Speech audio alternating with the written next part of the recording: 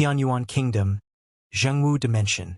1,000 followers of the top 10 schools. The power of martial arts practitioners goes against the will of the heavens.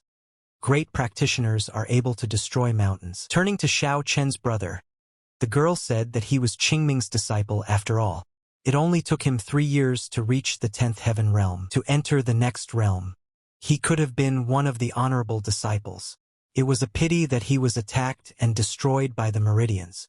All his hard work disappeared without a trace. She talked about Elder Fong stripping him of his position as an inner disciple.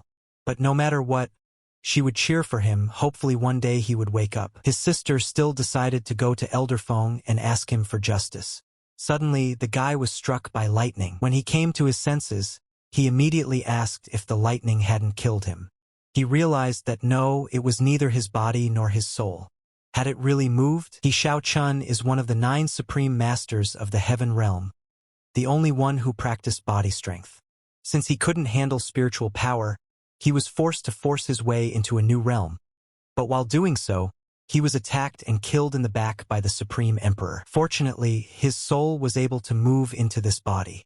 If he can regain his strength, he will once again destroy the void and return to the Supreme Realm. May the Supreme Lady, the Sword Prince, and Li Yunfei be waiting for him. He will definitely avenge the blood spilled. He noticed that this guy's meridians were completely destroyed and there was no cultivation, but he could still practice body techniques. He felt sorry that he couldn't use spiritual energy in this life as well. He would have to resort to his previous methods. Xiao Chun noticed that inside the body was a source of supernatural power. He wondered, was this case really born with such power inside? This stone woke up after his attempts to use the techniques.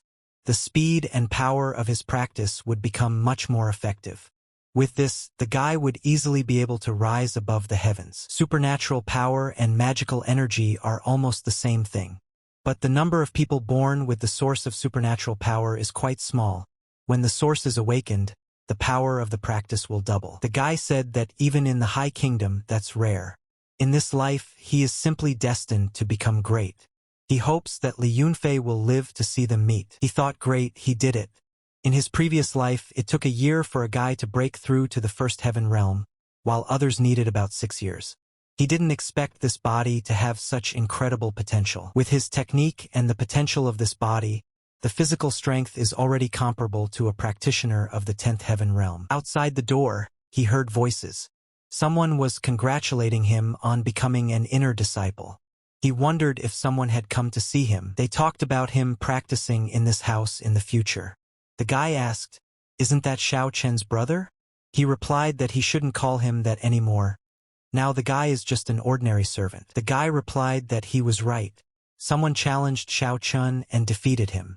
As a result, his meridians were destroyed and he lost his status as an inner disciple. Now he was just a servant. Smirking, the guy said that he didn't think this day would come. Remembering when he first joined the sect, Xiao Chun scolded him. As soon as they went inside, the guy immediately started shouting for him to get away from there. Xiao Chun replied that let them go. He would not repeat himself. One of the guys started shouting that Elder Fong had stripped him of his inner disciple position. This courtyard no longer belonged to him. A guy ran up to the guys and yelled that there was a fight. They asked who was fighting. He said it was Xiao Cheng's brother and Lu Feng's brother. They couldn't believe their ears. Was Xiao Chun really able to get out of bed? After the attack, his meridians were destroyed and he fell into a coma. Did the elders really heal him? The boy replied that it was impossible. Even the masters couldn't get him back on his feet. Could it be that some kind of elixir had helped him? Another asked, did brother Lu Feng remember how Xiao Chun scolded him? Before, he wouldn't even dare to look him in the eye. It seems that this kid has been too arrogant in the past. He doesn't have the best relationship with his comrades. After approaching Xiao Chun, the guy said that he was just trash now. Still thinks he's one of the 5 inner disciples. Someone shouted at Lu Feng not to hit him too hard. Otherwise, he would have to explain himself to Jiang Meng. He said that Xiao Chun was no longer an inner disciple. He wasn't worthy of Sister Jiang. Everyone has a chance. They have a complicated relationship. If he's not mistaken, 5 years ago, Xiao Chun saved Jiang Meng from the beasts chasing her and brought her there. He was 13 years old then and the girl was 10. The master told him to train harder, For the next couple years he would rarely go out, but she could take it easy, the guy would slip out to see her. The girl told him to cheer up. When the guy reaches the divine realm, she'll definitely talk the master into marrying her off to him. The guy wondered if he could overpower him, then maybe Sister Jiang would pay attention to him. Here was his chance. He shouted for him not to be afraid. He would definitely break Xiao Chen's arm today. The guy replied that he wouldn't wait. After that, a punch followed, causing the guy to fly to the side. There were many questions in their minds. What had happened? Was Xiao Chen really able to heal himself? How could this be possible? He was trash after all. If his meridians aren't destroyed, then what realm is he in now? The guy asked if he was next. He said no, he had nothing to do with it, he didn't know anything. Lu Han asked who's out there causing trouble? What are they doing there? The guy came up to him and told him that Xiao Chen had seriously injured Lu Feng. He felt that the meridians had been destroyed and the spiritual sea had been destroyed. Even if it was possible to keep him alive, he would become weaker by several spheres. Pointing at Xiao Chen, the guy asked how dare he raise his filthy hand on him. The guys were discussing the fact that Lu Han is Lu Feng's brother. They are afraid Xiao Chen will be in big trouble. These guys have trained with each other many times in the past. Their strengths were equal, but they think anger will make Lu Han's brother stronger. The guy asked how Xiao Chen dared to injure his younger brother. He replied that it was time to get down to business. Using several techniques, Lu Han lost to the guy in just a few seconds. The guys wondered what kind of technique he used. Lu Han asked what was he planning. Xiao Chen asked him a question. He was planning to kill him, wasn't he? The guy begged for mercy. He replied that he was an inner disciple, so if he killed him, the elders wouldn't just let it go. He could also tell him about Zhang's sister. The guy only agreed to tell if Xiao Chen kept him alive. He replied that he didn't like to bargain, so let him speak quickly. He immediately shouted out what he was going to say. He began to say that important people came to Changming today. They want to take Sister Jiang away, although he's afraid they've already done it. The guy didn't know all the details, but the elders and master were very polite to those people. Xiao Chen said that so be it, he would let him live this time. There seems to be something special about his sister, too. He figured the guy could take it easy, promising he wouldn't let anyone hurt her. He began to wonder what was that black smoke? Had his body already been completely cleansed of impurities? He could rely on him now, from now on they were one. Lu Han said that he can't kill him, but those people definitely can. He has incredible physical strength, but even he won't be able to resist the spiritual energy master. He's definitely finished. The Fire Lord started shouting why Duan Shiliang hadn't brought Jiang Meng yet.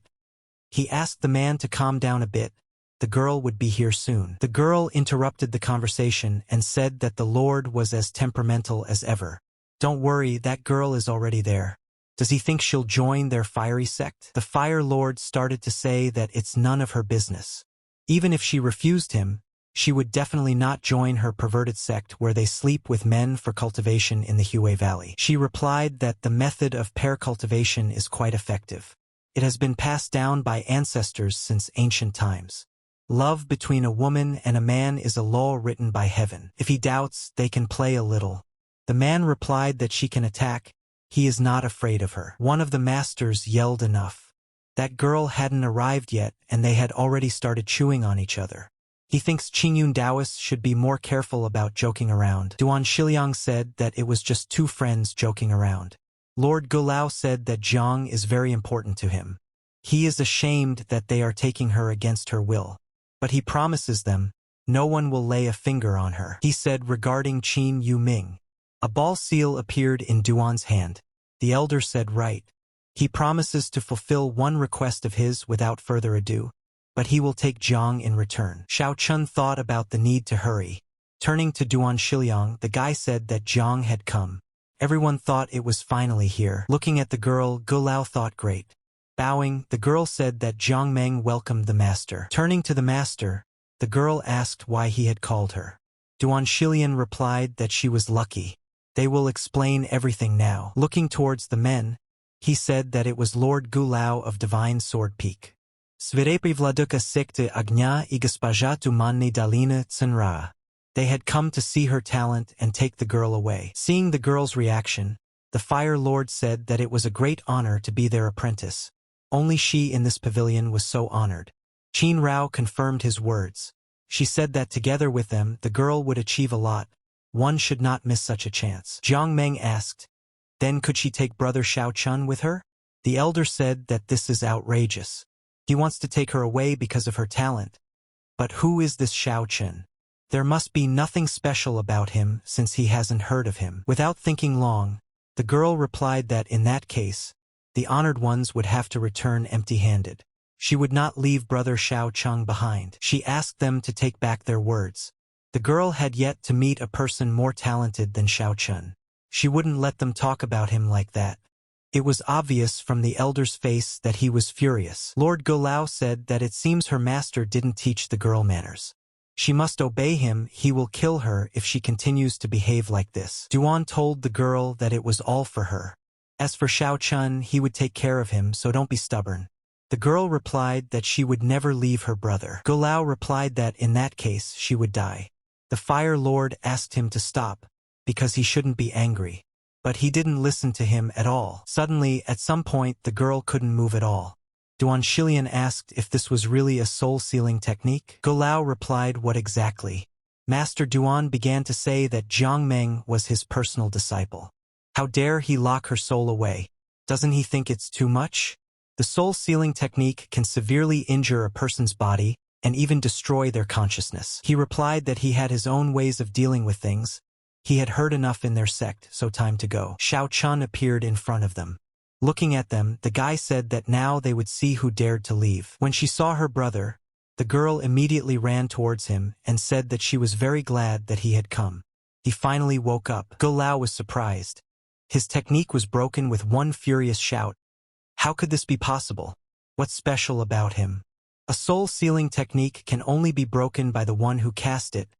If it is forcibly dispelled, the victim's mind will be severely affected. The girl said that she believed that one day he would wake up. The boy thought that there seemed to be something special about this girl. Duan Shiliang shouted for Xiao Chun not to be rude. The venerable spiritual masters in front of him. They are their ancestors. The guy asked ancestors? Let them not make him laugh. What self-respecting ancestor would use a soul-sealing technique on a junior? Golao began to say that he was Qinjimin's disciple, and he was patient with him. But if he continues like this, he will die. Laughing, the guy said that the old thief, under the pretext of being patient, wants to keep him alive and learn about how the guy dispelled his technique. But is he really sure he can beat him? The man with eyes full of rage said that the guy had asked for it. He decided to break his cultivation first. He should hurry up. He would tell everything quickly under torture. Duan Shiliang asked Senior Master not to do this. Xiao Chun is only in the physical realm. He won't survive this. Golao replied that he didn't have to worry. The man wouldn't take his life. Duan Xilian was about to intervene when he was stopped by the other masters. They asked him if he wanted to fight against the old master. After doing the attack, Xiao Chun said that it was weak, very weak. Let him not hesitate to use the strongest techniques. His techniques are much more powerful than in his previous life. Golao's attacks can't even scratch the guy. Are the practitioners on this continent really that weak? Angry, the man said he was going to die. Looking at him, he thought that this guy's physical strength could rival his swords. Still, there's something special about him. Xiao Chun once again easily deflected the blow. The guy said it was still not enough, too weak. Let him try again. Turning to Elder Duan, the Fire Lord said that Qinjimin really had a lot of talent. The guy, being in the physical stage, is able to block the old master's attacks. He pondered. The guy had only just recovered, but already many times stronger than before his injury. He's blocking the master's attacks using only brute force. This can't be a coincidence. The Qinjianmen sect might have a great future ahead of them. Increasing his attacks several times, the man said let him try to stop it. Duan Xilian intervened in the proceedings. It was his spirit beast. Turning to him, Golao asked him if he had thought of betraying him. Duan replied that he would not betray him. He is just afraid his attack would finish off Xiao Chun. It was necessary to intervene. Let him not be angry with him. Turning to Xiao Chun, the man told him to apologize to Master Golao. He can't protect him anymore. Training in a powerful sect is a chance Jiang can't pass up. The guy wondered if they were expecting an apology. Dream on. That's when his sister ran up to him. He told her not to worry, As long as the guy was there, no one would take her away. Gu Lao shouted for them to stop. If he wanted to take someone away, no one could stop him from doing so. Calling them pathetic insects, he asked, "Do they really want to start a feud with his Jiang family? Let them get out of there." Gu Lao turned into ashes in an instant. Qing Rao asked, "Who did this?" A guy and a girl appeared in front of them. Turning to his sister, the young man asked, "Is this the Jinwu realm? The spiritual energy there is very subtle, and Kinjiaman's strongest practitioners are a waste of energy." He said that the master was too cautious in sending the two of them. In one motion, he made all the students immediately start falling to the ground. The girl replied to him that he shouldn't underestimate the Jinwu kingdom. They might encounter strong opponents next. Isn't he afraid of the great emperor of Jinwu? The guy asked what was so special about him. He's in the semi-divine realm. He's still a long way from their master's level. The girl replied that his self-confidence would ruin him one day. Did she really think that there would be someone in this realm who could kill him? She replied that let him not forget, they had to limit their cultivation to enter this world. Even though Master had given them many relics, there might still be people in this world who could harm them. A forbidden area. He asked, Jian family disciples invaded his Kinjiaman sect and are causing trouble? This time he sent his men to pick someone up. This matter is not about Qingmen Gate. They will leave as soon as he finishes his business. Master thought that it was unbelievable. He was already at the last stage of cultivation, but he still couldn't stand it. He knew that there was something special about Jiang Meng. Hopefully his sect wouldn't be destroyed because of her. Turning to Jiang Meng, the guy asked that it seems she is from his Jiang family, putting her to go with him. Looking at him, Duan Shiliang said that this is strength. Can he find out where they are from? The guy said that he shouldn't do that. Master Duan Xilian fell to the ground. They realized that this man was too strong. Holding out his hand to Jiang, he told her to go to him.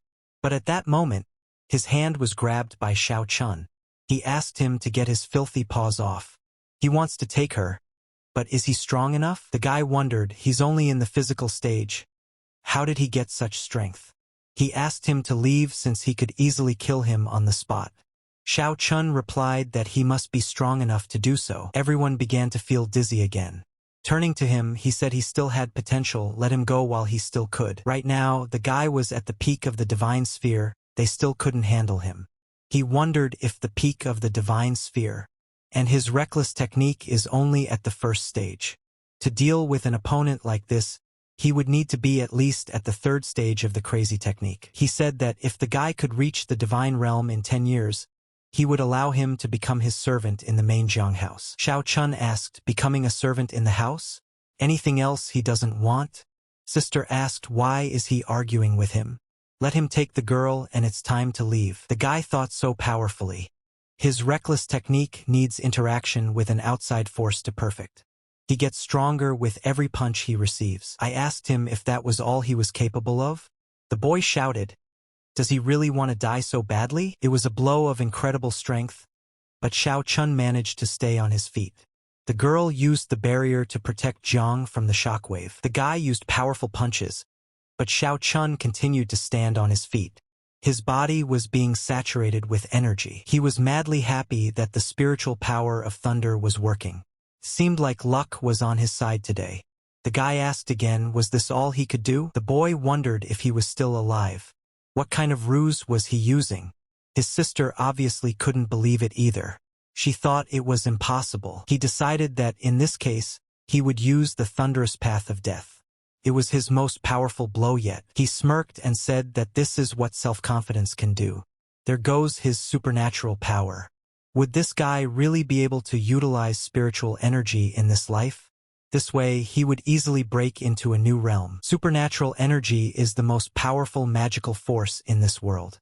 When spiritual power and physical body are combined, a warrior can move without restriction. And supernatural energy can be, more importantly, even if the physical body of the bearer of supernatural power is destroyed, thanks to it, the body can be recreated. In the past life, the demonic emperor's sword also had supernatural power. Looking at the cloud of dust, the guy said that he didn't think he would meet such talent in this realm.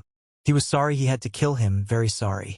He told his sister it was okay to go. Jiang fell unconscious after what she saw. The girl said that as she sees it, they had feelings for each other. But when she returns to the manor, she will realize that there are many more gorgeous men in the world, and the one in front of her is worth nothing. Just as they turned around and were about to leave, Xiao Chen asked, "Going somewhere?" His technique was so weak that it became ticklish. The guy said it's impossible. He is only in the physical stage. The girl replied that the similar master was right. This world is full of strange phenomena. Perhaps the boy in front of them is immune to lightning. He had the Lord's spear in his hand. The boy said he admits he underestimated him. He can't win with only half his strength. The Lord's spear is one of the most powerful weapons he has, so he'll see how the guy can survive. Xiao Chen shouted that he would show him a technique using his supernatural energy. Now it was time for him to die. At this moment, the demon magic hand was a rank 3 technique. It should be enough. Thanks to the supernatural strength, his body had become much more powerful. The boy asked if he had really been injured in this miserable insect kingdom. Holding up her brother, the girl said there's something wrong with this guy. She's afraid his techniques are already at a high level. Don't let him hold back any longer. We need to get this over with quickly. A technique of this class is very rare, even he couldn't master it. How could an ordinary guy in the physical stage use such techniques? Turning to the guy, he asked what was his name. Xiao Chun replied that he shouldn't know that. He continued, in so many decades, the guy was the only one who had been able to injure him. Therefore, decided to reward him with the right to die by his hand. The spear was flying towards him at an incredible speed. He decided to test this body once again for strength. Seeing that the guy was still standing on his feet, he thought it was impossible. A practitioner in the physical stage was able to easily throw back his spear. Not even a great emperor could do that. Holding out her brother's hand, the girl said that it looked like they would have to act together. It was time to kill him. He kept standing there thinking what an incredible body this was. The guy was only at the second stage, but the second-grade spear could only scratch him. With such an excellent body, he could safely use the strongest techniques, such as the Heavenly Fist. The fist consists of 7 techniques. Each punch is stronger than the previous one, but the physical demands are too great. In his previous life, he had to reach the 4th sphere to use the first technique. And with this body in the second stage, he would already be able to use the first strike. Looking at the brother and sister, Xiao Chun thought that apparently things weren't going to be as easy as they seemed. They shouted for the guy to go to hell. The first technique of the Heavenly Fist, it was the Earth Fist. After using it, the brother and sister immediately fell to the ground. They thought it was impossible. How did he do it? For now, he could only use half the power of the Heavenly Fist, but that should be enough against them. Turning to Xiao Chun, he asked what kind of method the guy was practicing. He replied that he wasn't worthy of knowing. Calling him trash, the man yelled at him not to get cocky. The girl stopped him and said that he had some abnormal body and their cultivation was limited. She's afraid that they can't resist him now. It's better for them to retreat. The guy said they couldn't use all their power in this realm. Otherwise, he would have him. Today he became the enemy of the Jiang family. One day the guy would die in horrible agony. Xiao Chun saw Jiang Meng there. When he approached the girl, he realized that fortunately, she was not injured, just unconscious. Leaning in, he said that as long as she was with him, she might as well not worry. No one would take her powers away from her against her will. Linzhou Mountains. The guy was furious. He yelled that how dare that guy dishonor him like that? His sister told him he was too strong. They'd failed the mission. They'd better figure out how to explain all this to the master. Turning to his sister, he said that no, it wasn't over yet. Holding out a stone, he ordered him to find the most powerful people in this realm and order them to destroy the Qinjimin sect and capture Jiang Meng. Jiang Meng's room. The guy was thinking about the fact that they shouldn't relax, in case the two of you came back again. Among the 9 realms, their world is the weakest. To enter this dimension, a practitioner must restrict his cultivation. Otherwise, doing so would incur the wrath of the natural order. The practitioner would be killed by the strongest lightning strike. He thought about the fact that they had retreated. He doesn't think they would dare to come back anytime soon. But they might send other insects from larger families. He must surely become stronger. As he looked at the girl, he spoke of the fact that since his rebirth, he was destined to become one with this body. Since the past owner of this body valued her, he would not let anyone harm her. He would protect her even if all the supreme masters of the heavens came. Everyone soon woke up. Duan Shilian wondered how it ended. Turning to Qin Rao, the man asked who the two were, and what realm were they on. Saying goodbye to the master, they decided to leave. He replied that of course. Above the 9 kingdoms, inside the supreme pavilion, he wondered why the feeling of uneasiness never left him. Turning to Yunfei, the girl asked what was wrong with him. He replied that he was fine, but since Xiao Chen's murder, he had a strange feeling. The guy said he doesn't have to worry, he's already dead. They should concentrate on cultivation to reach new heights. Yunfei replied that he was right. With his help, he would definitely be able to break the thunderstorm and rise to immortality. Kinjiman, the peak of Yehushan Mountain. With his reckless practice of the body, he can stand up to those who are at the peak of spiritual strength. Before breaking through the hardening of his body, he could only use half of the power of the Heavenly Fist's first technique. Using even half of his strength was incredibly taxing on his body, so he would have to learn other techniques to save his life in an emergency. Objects swirled around him, and suddenly, one of them lit up green. Looking at it, the guy thought it was just right.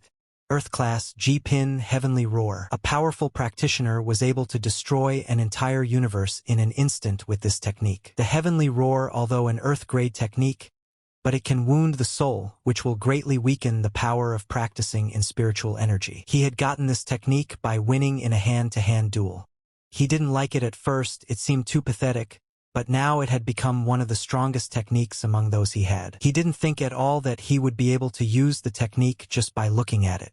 His body and soul were many times stronger than ordinary people. Thanks to the supernatural power within himself, the guy is able to learn techniques at a glance. In this realm, the Heaven Roaring technique is one of the most powerful spells. This world will be a lot of fun. Master Duan's manner. Seeing the guy, the man asked how did he get in? And in fact, who was he really? The guy replied that the supreme reckless body. The man asked, supreme? Had he really gone through a supreme reincarnation? The boy continued to sit silently. Duan Shiliang said that his predecessors had told him about a sect located in the supreme realm called Buddha. After sect members died, they had the opportunity to be reborn and start cultivating again. Xiao Chun replied that not only sect members could be reborn. Although he had been to the supreme realm himself, he had never witnessed a rebirth. It seemed to him that it was only fiction, but since he was there, maybe it was true. He wondered if he would meet any others who had managed to be reborn. Turning to Duan Shiliang, Xiao Chun asked if he wished to serve him. Getting down on one knee, the man said that he swears allegiance to him. He replied that fine, by following him, the man would be able to accomplish a lot. Asking him to come closer, the guy held out to him a second-rank technique, the palm of Lian's hand. Duan Shiliang thanked the elder for his generosity. Xiao Chun replied that if he didn't train hard, there would be no difference between this technique and trash. It all depended on his persistence. Xiao Chun asked the man to please tell him more about the Kinjiman sect and the situation in Tanyuan. Duan Shiliang replied that of course. He began to tell that Tanyuan is one of the 49 regions in the Jinwu Kingdom. Their region ranked in the top 10 strongest regions. They have over 7,000 disciples in Kinjiman, of which 100 inner disciples and 5 elite disciples. He went on to say that most of the ordinary disciples were in the physical stage, the inner ones in various stages of the spiritual stage, and the remaining 4 elite disciples were above the 5th level of the spiritual stage. There are also 18 elders in the region. 17 of them are in the advanced spirit realm, and the remaining one is at the peak of advanced spirit. Duan Xilian, on the other hand, is in the divine realm. Xiao Chun asked the man who was the most powerful in the Tanyuan region.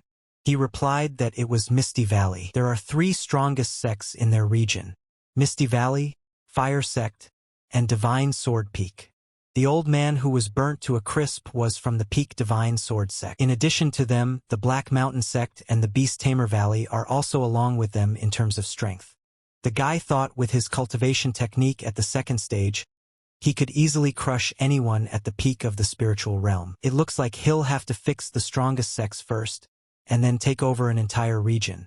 Next, he'll take over the entire kingdom. Turning to Duan Shilian, the guy asked him to send out a message to the elders of all the strongest sections. They must understand that if they don't obey the Kinjiman sect. Turning to the elder, the man said that he was certainly incredibly strong, but the Misty Valley and Fire Sect was still nothing. But it is said that the Divine Sword Peak Elder has broken through the Divine Realm and is already approaching the Immortal Realm. Xiao Chun replied that it was interesting. In any case, let him give them his order.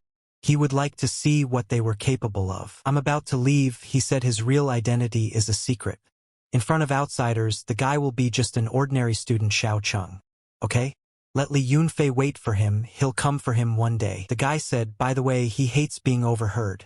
If it happens again, no one will be spared. The man said he didn't even know if this divine rebirth was a curse or a blessing for them. The man replied that he hoped it was a blessing. When the students woke up, they began to ask what had happened. What was it? Why did they lose consciousness? Laughing, one of the guys said that he was afraid Xiao Chun was already dead. The guys asked who was coming. Xiao Chun appeared in front of them. He asked why they weren't leaving. Did they want to stay for dinner? Turning to his brother, the guy asked why he was still alive. He thought it was impossible. Xiao Chun was very fiery. He must have angered the honored guests. So why wasn't he killed? Looking toward Lu Han, the guy asked if he wanted him to beat him up again. The guy replied that no, they were leaving now. Lu Han asked Xiao Chun, wasn't Jiang taken away in front of his eyes? After which, immediately, everyone began to run away abruptly. The guy said bugs will always be bugs. Their small-mindedness is a hindrance to their development. One of the elders turned to the master and asked what was the matter? Why had he gathered them together? What had happened? Why did they feel as if they had forgotten something important? Duan Shiliang replied that it was some kind of mistake. Perhaps the elders were just overworked. But originally, the old man, after seeing Jiang Meng's incredible talent, wanted to take her as a disciple. After a demonstration of her abilities, it became clear that it wasn't enough and the guests refused to accept her into their sects. One of the elders got up from his chair and asked Duan Shilian, did he really think he could deceive them like little children? Master asked Elder Fong, he is the head of the Qingyun sect, to watch his words. There was something else he wanted to announce. He asked them to tell Misty Valley, Fire Sect and Divine Sword Peak that death awaits them if they don't bow their knees to their sect. They have 3 days. Elder Fong said he's crazy. Really wants the 3 strongest sects in their region to become their subordinates? His decision will ruin them all, he's had enough. Duan Shiliang asked will he oppose his orders? He is the head of the Qingyun sect, and as an elder, he must follow his orders if he values his life. Elder Fong said that he knew he had supernatural power, so what of it? He wanted to give him a little more time, but he didn't think the master wanted death so badly. All the elders are on his side. From this day forward, the Qingyun sect belongs to him. Duan Shiliang asked the elder, had he reached the divine realm? He replied that even though they were on the same level as him, he had more people on his side, and he possessed a 4th grade technique, the blazing palm. He also has the support of 17 elders. Even with Elder Taishang, he doesn't stand a chance. Master said it looks like they've been planning this for a long time. Did Xin Jiafeng teach him techniques of this level? Elder replied that he was absolutely right. Elder Fong said that as of today, he is the head of the Qingyun sect. He promised that if he surrendered now, his life would be spared. Duan Xilian told him that he would regret it. The elder replied that he had never regretted anything. A gradual sealing of the soul has begun. The elder said he had nowhere to go. Taishang told the master that it was too early to give up. We should try to kill them, nothing is impossible.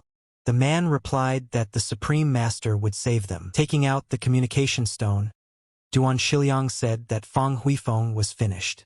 Looking at the stone, Xiao Chun said not a second of peace. But this is a great opportunity to get rid of unnecessary problems. Suddenly, everyone heard a bell.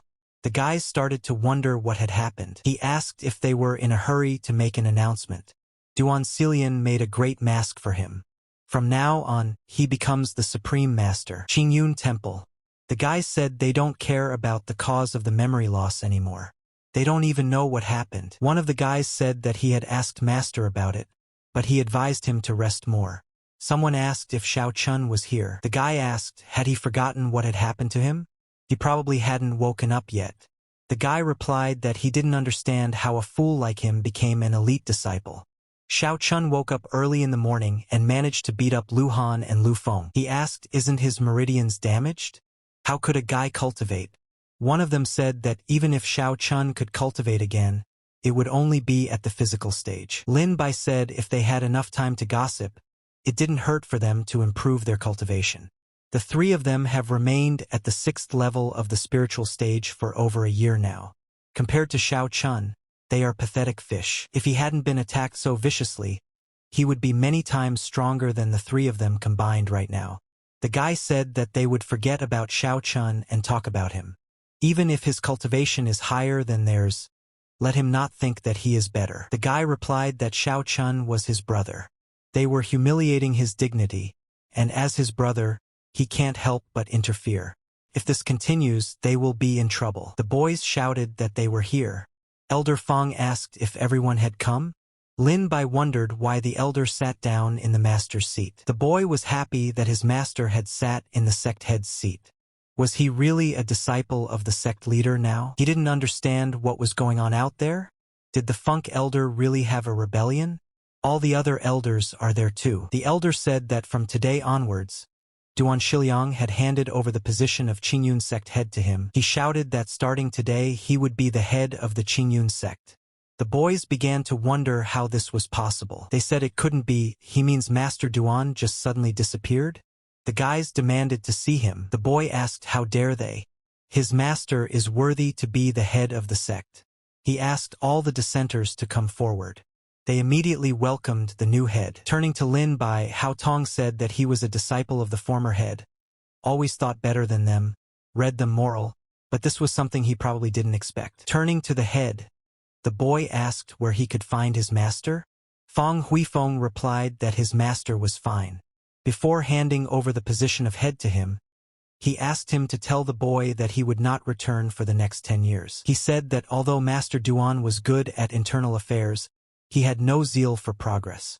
So he would like to make an announcement today's Qingyun sect. Before he could agree, he was interrupted and added that he would conquer the Fire sect, Misty Valley, and Divine Sword Peak. Fong Huifeng asked, what kind of degenerate dared to say such a thing in front of everyone on an important day? The boy replied that an insect like him had no right to call him that. Let him kneel or die. The elder asked, and who dares to go against him? A guy hiding his face behind a pathetic mask? Fong would like to see him make him kneel or try to kill him. One of the masters shouted to the chapter that he would deal with this trash. From one blow, the foreman flew aside. The guy asked him to be quiet. Everyone stood there with their mouths open. They didn't expect to see such power. Fong wondered what realm was he in. He was able to defeat an elder at the 6th level of the spiritual realm with a single blow. But he's at a completely different level now. To defeat him, it wouldn't be enough. Besides, he still has the Nirvana magic rune he received as a gift. The boy asked, so he chooses death? Master Fong asked, has he lost his mind? A man would never kneel down. Suddenly, he felt his knees approaching the ground. He didn't understand why he had that rune after all. The boy told him to kneel, but it was too late. The rune he used, it meant that there were still those in Qingyun who could create such a thing. It was a pity that he kneeled so late. If he had hurried, the guy would have kept him alive. What do they choose, to kneel or to die? The boy couldn't believe that the master had died in an instant. He said that apparently they prefer death too. Everyone immediately fell to their knees. The guy didn't think that Lin Bai would start defending him. Xiao Chun, it seemed like he didn't have the worst relationship in the sect. Turning to Duan Shilian, the guy said that he would leave the rest to him. Seeing the masters, the guys were very happy. Lin Bai asked if his master was all right. He said yes. The guy wondered, where did he come from? He could kill Fong Huifeng in an instant. He thought that it looked like the masters were obeying him as well.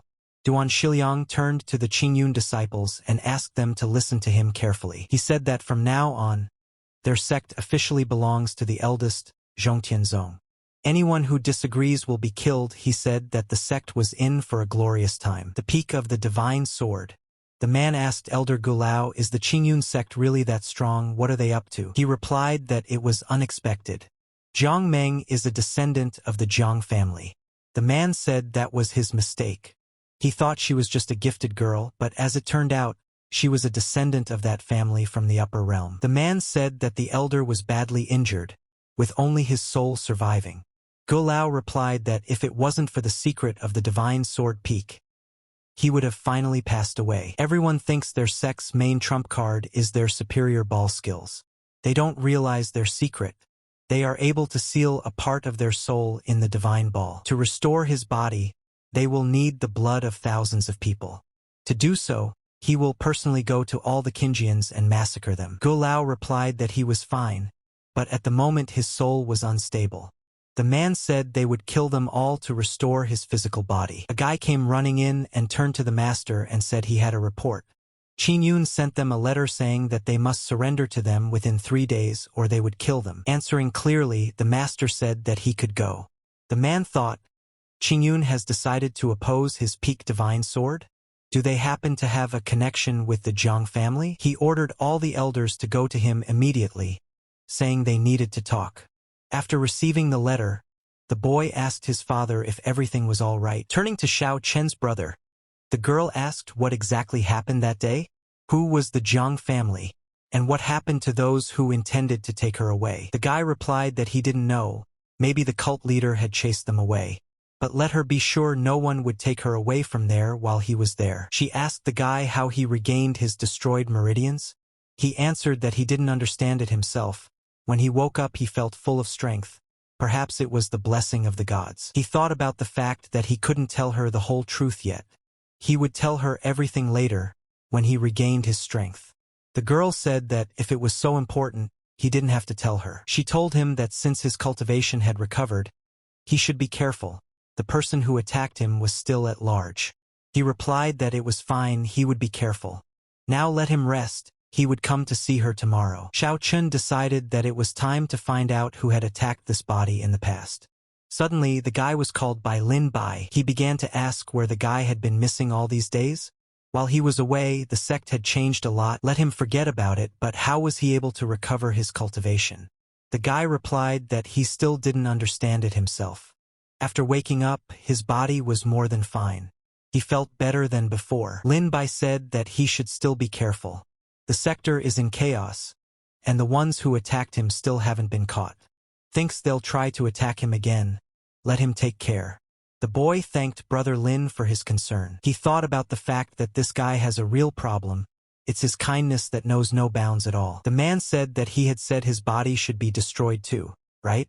But he had been too soft, and now the guy was back and stronger. He replied that he was right, but now with the appearance of the Supreme Master, they had a great opportunity. Now the whole sect is in chaos, and no one will notice that Xiao Chun is missing. They talked about how great it was. If Xiao Chun was dead, they would still have a chance with Jiang Meng. They wondered who this Zhong Tianzong was. He was able to kill Elder Fong with a single blow. Now they would have to face the 3 major powers of their region. One of them said it doesn't matter. They'll just watch the events unfold. He has a good relationship with the Divine Sword Peak, and they can come over to their side at any time. Peak of the Divine Sword. The Fire Lord asked, Duan Shilian really wants to fight them? Did he really have the support of the Jiang family? He said that in the past, they were afraid to even look at them, but now they demand obedience. Qing Rao asked, did the Jiang family scare him so much that he went crazy? Did he think that with the appearance of one mysterious person? The man replied that that mysterious master was at least at the peak of the divine realm, if not stronger. They couldn't believe their ears. He said that perhaps they were right. Although he was at the peak of the divine realm, right now the man was also in the divine realm, and by combining the strength of the peak divine sword elders with his, they would be able to defeat the mysterious master. Xiao Chun was sleeping peacefully. Through the hole in the door, they watched what was happening in the room. One of them said it was okay to come in. They were talking about this house being pretty easy to get into, but let them look at him, he sleeps like a pig. The other one replied that he should make less noise. They needed to kill him quickly. After making a strike, Hao Tong took off his mask. He said that everyone would think that the guy died because of past wounds, and no one would suspect them. Let him be happy to die without agony. The guy asked if he was crazy. Why take off his mask at a time like this? And what if someone notices them? Turning to Chai Huanong, he asked where did his courage disappear to? Xiao Chun by himself, who would come to him at a time like this? He replied that it wasn't about him, but as long as he was alive, Zhang wouldn't even look in their direction. Hao Tong said that's fine since he's dead now. Zhang's sister will be his. Chai told the guy that their abilities will determine who gets Jian Meng. Xiao Chun asked if they were having fun. They thought it was a ghost, but the guy asked, was he dying? His punches didn't hurt him. They didn't understand why he was still alive. They said it was impossible. His body was in a terrible state. How did he survive the attack of their spiritual techniques? The guy asked, who told them that the physical stage couldn't withstand the blows of a spiritual practitioner. He was just pretending. The guys decided that since he recognized their identities, he couldn't be left alive. They thought something was wrong. It felt like small insects hitting a steel pole. Xiao Chun said they couldn't take him. The guys didn't realize what kind of monster he was. He told them to open that box and take a look. After opening that very box, the guys took out a mask from there. Xiao Chun told them that he was the Supreme Master. From a single blow, Hao Tong fell to his knees. Chai Wenangu said that he died just like Elder Fong. Bowing, the boy said please let him not kill, he would be loyal to him. He begged for mercy, but the master replied that it was impossible. There is only one end for those who wish to kill him. Looking at his hand, Xiao Chun thought that bonfire was truly terrifying. It was understandable why those who practiced it had entered the path of evil. He shouldn't use this technique unnecessarily. Stashing the mask back into the box, he thought about the fact that all matters in Qingyun had been settled. All that was left was to wait for the unification of the Tanyuan region. Lin Bai asked, unifying an entire region? He wondered who the Supreme Master was. This was already overkill. Placing his hand on the guy's shoulder, Duan Shiliang said that Zhongtianzong would glorify their Qingyun sect. His teacher believes that the Supreme Master is truly capable of uniting the Tanyuan region. Lei Yan's palm technique is a gift from the Supreme Master. Now he wants to pass it on to the boy. War is coming, and they must be ready for anything. Duan Xilian thought that maybe he should consult with an elder about his cultivation method. Perhaps with his help, he could reach a new level. Tai Shang replied that he was afraid. In the eyes of a Supreme Master who had gone through a great reincarnation, they were only pathetic ants. Xiao Chun couldn't sleep. After capturing the entire Tanyuan region, their next target was the entire Jinwu kingdom. But it covers a large area, and it would be difficult for him to keep track of everything alone. Duan Shiliang is not a bad master, but his talent is negligible. Jiang Meng has incredible potential, but involving her in this is a mistake. It seems like he needs to find a talented person that he will personally train. The boy talked about being able to kill a storm wolf. Let mom be sure he will be able to cure her illness. Then, he will join the Qingyun sect and become really strong. Jiang entered Xiao Chen's room and told him that a new store was opening in the city today and suggested that he go with her. The boy said he shouldn't, and asked what was so special about the store. Still, she persuaded him to go with her. Tanyuan City. He couldn't remember the last time he had traveled in such a primitive way. The girl told him that this new store was in the Chufeng Tower. They say it's the biggest in the whole city and one of the best in the kingdom. They'll probably find a lot of interesting things in it. The guy asked what she said. Sufing Tower? The girl replied that yes, there are countless treasures there. She thought about Xiao Chen's birthday coming up and decided to surprise him. The girl told Xiao Chen that she would wait for him. Even if it was 1,000 years, even if the heavens disappeared, she would still wait for him. The news that he couldn't reach the new level must have spread to the upper realm. After hearing such a thing, she probably made a mess of things. He hoped her impulsiveness wouldn't get out of control. The guy was head over heels immersed in cultivation. I don't even remember when I walked around just for fun. Pointing her finger at the queue, the girl said that Chufeng Tower was ahead. Jiang told him to look at them. They are all VIP guests of the tower. Only they have the right to participate in the tower's auction. Normal guests are not allowed to enter. The guy asked again. She said that's right. Even though they are disciples of the Qingyun sect, even they wouldn't be allowed to enter without an invitation. But if the master himself comes there, the people in line were discussing the fact that among the items being auctioned there would be the Huangjing armor, with which one could survive the impact of practicing at the peak of the advanced spiritual realm. The girl immediately thought about this armor. If Brother Xiao Chun had it, he wouldn't be able to be injured. And Xiao Chun himself thought about how this armor would come in handy for little Jiang. She would be safe in it. The girl spoke of it being much busier this year. Looking to the side, he asked there what? Jiang took his hand and asked him not to look there. As he got closer, he said that, unexpectedly, the slave trade business was still thriving there. The boy thought it couldn't be helped. In this world, the strong prosper, the weak become slaves. As he looked at the girl, he thought, there, she has a body of her own. Glancing at the guy, she asked him what was the matter? What was he up to? What does he want to do anyway? If he told her he wanted to buy a girl, she'd probably explode. But a man with such a unique body can't be passed up. She has the same potential as his chick. Why hasn't anyone noticed that? It looks like she's cursed. Because of the curse, her meridians are sealed and the girl can't live beyond 25 years. The man shouted for everyone's attention. Have them pay attention to his new slaves. There they would find beautiful ladies as well as strong warriors. Someone in the crowd shouted out that they wanted to buy one. He pointed his finger at the very girl Xiao Chun wanted to buy. The man said that the young master had an eye for good merchandise. Turning to Brother Xiao, she asked if there was anything special about this girl. The guy replied that she had a talent for cultivation. If he bought her and trained her in martial arts, she would one day be able to defend her while he wasn't around. Jiang asked him, is that really the only reason? He said yes. The girl said then, people began to ask what was he doing in their region? It was young Master Jian Chuang from the Qingzhou region. The girl asked him, hadn't he heard?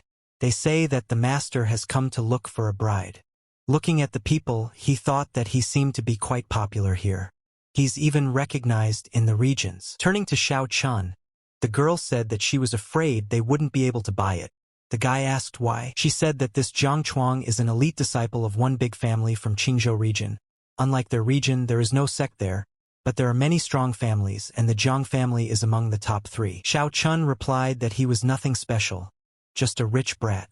The girl told him that in order to obtain the status of a powerful family, one needed 3 experts in the advanced soul realm. And if a family is in the strongest 3, it means they have about 10 experts. The boy realized that their family was stronger than the whole Tanyuan region. Pointing his finger at him, the guy asked him what had he had to live for? How dare he talk about a young master like that? Xiao Chun asked him to repeat it again. He didn't understand what was going on. Where was this feeling of suppression coming from? He couldn't get up from his knees. The guy said he wants this girl. Let him choose another girl. Jian Chuan asked, what did he say? Xiao Chun replied that he was not worthy of the guy repeating. Did the guy even know who he was messing with? Xiao Chun just walked by.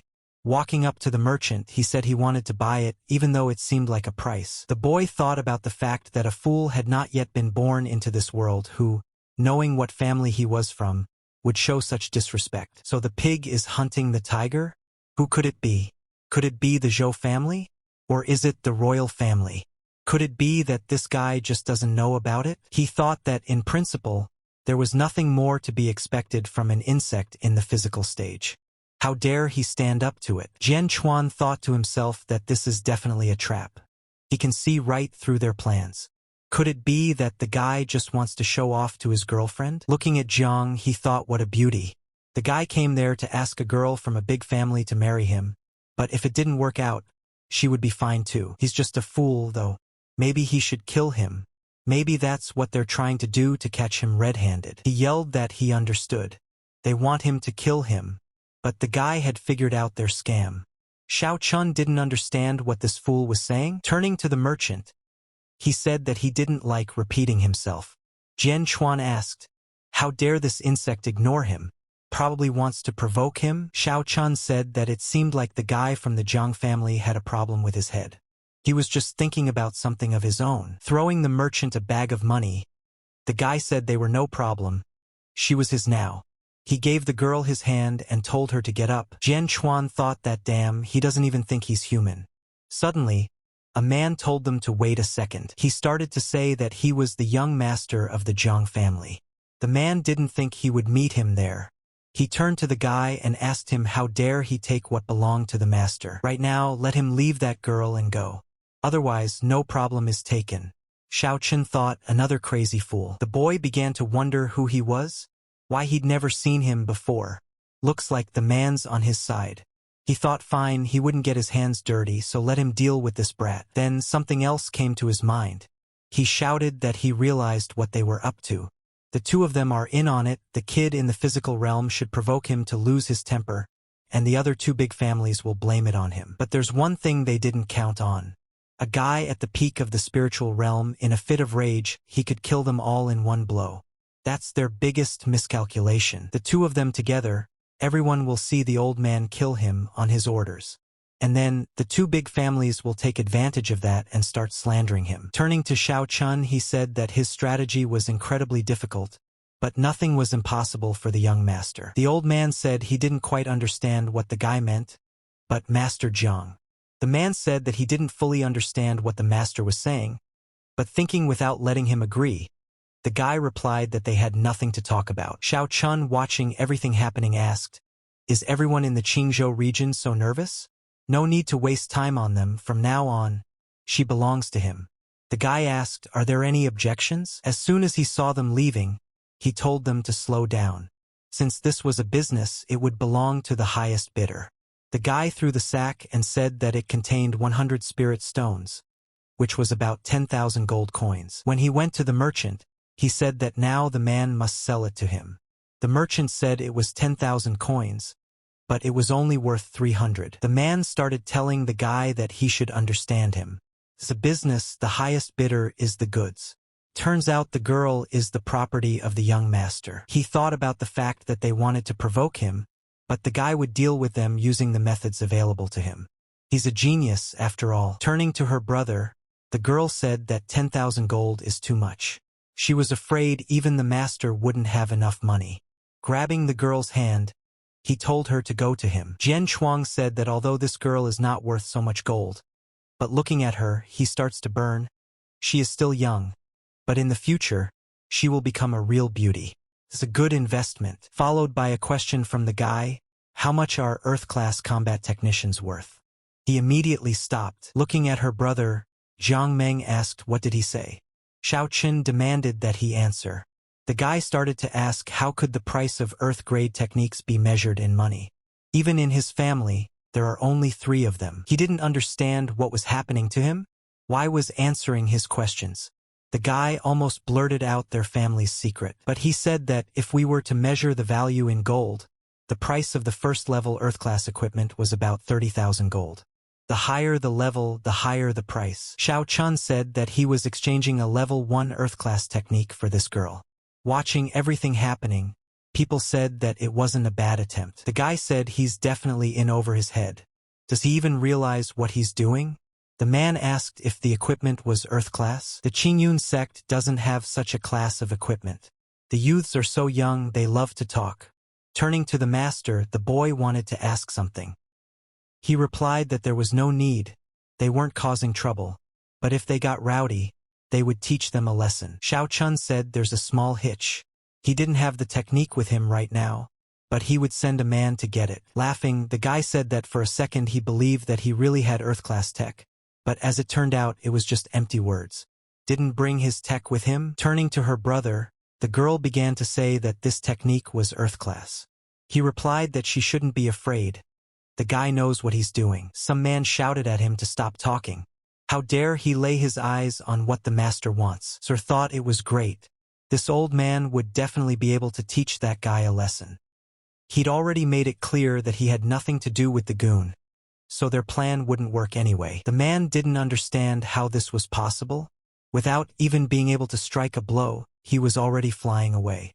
People started asking what had happened.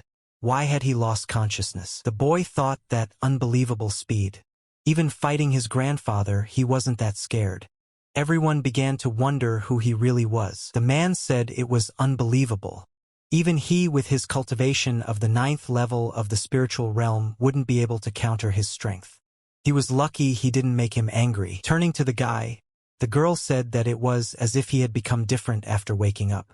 Xiao Chun told her not to worry. Looking at her, the girl said she was so funny. Can't she talk? Taking out a communicating stone, the guy said the word begin. The girl asked him what he was talking about. Xiao Chun replied that it was nothing special. He suggested that the girl buy something else. She shouted that it was fine. The peak of the divine sword.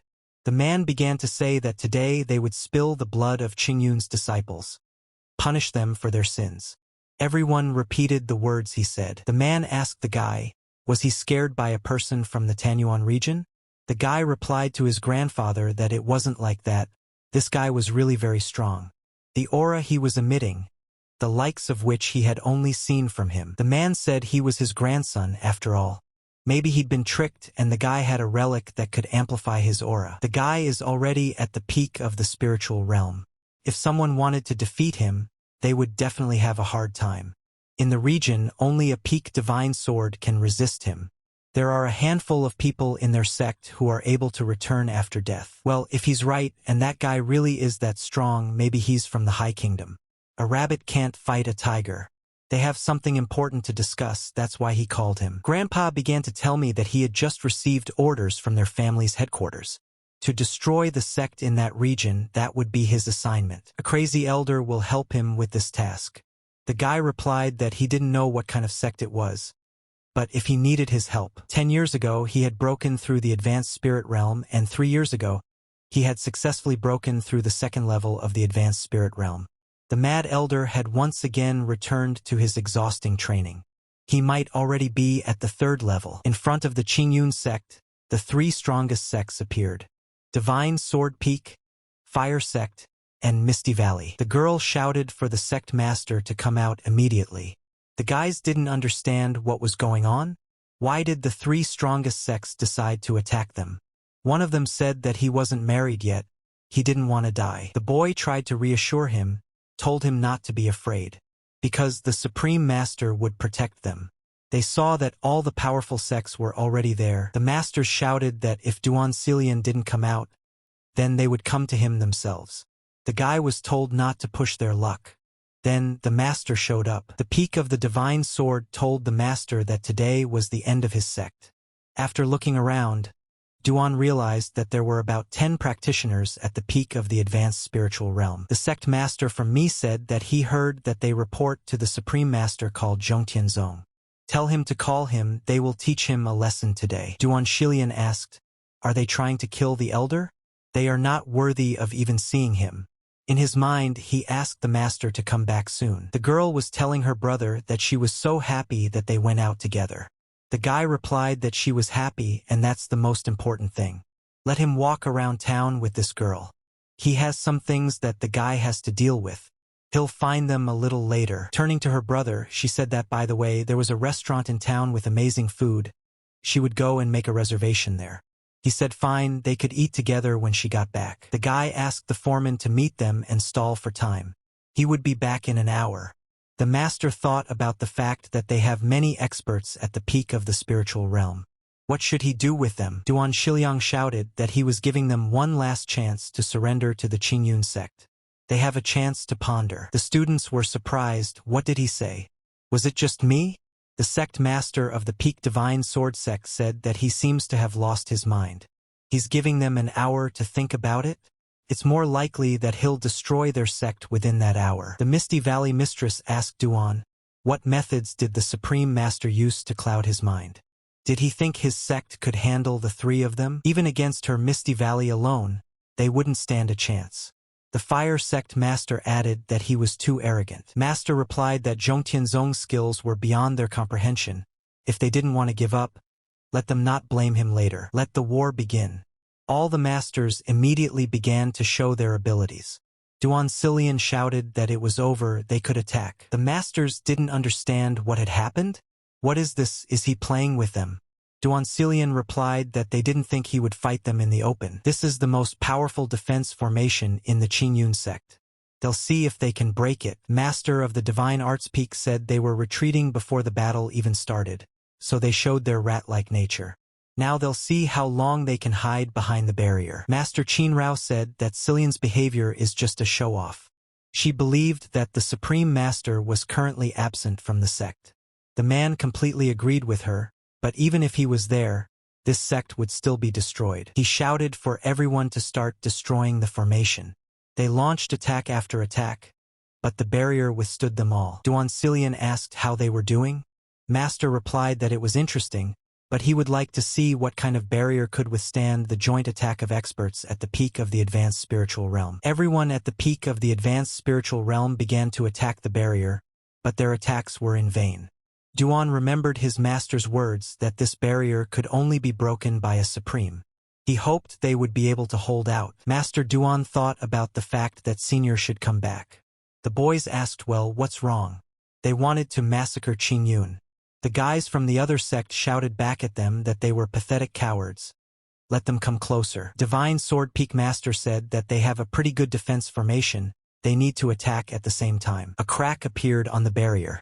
Duan Xilian said it was a terrifying force. He shouted that I needed to try again together. Watching what was happening, the master said it was bad. The barrier was about to split apart. Then that's exactly what happened. The barrier cracked. The guys started screaming that they were dead. What to do now? Master Peak of the Divine Sword said it was time to kill them all. Duan Shiliang ordered all Qing Yun disciples to go into battle. They need to protect their sect no matter what. They were attacking from all sides. The master realized that against a third-level advanced spirit realm expert, he didn't stand a chance. Master Peak Divine Sword Master started fighting against Master Duan Xilian. The man said that he wasn't strong enough, so he was going to die. Now, after such an early defeat, Duan Xilian's sect had come to an end. Master asked if he was sure. Divine Sword Peak Master asked, is he really crazy? What did he say that was so funny? Duan Xilian replied that it was all because the elders had finally arrived. After all, they were definitely holding out. Zhong Tianzong shouted that he would give them exactly 3 minutes to kneel down and swear allegiance. Otherwise, let them not wait for mercy. Duan Shiliang and Taishang said that the elder had finally arrived. The guys were also happy that Elder Zhong Tianzong was there. But would the elder be able to defeat so many opponents? The other replied that he should shut up. He would definitely be able to do it. The master asked, yes, who is he? He's had enough of hiding under his mask. The Fire Lord said, let him take off his mask. Why is he hiding his face? He replied that if they wanted to see his face so badly, they could try. The guy said as he got down to the ground and stood in front of them. Let him take it off if they had the strength, of course. Yu Qingba said, what an arrogant guy. Then, will he try? Stopping him, the Fire Lord asked, why did he choose to go first? Master thought that Duan Shilian was not a bad cultivator. Since he dared to obey someone, that master was quite powerful. It's worth being on guard. He didn't understand what this powerful technique was. What class is it? 7 to 8. Everyone stood there in shock. The students were talking about how the elder was incredibly strong. Touched the Fire Lord with one finger, he was immediately on earth. The boy asked what they were waiting for. Let them come together. Yu Qingbo replied that it was fine. The guy had asked for it himself. He shouted to all the guys forward. Let them avenge their master. Misty Valley said they are backing off. She will no longer take part in this beating. Duan Shiliang told Yu Qingba that he didn't think he was such a mean person. Attacking a crowd of one, is there no shame at all? The master asked, shame? When they are all killed, no one will know about it.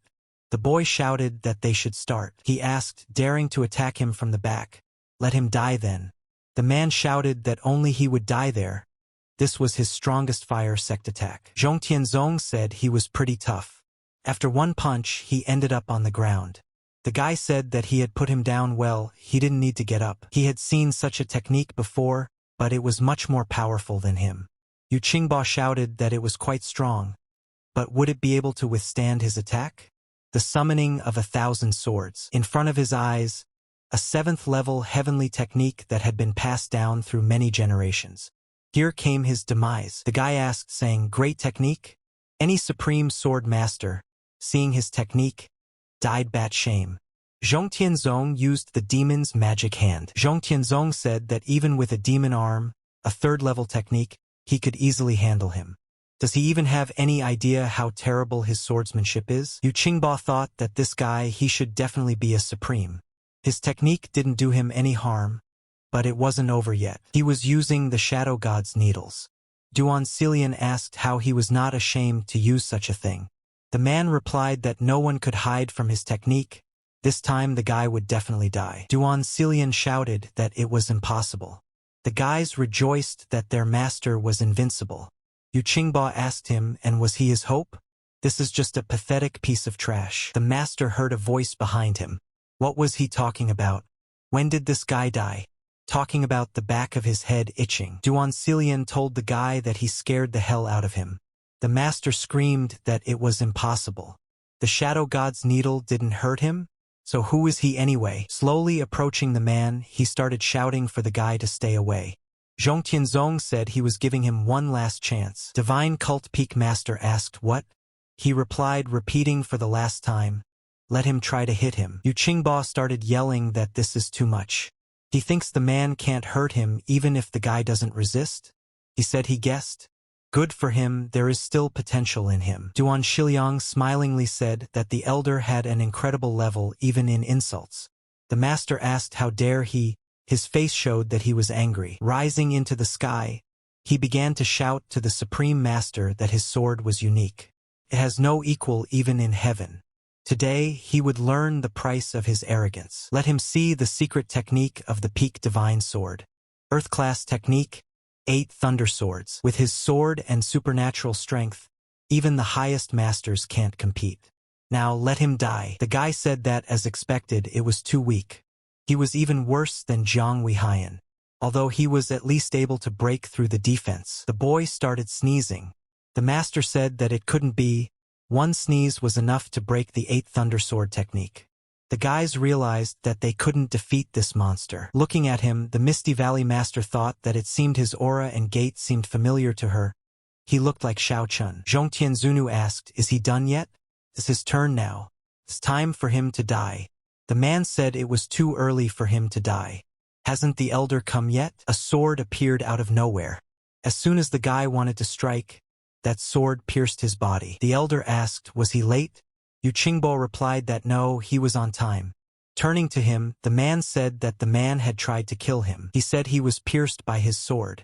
If the guy wasn't dead, he was at least badly injured.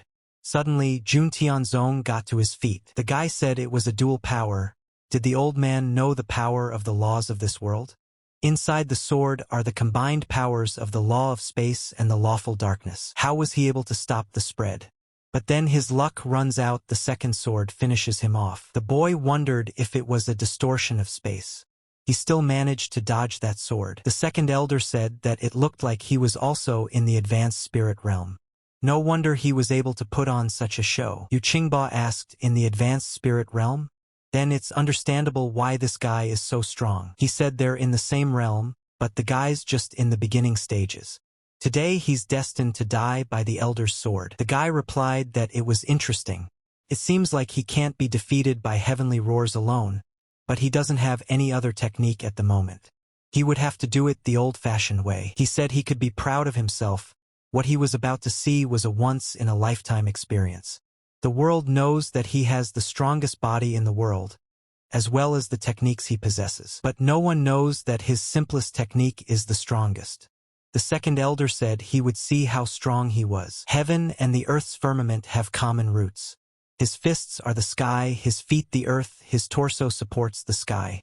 His fist is capable of destroying the immortal Buddha, and his feet the spirits. This is how his body is trained. The boy said it had been a long time since he had to be so active. Watching everything going on, the elder asked if he was a body practitioner. The second elder said to the unshaven boy, don't be so proud of your body practice. He is just trash, unable to gather spiritual energy. No matter how strong his body is, he cannot defeat a master of spiritual energy. The attribute of his spiritual power is air.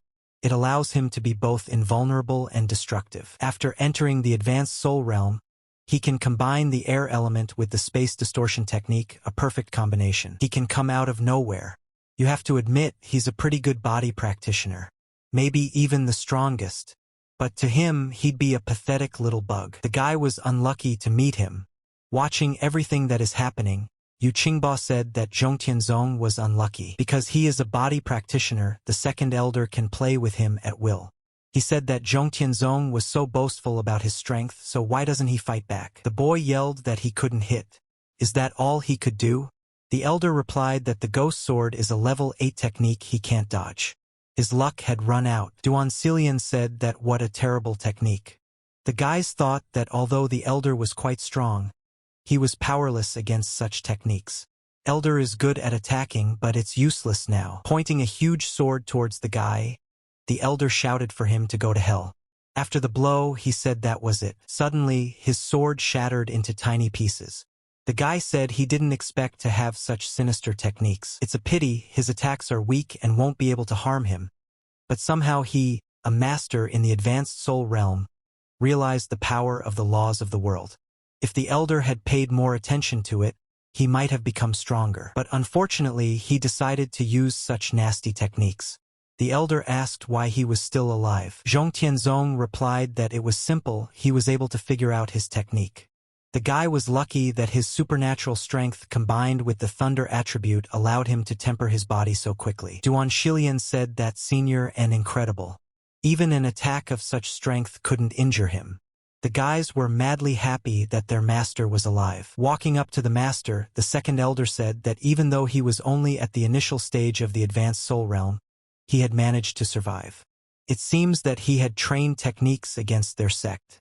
Master asked how could that be. He replied that Zhong Tianzong was quite strong, but even his body was only flesh and blood. He will catch him with a spatial trap. Have him order his disciples to prepare for a joint attack. Elder Li should use his poison, it will come in handy. The boy wondered, were they going to attack in droves? It seems the honor of the practitioners of this realm is incredibly negligible. Although the practitioners he had met there before didn't exude much strength, they were at least brave. What a generation this was. Turning to the boy, the second elder said let him advance. But he wanted to continue the battle. At some point, the second elder began to attack. The guy didn't understand what else it was. He said that he had distorted into the space under his feet. He had nowhere to run. The elder shouted that now let everyone attack.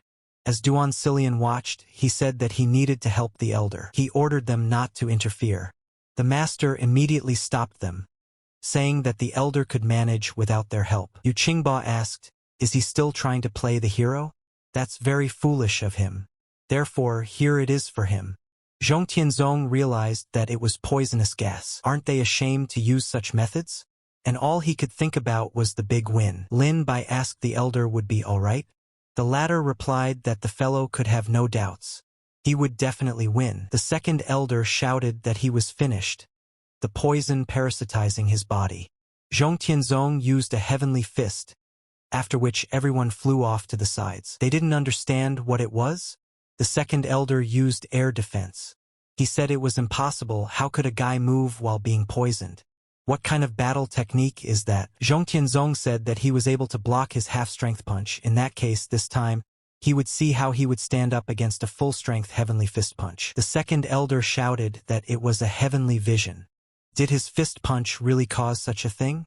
He shouted that enough was enough. He surrendered. Watching what was happening, the elders said what power. There was almost no trace of the second elder left. As soon as the guy touched it with his finger, it immediately began to flutter in the wind. Xiao Chun thought that he could already use the first heavenly fist technique to its fullest. But now his body was exhausted, he needed to have a good rest. Yu Qingba said that they were defeated. Looking at him, the head of Misty Valley thought that he was so strong. She would love to give herself to such a man. The guy said that today the Peak Divine Sword, the Fire Sect, and the Misty Valley had ceased to exist. Now there is only Qingyun. The elder said that great. Qingyun now dominated the entire Tanyuan region. Suddenly, from behind him, he felt an incredible energy. Is he the supreme master? Then they must fight. Waiting for what? He wants to fight him, he can't wait. Jiang Quan told the crazy elder to take his time. Xiao Chen wondered, what did this fool forget there? What thought Qingyun was a second-rate sect that wasn't even a match for the Divine Sword Peak. But he never imagined that the second elder would be defeated so easily. Looks like the guy isn't that bad. Duan Shiliang asked, he is Jiang Quan from Qingzhou region, right? The guy asked, did he recognize him? Clearly was astonished. Master said that he had heard a lot about his family's strength and had verified it today. But why did Mr. Jiang come to visit them? Did the Peak Divine Sword Peak really ask for their help? In that case, Qingyun's sect had come to an end. If the family interfered now, even the eldest would have a hard time. Despite supreme reincarnation, he didn't have enough time to cultivate. He replied that it was nothing special. He had just come to destroy Yun. The guys stood there wondering what such a powerful family had forgotten in their region. They're definitely dead. Laughing, Yu Qingba said that it seems like this is God's punishment. Their Qingyun sect wouldn't be able to withstand it. He didn't think that they would anger the Jiang family. As soon as he started to say something to the young master, the mad elder asked who did he think he was? Let him get out of there. Duan Shiliang thought that's a lot of strength. He took down Yu Qingba with one punch. Looking at the guy, he said that he had seen him fight. As a powerful practitioner, he was only allowed to die from an equally powerful opponent. This is the greatest honor for him. Zhong Tianzong replied that well said. The guy thought, what the heck? He can't fight. He needs at least half an hour to recover. The mad elder began to repeat that the demon and the earth have common roots. His fists are the sky and his feet are the earth. Jiang Quan thought to himself, why is it so quiet? There was clearly something wrong there. They should be begging for mercy by now, shouldn't they? Or do they want to fight to the last drop of blood? But why did everyone fall silent? It was as if he was being drawn into an endless abyss, a silent ocean, a boundless field. He thought, what was this unprecedented feeling? It was as if his heart was elevated. The mad elder asked what was going on. Xiao Chun said the words he had spoken earlier. He began to say that the heavens and the earth have common roots. His fists were the sky and his feet were the earth. Jiang Quan started shouting not to let them deceive him. He must only obey his orders. The boy asked how he knew them. The mad elder replied that he couldn't tell him. His master had taught him the technique. No one understood what was going on. The boy wondered if he had an apprentice. The mad elder shouted that everything was too sentimental.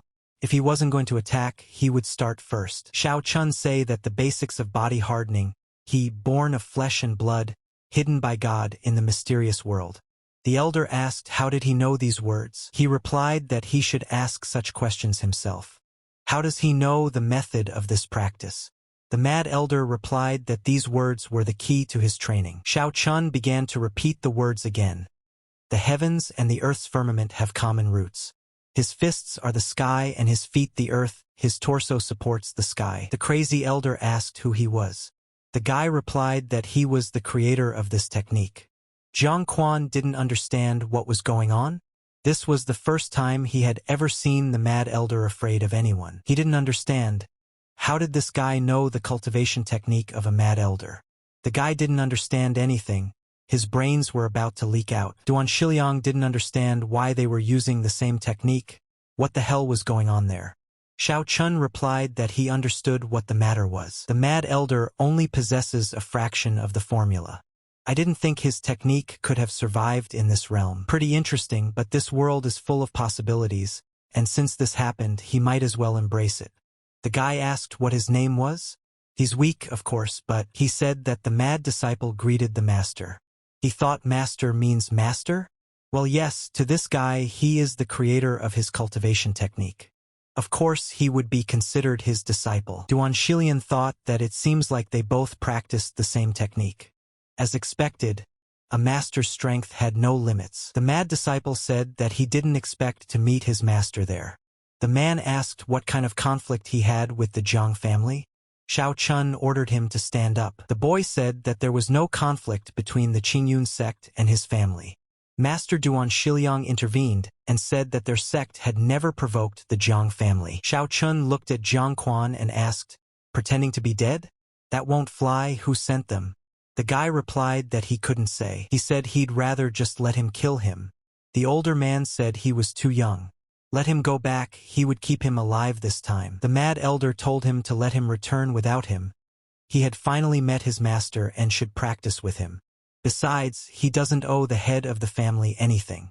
Let him tell him that the elder has finally lost his mind. Xiao Chun thought it was a bust.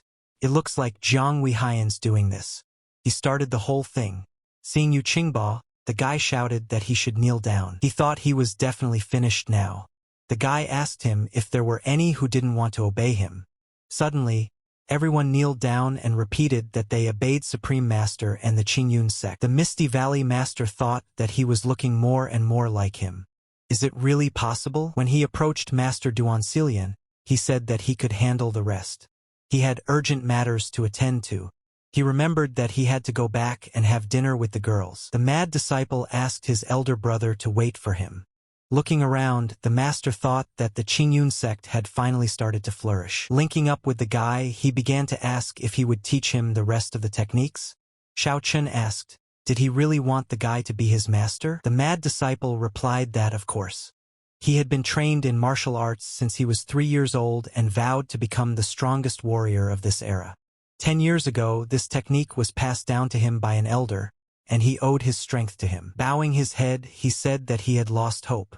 Only he could train on his own, but his talent was not enough. Xiao Chun said that if he had even a little flair for self-development, he would definitely reach new heights. Looking at the master's hand, he asked what it was. The boy told him that if he wanted to become his disciple, he would put a spiritual seal on him. There's no turning back. Is that still what he wants? He remembered the past, where they said they would obey the Supreme, they were ready to give them their body and soul. He replied that they were all his brothers. Why should he put a spiritual seal on them? He blindly believed in brotherly love, trusted them with his life, but they betrayed him. Li Yunfei, Supreme Lady and Supreme Sword. Xiao Chun said that he only has one chance. Didn't he change his mind? The mad disciple replied that the display can cultivate together with Big Brother. He agrees to everything. What he wishes for, he will also wish for himself. The boy said fine, he'll train under him from now on. But don't call him brother. Turning to the master, he said that since he was his apprentice, could he show him his face? Taking off his mask, the mad apprentice said that he was very young.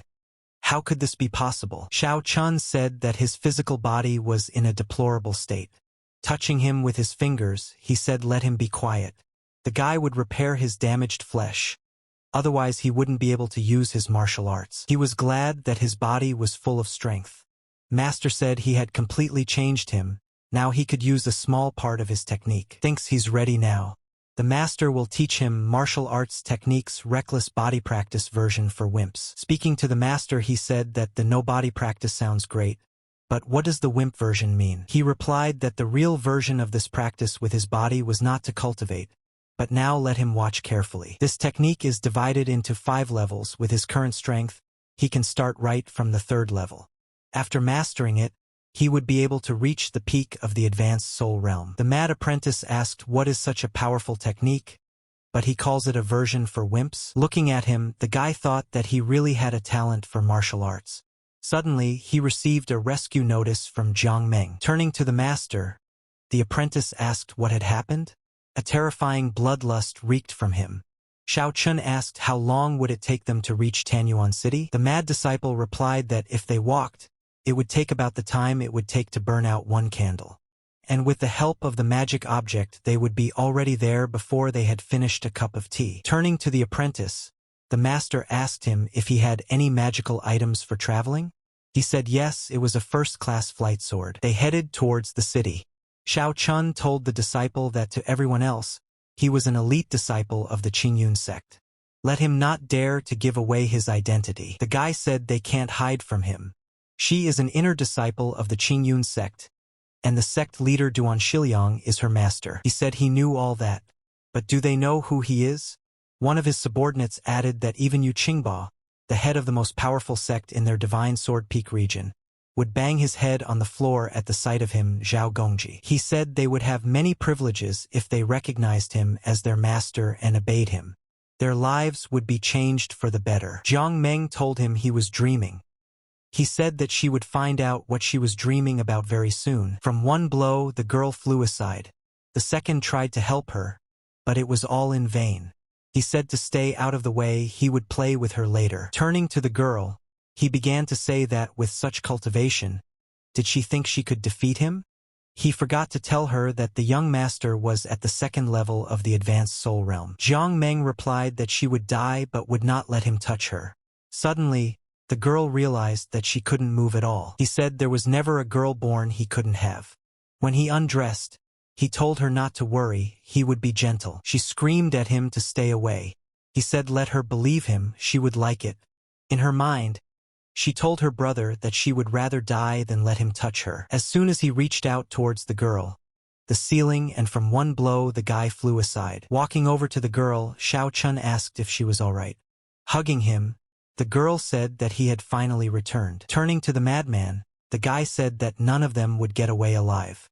With one punch, 2 of the guy's guards went flying into the wall. Zhao Gongji asked madly, "An elder of the Jiang family? Does he even realize who he's dealing with? He is the young master of the Zhao family. And since the elder recognized his background, wouldn't he want to come to his senses? Even if his entire family was there, they wouldn't dare to talk to him like that." Striking, the mad elder said it didn't matter what family he was from. He had angered his master. The one who hurt that girl would not live. The boy asked how dare he hit him. He said that killing him was no more difficult than running over an ant. Zhao Gongji asked, "What is he doing?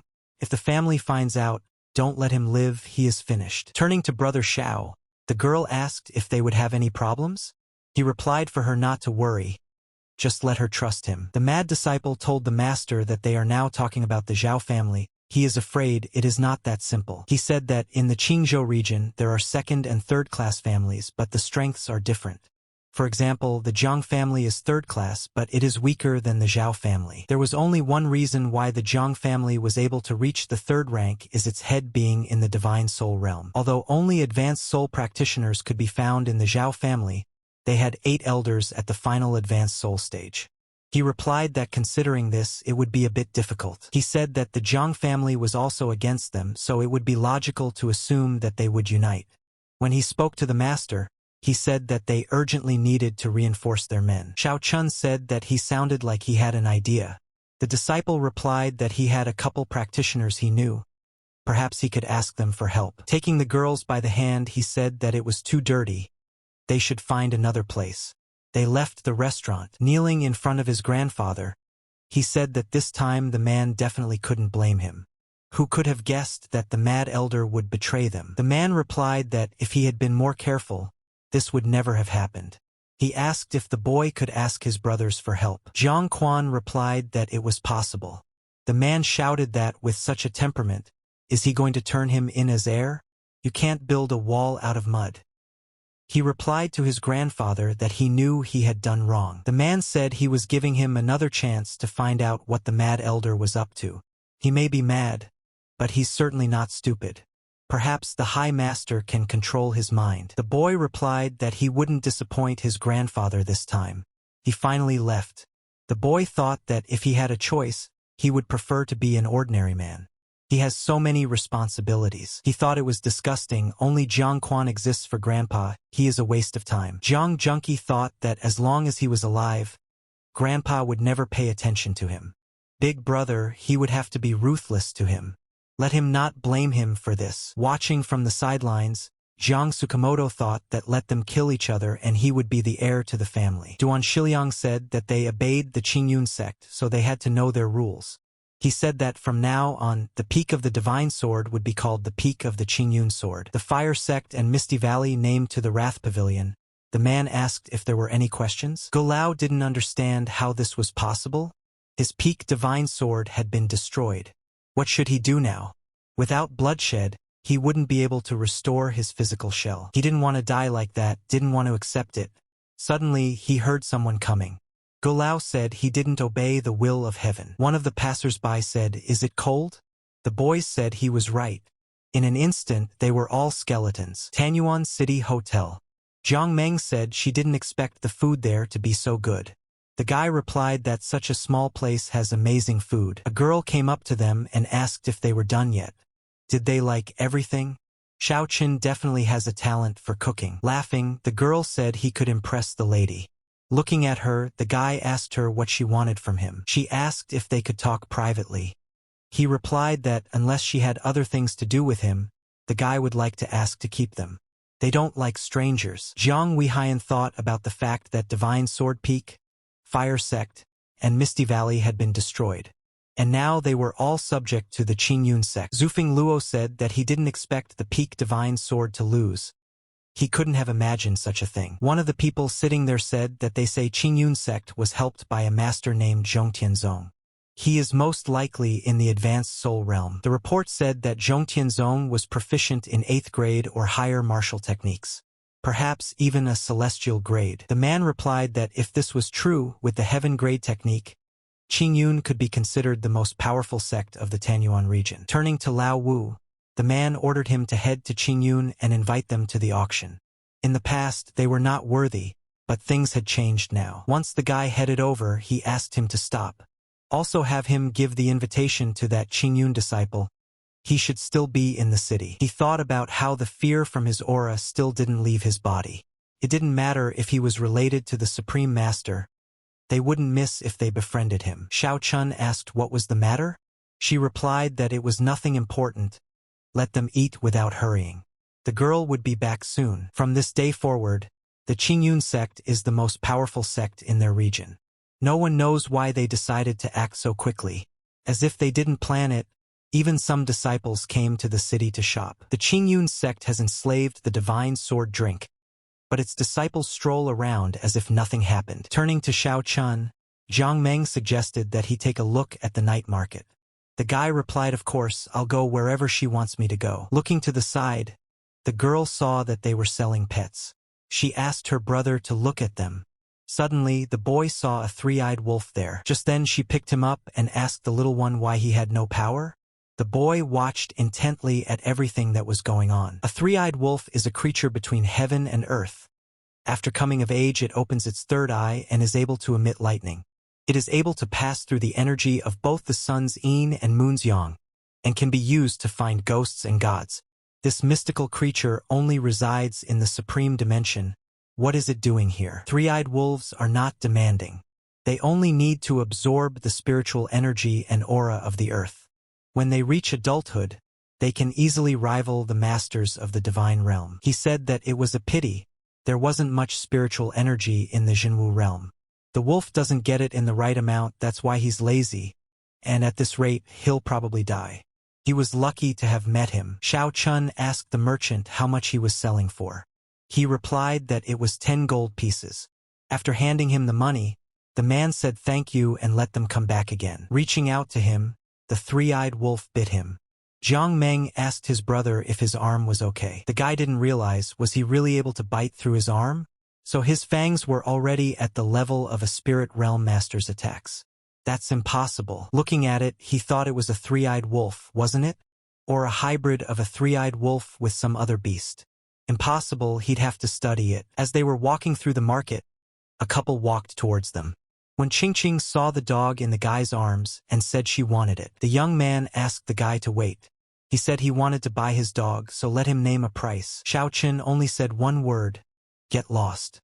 The girl asked, yes, how dare he? Does the guy even know who she is? His dog, she liked her, this is a part for him. How dare he refuse? The guy said he had no idea who she was. But he is sure of one thing, if they block his way again and talk nonsense, they will die. When Qingqing replied that okay, so are they going to threaten her? Turning to Ah Hyung, she ordered to kill him. Walking up to the boy, he bowed and said it was his fault. He couldn't make up for what mistress said. Can we call it a day? Grabbing the girl's hand, he took her aside. The boy thought he had a rather kind look in his eyes. She told Ah Hyung that her father asked her to protect her. This is his protection. How could a brat like that scare him? Turning to his mistress, he replied that this guy was pretty strong. He was no match for him. The girl asked how was that possible. He was already at the 3rd level of the advanced soul realm. He didn't even look strong. Ah Hyung told the girl that they went there for the auction. Until he completes his task, they should stay out of the way. She said okay. Let him forget about it. He thought that the news of Qingyun conquering the Divine Sword Peak had spread quickly. If they didn't want any unnecessary trouble, it was better to change Qingyun's uniform. Turning to Brother Xiao, Jiang Meng asked how she looked. He replied that she looked great. Suddenly, someone called out to the guy. Holding out an envelope, he told Mr. Chun that it was a letter from the master inviting him to tomorrow's auction. Xiao Chun replied that their master is very kind. Let them tell him that he will definitely come. Jiang asked, is this an invitation to Chufeng Tower? Why did they give it to them? He replied that since they were invited, they should go. The girl was excited because it was the first time she would be at such a big auction. He replied that it was okay. They should go back to the hotel. The man said, what the heck, it seems to be a couple from the Qingyun sect. That girl's name is Jiang Meng. She's a disciple of Duan Shiliang, an enemy of the Divine Sword sect. They should finish them off in the name of their elders. People were talking about there being a big auction today. Unfortunately, one of them wasn't invited. He's sure there's a lot to see today. Did he want an invitation? Does he even realize the magnitude of what is happening? Today, not only people from Tanyuan region are there, but also many families from Qinzhou. The guy said that it was quite lively. Xiao Chun thought that there were many masters in Chufeng Tower. It looked like there would be an unusual auction today. At the entrance, they were asked to show their invitation card. Suddenly, a young man ran in saying that he was late. The guy crashed into Xiao Chun. He started yelling that he was blind, how he didn't see the young master, but she didn't expect to see him. Xiao Chun said he didn't expect to see him there. Jiang Quan started yelling at him not to come near him. The guy asked what was he scared of? Does he look like a demon king? They seem to be going to the VIP seats. They are from the Qingyun sect. They were seen yesterday in Chufeng Tower with young Master Jiang. Turning to Brother Xiao, the girl asked why everyone was looking at them. He replied that he had no idea. He heard people discussing the fact that they were from the Qingyun sect and that it was no wonder they had such places. He thought that it looked like the change of clothes didn't help. They were still recognized. Jiang Quan asked who are they. They are sitting next to each other, apparently it's fate. Just as suddenly he saw him. Xiao Chen asked him to shut up. When Qingqing said she didn't expect him to be there too. Afraid there's no way to get out of there. There's nowhere to go. Let him just wait. She'll teach him a lesson. The boy thought about the fact that almost all the strongest practitioners of this realm had gathered there. What would be auctioned off today? After hugging Jiang Quan, he asked if the guy knew those VIP guests. The guy said yes, let him tell him everything. He began to tell me that on the left were the royal family members, the largest in the Qingzhou region.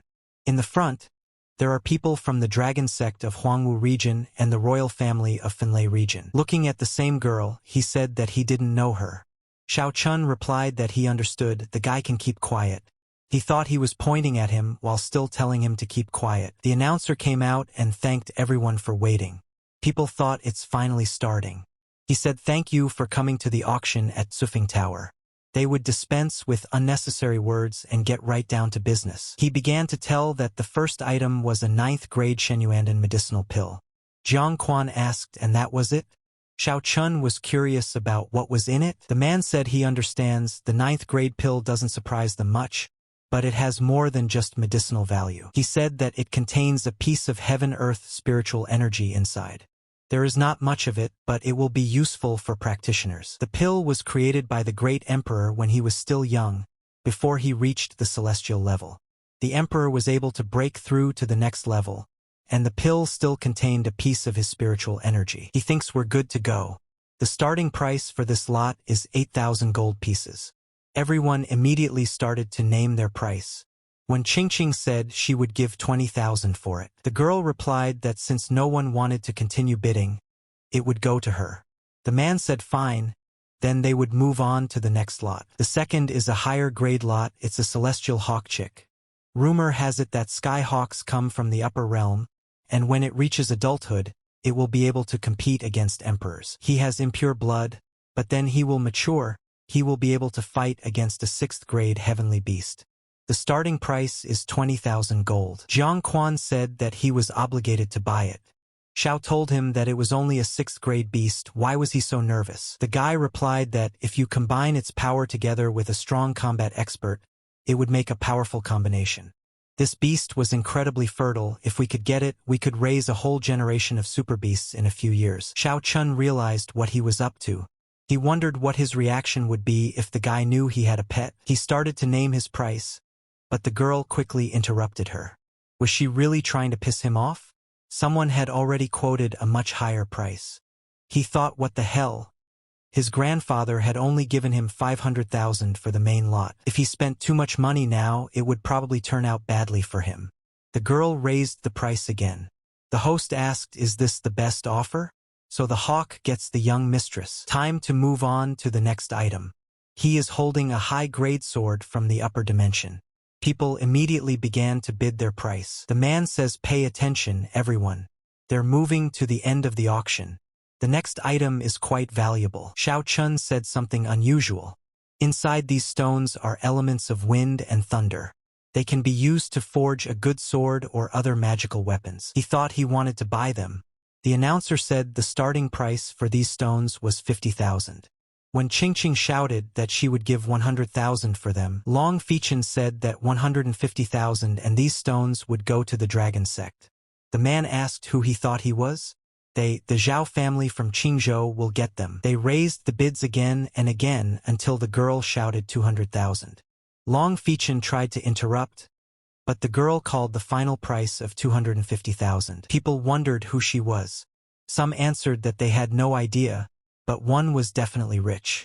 Looks like the dragon sect and the Zhao family will be left empty-handed this time. The old man thought he didn't know who she was, but because of her arrogance, he would surely find her after the auction and tear her to pieces. The girl asked what's wrong. They don't want to bet anymore? Then they her. Suddenly, Xiao Chen shouted 300,000 gold. When Qingqing that first he steals her dog and now he wants to take the stones too? Without thinking long, he asked her to lock up. The host asked them to calm down. No one dares to make a disturbance in Chufeng Tower. The girl said okay and sat down in her seat. Telling the guy good luck, she raised the price to 350,000. Xiao Chun said he was willing to give 500,000 for them. As soon as the girl wanted to raise the price, Ah Hyung came up to her and told her to let the miss not forget what they came for. The host asked if there were any more who wanted to come. There was silence. He said that then the stones would go to that young gentleman. The man says it's time to move on to the last item. He's sure this item will get everyone's attention. Everyone abruptly became cold. The girl realized that this technique was a heavenly ranked, mystical palm. She just had to buy it. Everyone was thinking about how incredible this technique is. To have such a technique, it's a destiny. Jiang Quan thought that finally. The guy wondered, is this technique really a heavenly level technique? She's not that strong. The mystic palm is the very version of a demon's hand. The host said that this was the last item for today. He asked, how strong the heaven class technique was doesn't even need to be said, right? He said that with a technique of this class, a practitioner's strength would increase by several levels, and with it, even a level 5 advanced soul master would be able to compete with a level 8 practitioner of the same realm. And if you give it to a person at the peak of the advanced soul realm, he can fight a master in the divine realm. The starting price of this item is 300,000. Everything started to happen so fast that no one noticed that the price of the lot had risen to 1.2 million. When Qingqing thought about the fact that this time the master gave her 2 million, there are not many competitors, she thinks there should be no problem. Jiang Quan said damn, he doesn't have enough money. Xiao Chun asked the guy, is this technique important to him? Everything else doesn't matter to him. He must have her at all costs. The guy asked if he lent him gold, how would he pay? He asked what? He certainly managed to get into the auction, but he's just a disciple of the Qingyun sect. How would he have so much money? He whispered that Jun Tianzong was his mentor. The guy shouted out to the entire hall in surprise. The host asked why the guy was shouting. He replied that it was fine, so don't let them pay attention to him. Jiang Quan asked him if he was lying.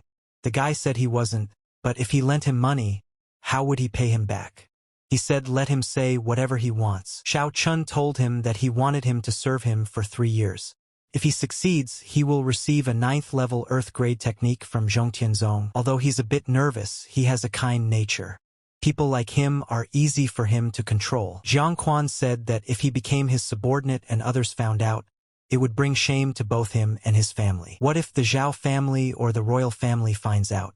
Even if helps him now, he has to obey him for 3 years. It's not a fair deal. Xiao Chun said he was so annoying. Okay, he would give him another technique of the same rank and practice method. What does he say to this one? The guy asked if he was lying to him. He replied that he never lies, and the price of the lot kept going up. The man said he would give 1.8 million and the technique would go to the dragon sect. If someone else got it today, they would pay for it with their lives in the near future. But they stick to the rules of Chufeng Tower. The dragon sector won't touch anyone in this city. But as soon as they leave, they will immediately take action. For the sake of some heaven-class technique, he decided to become an enemy to everyone. Long Fechen is either a fool or his sect is in crisis. The guy thought that he might be useful to him in the future. Laughing, the old man replied that so be it. They would make concessions this time. Let them not think that other martial experts would dare to defy the dragon sect. The man said that now he owes him. They would meet later. No one wanted to become an enemy of the dragon sect. When Qingqing shouted 2 million, the guy asked, who is she? Isn't she afraid of the feuding dragon sects? The girl asked about the dragon sect. To her, they're just ants. She must get her hands on this technique. The guy advised her to think twice. The guy thought, what the hell, he only had 2 million. If he didn't get it, Cinera's life would be in danger. Without it, she might not even last a month. He has to master this technique at any cost. Xiao Chun said for the guy to keep raising. Let him say 3 million. He doesn't like to delay. End it all with one bet. He has more important things to do. Jiang Quan said he didn't want to set him up, right? If the guy shouts such a high price and can't pay, he'll be blacklisted from the auction. Everyone thought, does the young master really have that much money? So his family is really rich. When Qingqing did not calm down, the girl shouted 3.5 million. Ah Hyung told her what he thought. The girls should stop. They don't have any more money. She said she didn't care. The girl has to get the equipment at any cost. How much money does he have on him? The guy said that if he sold his equipment, he could make another million. Xiao Chun told the guy that it was time to call it a day. Let him say 5 million. Raising his hand, the guy named the price. The host said that Jiang Quan bets 5 million. Are there any more takers? People didn't expect that his family was extremely wealthy. The guy's thinking, it looks like it's over. 5 million is a sum that's unaffordable for the dragon sections. That's the sect's 2 yearly earnings. The host said that if there are no more bids, the mystic palm technique goes to Jiang Quan. This ends the auction. Looking at him, the girl asked if he was from the Jiang family. She said fine. Let her think that she was already finished. Jiang Weihan walked from side to side and said it had been so long. Why is there no progress? Turning to her brother, the girl asked if the Qingyun sect was supported by some great power. He replied that the people from the lower realm are worthless. Give them 3 more days. If the sect wasn't destroyed in that time, he would level Jinwu to the ground. Sister asked, an entire kingdom? Turning to the master, the man said that they had failed. The Qingyun sect not only survived, but also began to unify the entire Tanyuan region. He said that a master calling himself Zhongtianzong had appeared and helped the sect destroy the powers of the Peak Divine Sword. He was also able to subdue the Jiang family elder by some method. The man showed them everything going on there. Laughing, the guy said that he seemed to have underestimated him. That's the cheeky one, Xiaoqin. The girl said that it had been a few days since they had met, and his strength had reached such a level. The girl said that it had been a few days since they had met and his power had reached such a level. Turning to the man, the guy said that he had an assignment for him. Have him kill Jiang Yunfei. Seeing the reaction, the guy asked what's wrong? Is there any objection? The man replied that no. He is his servant and his word is law to him. He was so nervous. How could a guy do that to his sister? Let him relax, he was just kidding. The VIP room. The host said that everything they bought was in there. He asked everyone to pay up. When Qingqing walked up to the guy, he asked her what she was going to do. The girl said that she knew that Jiang Quan was only able to bet 5 million because of him. She lost because of him. She told the guy that once he got out of there, he would die. Xiao Chun replied that she could try if she was confident in her abilities. Turning to Jiang Quan, the presenter asked him to please pay. Xiao Chun asked what was he staring at? The guy told him that it was payment time. He told him to let him pay as he was going to. What's he looking at? The host told the guy that he knew the rules. If he couldn't pay, he would be barred from the auction. When he turned to the guy, he said stop teasing him. Have him please make the payment. The host asked how they planned to deal with this. Turning to Xiao Chun, he asked if he could contact Master Duan and ask him to settle it. Xiao Chun asked him what did he decide to point out to him. The man thought terrifyingly. He didn't expect his aura to be so powerful up close, but he's got plenty of combat tech. He owes him 10,000 gold pieces, right? Have him bring paper and ink. Turning to the guy, Jiang Quan asked what level of martial art he was going to write. The host also mentally wondered what interesting level of technique he would offer. Xiao Chun asked maybe a celestial grade? The host exhaled in relief. He even believed for a second. It would probably take a long time to write a spell of this level. The boy begged him not to give up. He didn't remember much about heavenly grade techniques, though okay. Let it be a 3rd level heavenly grade martial art. The host asked the guy, did he just hear that? Xiao Chun replied that although it was 3rd level, the technique wasn't that strong. but even ordinary people would be able to use it. The disadvantage of this skill is that the maximum strength is limited. Even a second-level celestial class technique can hardly be surpassed. A lightning-fast step, it could cross 1,000 kilometers in a day. The man thought that a third-level, even a first-level technique was a rare find. He had never seen a martial art of this level. Xiao Chun replied that he was ready, after which a bolt of lightning immediately struck the tower. The guy thought that even such a simple technique could summon thunder. Legends say that casting heaven-class spells gives rise to a vision of the heavens of earth. This time thunder rang out, so it's a true celestial grade technique. The guy asked thunder. Xiao Chun asked, wanting to hurt him. The guy asked if he was all right. Xiao replied that he was lucky that the master handed him the artifacts. Without them, it would be difficult for him to survive such a gift. He thought that using the master's personality as a shield would be useful. The people were surprised that lightning had struck the tower. The girl asked what had caused such thunder. The guy replied that although the Tanyuan region was weaker than them, it didn't mean that there weren't strong opponents. He was sure they would still be surprised. She asked if he's ready, right? They'll kill him as soon as he gets out. Turning to the guy, the old man said he knew he needed this technique to save his sister. Is he just going to put up with it? The guy asked what he wanted. The old man offered to kill Jiang Quan together. The guy replied that he was capable of doing it alone, so why would he need his help? He replied that the Jiang family has many martial experts. Is he sure he can handle it? If he loses, his sister won't stand a chance. The guy said okay, he'll do it. Xiao Chun asked the presenter how much he valued her at. The man replied that he had never met a technician of such a class. How could he estimate such a thing? Turning to the guy, the man said that this kind of equipment was very rare. How much would he want to get for it? Xiao replied that he should offer his price. He said that they would deduct the 5 million that Jiang Quan owed and add another 5 million on top. He will also become an honored guest of Chufeng Tower for the rest of his life. He will have the right to choose any items auctioned off. Also, he can take 10 artifacts from their treasury. How about that? He said it's a lot of fuss. He doesn't want the riches, he gets the tech. But in return, without even listening to him, the man replied that he would do anything. The guy says he has to obey him for 3 years. At the end of that time, he'll be free. What does he say to that? Jiang Quan said to be bolder. What's there to think about? Heaven-level techniques were nothing compared to what he would acquire over the years. The man replied that he was the authority in Tanyuan City. Xiao Chun added, in addition to that, he would also receive an Earth-class technique. After bowing, the man said that he was at his disposal. The guy asked the man to tell him about Feichin. The man replied that he was familiar with him. The young master is incredibly strong and responsible. He came to the auction today to find a way to save his sick sister. Xiao Chun said that he wants the guy to serve him as well. Have him invite him over, they should talk to him.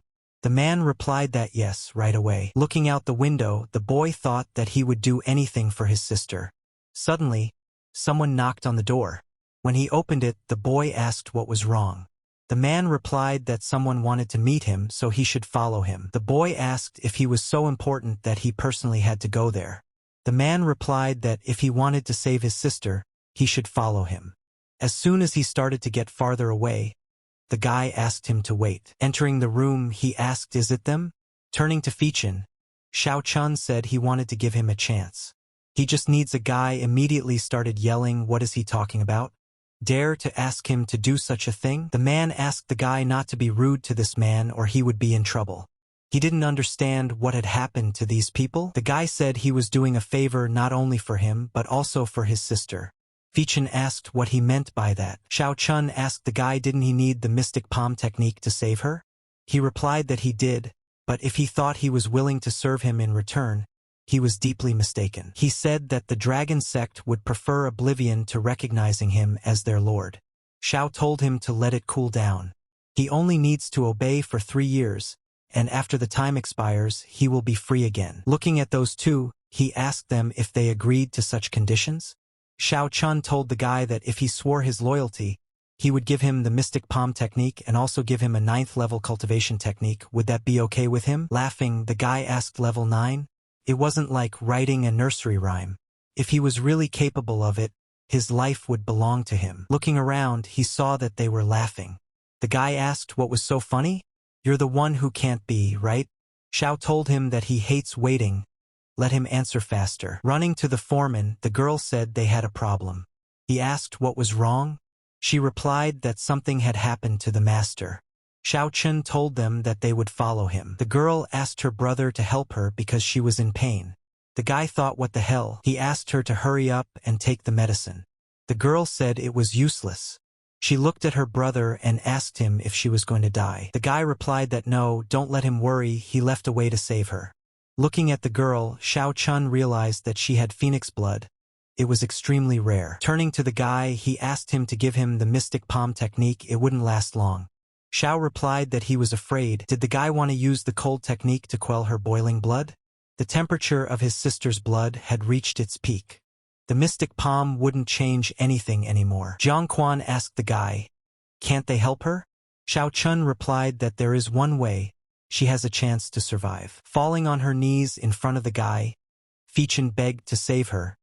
He would become his loyal servant. Xiao Chun replied that it was agreed. It was necessary for everyone to leave the room. The blood of the legendary phoenix, no, the blood of the divine phoenix. It is many times more powerful than the three-eyed wolf. Phoenixes are legendary creatures that have mastered the ability to be reborn. They are reborn every 3,000 years. But the divine phoenix is a special case. Not having reached maturity, it cannot be reborn. The divine phoenix is burned alive by the temperature of its own blood. But if he can control his own power, he will grow one wing every 1,000 years. When the 9th wing grows, the phoenix will reach the peak of its power. The power of the 9-winged divine phoenix surpasses the power of even the strongest supreme masters. This girl has the blood of the divine phoenix in her veins. If she survives this, a great future awaits her. The guy shouted the 9 circles of life and death. A world of life and death. He said that, unexpectedly, really used celestial grade techniques to save man. This technique allows you to divide a person into 2 halves, the living and the dead. Even the heavens can be deceived by this method. By destroying the dead half, he can close the girl from the gaze of heaven and save her life. She was feeling better. Xiao Chun said that he wouldn't be able to use this technique again. Hopefully he would get credit from the Phoenix descendants. Once outside the door, the guy said they could come in.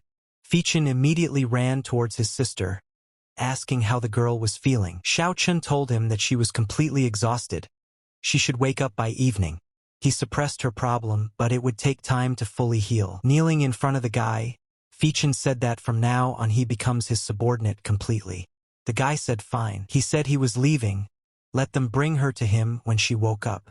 Turning to Mao Feng, the guy said he didn't need to follow him. He'd find him if he needed to. Xiao Chun told Jiang Quan to follow him. It was time to deal with the small fish. The man reported that they had left the tower, waiting for the right time. Walking down the path, the guy yelled out that they were taking so long to sneak up behind them. Can't they show everything already? The guy didn't immediately realize what the boss was talking about. Somebody said it wasn't bad. He was able to spot them, so he's got good skills. The guy shouted to his brother to run. They came for him, he would cover him. Xiao Chun asked him, he still didn't understand why he took him with him. He replied that only a guy could lure them out. Looking at them, Xiao shouted that the bastards who dared to hunt them were destined to die. After asking Jiang Quan to sleep for a while, Xiao Chun decided to do his work alone. Lastly, the guy said that he could help after all. Dragon Sect residence. Looking at his sister, the guy said that he hoped she would recover pretty quickly. Suddenly, there was a knock on the door. It was the same old man. He told the guy it was time to go. Those two have left the tower and are probably already surrounded in the forest. This is a great opportunity for them. Looking at the boy, he saw that something was wrong. The old man asked what was the reaction. He replied that it was all right, we should go. Fichin stabbed him in the back. He asked, going to do it all by himself? The guy can't kill him. Does he even realize what the consequences will be? Looking at the body, he said he had dreamed of this moment. Walking up to his sister, he told her that he would go first. He hoped that Xiao Chun would be able to get out of that mess. The men asked what he just said. Only he will die there. If he gives up all his belongings, They will probably leave his breathless body unmutilated. With a smirk on his face, the guy said he'd start with him, then let him get ready to die first. They started yelling about how the guy was too strong. We should all attack together. Looking at them, he said that the heavenly roar was enough for them. Xiao Chun realized that his roaring had become even stronger. Hearing something, he asked, "Did someone manage to survive?" A young appeared in front of the boy. He said that the technique the guy used was a technique that martial artists in the Tanyuan region use. Xiao Chun said something new. He didn't expect to meet a person with a double soul. The guy asked how did he know? At this moment, when Qingqing came over and said that he was able to recognize his dual soul, apparently the guy wasn't that easy. Ah Hyung started saying he needed the mystic palm technique. If he gives it to him, he'll let him go. If he knows about the double soul, he must realize he's not his equal. People with dual souls are rare to find. They have a tremendous speed of practice and a phenomenal level of understanding of martial arts, and are able to absorb many times more spiritual energy. Their cultivation speed is tens or even hundreds of times faster than ordinary people. As far as he knows, the guy is 7 times stronger than an ordinary practitioner of the same sphere as him. Ah Hyung replied that was correct. Then he should realize that he doesn't stand a chance in the face of true strength, no matter how skilled he is. Xiao Chun said that it was very interesting and asked, "Why is such a strong practitioner a slave to this woman?" The girl asked, "What does that mean?" The guy said that if her father hadn't picked him up, he wouldn't have made it to this level. He doesn't recommend provoking their family, of course, unless you're sick of living. Xiao Chun asked, "Provoking? Dual souls are extremely rare." He felt sorry to kill them. The guy said he had a better offer. Would he be willing to serve him? Ah Hyung asked him why he was doing this. The guy replied that he could show them the ancient city. When Qingqing asked what he was talking about, "What ancient city?" she ordered the guy to kill him. Ah Hyung started attacking. Xiao Chun replied that it seemed like he had guessed. Their patriarch will break through to the new realm soon, right? The guy asked who he was. He said he was surprised. The guy was a talented dual soul practitioner, and he had fire runes on his neck. The Taiguyang clan has a strange cultivation method. When breaking through to a new realm, they need to compensate their energy with martial techniques. Yin and Yang must balance each other. That's what they need the mystic palm technique for. When Qingqing began to ask who is he, why would a person from the Tanyuan region know their clan's secret? The guy said he had a friendly relationship with their clan in the past, so he could give them the tech. He asked how their patriarch was feeling. Ah Hyung wondered why he should answer. When Qingqing replied that the patriarch had reached the peak of the divine realm and would soon break through to the next level. Xiao asked, at the peak of the divine sphere? He had expected more from the clan head. In his past life, he was acquainted with the former patriarch of the Taiguyang clan. He was in the great deity realm, and the current one just at the peak of the divine realm. The girl asked, what is he letting himself do? Does he think the clan head's cultivation level isn't good enough? Smiling, Xiao Chun looked for the mystic palm technique from the guy. Handing it to Ah Hyung, the guy said that he could take it. He took the guy's palm and began to examine it. He asked what Xiao was doing. The guy replied that he should give the message written on his hand to the patriarch and then find him in the Qingyun sect. Watching everything that was happening, Feichin thought that the guy was really strong. He couldn't imagine that he would be someone's servant someday. Xiao Chun thought about the fact that he had already gathered enough people. The next step was to break through to a new realm. At this rate, he would quickly reach the peak of the divine realm. Jiang Quan Tadu talked about his head splitting. He asked what happened yesterday. Why can't he remember anything? The guy said he's going back to Qingyun. Let Mao Feng stay in the tower. If he needs anything, he will contact him. Feichin is also concerned. Jiang Meng told her brother that it was so great there. They should go there more often. The boy said sure. The guy asked Duan Shiliang, are there many talented students in the sect? The man replied that here is the complete list. Xiao replied that fine, have him gather everyone tomorrow. They will test their abilities. The guys asked if they had heard that today the Supreme Master would personally evaluate them. They should all try their best. Chu Tianshu said that this was his chance to prove himself. Turning to Qing Yuan, he said that Master would definitely choose him. Then they would reach unprecedented heights together. The guy was thinking that he should try his best. He can't embarrass himself in front of Brother Chu. Zhong Tianzong said that the purpose of his visit today was to choose one gifted student to be his apprentice. Everyone was surprised to pick just one. Duan Xilian asked, would he choose him? The guy gave him a menacing look, after which he replied that he understood. Chu thought about the master looking for an apprentice. He is the one who will become one. Qing Yuan thought about Chu's brother being stronger than him. He was sure he would be chosen. The guy was actually happy for him. Zhong Tianzong said the rules are quite simple. The strongest of them will become his disciple. The disciple of the Supreme Master must be strong both physically and spiritually. The elder told them that he would prepare a test for them. Whoever could survive the longest would become his apprentice. Everyone started falling to the floor. He said the atmospheric pressure has been increased 20 times. The test begins now. Watching the boys, he thought about the fact that they had more endurance than expected. Turns out there are still some talented students left. The guy thought about the fact that he had been training hard since he was a kid, so 20 times the pressure was nothing to him. Duan said that Chu Tianshu is the son of a rich merchant from Tanyuan. The master thinks he will win. Xiao Chun replied that he doubted. Let him see for himself. The master was surprised. Are there any students equal to him in strength? It's impossible. The boy said that his heart was filled with anger. He thought about the fact that the boy standing next to him was quite strong. He really had potential. Chu Tianshu shouted for the fools to give up. He was the only one destined to be a disciple of a supreme master. Just as suddenly, Qing Yuan fell to his knees. The guy shouted that he had won. But looking to the side, he saw that his friend was still conscious. Looking at Brother Chu, the boy asked how was he doing? He didn't embarrass him, did he? Chu Tianshu replied that he was fine. He didn't realize what was wrong with him. It had been 2 hours and the guy was still hanging on, and he was slowly starting to lose his strength. Xiao Chun told the master that the most interesting part was just beginning. Master replied that Qing Yuan is quite good. How is he holding up? The elder replied that this boy is unusually strong. Let him continue to watch him. The hardships he will go through will only toughen him up. Turning to the guy, Chu Tianshu told the guy that he had proven his strength. If he couldn't do it anymore, it was better to let him give up. The guy replied that he was fine. Turning to the elder, the master said that that guy's main characteristic was his unyielding will. Chu Tianshu would probably lose. He replied that the outcome was already clear. Chu Tianshu said that he couldn't take it anymore. Starting to laugh in his voice, he said that he had finally won. Duan Xilian asked, the purpose of the test is to last the longest, isn't it? The last person who doesn't fall to the end will be considered the winner. Therefore, the victory goes to him. The guy started yelling that it was impossible. This is utter nonsense. Qing Yuan fainted.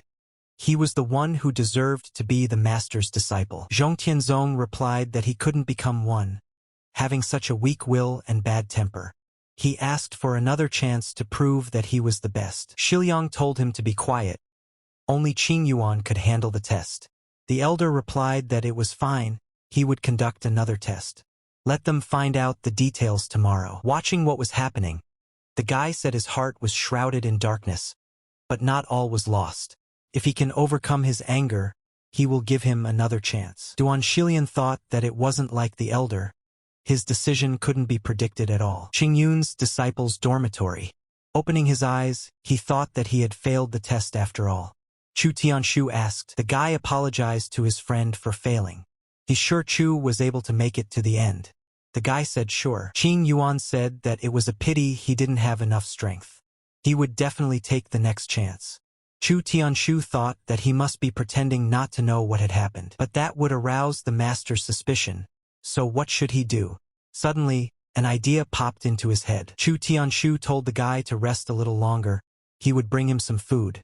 He realized that if he didn't recover, he wouldn't be able to participate in the test tomorrow. His cultivation techniques required a huge amount of energy. To reach the 3rd level of physical strength should be enough. All that was left was to quickly take all the herbs and medicines to enhance cultivation. Duan Shilian was upset that all the treasures collected by the sect over the centuries had been used up in one day. Xiao Chun said that it was definitely not enough. With these resources, his cultivation had only advanced a little. It looks like we'll have to look for more. After calling the master, the guy said he was too poor. These resources are extremely scarce. repeating again, "Have him bring him all the treasures he can find." The master realized that everything was gone. Duan told the boy that, by the way, there was a legend that might interest him. His teacher told him that there was a huge mine of energy crystals to the north, but it's guarded by various beasts. The energy inside the crystals is so great that half of the people who came to the cave could not control it. That's why no one goes there anymore. Xiao Chun asked him to find out more about this legend. It might be of use to them. Master replied that he would do so. After letting the three-headed wolf off his head, he told him to start practicing. Otherwise he would remain weak and useless. He would go for now and let the wolf train. He thought that, if he was not mistaken, the new disciples lived there. The guys saw Xiao Chen's brother. They talked about him being one of the elite disciples. When he approached the girl, he asked if she knew where Chu Tianshu and Qing Yuan lived. She replied that it was in the 3rd precinct. Walking into their room, the guys were surprised to see Xiao Chen's brother. He said that he had come to check on them. The guys invited him to sit on a chair. Looking at the guys, he asked how they got to Qingyun. Chu Tianshu began to say that he had wanted to go there since he was a child. It was a great honor for him. Xiao Chun noticed that Chu Tianshu didn't even give a word to his competitor. This was very interesting. He said if they had any questions, they could come to him. And by the way, he'd give them some valuable advice. Don't betray your brothers. Qing Yuan replied that, of course, the most important thing is to follow your heart. Chu Tianshu did not understand what he meant. Xiao went on to say that human nature is unpredictable. People are capable of making each other more human, or conversely more toxic. It was up to them to choose how their relationship would play out. He thought it was the last chance he would ever get. The training ground. The elder said that the rules of today's challenge were simple. They would fight each other, and whoever survived until the end would be the winner. Turning to the master, Duan Shiliang said that Chu Tianshu was the most capable among them, but he didn't think that he would be able to fully express himself in such chaos. Many disciples have banded together in groups of 5 or 6 if Chu Tianshu is left alone. But Qing Yuan is still holding on. Does he really want to? Master answered, what exactly? The guy figured that if he fought him one-on-one it would all be resolved by now. But it wouldn't work that way. Qing Yuan shouted at the guy not to worry about him. Chu asked what was he carrying? How could the guy leave him behind? He's almost caught. The Supreme Master is watching him. If he leaves his friend, he definitely won't get to be his disciple. After quickly dealing with his friend's abusers, he asked if the guy was all right. Qing Yuan replied that yes, he was fine. The guys turned to Chu Tianshu. They said that they might not be able to defeat him even by working together. But if he defended him, they would have a chance. He told his friend not to give up. There were only 5 of them. They started to fight. One of the guys ordered them to deal with Chu Tianshu, and he would take that guy on. The boys began to work together, after which another one was defeated. There's only 3 left. They have no choice. Turning to the elder, Duan said he had great news. The apprentice he had sent to the city mine. It is located 300 kilometers away. The mine had a mighty thunder, so its territory is swarming with thunder wolves. He said fine, he would head there today. Duan Silian asked if he would need help. The boy replied that no, he was too weak.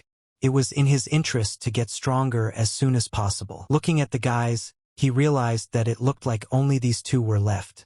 Raising his hand, Qing Yuan told the master that he was surrendering.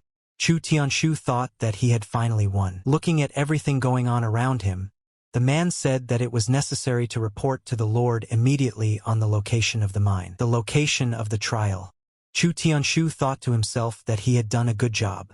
It was lucky that the guy gave up on his own. Xiao Chun shouted that this was unacceptable, they must continue or they would be disqualified. The guy thought that his strength was running out, but he could still fight. The guy thought what the hell, in that case he should. Apologizing to his friend, he immediately threw a punch. Raising his hand, he said he had won. The guy was in no condition to continue the battle. The older man replied that no, he was still alive. Let him kill him if he wants to be his disciple. His apprentice must be determined. Apparently, he's not worthy. Turning to the guy, he apologized to Qing Yuan and said that the guy should understand him. The boy told his brother that he shouldn't get his hands dirty. He's earned the title of master's apprentice. The boy will end this on his own. Chu Tianshu saw that the guy had killed himself and thought that was fine. Kneeling down, he said that the disciple was greeting the master. Zhong Tianzong said the guy did a good job. He knows that Xiao Chen visited the two of them yesterday. Master asked, does he still remember his words? Do not betray your brothers. Turning to the boy, he said that he had sacrificed his brother's life for his own gain. The guy started yelling that it wasn't like that. Of course he did. One should cherish one's brothers, but after all, the master is the most important person in a student's life. How could he go against his words? The master replied that it was well said. Let him kill himself right now. After his death, he will recognize the guy as his apprentice. The lad told the master that he didn't have to. Why would he wish him dead? Zhong Tianzong asked, he wasn't he ashamed? His soul was rotten through and through. Qing Yuan considered him a brother, but he betrayed him. Master had given him a second chance, even Xiao Chun had warned him, but it was all in vain. Chu Tianshu began to shout that he knew it, rather than looking down on him from the start. Why didn't they react? It is clear to a fool that he is the best there. Why do they have such a dislike for him? Zhong Tianzong said that he was counting to 3. Let the guy kill himself. He shouted that okay, since he was destined to die, he would take a couple more people with him. The master told him that the poison he swallowed was just candy. The boy missed his last chance. Let him listen to him carefully. The most important rule of the Qingyun sect is not to betray your brothers. Anyone who breaks the rules for their own gain will be killed. After grabbing Qing Yuan, the master fled. Qingyun's private room. Looking at the guy, everyone really thought about the fact that he had a good heart. It's a pity that the same can't be said for his talent. His meridians are damaged and Dantian is blocked. Xiao Chun said that unexpectedly. There's a supreme spirit inside him. Did he destroy his meridians? He said he thought the spirit was waiting for his spiritual power to awaken and then take possession of the guy's body. The spirit asked who he was. How could it see him? Suddenly, an old man's spirit began to hover over the guy's body. Xiao Chun replied that he wasn't worthy of knowing his name, but he wanted to know who he was. The spirit replied that even though he was long dead, he was not allowed to treat him like that. The guy could see him, but he can also see his cultivation. What could he do to him with that kind of strength? Xiao Chun laughed and asked if he could overpower him. Good point. Does he know that there is a special technique for soul searching? The spirit replied that such a technique would not work on him. The boy asked, thinking, then he would try it after all. The old man started yelling that the guy was pissing him off. Even though he is flesh and bloodless, he could still kill him right now. The guy asked what he was waiting for. Xiao Chun asked, what is it? Just don't let him say that he can't leave his body. The guy right in front of him, let him kill him. The spirit replied that since he knew everything, there was no point in trying any further. If he had more strength, he wouldn't have talked to him. Carefully prepared a technique to take this guy's body. But he messed it up. He said he would ask him something, but if he lied, he could expect no mercy. The old man asked him what he was interested in. Xiao Chun replied that the method of his practice and its time period. And why does he need this boy's body? The spirit began to tell that in the past he had reached the emperor's peak. He was one step short of reaching the supreme level. He's sorry to admit, but he failed. He didn't remember how he merged with this body. But when he woke up, he was already in it. The guy asked the emperor's sphere peak. Not bad. Since he's related to that guy, let him protect him. After all, he's his apprentice. The spirit asked, did he really use a blood contract on him? Xiao Chun replied that yes, this servant counter. He will now serve this boy, and if he dares to rebel against him, he will be wiped out in a second. He replied that such a technique was a real disgrace to him. If the guy had used a spiritual contract, he wouldn't have gotten so angry. Is it so important to humiliate him? The guy said he wasn't going to explain anything. He wanted to cure this boy, but he thought he could handle it himself. When he left, he said that in 3 months the boy should be completely renewed. Looking into the distance, Xiao Chun said that it was necessary to explore Leijing Mountain. Going to the door, he wanted to open it and said, "Doggy, let's go." Suddenly, something started to happen. A three-eyed wolf appeared in front of him. The boy said he'd grown quite a bit. The wind and thunderstones must have done him good. Holding out his hand, he asked him to come closer to look around. Xiao Chun said that he would take him to a good place. He had done a good job, but there was still a lot of work to be done. The three-eyed wolf began to shrink. The guy asked if he could reincarnate. Duan Shiliang's quarters. The master asked if the elder was sure that his help wouldn't be needed. The boy replied that he was absolutely sure. Let him stay there and run the sect. Xiao Chun said he finally made it. There's a colossal amount of energy in there. If all the crystals absorbed the power of the lightning, he would become much stronger with their help. It might even be able to break through to the next level of the sphere. It looked like he was getting close. Suddenly, he felt something happening. A lot of people were heading in his direction. Had the information about the mine already leaked out? The man said that the lightning element is incredibly powerful. This time, the royal family had found a real treasure. Turning to the prince, one of the servants added that if they took possession of this mine, their family's strength would increase manifold. He replied that it was fine. With this many crystals he could practice for several years. His cultivation would definitely reach a new realm. He would break through to the divine level. Xiao Chun thought that it looked like this guy was at the 7th level of the advanced spirit realm, and the people around him were at the 7th level of the spirit realm. Getting the crystals would be a problem now. The prince said he had to inspect everything quickly and order the miners to start work. The boy thought it was more complicated than he had expected. Xiao wouldn't be able to deal with them alone. The mad disciple told the master that he had found enough people. 5 level 5, 3 level 6, and another one was at the 7th level of the advanced soul realm. Xiao Chun thought that it was about time. He ordered him to go to the Thunder Mountains immediately. He only has to wait for a while. Who is this guy? It's not like he could be a master of the Tanyuan region. Turning to the foreman, the man said that perhaps it was not only their family who knew of the mine's existence. They just showed up there so suddenly and took it for themselves right away. Doesn't that seem arrogant to him? The prince asked what he was talking about. He is the master of the most powerful family. The mine is theirs by right. And they're not talking about this pathetic region, the whole kingdom. Who would dare oppose the will of their family? What do they have to fear? All the more reason for no one but them to know about the mine. All the people who had such information were killed long ago. The man thought that he was being overconfident and that it could end badly. Looking at all that was going on, the guy thought that these people already thought they were the owners of the mine. That guy is probably Chi Chong Bahu's son. While he waits for reinforcements, he can take a look around. He thought it was incredible. The power of the three-eyed wolf was amazing. He had just defeated an ancient bear with a creature of terrifying power. The guy said, I think he forgot to name him. Maybe we should call him the dog with 3 eyes. He saw that wolf didn't like the name. Since he was so hard to please, he'd call him Blackie. When he saw the lightning flashing, he thought that the royal family didn't waste any time. The prince said it's perfect, all the workers are already there. Now let them start mining the crystals. Xiao Chun thought about how it would take his mad disciple about 3 days to get there. He wished he had had the chance to work in the mine in his previous life.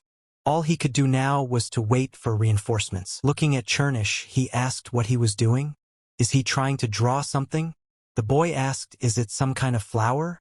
He didn't understand anything. Xiao Chun realized he wanted to say that this mountain hid the highest quality crystals.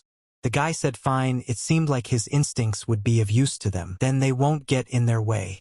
Let them work hard, and the boys will come later and take what they get. When the man spoke to the foreman, he said the passage was complete. They could go down. He was sure that large deposits of valuable ore awaited them below. The prince said that he had not expected to find so much useful ore in this spiritual mine. The man replied that yes, it was indeed a valuable find for the royal family. Let him start working that way. They should have the mine completely emptied within a month. The man told the master that he felt the energy of a crystal of the highest quality, about 3 kilometers away, offered to take it together. Xiao Chun realized that the old man was able to find the best crystals at such a distance. There seemed to be something special about him. He must get his hands on it. Looking around, the prince asked in just 2 days the miners were able to advance this far? They really deserved to be rewarded. The old man replied that it was all due to the discipline of the master. The prince asked the old man a crystal of excellent quality. Is it there? The man replied that yes, up ahead. This pillar is the best crystal in the whole mine. The craftsman said the stone was polished. The old man replied that perhaps he was right. The old man replied that perhaps he was right. The guy thought a smooth black-colored stone pillar. a faint glow emanating from it. How did the thunder crystal get there? There's a tremendous amount of energy hidden in it. Could it really be a weapon? He could assume that the shaft had been formed artificially. But if it really was a weapon, why couldn't his eyes pick up anything? Seeing that Chernish had jumped down, he said that apparently it was a weapon, but more importantly, how did he know about it? Did he mean to say that it was part of his memories? The guy wondered if he could project hereditary memory. Even celestial beasts don't have this ability. They were surrounding the divine phoenix, hunting the 4 great beasts. He was eating them. Even he, the Supreme, had never heard of such a creature. He is intimidating. The prince asked that he couldn't even shake it. The old man replied that it was surprising. But since there is a valuable crystal inside the stone, the shell must be special. The prince said it was time to go. Staying there won't change anything. They'll deal with it when the elders come. Looking at the stone, the boy thought that this thing must have some purpose. The crystal seemed to be able to absorb energy. Just as suddenly, Chernish jumped towards the rock and began to slowly chew on it. Xiao Chun said that it was embarrassing to admit, but it seemed that he had lost to the dog. He said it was clear the stone was only an upper shell, the real weapon was hidden inside.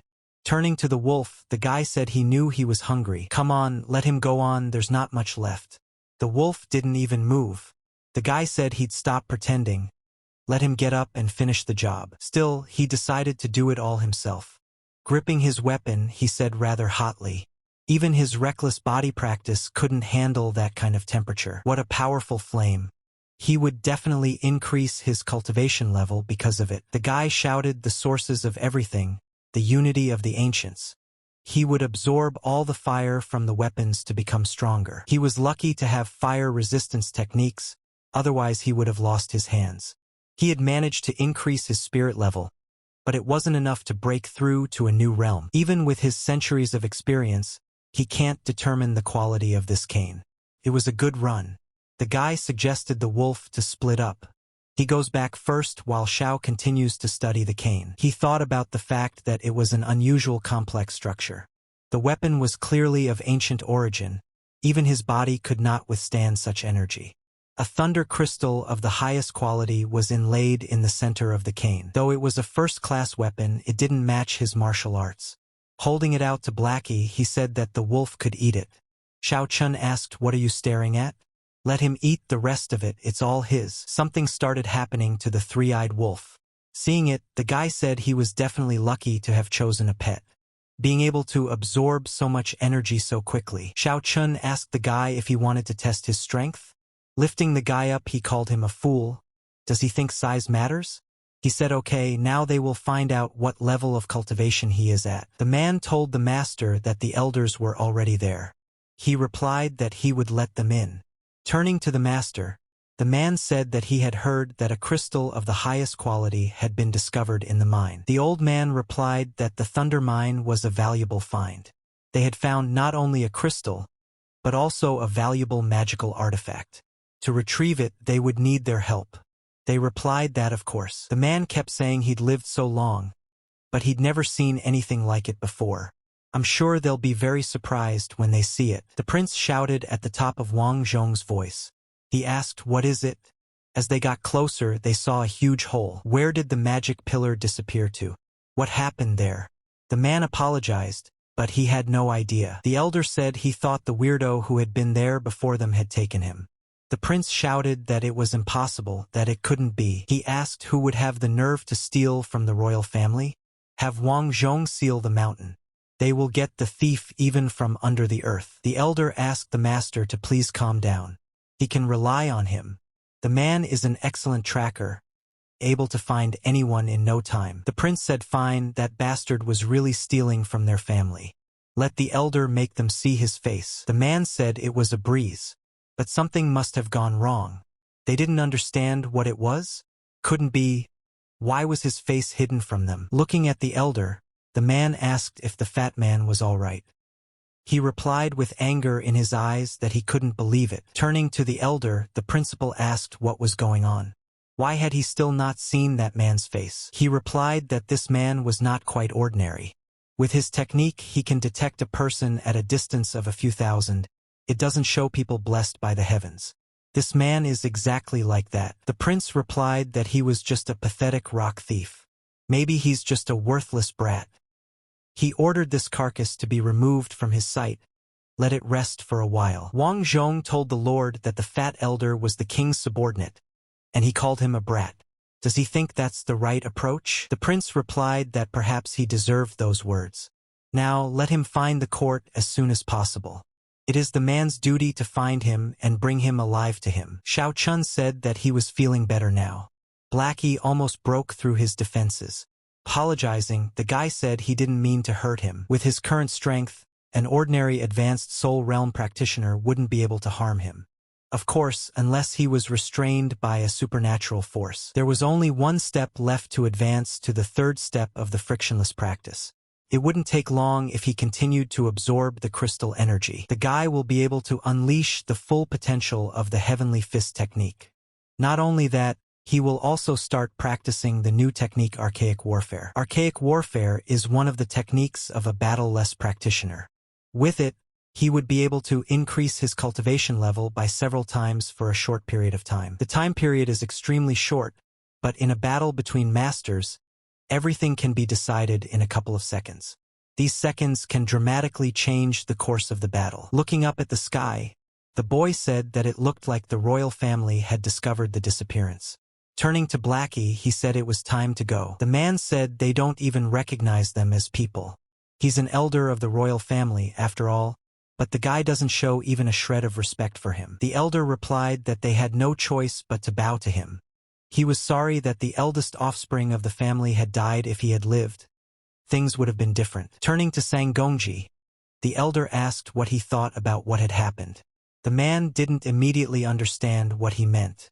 The elder replied that the king's third son was quite cunning. The guy was talking about how hot it was out there.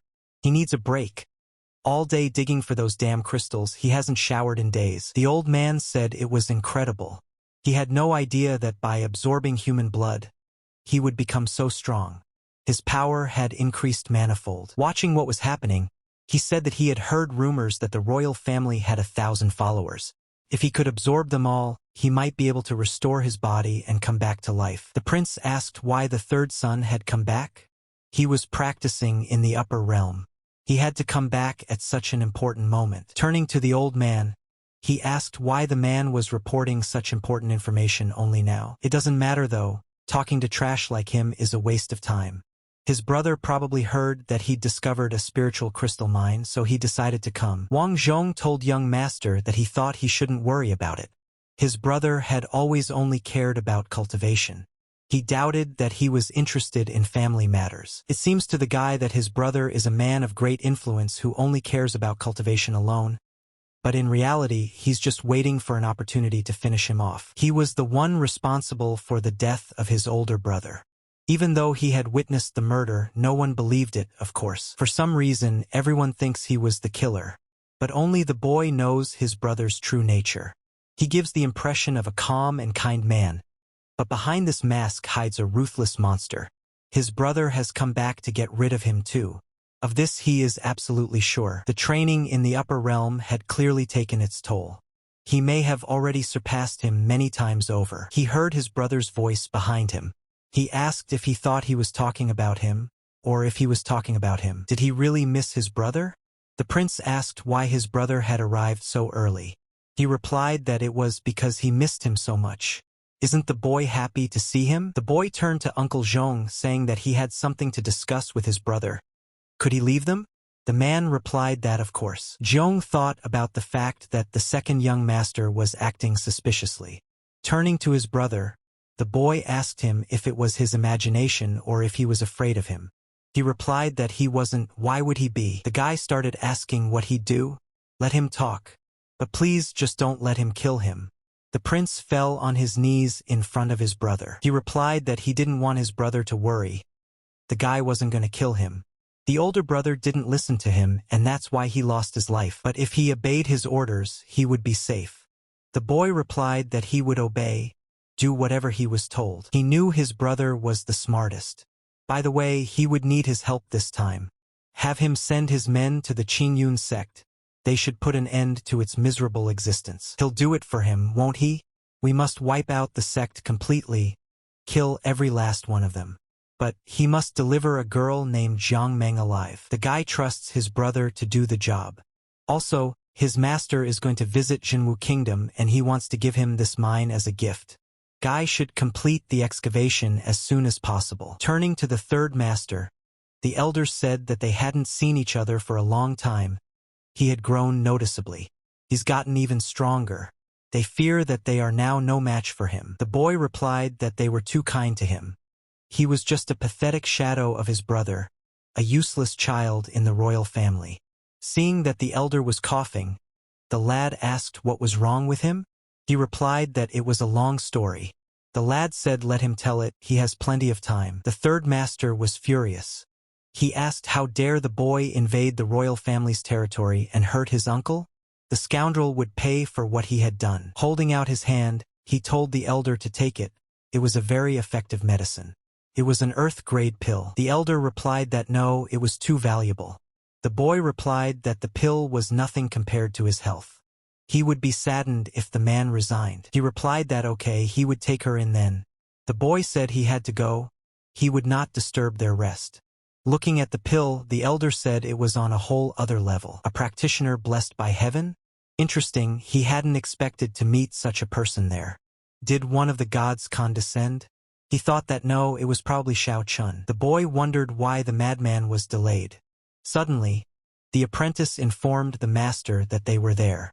He said it was about time, so let them head for him. Everyone greeted the master. Turning to the master, the mad student said that the mountain was crawling with people from the royal family. He replied that he should forget about it. Zhong Tianzong said that they were just ordinary pawns. There was no need to kill them. The disciple asked for permission to introduce his friends. He said that the practitioner on the right is on the second stage of advanced soul. This one's on the third stage, and him on the fourth. Master replied that it was fine. If they decided to join his Qingyun sect, then they would accomplish a lot. He said that their mission today was to get all the masters of the royal family away from there. Let them remember not to fight them. Their task is only to distract those when he has absorbed the energy of all the thunder crystals. The apprentice asked all the crystals? The master replied that exactly. It shouldn't take long. He thinks they can handle it. As soon as the boys left, he said that it was just a matter of waiting for them to get everyone away from the mine. The principal thought, what the hell? The discovery of this mine is only to his credit. But the third brother decided to appropriate it for himself. Turning to the boy, the prince asked how many crystals he had mined today. He replied that the second master had forbidden him to spread any information about the mine. After hitting him, the guy called him a bastard. He asked how dare the guy cross him.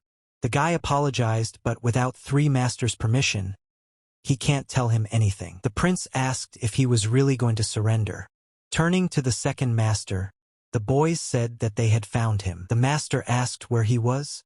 They said that they had found some suspicious persons in the forest. The chance that they were involved in the theft was very high. Let them call the elders and follow them into the forest. The third master thought taking the tiger away from the mountain was a great idea. He's waiting for Shaoqin. Having quickly disposed of the workers, the guy said that there seemed to be 1,000 thunder crystals. Turning to Chernish, he told him to be on the lookout. The master was starting. The third master was being watched by a guy. He said that Shaoqin had no idea that someone would discover his plan. When he used up all his energy to absorb those crystals, he would finish him off. Turning to the oldest, the guy asked, "Is that him?" The man replied that no, the physique was quite different. The second elder said that apparently they wanted to distract them. The mad student replied that they realized it too late. Now it was time to have a little fun. The prince ordered them to be detained. The crystals were left unprotected, he must return. The elder replied that he could rely on them. The mad disciple asked where he was going.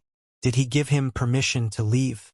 After which, she began to attack the prince. The second master asked if he wanted to die so badly, he would fulfill his wish. The mad disciple asked, is he strong enough? Shao Chun still continued to absorb energy the same way. The guy said okay, he had already absorbed a huge amount of energy and his body was starting to receive negative effects. When will it start? He decided to attack. Going down, shouted for the guy, dead.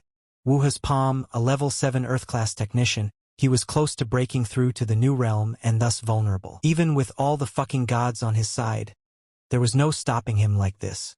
Upon seeing him, Blackie began to growl. The boy immediately threw a punch. He said that this mythical beast was a gift from his master. At this moment, its cultivation had been strengthened 3 times. So he can safely play with this dog. Looking at his animal, the guy said it was impossible. He asked what was happening to Wu-He. He could tell he was scared. The boy asked, wondering if this was suppressing the bloodline. Turning to his animal, he asked it to just hold the 3-eyed wolf back for a bit. Looking at Xiao Chun, the guy told him to prepare for his death. After which, he immediately struck out. After several attacks, Chernish still managed to overpower the pig. But it was too late, for his master had been struck. Laughing, the guy told the Supreme Master that he would end his worthless life now. Although maybe he should be called Xiao Chun. Looking at him, the guy asked who he was. The guy replied that his name was Wang Chaoxiang, the 3rd son of the royal family. His master ordered him to kill the guy. When he saw Blackie running towards him, he shouted for Wu-He to wake up. Immediately after his words, the pig opened his eyes. Wang Chaoxiang said that Wu-He had the ability of instant regeneration. If his dog was able to finish him off, then he's not that bad. After the guy dies, he will definitely play with him. He asked Xiao Chun if he would say something last. The guy replied that he understood that things could change at any moment. Turning to the guy, Xiao Chun said that he had no future. Wang Chaoxiang said that apparently the guy didn't realize what he was in. He was about to die. Don't let him be upset. It's a great honor to die at his hands. The boy said he wasn't upset about it. He didn't understand what the guy was talking about. Xiao replied that he felt sorry for him. If he had struck a couple minutes later, he might have really died. But unfortunately for him, he was in a hurry. His punch stabilized the flow of energy in the guy's body. If he waited a little longer, the crystals would weaken his body completely, and he would have a chance to finish him off. A powerful stream of energy rushed into the heavens. The 3rd master asked him to let go. Watching what was happening, the guy asked what kind of terrifying energy. At least level 4, though no level 7. The elder asked if the man had absorbed the energy of all the crystals. The prince replied that it was impossible. No human could absorb that much energy in such a short period of time. The mad disciple told the guy that their master was incredible. He might have already reached the 7th level. With his techniques, he could kill them all in a matter of seconds. Turning to the prince, the mad apprentice told him it was over. The elder told the 2nd master that they should retreat. Their first priority is to keep him safe. The crystal mine is lost. The boy replied that okay, he would rely on them. At some point, the elders looked at each other and both attacked the prince. They said they were sorry, but they had to do it. Looking at the body, the mad disciple said that all the vital organs were torn to shreds. He's clearly beyond help. One of the elders said that he didn't expect them to do it today. The mad disciple said that everyone should follow him to meet the master. Wang Chaoxiang said it couldn't be.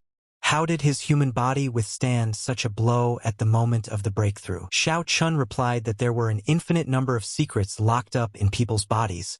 He wouldn't understand it. He was sent by Jiang Weihayan, right? The guy said that he was young and promising. He was even sorry to kill him.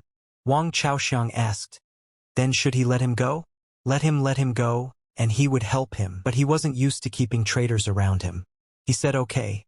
Then he would just destroy him. Thanks to this pill, his strength will reach the divine level 2.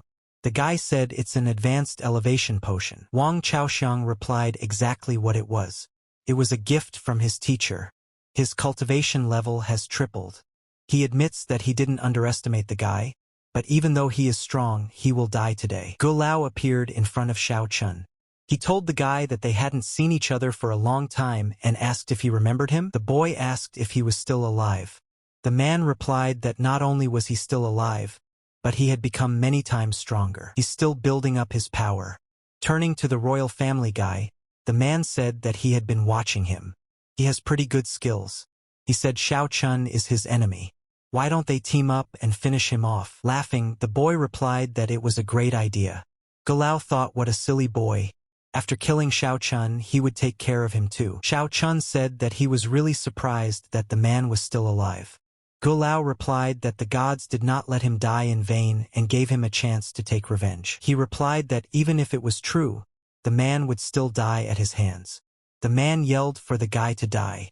Covering his nose, he replied that the smell was disgusting. They began to attack. But as it turned out, individually their attacks were not that strong. Gulao told the guy that it would probably be necessary to combine their attacks. He replied that it was fine, let him start, and the guy would adjust to him. Gulao and Wang Chaoxiang began to attack together. The guy thought to himself that he had really become much stronger, but Xiao Chun kept up with him. The guy shouted for him to receive back. The man hesitated, his lightning-fast punches, impossible to dodge. He asked, "How are they doing?" Turning to the third gentleman, the man asked why he was holding back. Does he really want him to finish them off?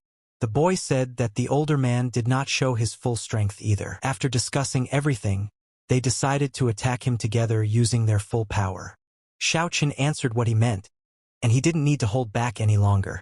With this strike, he would put an end to their battle. He decided to see if they could withstand the true power of the heavenly fist. Using the Wuha sacrament, he said that this secret technique was passed down to him by a master. Unfortunately, the guy hadn't unlocked its full potential yet. These beasts individually are quite weak, but when combined together, they are able to resist a cultivator at the 5th level.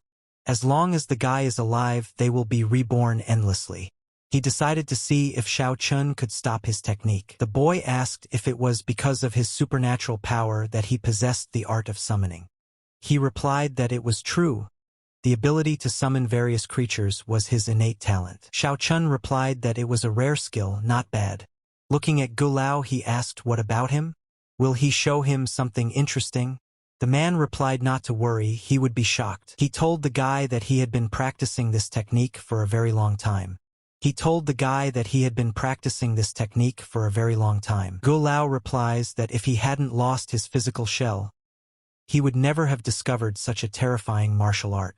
The man admits that the boy is strong, but he won't be able to defeat the two of them. The guy replied that using this technique is taboo. He's just a short-sighted toad hiding at the bottom of a well. He thinks he has the key to victory. Now they would have to see the horrors of this world. He had forgotten how great the full power of the heavenly fist was. The guy asked, what is this terrifying power? Is it a level 6 advanced soul realm? Although no, it might even be level 8. The man told the guy to attack faster. He realized that he was finished. Xiao Chun was too strong. How did he have such incredible strength? If he didn't attack now, he would definitely die from this blow. The only option to get out of there alive was to kill Xiao Chun. But to do so, he would need that old man's power. The two of them started attacking the guy. But he didn't even move. After the big explosion, they said it was a great job. Looks like they really did it. The guy yelled that he should run now, the games were over. The man didn't understand at all what was going on. They realized that their attacks had no effect on him at all. Xiao Chen shouted that it was too late for them to escape. Was the man really going to run after all? The guy said he was afraid he was long overdue. Gulao realized he was finished because he couldn't move at all. He began to feel an incredible pressure. It was hard for him. Wang Chaoxiang shouted that the guy was insanely lucky. He was in a good mood today. The boy will keep him alive, but in the future, they'll get even. Let him wait for him. Xiao Chun asked if he thought he could escape from him. Wang Chaoxiang didn't understand what was going on. What was this? His spiritual aura was suppressing the guy. He was clearly too strong. They couldn't understand what had happened, for they couldn't move at all. It was an amazing energy that crushed them. Xiao Chun thought that it had been a long time since he had felt such strength inside him. Gulao shouted that it was a bit weak. Wang Chaoxiang added that he was not impressed at all. After a powerful strike, there was no trace of them left. The guy didn't understand where he got such power from. If it wasn't for the magical protective artifacts given by the master, he would have died for sure. But he said that no one would be able to destroy it. Not even the highest Earth-level technicians. So the guy's punch had surpassed the Earth level? Xiao Chun wondered, did he manage to survive? Was it because he took a step back? Wang Chaoxiang shouted for the guy to stay away from him, he can't kill him. Xiao Chun replied that he was wrong. The guy would die now. The guy started to say that if he let him live. Without even letting him agree, Xiao asked what such a Slovak could offer him. Holding out his hand, he said he'd give up all his artifacts. Just please don't kill him. He promised he wouldn't give him any more trouble. Xiao Chun thought so many useful things, but by killing him he would still get them. Why would a guy risk keeping him alive? Wang Chaoxiang told the guy that he would do anything he asked. Just let him spare him, let him not kill him. Not listening to his nonsense, the guy said let him go to hell. Suddenly, the guy said that if he spared him, the royal family would be his. He said it wasn't a bad deal, let him go on. The boy said that if he kept him alive, sooner or later he would take over the family. Once he's the ruler, he'll hand the reins over to him. Isn't that what he's missing? He would become much stronger once he came to power. Xiao Chun replied that it was a pretty good offer. The guy managed to withstand his blow. What kind of protective artifact did he use? Was it forged in the royal forge, or was it a gift from his master? He said it was a gift from the master. It was his only magical artifact. It was a pity that the guy had broken it. Xiao Chun asked what cultivation level was his master at. With frightened eyes, the boy asked he wasn't thinking about that. Xiao Chun replied that compared to his royal family, he was more interested in his teachers. The kid asked, is he serious? Doesn't know who his teacher is? How can he say that? Has he heard anything about his master? The guy said he hadn't. Wang Chaoxiang began to tell that his cultivation is profound and unfathomable. Even he does not know what realm he is on. The only thing he knows is that no one from the celestial realm is able to withstand a single strike from him. The guy said that everyone is invincible in words. He asked if there was anything else he could tell me. Let him forget it, though. Enough talk about him. Does he know who the guy is? He said that his name is Xiao Chun and Zhongtianzong is his secret identity. He knows about it. The guy asked he knows about his secret, and he expects to let him survive? He swore he wouldn't give it away to anyone. The guy replied that it was not enough. He needed to establish a spiritual bond with him. Wang Chaoxiang shouted that this was not going to happen and that he should kill him. He replied that it was fine, but he wouldn't be able to establish a connection because the guy was already spiritually bound to his master. Xiao Chun replied that it was nothing. He would be able to break their bond. Wang Chaoxiang asked, is such a thing possible? Xiao Chun said that for other practitioners and even his master, it was most likely impossible. But for him it was. Taiwudi Palace. Master told the disciples to demonstrate how much their cultivation level had increased. Master said that a few of them are just a step away from the peak. But it's a shame that they can't resist any of Master's moves. The guy said their abilities are terrible. If they had even a tenth of Wang Chaoxiang's talent. The teacher said that's right, guy's ability is on a different level. His cultivation is boundless. He was thinking about the fact that this is a bunch of trash. Such weak disciples, it's a shame. Wang Chaoxiang is the true incarnation of Yang. When he turns 20, he will take the spiritual core from his body and use it for his own purposes. With his help, he would reach a new level. With the Yen essence, he would be able to break through to the Emperor realm. He needs to advance to the next level as quickly as possible. After reaching the Emperor realm, he would be able to join the Jiang family in the upper realm. When that happens, he will be able to do anything. All we have to do is wait for Wang Chaoxiang to deal with Xiao Chun. He hopes the boy won't let his teacher down. Jiang Weihayan appeared on the screen. The man answered and said that it was good to see him. The gentleman asked how things were going. The man started saying he had nothing to worry about. Everything was going according to plan. He entrusted this case to his best student. Failure is impossible. The master replied that he hoped so. If the task is failed, he will never become a member of the Jiang family. Master replied that he has incredible talent. Also, his disciple is a member of the royal family. In addition to talent, he has unimaginable abilities. Failure is impossible. The master replied to heed his advice, don't be so careless. That guy Xiao Chun is not an easy guy. He had once underestimated him and regretted it. Master asked, did he really lose? With his cultivation level, it was unimaginable. Master asked, is he supposed to report back to him? They had entered the earth realm in defiance of the heavenly laws, so they had to suppress their cultivation to the earthly level. Even considering that his cultivation had been weakened, the martial artists of the Jinwu realm couldn't oppose him, but still lost to him. That is why he advises him to be more careful. The man should control the situation personally. Master wondered, is that Xiao Chun really that strong? Even Master Jiang had lost. Looks like he'll have to deal with it personally. Then things would definitely go according to plan. Wang Chaoxiang asked, is it really possible for him to break? If Master finds out about it, Xiao Chun replied to the guy that it was much more complicated than he thought. Even if he tried to explain everything, he probably wouldn't understand anything. Can only say one thing, he's much stronger than he thinks he is. This guy is incredibly cunning, but he has the purest essence of Yang sealed within his body. The essence can be found both in heaven and in the Jinwu realm. If cultivated properly, it can be passed on to another person in the future. The guy asked, still hesitating. He was starting to get annoyed by this.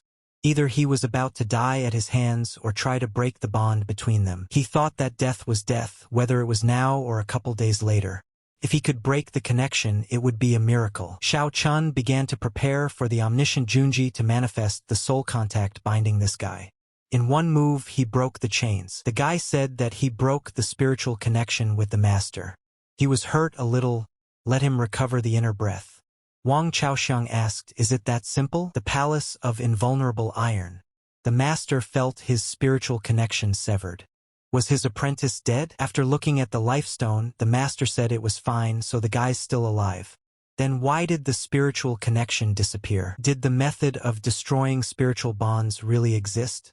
He couldn't believe that Wang Chaoxiang had betrayed him. The master said that his teachers had treated him in the best possible way, and yet he had dared to betray him. The man decided that he would take the case personally. He thought, what the hell, he hated it. Is his pure yang going to go to someone else? Will all those years of hard work go to waste? He thought, no, that's not going to happen. Xiao Chun asked, did you recover your inner breath? The guy replied that yes. Then, he would begin to establish a spiritual connection. The guy thought that such a powerful spiritual seal, dozens of times stronger than the master's, no, even 100 times stronger.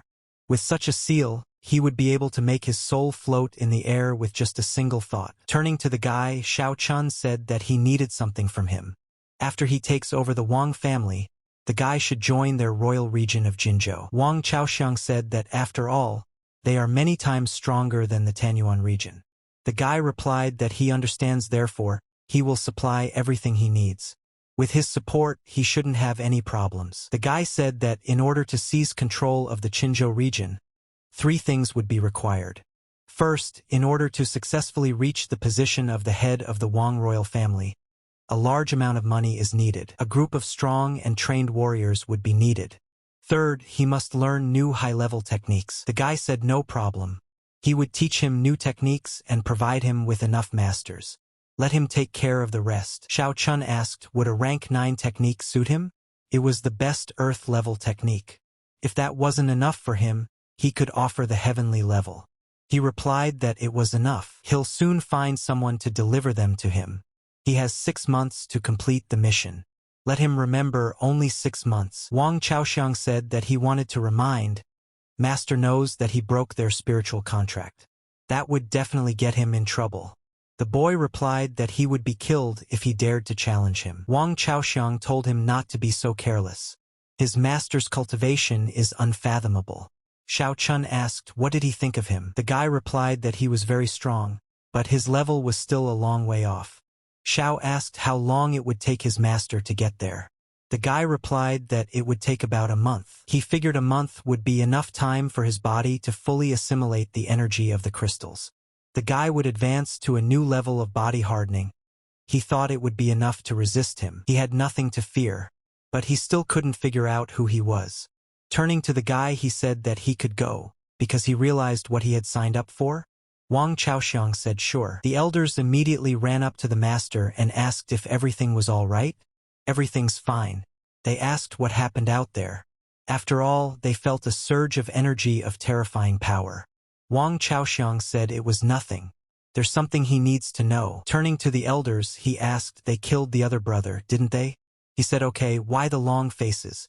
He would need their help in one matter. Calling them close to him, he told them what to do. When the elders returned to everyone, they said that the master had ordered them to return without him. As soon as the guys turned around, the elders immediately attacked them. No one escaped. Kneeling down in front of the boy, they said they would fight for him. He said he would take over the royal family and they, the wise elders, would help him do it. When they turned to the Lord, they said he was much more ruthless than they had imagined. The disciples greeted Master Zhongtianzong. They congratulated him for absorbing the power of all the thunder crystals. Turning to the master, the mad apprentice said that his abilities were on a completely different level. Let him teach him as well. The master replied that his body was not yet capable of withstanding such power. He would die. So he gave him a high-level technique that he hadn't fully mastered yet.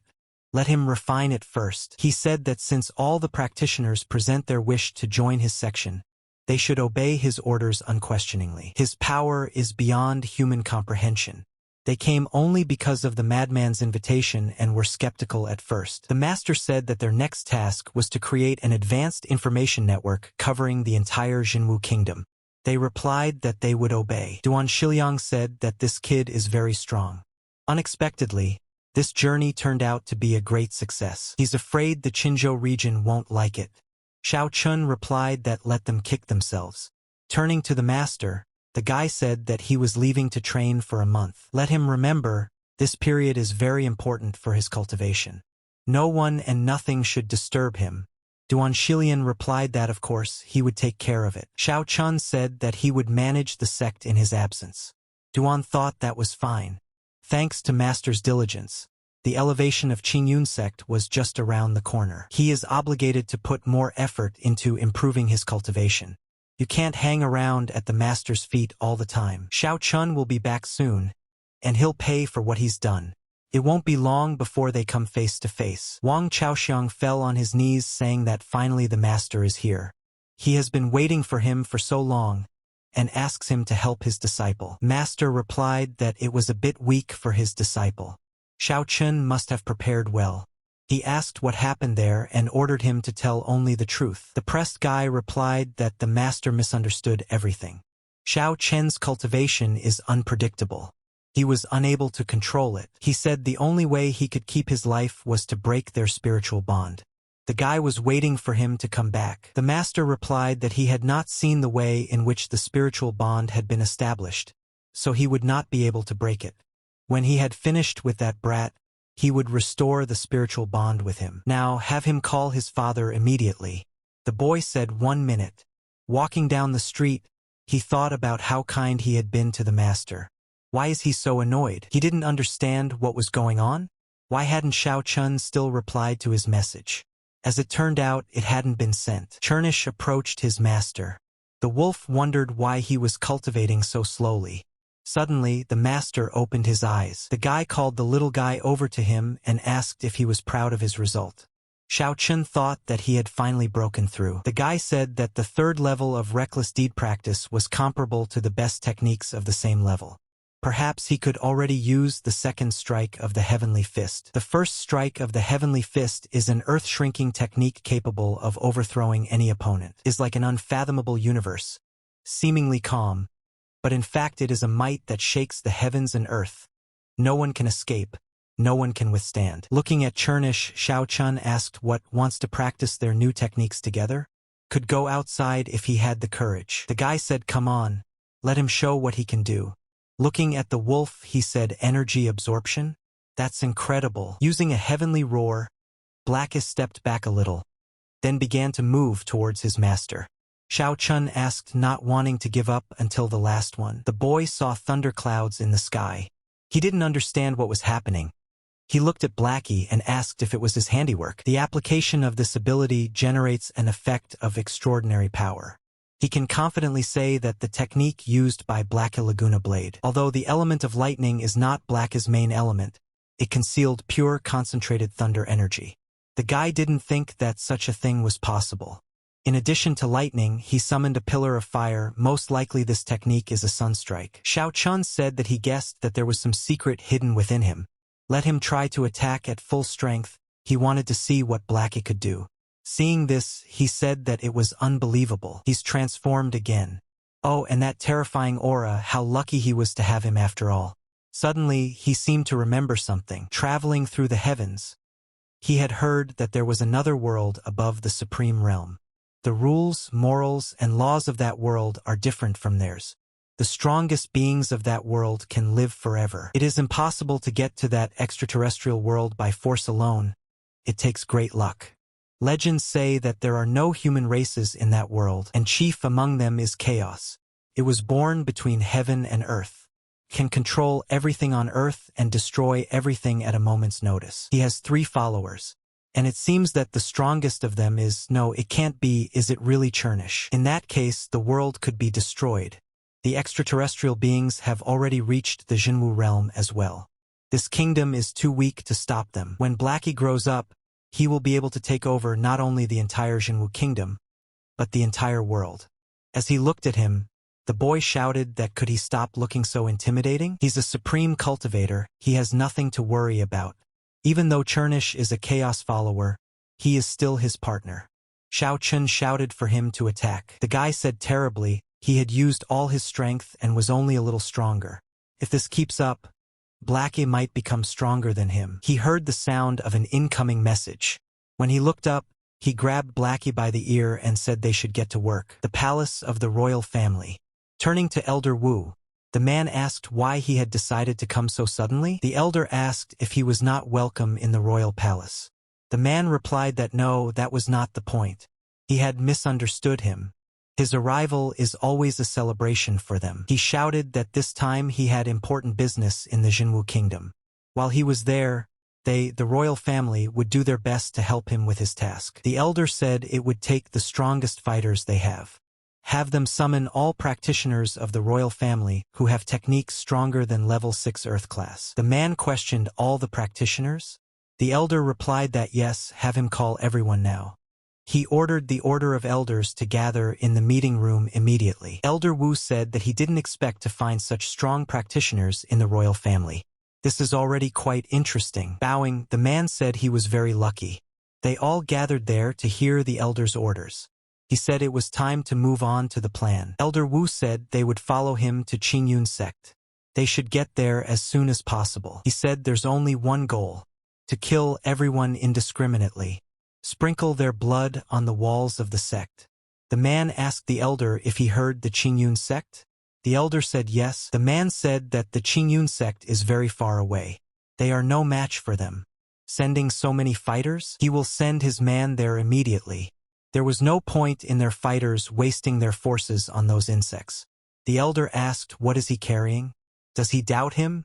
The man replied that he did not. His son never lost a battle. But even he didn't stand up to that enemy. If they don't destroy the Qingyun sect, his son's life will be ruined. Does he even realize that? The man replied that yes, he admits his mistake. Xiao Chun ordered the guy to lead them to the first heavenly canyon from Qingyun Gate. The guy wondered if he already had some kind of plan. There would really be a real show unfolding there. The man asked Wang Chaoxiang why they did not go directly to the Qingyun sect, why go through the canyon. The guy replied that this path was not known to many people. The master wanted to take the enemy by surprise. He felt like there was something wrong there. Elder Wu shouted that they were both so sluggish, only slowing him down. Xiao Chun said that alas, they had some pretty strong fighters on their side, and he couldn't defeat them all at once. Turning to Chernish, he said that he would take care of the master, and he would take care of the others. The boy thought it was amazing. Even though he has a low sphere, he has the power to destroy this world lurking within him. He seems to be on the verge of a breakthrough. He needs to deal with him quickly. Xiao Chun thought about what would happen while she was there if he broke through during their fight. Of course, even with that, the guy would be able to overpower him, but he still had to be careful. Looking at Elder Wu, the man asked why he had stopped. Looking up, the elder said that there they were. That terrifying gaze pierced through him like thunder. This Xiao Chun is really strong. He wondered, is the guy there alone? Suddenly, he saw a dog nearby. The elder thought it had a powerful aura. Today's battle will not be easy. Elder Wu shouted to Master Zhongtianzong that since he was there, let him come down. Everyone was surprised at what they heard. Xiao Chun said that it wasn't bad since he was able to detect it. The elder said that there seems to be a rat among them, and this is without a doubt his best disciple. The boy replied that he wasn't that stupid. He said he couldn't be fooled with such a simple strategy. But the guy thinks too highly of himself.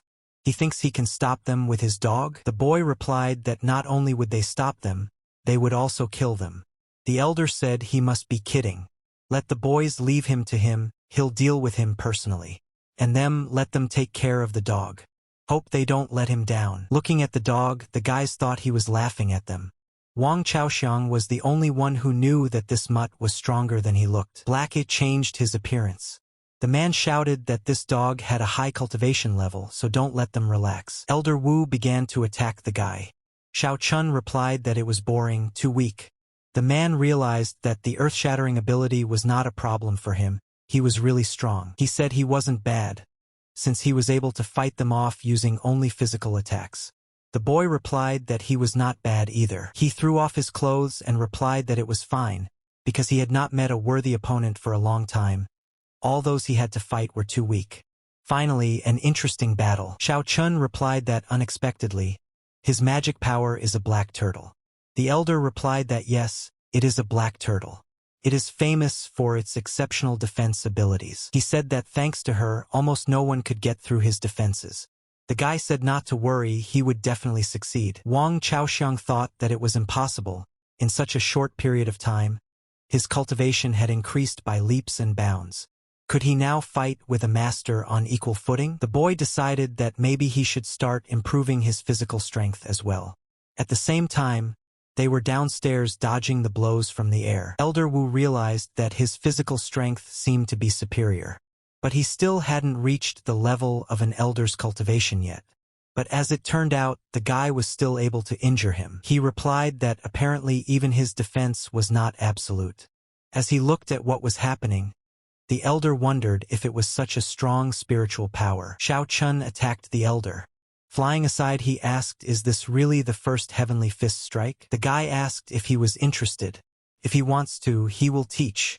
The elder replied that it was good, very good. He has a unique spiritual core and pure yang energy. He is worthy to be his vessel for rebirth. He admits his skills are incredible. But if he thinks he can defeat it, the boy replied that it wasn't bad. Honestly, he's the only one who was able to take his blow almost uninjured. I can't wait to see what else he can do. The guys didn't understand what was going on. It looked like the dog was trying to hit Wang Chaoxiang with less than full force.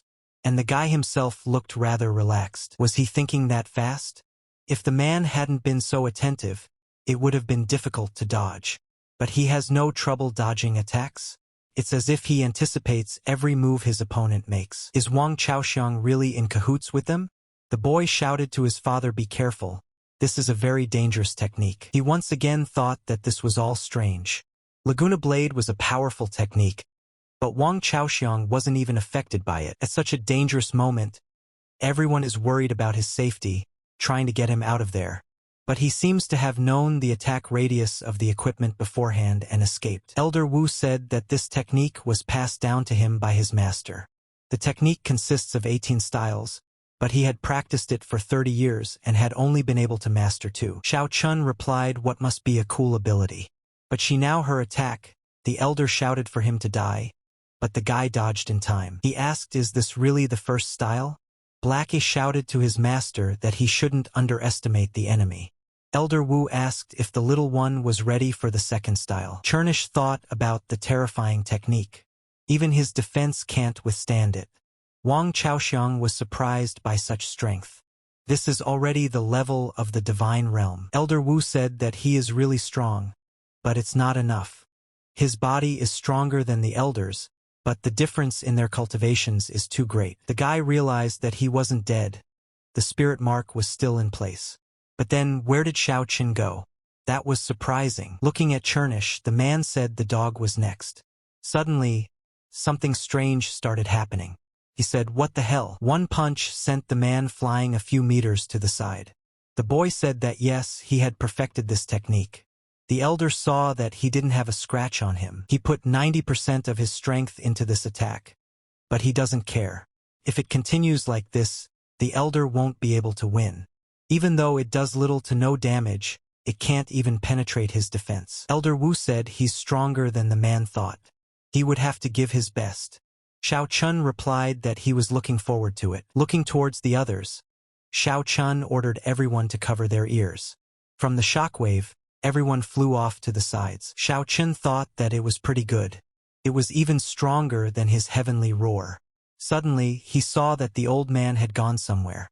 Turned out that he had decided to run away. The guy said that this was the most lowly warrior he had ever met. What a shame. Wang Chaoxiang said that this can't be. Did the master just run away? Xiao Chun asked. Does he want to escape? Does he really think he has a chance? After catching up with the old man, the guy asked him if he was ready to die. After the blow, he fell aside, but he got up and ran on, even though he was wounded. The guy said that it looked like he still didn't understand. Elder Wu realized that if this continued, he wouldn't be able to defeat him. He needs to use everything he has. Xiao Chun said that the time of the games had come to an end. It was an honor to die from this ability. The old man replied that he was too arrogant. He asked if it was. The man said okay, let him finish. Looks like I'll have to use my trump card. Xiao Chun asked, does he have magic armor? Is that his trump card? The elder replied that was correct. This armor is a 9th rank magical weapon. He told him that the armor increased his defense and his strength, and so at times. The boy answered him that apparently he didn't understand yet. Elder Wu thought that the feeling as if time had stopped. Was it some kind of illusion? He had never seen or even heard of such a power before. He said that it was impossible, so easily destroyed his rank 9 magic armor. Xiao Chun replied that he was still too weak. The elder begged the boy not to kill him. He said he'd obey him, just don't let him kill him. He said the old man didn't deserve it. As soon as Xiao Chun wanted to make an attack, the old man shouted that he couldn't kill him so easily. He ran away again. The elder asked, the boy didn't expect it? It's one of his innate abilities. The boy realized he had a double soul. He was certainly sorry to kill him, but since that was the case, Elder Wu's spiritual power would now become his. He used the second strike of the heavenly fist. I thought he said he couldn't escape. This guy can kill him and the clones all at once with this punch, but he'll find a use for his pathetic life. Elders, that's impossible. How can he have such a strong ability while being in a realm lower than his own? With a single movement of his hand, the guy made the elder get to his feet, then took his soul along with his power. Xiao Chun said that other than magic power, there seemed to be no other use for it. The elder's body began to disappear. The man said it wasn't bad, very worthy of his son. But he betrayed him, you can't even trust your own son. The boy replied that they are a family. How can a father say that? Xiao Chun walked over to them and told the man that his master was dead. Now it was his turn. The man replied that he was a strong opponent. There was no shame in losing to him. The guy said he's glad the man understands. Now let him choose to obey him or die. He still chose to bow to the master. The rest of the warriors followed his lead. The guy thought that he was very strong. Xiao Chun said that from now on, the royal family belongs to the Qingyun grid. Turning to the black guy, the guy said he was heading back. Looking at the guy, he asked if he knew what to do next. He replied that yes, he remembered everything. Duan Shiliang told the guy that he didn't expect him to defeat the Iron Master so easily. The Qingyun sect is becoming very powerful. Xiao Chun replied to him that it was too early to rejoice. Defeating the Iron Master didn't mean that he had power over the entire Jinwu kingdom. Master replied that of course. He said that now the sect is developing very fast, so we need to carefully control all the internal affairs. The 1,000 miles of barriers in the ant cave have been destroyed. We need to remember that. Duan Shilian replied that they always remember. The guy replied that it was okay, he had to go, as he was still planning to see his student. The man replied that he praised the elder. As he watched him leave, Duan thought that the master was incredible. He's been training hard all this time, but he's still a long way from breaking through into a new realm. He needs to break through as soon as possible. The boy told him what was happening. He said the Iron Master was defeated. Their plan had failed. He said the Iron Master had been killed by Xiao Chun. He thought that it was amazing. Has this guy's cultivation really advanced this far? The Iron Master's defense abilities were incredible. How was he able to defeat him? Jiang Weihayan said that it was similar, but the worthless trash from the Jinwu realm couldn't be relied on. The man asked what did he mean? The guy shouted for him to contact the Jiang kingdom immediately. It was said that a good fighter had appeared in the kingdom. The man replied that he didn't think it was worth disturbing Jiang kingdom for that. Jiang Weihayan in Xiao Chen's new body. There are too many secrets, they need to take this matter seriously. Otherwise, there will be big problems, it's worth disturbing the Jiang monks for that. The guy thought that Xiao Chun might be stronger than they thought, but the monks from the Jiang realm were clearly not going to be able to defeat him. Watching what was going on, he said it was a wonderful process. I guess the old man did his best. The boy's meridians are almost restored. The old man saw that the master had already returned. He said that while he was away, he tried his best to connect the boy's meridians. Xiao Chun said that he had obtained a source of supernatural power for the boy. The boy said he'd leave them again. Let him help the boy learn his new power. The old man said okay. A man greeted Mr. Y Xianxing. Seeing him, he asked how Jiang Weihan was doing. He said he was fine. He said he wanted to visit him in person next time. He wanted to ask him for a favor. The guy asked Jiang Weihan has something to ask him? Let him talk, he was even curious. The man said that they wanted him to go to the Jinwu kingdom and kill someone. Wang Xianxing interrogated the Jinwu kingdom. The man replied that was correct. The target is practicing physical strength. He is very strong. The guy replied that he was very happy to be able to help. Who is his opponent and what is his cultivation level? The man replied that all the information was there. After looking over everything, he said that the guy was indeed a cultivation genius. Have the man tell Weihan that he is going to the Jinwu realm immediately, somewhere in the Jinwu kingdom. Wei Xianxing said that the restraining power of the Jinwu realm is truly amazing.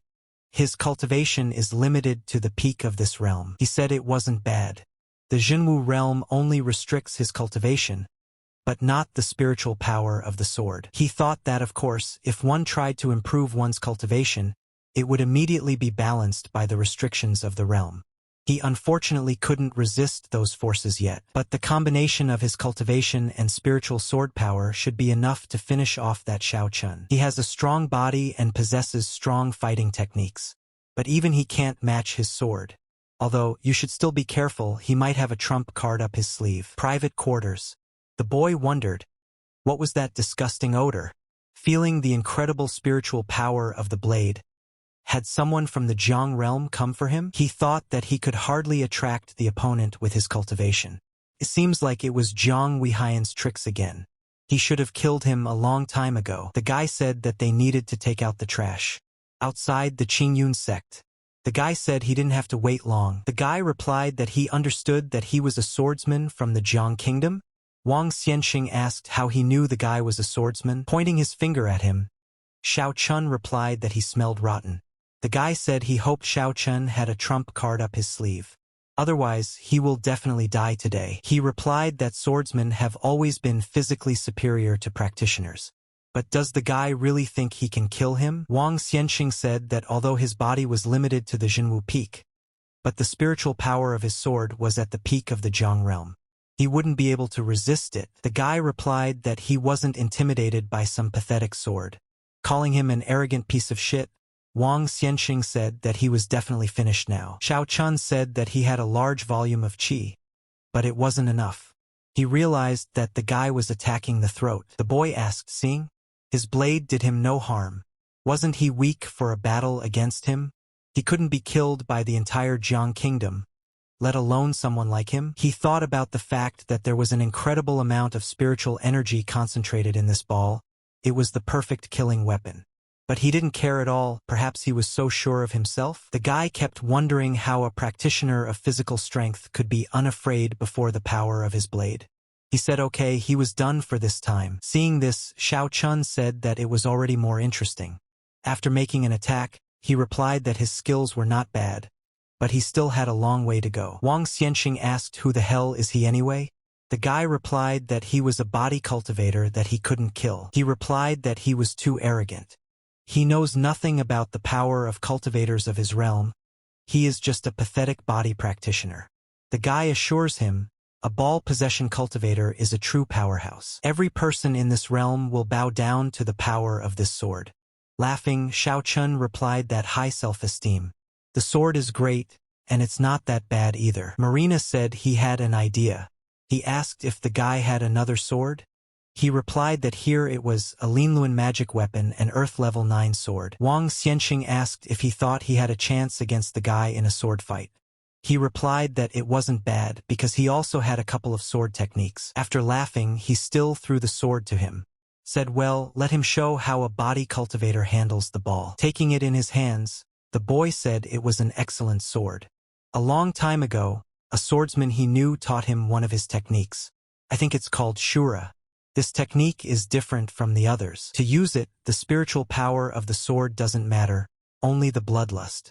The stronger the desire to kill, the stronger the sword. But he only memorized one style of bloody sword hovering. He thinks that will be enough to deal with him. The guy said that this technique was called earth-shaking sword.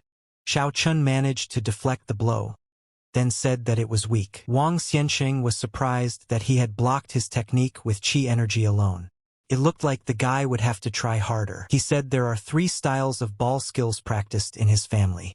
The first was created by his great-grandfather. The guy was attacked by several swords at once. But even with that, he was able to handle it. He said that his ancestors couldn't think of a technique that could hurt him. Wang Xianxing said that this technique was easy to repel, but he had something else. Taking into account the weaknesses of the previous ones, his father created a second technique, the sword of killing desire. He managed to give birth to a boy after all. Xiao Chun said that his speed was really impressive. But what surprised the guy was that he almost dodged. The guy said that he was able to injure him. This technique was really something. Wang Xianxing replied that it must be lame in its accuracy. If the technique was more accurate, he would have been lying there with his throat slit. He said the next attack would kill him for sure. Let him go to hell. This combination of techniques is called Futian sword wielding. With a smirk, Xiao Chun said the blood sword hovering. The guy obviously didn't expect to see this. With one punch, he flew off to the side. Xiao Chun said that Shura's ball technique was truly incredible. With the power of his killing intent and his body, not even such a strong swordsman could compare. He said that if he got the chance, he'd have to find this master and learn a couple of new moves. The boy asked, pretending to be dead? It's not like he destroyed the spiritual power of his sword. Opening his eyes, he asked, did he know that too? The guy said he's a very interesting man. The guy is far from him, but even he can't kill him. Even though Xiao Chun is strong, it is only possible to destroy the soul of a Jiang Kingdom warrior by the will of the gods. Wang Xianxing said that they couldn't kill each other, which meant that when he left, he would be pursued by all the wars of the Jiang Kingdom. Xiao Chun replied that he was right. He seemed to be in serious trouble. The guy asked if he told him a secret, would he ask the Jiang Kingdom monk to leave him alone? Laughing, the guy asked the cultivator body is still so arrogant, not begging for mercy? Let him speak. He listened. He asked him to come closer. As soon as the guy walked over, Xiao Chun asked, does he know about the supreme body cultivator? The guy didn't immediately realize what he was trying to say. He said that the cultivator who had almost completely destroyed the Jiang Kingdom. Does he know his real name? Xiao Chun said that his name is Luan Xingtian, and he is his master. And he is a supreme cultivator, surpassing even his master. The guy said that after he died, he was reborn in this realm. Hard to believe, huh? If he doesn't believe it, let him see for himself. Behind him was Churnish. In an instant, he just ate it. Xiao Chun told him hopefully. Suddenly, he spat out a ring. The guy said that the monks of Jiang Kingdom are very rich. This ring contains a whole mountain of artifacts. Suddenly, he realized his mistake. It had been a long time since the boy had been to the Jiang Kingdom. He had already forgotten that their monks were mastering the innate sword soul and would be revived by the family. Okay, what's done is done. The main goal remained to increase his cultivation level. He had almost broken through to the native body subjugation art stage. Suddenly, the secret room exploded. The guys on the training ground didn't realize what had happened. The patriarch of the Y family ordered them to find out who dared to kill his son. He said that the damn bastard who dared to kill his son, Y Zizai, would find him and wipe him out. The boy came up and asked his father if the 6th brother had died. Under what circumstances? His father told Y Jiangping that he must not have paid enough attention to him. Thinks he had learned a new technique and got into a fight with a strong opponent. The guy replied that he'd always said his brother would get their family in big trouble. His father told him not to say that. The most important thing now is to avenge his brother. Even though there are many young talents in their family, they must avenge the murder of their children. The boy replied that absolutely. but the Supreme Excalibur had invited their family to a big wedding banquet. The man replied that great, then let him get ready. Turning to the older man, the man said that an invitation had been delivered to him. The guy replied that it was interesting. This is the list of dragons and phoenixes of Jinwu Kingdom. Turning to the master, Duan Cilian said that he thought they were up to something. The guy said they wouldn't be plotting such an obvious conspiracy. Besides, conspiracy is also a possibility. The man asked the elder not to talk like this. Qingzhou region took the initiative to create a list of dragons and phoenixes of the Jinwu Kingdom. It seems like they want to give out titles to the strongest practitioners in this realm. But they probably aren't interested in talent, he thought. They're up to something. He told the master he had to be careful. Let me fall into a trap. The guy replied not to worry. Since the invitation came, why not take a look? The guy said that only young practitioners under 30 can get on the list. In that case, he would go under Xiao Chen's identity. He asked the man to respond to the invitation. Wang Chaoxiang thought about the top fighters gathered there. She can't even imagine what's about to happen. The list of dragons and phoenixes of the Jinwu Kingdom, I wonder who will be on it. Jiang Meng told her brother that she had heard. Would he compete for a spot on the dragon and phoenix roster? He replied that yes. Turning to her brother, the girl said she would help him pack. She asked when he was leaving. The boy replied that he was leaving right away. He said that the competition for the dragon and phoenix roster would start in a month. From there, it's about half a month to Jinwu, so there's not much time. The girl said he had to be careful. Taking a place on the list is nothing. His life is much more important. Xiao Chun replied not to worry, he would be careful. She shouted after him to remember to be safe. In his absence, the girl would be cultivating in the sect. Let him not worry about her. He wished her good luck in cultivating. Looking at Chernish, the boy asked if he wanted to compete in a speed contest. He nodded approvingly. Xiao Chun said then they would start. The guy seemed to be faster.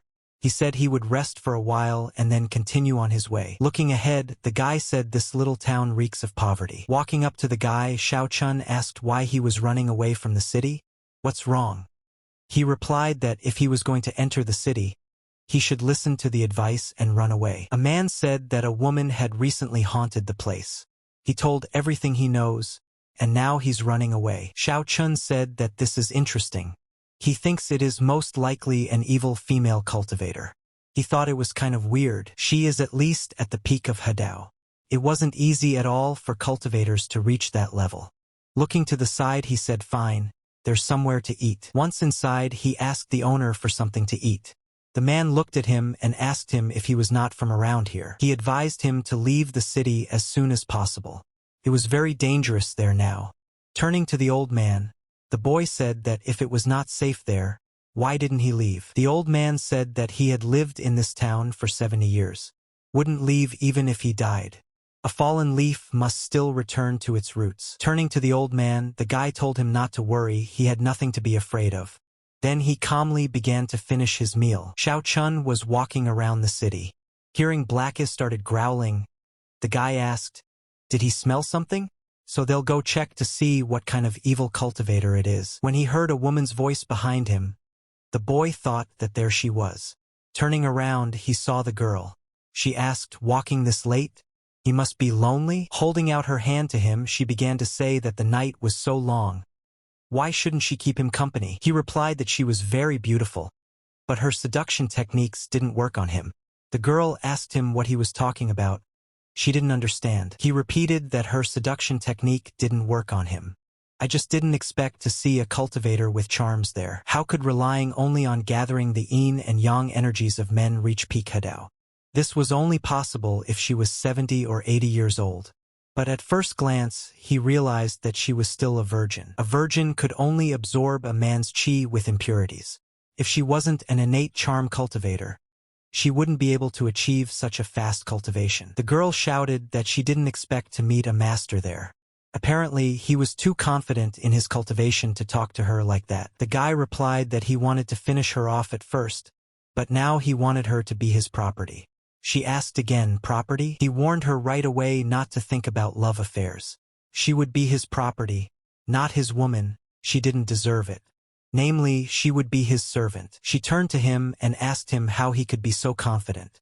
He grabbed her by the neck and said that when he counted to 3, she would either die or submit to him. Cultivator realized that she couldn't resist at all.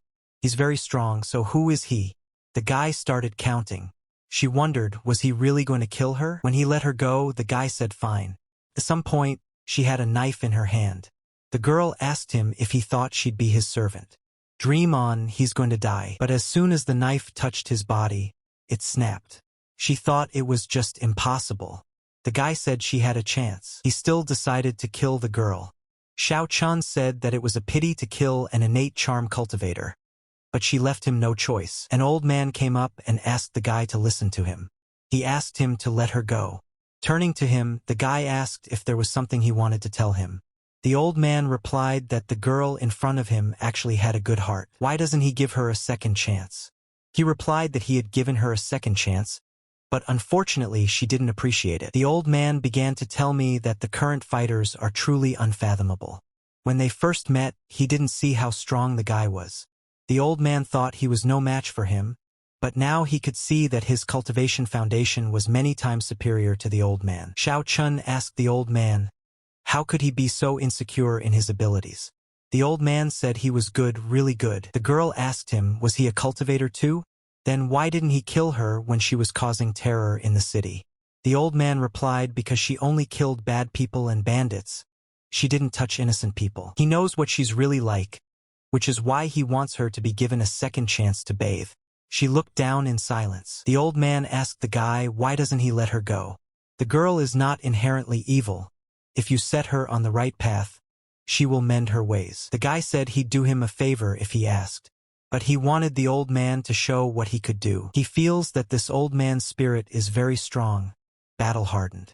Besides, he is not even inferior to the fighters of the higher spheres in the village. But there were many hidden wounds on his body that had damaged his meridians, so it was difficult for him to improve his cultivation. The old man replied that it was fine, they would fight. Xiao Chun said that then, let the old man be careful. When he tried to make his first attack, he was surprised because his punch was directed in a completely different direction. He tried again and again, but all in vain.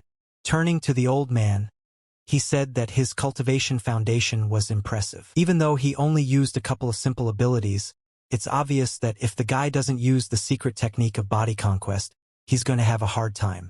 There are more fighters in the world than one might think. The old man asked if it was his turn. The guy replied that he could attack. Xiao Chun replied that his control over spiritual energy was impressive. The old man asked if he was a body cultivator. He said it was true. The old man's blow did not hurt him at all. The old man replied that old age is old age, and it was too late for him to fight. Xiao Chun told him that his meridians were damaged, so it was hard for the old man to improve his cultivation. With his knowledge and foundation, if one healed his body within a month, he would become very strong. The man asked if he could see his hidden wounds. He replied that although his meridians had been damaged for a long time, there was still hope. If the old man had the right herbs, he could help him recover. The old man told him that if the guy helped him restore his meridians, he would become his assistant. The guy says, great, then it's time to sign a spiritual contract. He guarantees he can cure him, and the old man signs a spiritual contract with him. Everybody wins. The old man replied that he agreed, after which they signed the contract. The boy thought that unexpectedly, good fortune would follow him on this journey. The old man would be a great addition to his strength. Looking at the girl, he asked, what about her? Will she sign the spiritual contract or die? She replied that she would choose to sign the spiritual contract. When the old man spoke to the master, he said that this young lady had a bright mind. She would become very strong in the future. The boy replied that it was very good. He told Chime that he had signed a spiritual contract with her, so would treat her appropriately. He had a couple techniques for her. The guy thought that fortunately, he still remembered a few techniques suitable for women. For example, the heart of the Jew goddess should be suitable for her. The girl wondered, this is a level 9 earth sphere technique after all. Xiao Chun told her fine, this technique is suitable for women, but he doesn't know of any others as strong. He would find something for her in the future. The old man pondered, after all, this guy had just given away a 9th level earth sphere technique for nothing, not bad. The guy told him it was getting late, they should get some rest. They would leave the city tomorrow. Chime asked if the master was going to Chinjo. He replied that yes, he was going to compete for a place on the list of dragons and phoenixes. The old man said it was hard to believe he was going to fight the strongest warriors at such a young age. The boy replied that it wasn't the first time for him. Turning to the master, the old man said that it was still a long way to Chinjo. Did he think they would make it in time? Xiao Chun replied that he had never been there. He said there's a town nearby where an old friend of his lives. If the master wasn't in a hurry, they could check him out. He was a strong cultivator. The boy asked if he could use it too. The old man said he didn't know. He has good powers, but he is very strange. The boy asked him to tell him everything. He began to tell me that he met him a decade ago. His comrade was a professional treasure hunter. Thanks to his talents, he improved his cultivation foundation every day. Basically, it's all about treasure hunting skills. He must have already stuck around. The guy pondered, treasure hunting is a way to learn the secrets of the heavens. It's forbidden by the heavenly way. Practicing it is extremely difficult. When they reached the right place, the old man said that it was strange. Why were there so many warriors there? The girl replied that it must be the son of some powerful family who decided to block the participants there. Lao Zhou replied that it was possible, but it was unknown what family he was from. The guy said that he didn't care. If anyone dares to block his way, he will finish them off. The guards said that the gate to the city was closed, advising everyone to get out of there. The guy asked who was he to say that the gate was closed. He decided to tell him who he was, a guy from the Iron Blood sect of the Chinjo region. Hearing this, he turned around and quickly ran away. The old man said it's the Iron Blood sect. The biggest sect in the Jinzhou region. They have countless strong warriors. They are careless people who will do anything to achieve their goals. He said that 5 years ago, their master was twice as strong as the old man. He's afraid the gap between them is even bigger now. And the junior master of the Iron Blood sect said that he had reached the peak of Hadao in his youth and was one step away from a breakthrough. Turning to old Zhou, Xiao Cheng said that they were empty talkers. The man replied that compared to his master, the guards shouted that the three of them, can't you see the gate is closed? Looking at the old man, the guy said to get rid of them. He replied okay, but warned, the Iron Blood sect will not forgive them. Chime went to the master and asked permission for her to deal with them. The master replied that old man Zhou would do it. He was a little faster. Going upstairs to them, the boys asked what this old man was doing. A few blows, and there was no trace of them left. Soon the gate was open. The old man was the first to allow the master to enter. People began to discuss that they had killed people of all you Ironbloods. They wondered who they were. Xiao Chun asked the old man where his friend lives.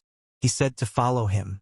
The man lives in a very secluded place. Looking up at the sky, the boy asked what were those huge black clouds? As it turned out, neither the old man nor the girl seemed to see them. These clouds are the punishment of the heavenly law. As long as these clouds hang, a person will have only bad luck. The kingdom of Jinwu seems to have no mercy on this guy. Old Zhou shouted to his old friend that they had come to check on him. Let him come out. Seeing him, they hesitated for a moment. It seems that the way of heaven not only suppressed his luck, but also deprived him of his vitality. What had he sinned so much? When he saw his buddy, the man invited him in. Once inside, he asked why the old man Lao Zhou had suddenly decided to visit him. He started asking why his friend looked so awful. What happened? Was it a serious injury? He said he didn't know. His body was fading every day. Before he knew it, it was so bad. Looking at Xiao Chun, he asked who this young man was. Old man Lao replied that he would introduce them. This is his master. Laughing, he told his friend to come up with a better joke. The old man replied that he was not joking. He was really his master. The guy asked if he had studied something recently, right? He asked if the guy thought he shouldn't care. Turning to old Zhou, he asked, are they here to take away his research? The old man asked, Luan, has he completely lost his mind? Does he think he is such a mean person? Xiao Chun told him not to be so nervous. The guy is just curious. He was studying the theft of heavenly treasures, so the heavens put a spoil on him. Not only has he lost his luck, but he's also losing his life force. If this continues, in less than 3 months, he will be dead. Old man Zhou asked, what is this master talking about? His friend asked if it was heavenly spoil. The guy said yes, that's what it is. They heard voices outside telling them to come out immediately. The guy said, "It's those worms again, let Lao Zhou deal with them." "Get out," the old man asked. "Are they from the Iron Blood sect?" "They better leave or he will kill them." The boy asked him, "Who is he? How dare he talk to them like that?" The old man says he doesn't know. But if they don't leave, Xiao Chun told him that he could help him get rid of the spoilage. But Luan had to serve him. The old man asked why he should trust him. The guy replied, "Because he is strong." He said there was no need for that. If the heavens cursed him, that was his fate. The boy asked if he didn't want to finish his research. The man replied that he hasn't been able to make any progress in his research for a long time. His hands are already down. Xiao Chun told him not to pretend that he no longer wants to live. He can see by his eyes. The girl said her master was very powerful. If he said he can help, it must be true. Would he really be able to help him advance his research? The boy said yes. The old man said he would believe him. Xiao Chun said that it was then necessary to sign a spiritual contract. The girl said that he was a grown-up man, so don't be nervous. The boy asked, "Is heaven trying to prevent him? Are they worthy of it?" Everyone wondered, is the master really mocking the heavens? The boy asked Blackie, "So which one was it?" The wolf jumped to the ground. As soon as the lightning bolt struck, he immediately absorbed them. Xiao Chun shouted for them to give up, because they wouldn't succeed. Looking up, the guy said that it was the right decision. A red lightning bolt struck the master directly. The guy said how terrible, this lightning could destroy 100 people like him in the blink of an eye. The guy asked, "Still using dirty tricks?" Given the restrictions of the Jinwu kingdom, they can't punish him. Let them give up, they still have time to play. Looking at Luan Ping, the guy said that the spiritual contract was concluded, he would fulfill his promises. Bowing down, the old man said that he was his only master from now on. Xiao Chun said that this place is completely destroyed. They need to find where you rest. He thought that, however, it is not easy to resist the heavenly punishment of the Jinwu kingdom. Seeing that Blackie was worried, the guy replied that he shouldn't be afraid. These were only minor injuries. If the tale of the 3 higher realms had been told, he would be dead by now. The 3rd level of the secret body conquest technique is still not enough. We need to reach the 4th level as soon as possible. Chernish considered whether to tell him that his spiritual wisdom had been revealed. He decided he would wait until he was stronger. If he found out now, the consequences could be dire. With his current abilities, he wouldn't be able to defend himself. Old man Lao thought that master must be injured. Until he recovers, the old man must protect him. Who is he really? At Hadao Peak, can he resist the powers of the heavens? He was the one who thought that, alas, there are a lot of scum around, so he needs to do a good job. At this time, in the Iron Blood sect, the man asked what he was saying. His elite fighters were wiped out by a small unknown group.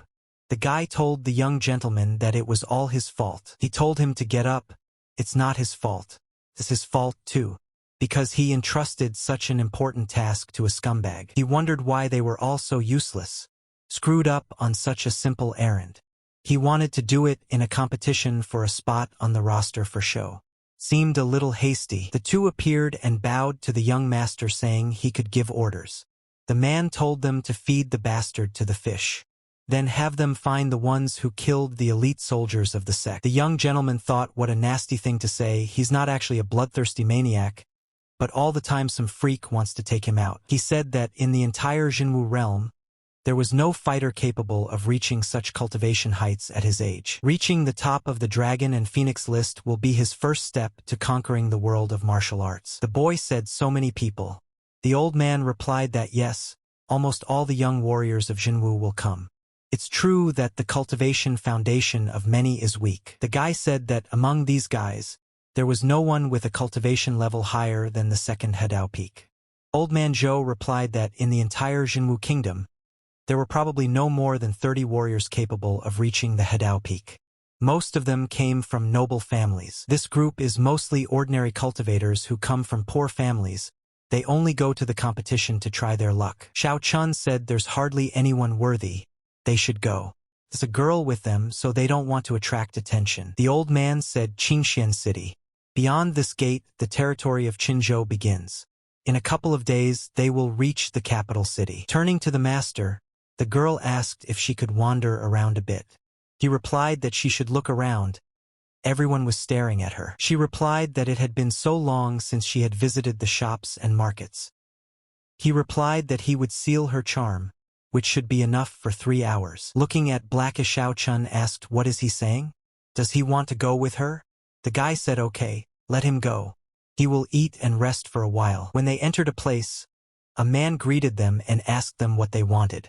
The old man said that there were so many people there. Please let him put them somewhere quieter. He replied that he had to disappoint them. There were so many visitors that there was no room for them. He looked up and asked, "What about that table over there?" The guy replied that, alas, that place was reserved. Xiao Chun said it was fine, they would move outside. The old man asked for the guy to serve them properly. "We'll serve the best they have." He replied not to worry, he would take care of everything. Sitting at a table, a young man approached them and asked if he too was going to compete for a spot on the Dragon and Phoenix roster. The boy said yes. He said he was lucky then. Does he know who he is? The guy said that this book has records of all the contestants who will be at the competition. For a modest 10 gold pieces he could learn many secrets. Xiao Chun replied that he didn't believe it. The guy asked what's the matter with him? In that case, would he open and show him a random page? He said it looks like the guy's a lucky guy. He got a page with one of the strongest fighters, a junior master of the Iron Blood cult. Looking inside, he asked where the guy got this from. The old man saw that it was Tai Xian. He was already quite famous, so he thought so. What do they say now? The book is worth its money, isn't it? Xiao Chun replied that it was, and asked old man Lao to pay him. The old man took the book in his hands. Looking inside, he pondered for a moment. Suddenly, Luan Ping saw his reaction and asked, "Is something wrong?" Looking inside, they froze together. The guy asked what they were looking at. Opening that very book, he saw his profile inside. They were wondering how long ago this all came to light. Is the master at the stage of awakening supernatural powers? They didn't believe it, he was Duan Shilian's disciple after all. How was this even possible? Put in the book on the table, Xiao Chun said that the information is quite comprehensive. It said that the strongest fighter, it was better not to go against him. The guy found it quite interesting. Sliding the book towards old man Zhao, he ordered him to scrutinize everything, telling him to rely on him. After greeting everyone, the man said that he was the owner of this place. He asked if most of them were going to participate in the Dragon Phoenix fight. He has exclusive information about these competitions. Would they be interested in hearing it? Everyone started asking him to tell them. Xiao Chun said that it was getting too noisy. It was time to go. The master said okay. Then he would tell you. Seeing them leave, the owner thought, aren't these guys interested? When they went outside, the guy said it was too early. They would go to the market and find the others. Turning to the master, old man Lao said he would look for a place to sleep. The boy agreed and said let them go then. The streets of the city. As he walked past one of the stores, the boy wondered if they had earth-level weapons. As he walked inside, the girl greeted him. The guy said he wasn't interested in what was on the counter. Could he meet the owner? The girl's face showed that she had not expected this. Another girl came up behind me and said she was the shopkeeper. What can she do for you? The guy asked if they had any earth-level weapons there. She replied that he seemed to be joking. Where would they get such weapons? But they have a lot of good goods at a lower level. Xiao Chun thought that it didn't look like she was lying. He told her that there was nothing interesting there. Let her take him inside. The girl said okay. Let him follow her. She told the guy that their best merchandise was stored there. He approached one of the guys and said hello. The guy said what kind of reckless fool dares to distract him from the gun island. Suddenly, he recognized him as the boss. The girl thought that one of them was young Master Jiang Quan. She wondered who the other young man was then. Xiao Chun asked the guy what brought him to Qingzhou. He said he was bored, so he went out to see who's going to participate in the Dragon and Phoenix competition. Did boss really come there because of him? Why didn't he tell him? Master said it was trash, so he should put it back. He wondered where the earth-level weapons were. Suddenly, an object hanging from the girl's waist caught his attention. It was a companion weapon, a cultivator's talisman that hid his breath. The girl asked what was the stare. Jiang Quan told the master that he had good taste, after which he received a punch in the nose. When he approached the girl, he said he wanted the pendant hanging from her waist. She asked him what he was talking about. She wants to buy a pendant that hangs from her waist. She told that it was left to her by her mother. The girl cannot sell it. The guy thought the boss was faking it, saying he wanted the pendant, but really he just wanted to remember her. Girls get hurt when they don't get the attention they deserve. He told the girl again that he was very interested in the pendant and would pay a lot. The girl replied that no, it was not about money. Her mother told her that she should give it to someone she really loved. Xiao Chun said that he was willing to trade this pendant for Earth-level abilities. The guy thought the boss was cool, directly showing all his power and pressuring the girl. He thinks he has a lot to learn from him. The girl asked about Earth-level abilities, but it's just an ordinary pendant. There's nothing special about it. The guy asked, so what does she say? Looking at her, he said that, alas, apparently he would not be getting that pendant. He told the guy it was time to leave. The girl looked at him and thought that maybe he liked her. The master asked the boy if he was going to compete. He said he didn't want to go at all, but the old man made him go. His brothers would go, and he should go too, so as not to disgrace the family. Xiao Chun asked him, isn't it great, being able to prove to himself that he's worth something? The guy replied that the boss wouldn't understand. They have a family feud, and this time the competition will be held without any rules and restrictions. If he met his brothers in battle, they would kill him. The master asked then why didn't he kill them first? Jiang Quan said that if it were that simple. They are stronger than him, even considering the abilities he trained him with.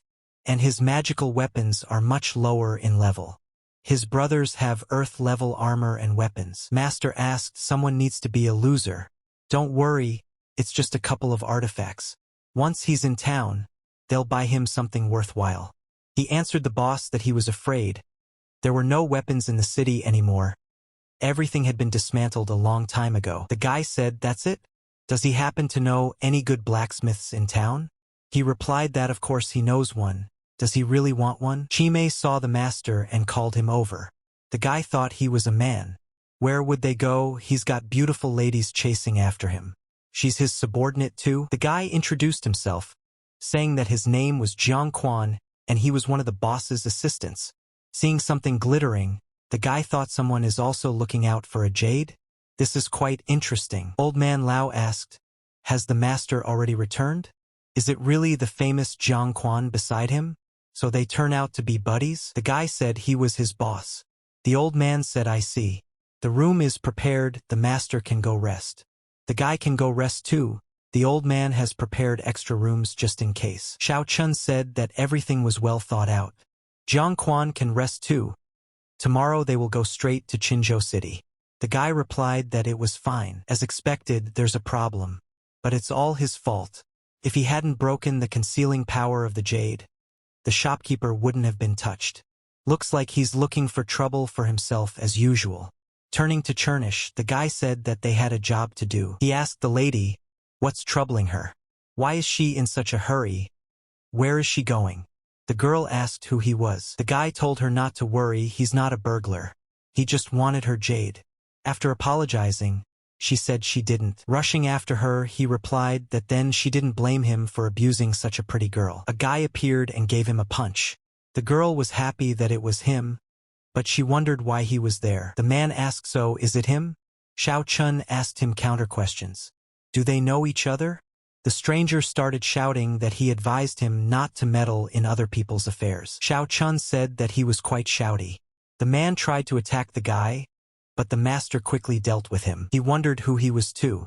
Taking off his mask, the guy said he had seen him before. He thought it was impossible. How could he have such power? He started asking the guy not to kill him. Xiao Chun told him to give him one reason why he should. The man replied that if he killed him, he would be retaliated against. Smiling, the guy replied that he thought the reason was pretty worthwhile. With one punch, Xiao Chun finished him off. The girl began to thank him for his help. He replied that he didn't have to, he just needed her jade. She took it in her hand and held it out to the boy. He took the jade in his hands and did something with it before handing it back. Xiao Chun said that her jade was incredibly rare. Last time, he had damaged its concealing ability. She got into trouble because it was spotted. But don't worry, he restored the concealing aura. The girl was embarrassed and said that she wanted to give this jade to her lord. She told me that this stone was the only thing her mom had left behind. She said it should be given to someone she liked. Xiao Chun replied to the lady that he couldn't take him. He replied that it was better for her to take care of him and he would go. In an instant, the guy disappeared. The girl wondered, he must be in the dragon and phoenix competition.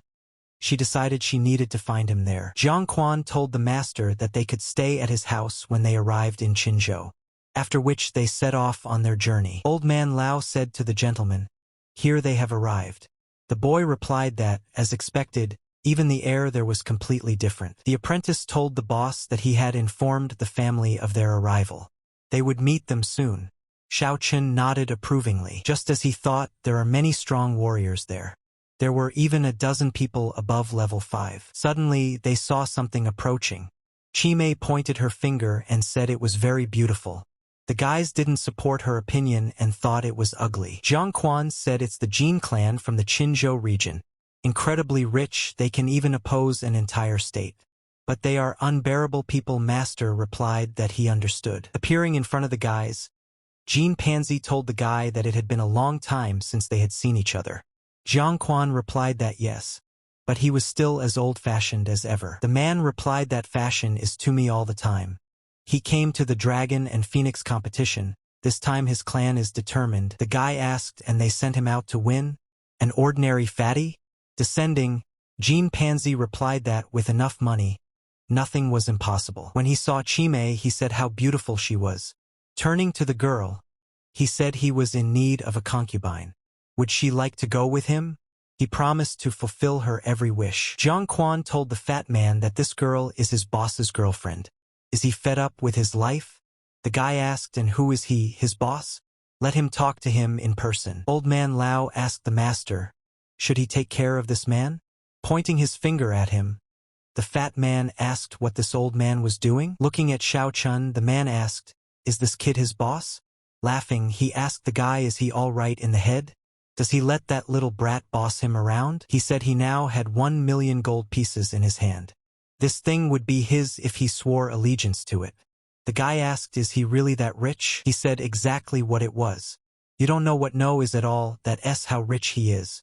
Jiang Quan looked at them from the sidelines and thought it was about to start. That smile means that the boss is really pissed off. Fatty Jean, he's a dead man. Placing a hand on his shoulder, Xiao Chun said that it wasn't enough to buy him. Smiling, the man said that was another conversation. Let him talk as much as he wants. The guy came close to his ear and said that he wanted all the wealth of his clan. Jean Pansy replied that he was not joking and that he should stop fooling around. The guy said he was more serious than ever. He even fell to his knees in fright. The master said that the wise man is the one who is sober about his current situation. Immediately ran to the Lord's defense, but old man Lao stood in front of them. A few blows, and there was no trace of them left. Xiao Chun answered, what exactly? He wants all their wealth. He asked, is there any objections? The man was curious about who he was. The guy replied that he was someone a man wouldn't be able to afford. Jean Pansy said that he advised him not to get too cocky. If he let him go now, he could avoid problems in the future. Xiao Chun replied that he was going. Let him go. Let him leave now, this is his only chance. He said okay, he's already leaving. Jean Pansy shouted, what was he doing? The guy replied that it was nothing, just an itchy hand. Xiao asked why still there. The guy gave him the opportunity to leave, right? If he wants to stay, he called the guy a shameless scumbag. The master asked, and what would he do? There were people watching from the side. They asked, isn't that Jean Pansy? One of the guys asked him, kneeling down. SNT, the one next to him, Jiang Quan? Does he really want his family dead? Are they trying to make fun of Fatty Jean? The guy told his boss that he was definitely fabulously rich. His family has enough money to buy a whole state. The man shouted that this was nonsense. His family was practically begging. Xiao Chun replied that he had heard that his family's fortune was many times that of the emperor himself. But since he said that he was poor, there was nothing to fear. As soon as the guy wanted to strike, the man started yelling that he didn't. His family is incredibly rich. He will give him as much money as he wants, just let him go. Xiao Chun said that this was where he should have started. Turning to Jiang Quan, The master told him that he would guide this chubby guy. Following them, the man asked Jiang Quan who he was. They realized that he will be a dead man if his father finds out. And it won't stop there, he'll meet the same fate. The guy told him to stop mumbling. Did he have any idea how powerful his boss was? See that old man next to him? That man is a Hadao Peak master. An enlightened master walks under his boss. Let him accept the fact that he is an ordinary worm. Jean Pansy replied that there was no way.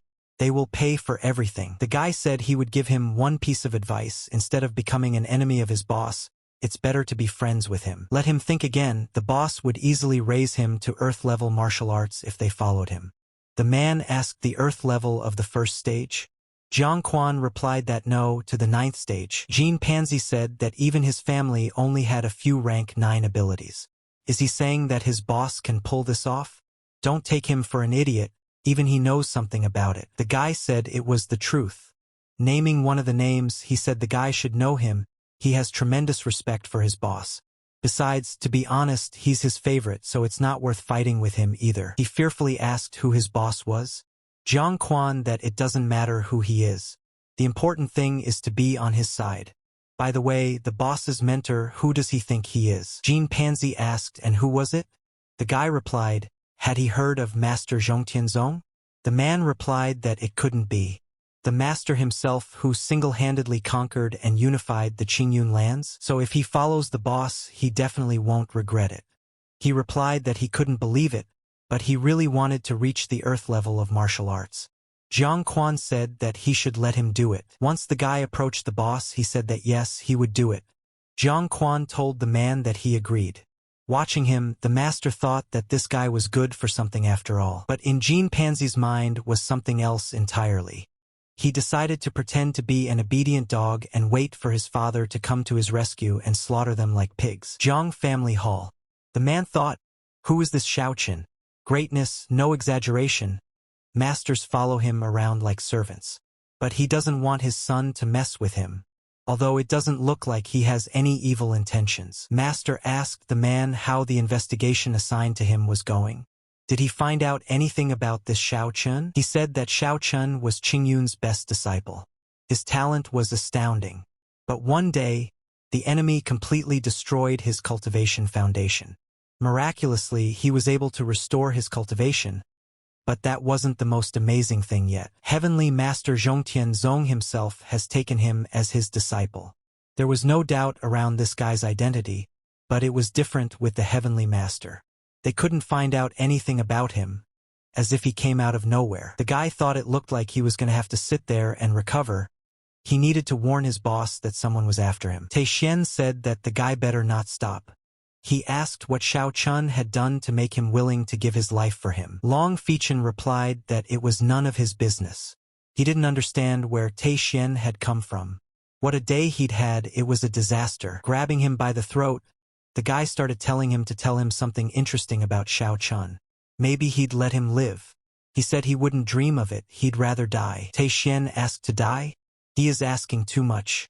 The guy will bring him back, destroy his foundation with cultivation, and throw him out on the street. He will live an agonizingly long life in poverty, fighting with stray dogs for scraps. He asked if he had a wife, right? If she gives Teixien a child, it will be even better. Long Feichen asked how dare he? This was followed by a piercing heartbeat. The guy said he'd sure like to see him in action. In the meantime, he would destroy his cultivation.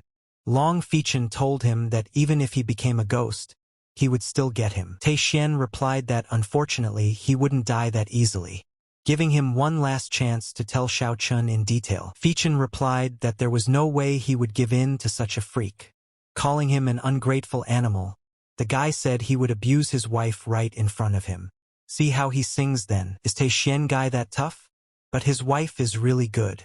He decided he'd do her today. Abruptly opening his eyes, Xiaoqun wondered why Feichen's spiritual power had weakened so much. She was on the verge. Diving into his inner world, he asked what had already happened to him. He was so sick of it all. After changing his clothes, he decided to see who dared to do this to his student. He saw that it was Teixien, and then he said fine. So he wants to find him? Fine, then let him wait. He was able to find the guy in no time. Turns out he was about 25 kilometers away. Xiao Chun told him to get up. There's work to do. We need to go rescue the guy immediately. Could Xiao Chun really release such an astounding amount of energy? It was surprising that, with his cultivation level, he was able to use this tracking ability. He wondered if he should tell him. Then he decided he would wait a little longer. When he reached the Jushin realm, he would tell him everything. Enemy sanctuary. Looking at the barely alive guy, Tei Xian called the guards over to you. As soon as they arrived, the guy asked if they had accomplished the task he had assigned them. One of them said yes, it went like clockwork. They grabbed that girl and tied her up. She's really adorable. He said the guys could barely contain themselves. Tei Xian said fine, let them bring her to him. After a couple of minutes, the bound girl was brought into the room. The girl immediately burst out and ran up to her husband, asking him what they had done to him. She asked him to wake up. Turning to Tei Xian, the guy said that if he even touched her with a finger, it would make him beg for death. Did he ask him to tell us how he was going to do it? Would he start now? He was completely helpless now. What was Fichin going to do to him? The guy told Tei Xian that it was just between the two of them, nothing to do with Wani. Let her go, please. He replied that he finally thought of begging him. Okay, he's giving him one last chance. Have him tell him everything he knows about Xiao Chun. Fichin replied that he would do anything but that. He realizes that the boy can't tell him about it. Tei Xian replied that then, let her blame herself. Then he grabbed the girl. He shouted that this is what happens when his kindness is rejected. He said the louder a guy screams, the more he likes it. Suddenly, the question came out, is that what his tastes are? And then the ceiling collapsed. With a shockwave, everyone flew aside. Xiao Chun first went to his disciple and asked why he didn't share his problems with him. The boy was happy to see his master. He immediately began to tell him that Tei Xian was very strong. Xiao Chun replied that he would rather take care of himself now. Rising up, the guy asked means he is the same Xiao Chun? He answered that he was. The guy wanted to see him, and there he was. Tei Xian replied that great, just great. He started shouting that Xiao Chun killed his men and now he'll pay for it. He broke in, so don't expect a warm welcome. Xiao Chun said the guy was wrong. He didn't just kill a couple of his men, but came to wipe out the entire Iron Blood sect. Laughing, Tei Xian replied that he thought the guy was some kind of important person. But he was just an arrogant upstart who just needed to be brought down to earth. After giving him the first slap, the guy said what a long tongue. Followed by a second one, he said that one too. Tei Xian started shouting that how dare the bastard?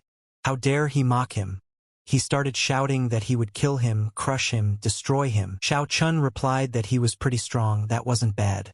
He told Chernish to get the boys out of there. Having accomplished that task, they fled. Tei Xian said that everyone is talking about his incredible strength. It was time to see what he was really capable of. The guy shouted a level 8 Earth Technique heart-clenching fist. Xiao Chun in turn said Earth Technique level 9 Heavenly Roar. There was nothing left of Tei Xian's house. The guy asked a 9th level martial arts technician. Xiao Chun replied that it was nothing special. Tei Xian said that, as he expected, the guy is not that easy. But he doesn't think he can beat him with it, right? He'll probably only be able to use his powerful technique once. But his clenched fist can be summoned many times. Let's see how he responds to it. Xiao Chun replied that he was bored. The guy thought it was impossible. His technique is flawless. How did he manage to get it? He said that frogs sitting in a well will never understand what the sea is like. Tei Xian said he was truly worthy to die by his hand. The guy said that this is his true spiritual power. Holy Soul Ghost Buddha, now let Xiao Chun show him his. He said no, the guy doesn't deserve it. Tei Xian said okay. Then he'll see how long he can keep on showing off. He was really very curious, would Xiao Chun be able to hold out? After which, he began to launch an attack. The guy decided to use Tianhuang's fist. Everything disappeared in the blink of an eye. Tei Xian started shouting, what did the guy do? What did he do? Xiao Chun replied that quietly, he hadn't even started yet. The guy asked what he meant. After which he said that he understood. Fichin said that his cultivation level. The guy replied that his cultivation level was far beyond his comprehension. Let him remember, if he got into any trouble again, immediately call him for help. Now, let him be still, he will restore his body. Looking at him, the girl thought it must be Xiao Chun. The one her husband had only told her about. He's really strong, incredibly strong. The guy told him to try to get up and move around. Feechin was glad that he was healthy. Even though the guy is left behind, he thinks that with a few days of good training he will fully recover and become even stronger. Just as they were about to leave, the guy saw something start to happen. He said it was getting interesting. Did he revive from the vapor of his blood? Teixien replied that he hoped the guy didn't expect to defeat him with a single blow. Xiao Chun ordered Chernish to take the boys to the hotel. He would catch up with them. Feechin told him to take care of himself. The boy said not to worry about him. Teixien said that just as he thought, he is the so-called Zhongtianzong.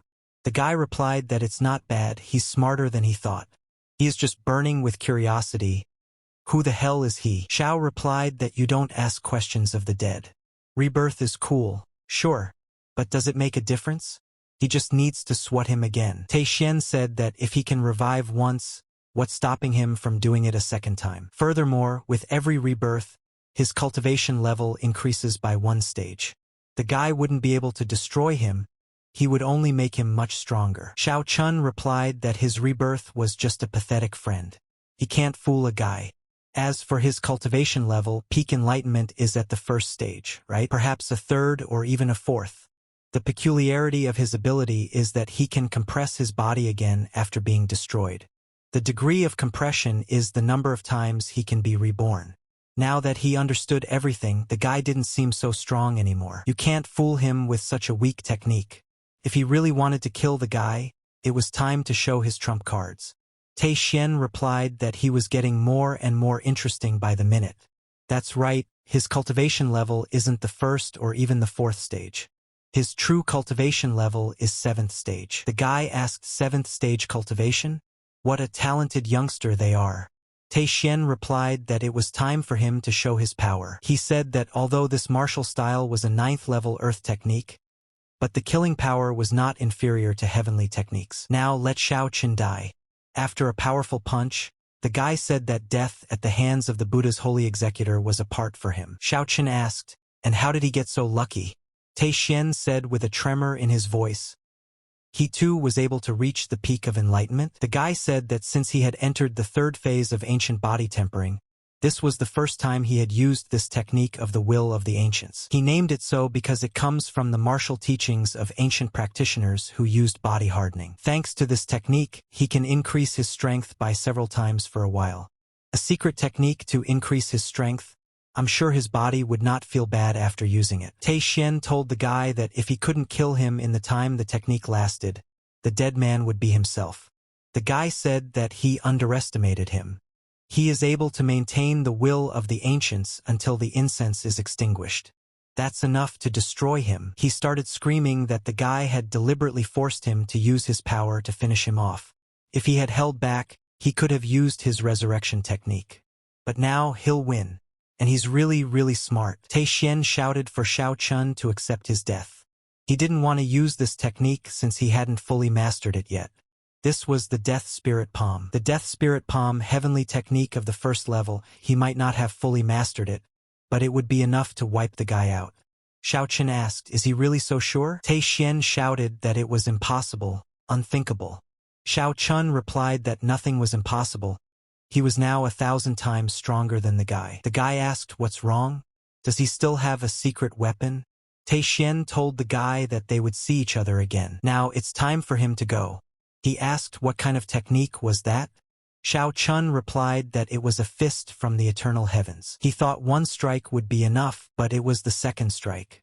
Teixian's only thought was that he would not give up. The boy wondered if he had barely defeated an enlightened 7th stage cultivator with the help of the ancient tempering of the 3rd phase, and had strengthened himself with more ancient strength. It would be time for him to return to training. Before the imperial tournament, he must reach the peak of the 3rd phase of ancient tempering. This is the only way to defeat the highest enlightened ones. He won't be able to hide his true identity for long. The current warriors, although lower in cultivation level, are not stupid guys at all, and this is a big problem. He decided to see what interesting artifacts he had. Suddenly, a secret space opened up in front of his eyes. The guy saw a lot of tied-up girls there. Xiao Chun said that this is what he did at night, mocking beautiful girls. Now, he definitely won't leave a drop of the Iron Blood sect. Jiang family house. The guy said that this Iron Blood sect is a bunch of scum. Chimei told the master that they should destroy the Iron Blood sect. He said yes, there shouldn't be a trace of them left. Xiao Chun said well, and everyone should rest. Especially Fichin, he needed to recover soon. The guy replied that it was fine. Abruptly opening his eyes, the man rushed somewhere. Opening the secret room, there were many Tei Xian clones. Waking one of them, he cut the chain. The man thought that the death of his puppet had affected him, but the damage wasn't critical. That Xiao Chun was able to overpower his puppet enlightened 7th step puppet. Still, he should take some precautions. The man ordered him to train harder. He must destroy Xiao Chun at the Imperial tournament. Then said the boy could go. When he entered the room, he asked how Tei Xian was doing. The boy replied that he couldn't break the 8th step limit. That seems to be his natural limit, he'll never go over it. The man replied that there was no hurry.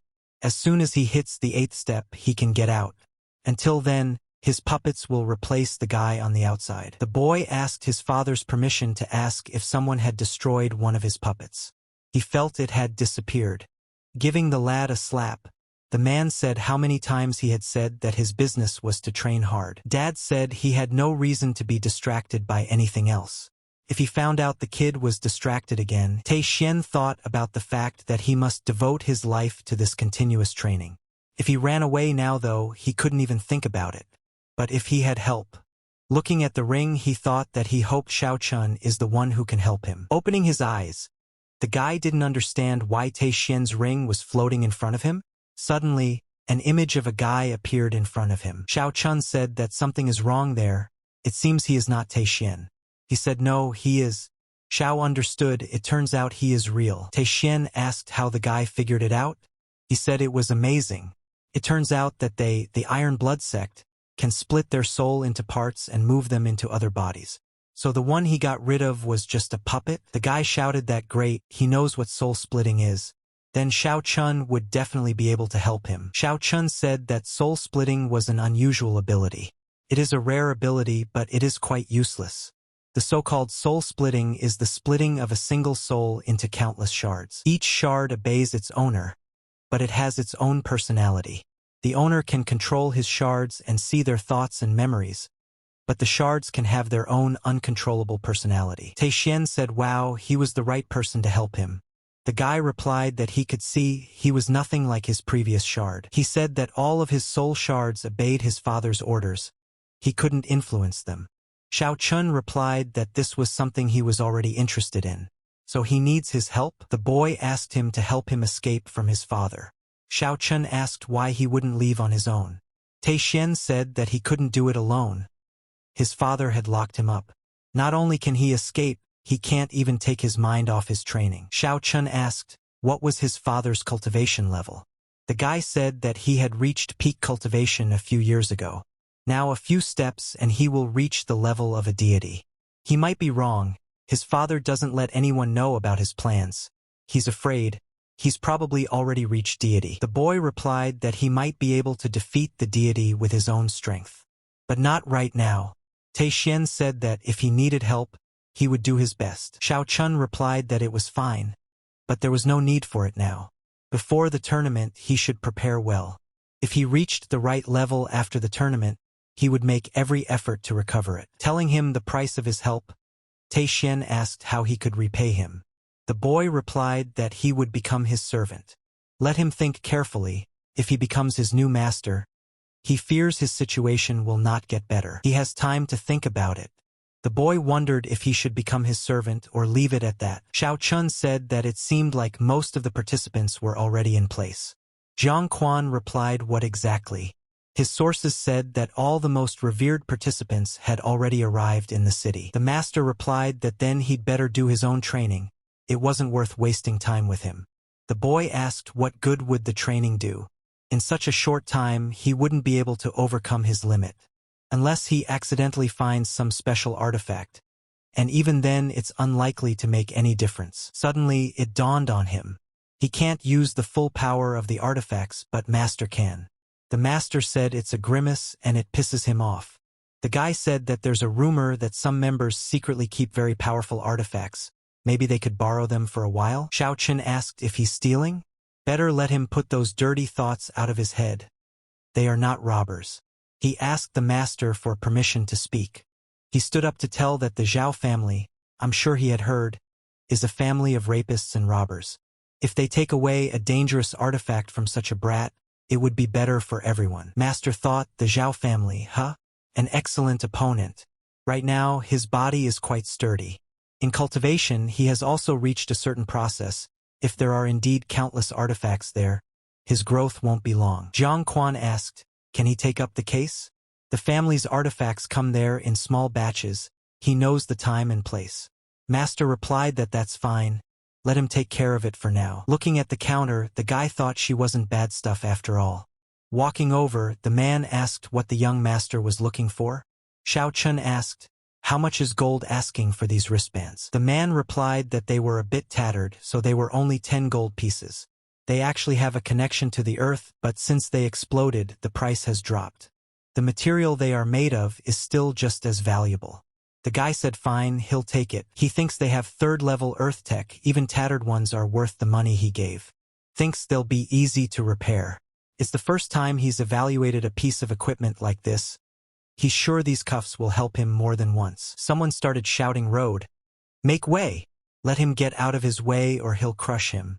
The guy replied that everywhere he goes, there are idiots everywhere. The man shouted that it was the fifth son of the Zhao family, Zhao Zhe. The guy asked how long he would be standing in his way. Xiao Chun replied that they were destined to meet. As soon as his beast began to attack, Blackie had only had to look at it and it immediately became docile. The boy didn't understand what had happened. He started beating the beasts and telling him to get up. But it was all in vain. Until, at some point, he drew his sword and begged his beast with it. Zhao Zhe said he was wrong to make him angry. Xiao Chun asked him, did he make him angry? Or did he make the guy angry? The people around him realized that something seemed to be coming up. He asked how dare the guy scare him, even if he knew what family he was from? Xiao Chun replied that he didn't know who he was before he met him, but he wouldn't be able to get rid of him anytime soon. The guys were discussing, isn't this the fifth son of the Zhao family? His cultivation level is quite low, he's just a rich boy. Who's next to him? Another said that no matter what his level is, he is still stronger than Zhao Hu. They kept talking about how if that guy taught him a lesson, it would be better for them. Zhao Zhe is an enlightened Slovak, what about that guy? They don't think he's too far gone in his cultivation either. The guy was yelling at him for nothing. Well, let him show him what he can do, how confident he is. Xiao Chun asked the palm of Samsara. Then it looked like he would have to be sent to a new reincarnation. Suddenly, the boy's father appeared, calling him a pathetic brat and punching him in the face. The man said that he only knows how to scare the locals. Let him get the hell out of there and go home. He asked the others to disperse, saying that there was nothing to see. The man apologized to the young man saying that it was his fault. He had failed to bring up his children properly. Afterwards, the man asked the young man, is his name Xiao Chun by any chance? The guy replied that he sees they have already heard about him. He replied that of course he knew who the guy was. The man said that if he killed his son, he would skin him. Xiao Chun asked, is he talking about that guy? That brat deserved a punishment more severe than simple death. His son was very lucky that he came. He told the guy that it was best not to be impertinent. The Zhao family was not an enemy he should mess with. Don't let him think that, under the protection of the Zhang family, he can do whatever he wants. Xiao Chun replied to apologize to him, but the guy always does whatever he wants. The man replied that he would see where the guy's insolence would lead him. Hitting the guy, the man said that if he hadn't gotten there in time, the fool would be dead by now. He'd rather get punched in the face by him than be killed by someone else. His father told him that from today he would no longer hang around on the streets. Tomorrow, he and a few of the older ones will go to the North Mountain to meet a shipment of goods. Now let him get the hell out of there. Looking up at the sky, the man thought that if he killed his son, his father's revenge would be terrible. In the meantime, his insolence is forgiven. Xiao Chun asked the old men how they liked this thing. They replied that it was not bad, but the Earth technology wristbands were much more damaged. But it could be solved. Holding them out to Luan Ping, the guy said that this was what he would do, it would be good practice for him, he was studying it after all. The old man replied that it was fine. He asked the gentleman about his training. The boy replied that he should not hurry. The time had not yet come. The old man said that he would restore the cuffs then. Jiang Quan ran to the master with news. It turns out that he found out that the Zhao family is receiving a shipment of goods tomorrow. The receiving place is outside the city, on the North Mountain at lunchtime. He said that this time the artifacts will be very valuable. It was said that there would be a bean seed level heavenly technique. Xiao Chun replied that if it was true that there would be something of the celestial technique level, then they should make their best efforts. He thought that even though this city was small, even in such a small place artifacts and celestial technique herbs could originate. The Zhao family's possession of such things was not that rare. His current cultivation level would increase a notch higher if he could seize heavenly technique artifacts combined with elixirs. Turning to the gentleman, Old Man Lao asked if he could keep him company tomorrow. He replied that he could. Jiang Quan also got into the conversation. Master told him that he would stay and do his practicing. He said, okay, now everyone can go rest. Let Lao Zhou be ready to go out tomorrow morning. Blackie thought healing herbs of heaven technique? We need to quietly steal a couple of them and eat them while he can't see. If he got his hands on the celestial technique herbs, it would immediately open a level 2 appeal. Such a generous master would definitely not mind. Xiao Chun realized that the more he looked at him, the more he looked like a human. Zhao Zhe said that he would have to wait for these goods in this heat. Turning to the elders, he thanked them for their hard work. They replied that it was a blessing for them to labor for Zhao's family. The guy said fine. Once they get this shipment into town, they'll all be rewarded for their labors. He'll get his father to give them each a pill. Xiao Chun asked again this fool? The guy was really amused by this. The 3 enlightened fighters, all entry-level cultivators, he didn't think there would be a problem with them. Turning to Old Man Lao, the guy asked him not to let his guard down. He asked what's wrong? Pointing at the man, the boy said that he should look at him. The old man replied that he did not see any rudiments of power in him. He was just an ordinary man. Master said that this guy also possesses the ability to hide his identity.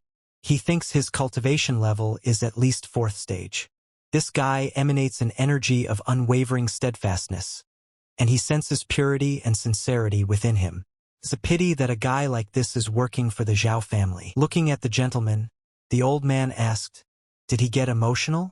Xiao Chun replied that this guy was a valuable trophy, he would be useful to them. Lao Zhou replied that if he valued him so highly, I'm sure the guy would be proud of it. And here come the packages. The boy said that among the messengers, there were also many strong fighters. Old Man Lao replied that there were also 3 enlightened men on the side of the Zhou family. Things are not as simple as they seem. Turning to Chernish, Xiao Chun asked him to take care of a few of them. And Lao Zhou will take their artifacts. He will take on that simple boy. Approaching the young gentleman, the man told him that they had not had any problems on the way there. I'm sure they won't have any problems with them either. The boy replied that well, it was time to go on. Their father was waiting for them impatiently. Everyone headed for the attack. Blackie took over some of the men. Old Lao immediately ran to get the artifacts. Standing in front of Zhao Zhe, the guy said that here they were meeting again. He started shouting, how dare Xiao Chun steal Zhao family artifacts. The guy replied that from now on all the treasures were theirs. Turning to Zhao San, he ordered the guy to kill the bastard. Xiao Chun asked the 9-star spiritual blade. He had an idea. The guy shouted for him to accept his death. He replied that he was sure the guy also possesses a 2nd spiritual skill, so why not use it? Zhao San asked, how does he know? The guy replied that even if he used both skills with the sword, there wouldn't even be a scratch on him. Zhao Zhe thought to himself, did this guy really have another spiritual skill? Even he didn't know that, so how did that guy know? He ordered him to use all his strength and kill him. Once he's dead, clean his body from the grass. Xiao Chun said that it was not bad this time either, dual soul blade. After seeing it, they couldn't believe their eyes. They said it was impossible. The guy asked what kind of combat equipment is that? Looks like he has to run away from there. Zhao Zhe shouted to him that for stealing the family's artifacts, the guy would crush him. Xiao Chun asked if he thought he would be able to escape. He replied that it was his ancestors' secret technique, a magical traveling gate. He will leave it today. The guy shouted a fist from the eternal heavens, a second punch. After which, his ancestor's secret technique was destroyed. The guy asked what happened. The master said that he was bored. It seemed like he should team up with his brother Zhao Hu.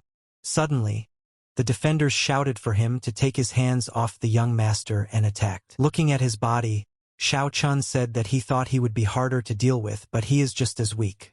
He told Chernish that he had enough of playing around. Let him finish with them. The guy next to Xiao Chun mumbled something. Afterward, he thought that he knew his life was going to end today. Master asked what he was saying. Zhao Sen asked if he was still alive.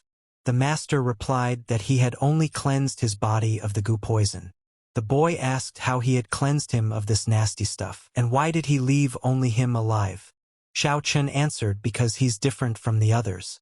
The guy said they were all Zhao family dogs, so how is he different from the others? Even though the guy worked for this family, he's different from them. Sees that the guy is not a bad person at all.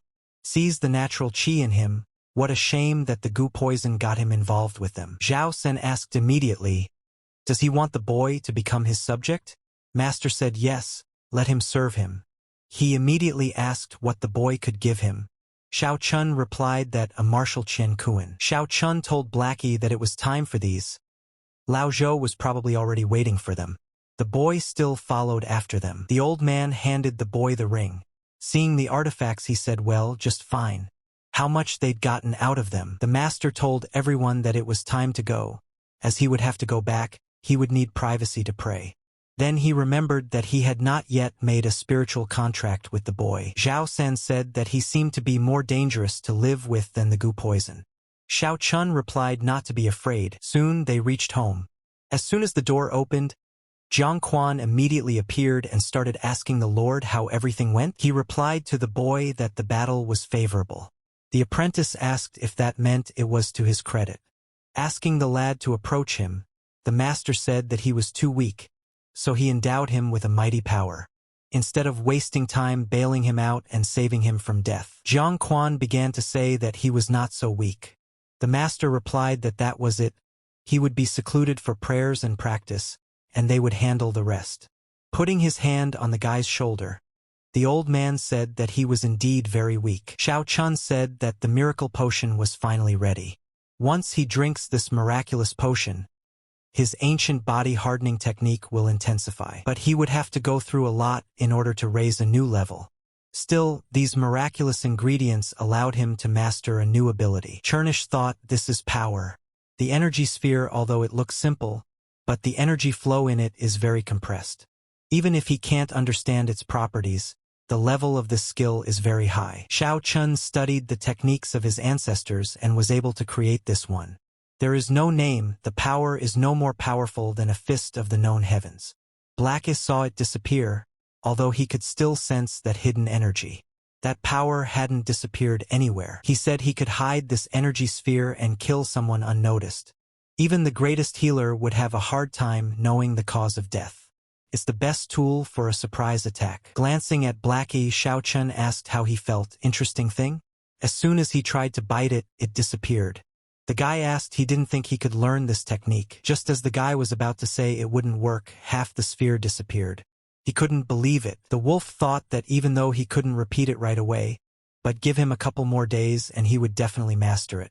The boy thought that he was strong, he had seen it once, and he was already halfway there. The boy asked he didn't think this technique was so simple, did he? Once he absorbed all these marvelous components, Chernish would immediately understand. It was just tremendous energy. It would take a little more time to fully internalize all the elements. The boy thought he'd finally made it. Chernish wondered what's 100 energy spheres.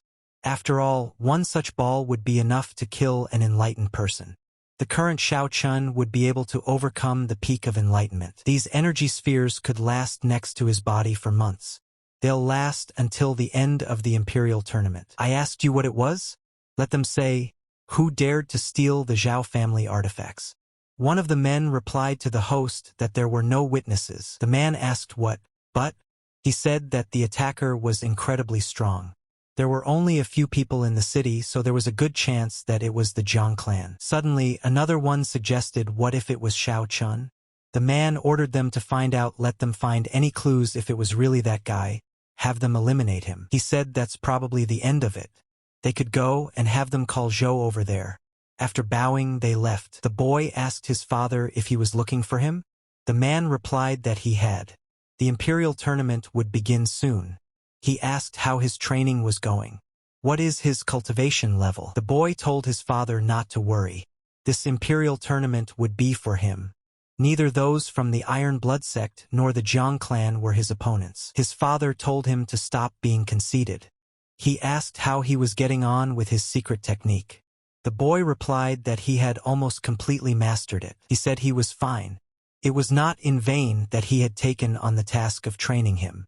In the meantime, let him go back to practice. Once he had mastered this technique, no young warrior would be able to overpower his favorite son. His father told him that his fifth brother was dead.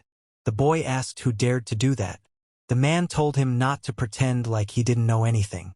His father can't be fooled. He replied that yes, he had found out about it a long time ago. Nothing to hide from his father. The man asked what he thought about it.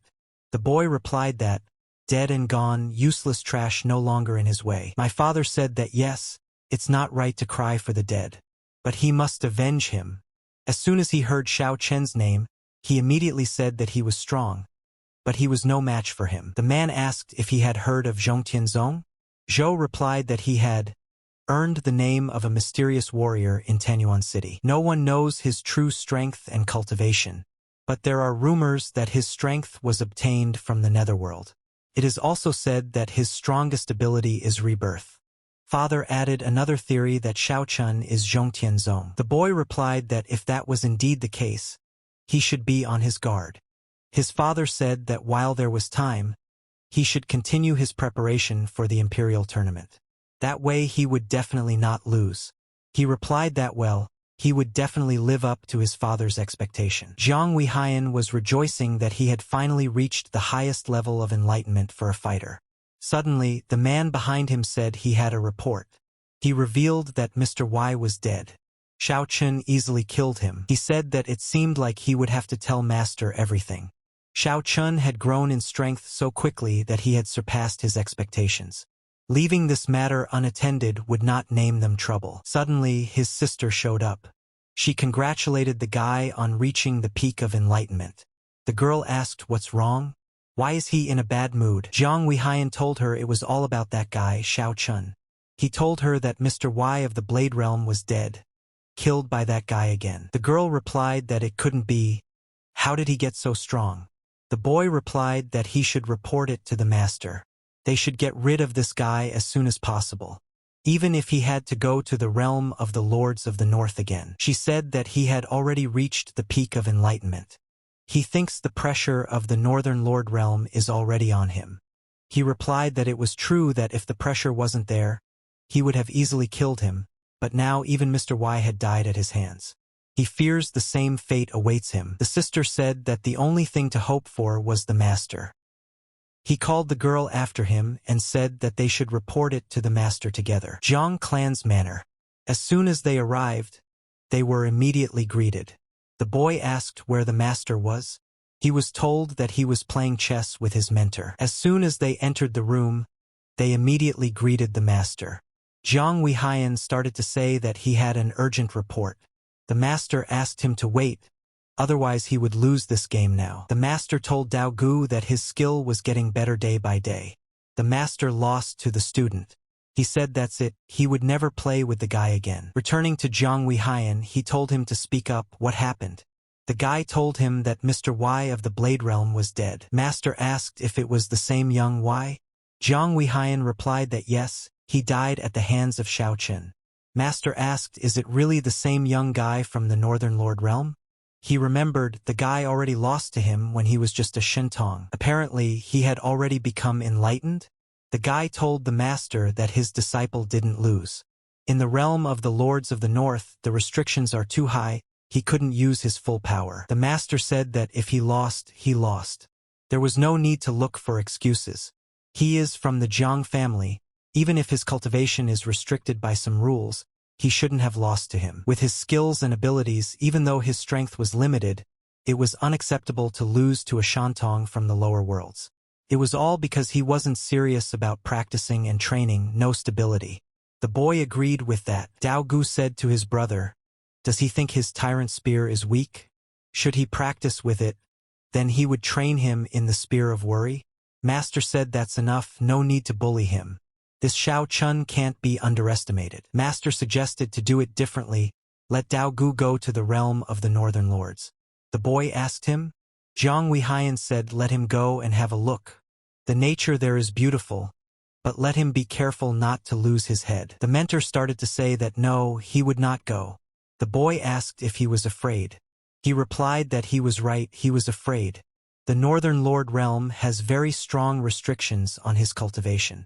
And judging from his current ability, if he goes there, he will be severely restrained. How will he be ordered to fight that enlightened one? Zhang Weihan said that their mentor is as good as ever.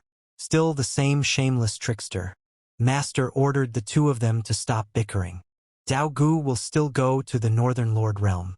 Let him find out what kind of man that Xiao Chun is. Let Zhang Weihan go to the Buddhist monastery. The boy asked what he should ask them.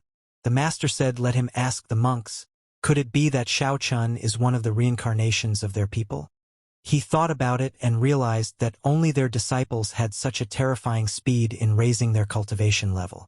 The guy replied that he would look into it. Master asked the guy how Jiang Meng was doing. The guy said there's no change yet, she still hasn't awakened. He said that if Xiao Chun was one of the Buddhist monks, they could solve the problem with him. If not, Dao Gu, would have to fight him with his strength and kill him. The boy told the master he was bound for the realm of the Northern Lords. He replied that he would take his ritual tools with him. With them, his strength would be equal to the peak of cultivation enlightenment. He replied that since that was the case, he was worried about his life for nothing. The master then suggested that they play one more game and then they would all go about their business. Coming out of his room, the guy saw that everyone was already there. Jiang Quan said that the master had finally come out. Xiao Chun asked them what happened. Turning to the gentleman, the guy asked didn't he forget anyone? Fatty Jean, he is there every day crying at the explosion. Their ears are about to fall off. The master replied that how could he have forgotten about it? Let him sit for a couple more days. If he can cry, his condition is not terrible. When he is quiet, then he will be dealt with. Jiang Quan told the master that there was another matter by the way. The Zhao family is having a festive banquet to invite all the participants of the imperial tournament. Would master like to go along with them? He said it was a waste of time. The boy started to ask the master about going there. It would be a good time to find out about the participants in the tournament. Maybe even meet some acquaintances. The master said he could see the guy really wanted to go. He said okay, they'll go and see. It's not so bad to spend just one day. Zhao Clan Palace. Looking at the people, the Zhao Jinshi are proud and majestic fighters. Xiao Chun thought finally they had finally made it. Jiang Quan asked what does the gentleman think the man will do when he sees them there? The guy replied that he would probably smile. What else could he do? Looking around, the guy said that it was true that his acquaintances were there. The guys obviously didn't expect to see Xiao Chun there. A young asked, and he's there? See, this imperial tournament is going to be interesting. The guy asked Jiang Quan and Chimei to go inside. He suggested that the guys talk somewhere else. The guy asked their clan master had already passed his cultivation limit. They abruptly started bowing and thanking him. Xiao Chun said that enough was enough, they didn't have to behave like that. When Qingqing said that their master had overcome the level of enlightenment. He had reached the peak of enlightenment in one go. Their clan would soon soar to the heavens. Looking at the guy, Xiao Chun said that he had risen in cultivation quite well. Ahyung replied that it was all thanks to his help. The clan master asked who the hell is that guy? How does he know so much about their clan? Ahyung said that he asked him to tell the master to cultivate the body to awe. The master immediately froze.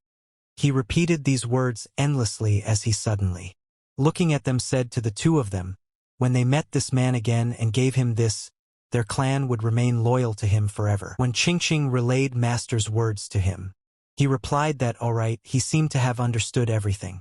Well, now it was time to go to the halls. Jiang Quan told the Lord that they were there. The guy told the Lord that there were so many strong fighters there. A few of his brothers, also warriors from the Zhao clan. Also so many other fighters from all over the country gathered there. In front of him, Xiao Chun saw him, Tei Xian. He thought he saw, this guy has also come. Seeing him, the guy immediately turned his head away. Jiang Quan stood up and asked, Grandpa finally came? The man replied that yes. Is this the young master Xiao Qin? He said it was fine. While there was time, let little Quan learn everything from Xiao Chun. Turning to the boy, he asked if the young man would have time today. The old man would like to talk to him. He replied that of course. When Qingqing asked the guy, does he want to take first place this time? He said not really. The girl asked why. He replied that who would if not him, as suddenly heard behind him saying that he was a brainless jerk, how dare he talk about first place. There is no decency in the current students. Jiang Quan and Short said to the gentleman that this guy is from the province. It is not worth wasting your nerves on such a weakling. The man asked how dare he underestimate him?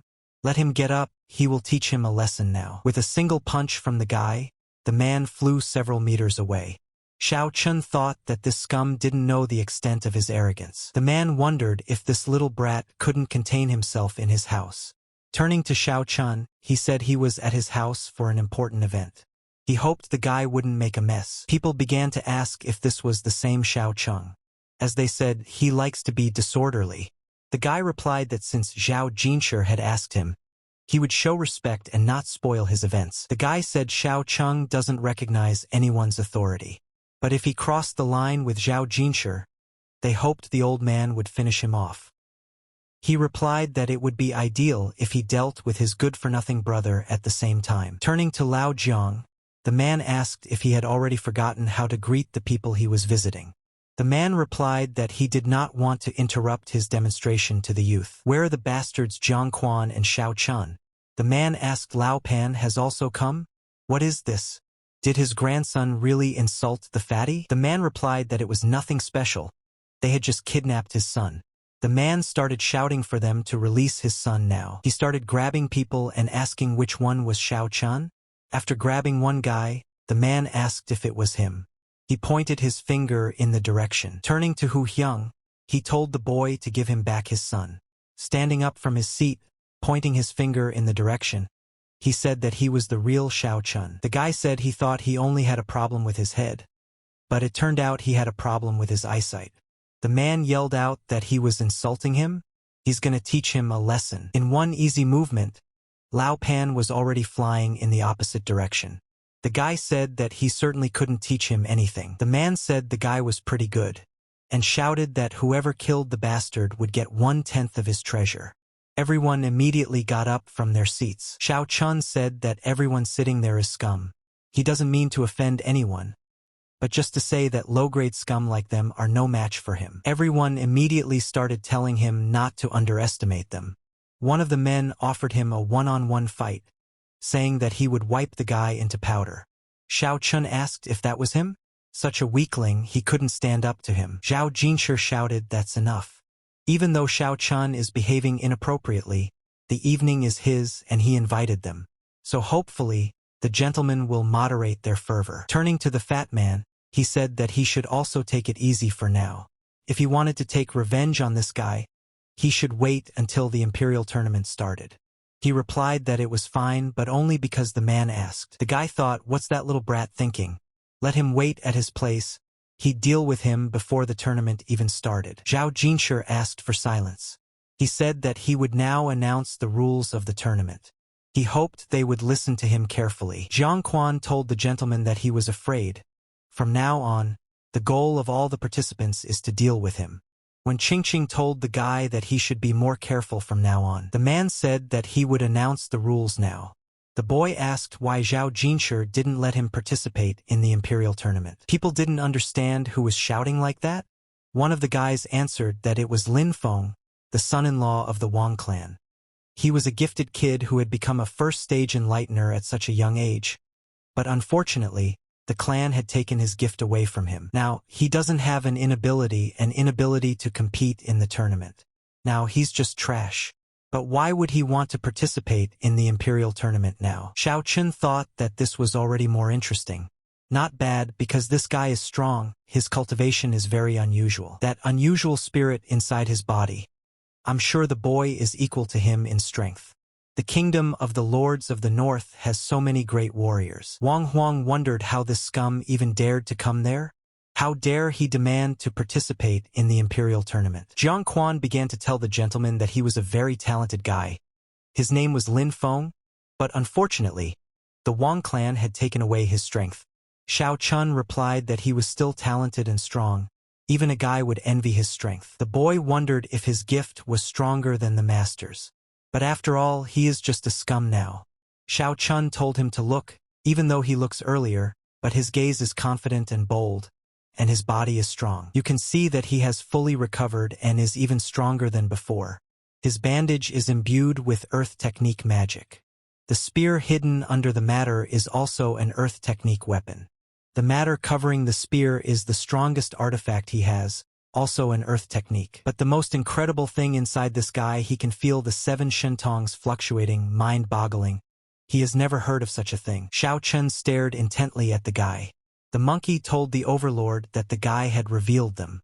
It seemed like he could see him. The guy asked how so? He thought that only he was able to see him. The guy said yes, he can see him.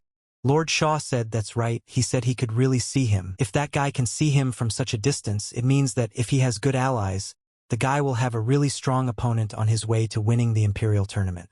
The guy replied that a strong opponent would only make him stronger. Xiao Chun thought about that old monkey behind his back being the greatest power he had encountered. It was strange that he had never heard of the Monkey Lord. Turning to Wang Huang, Zhao Jinshi asked that this was their clan's showdown? The guy replied that was correct. It's a clan matter, it's none of his business. Looking towards Lin Feng, the guy said that there was no need to make a mess. He wouldn't get away with today's incident. The guy replied that he had come there to participate in the imperial tournament. Wang Huang said fine, it seems like he really wants to participate. Well, the guy will give him a chance. If he defeats him in the duel, he can participate. Looking at Mr. Zhao, he asked him to be the judge. The man agreed. Wang Huang called the guy a little brat, saying that today he would finally finish him off. Jiang Quan told the gentleman that that guy Wang Huang was not bad either. Xiao Chun replied that unfortunately for him, that guy would wipe him out.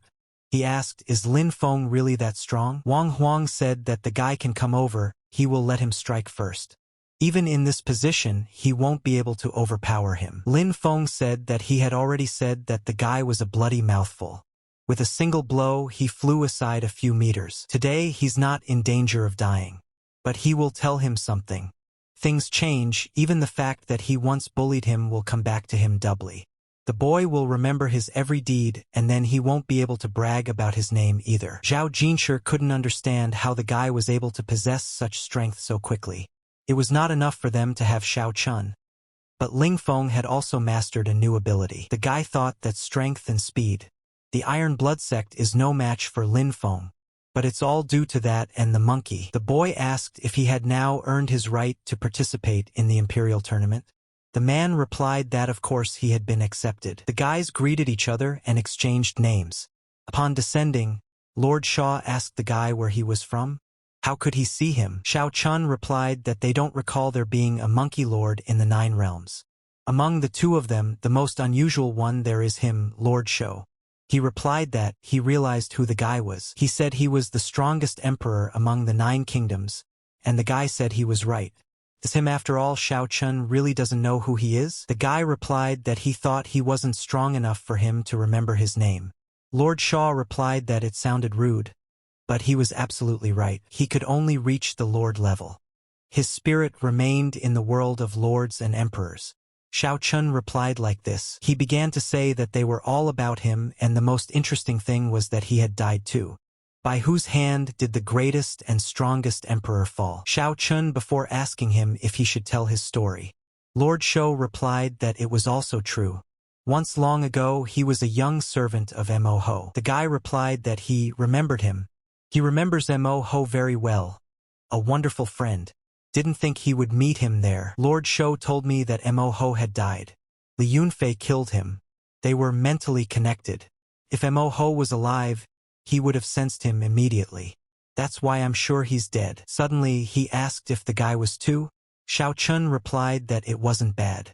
Lord Shou began to say that they could destroy that killer together. The guy replied that in their current state, he would be reduced to ashes at the mere sight of Li Yunfei. For now, they should not hurry, wait for a while, he would regain his former strength. Jiang Weihan looked around and asked what had happened there. Suddenly, he heard the question, why did he do this to his men? He didn't understand. Who dared to carry out this massacre in a Buddhist temple? There are countless lords there. With his level of cultivation, he would be wiped out. He had a bad feeling, so he decided to run away from there as fast as possible. Suddenly, he heard a question behind him about where he was going. Jiang Weihan asked how. A question followed in response. Did they know each other? Bowing, the guy said that he had read about the emperor. The same legendary Li Yunfei. The guy asked, so does he know him? Jiang Weihan said yes. He ordered that he should now tell him why he had come to this temple, but only let him tell the truth. Otherwise he knows what will become of him. The boy replied that it was all right, he would tell the truth. He said he came to see if anyone knew Xiao Chun from the Buddhist temple. Rumor has it that he was reborn there. Xiao Chun is one of the monks from the Northern Lord realm. Very strong, he assumed he came from a Buddhist temple, that's why the guy is here. Looking at the monk, he asked, is it true? He replied that it wasn't. Li Yunfei asked, he is done, heard everything, now let him leave. So he's back. It seems the guy has done quite a bit of damage. This time he will die a sweet death, old friend Xiao Chun. Turning to the master, he asked why would he want to destroy all the people in his temple. That's right, he doesn't want them, the miserable monks, to interfere with his plans. The monks of the Buddhist temple will stop him. Li Yunfei said no. He was only bothered by their compulsive ability to be reborn. He thought, unable to figure out how he could destroy their entire species. The only thing he could think of was to kill them in every manifestation. It was nothing personal, and it was time for him to leave. The master replied that it was good. So the Buddhist temple would be empty for the first time today. He said he would kill him then. The boy replied that no, he must ask him one more thing. If he told the truth, he would leave his spirit in this temple, and after 100 years he could live happily. Many thousands of years ago, Father Mentor Hui Guan traveled alone to the border of the world. Let him tell him what he saw there? Master said no, he couldn't tell him that. Li Yunfei asked, so he means to say that he is willing to sacrifice the 1,000-year history of the Buddhist temple for this? The man replied that no, he couldn't. But he can't leave the secret of them either. The guy asked him to tell him. Then the temple will exist for as long as he does. If because of him their whole Buddhist temple disappears forever, what will he say to his great mentor father in Nirvana? He said he needed him to tell him what great master Huiguan had seen.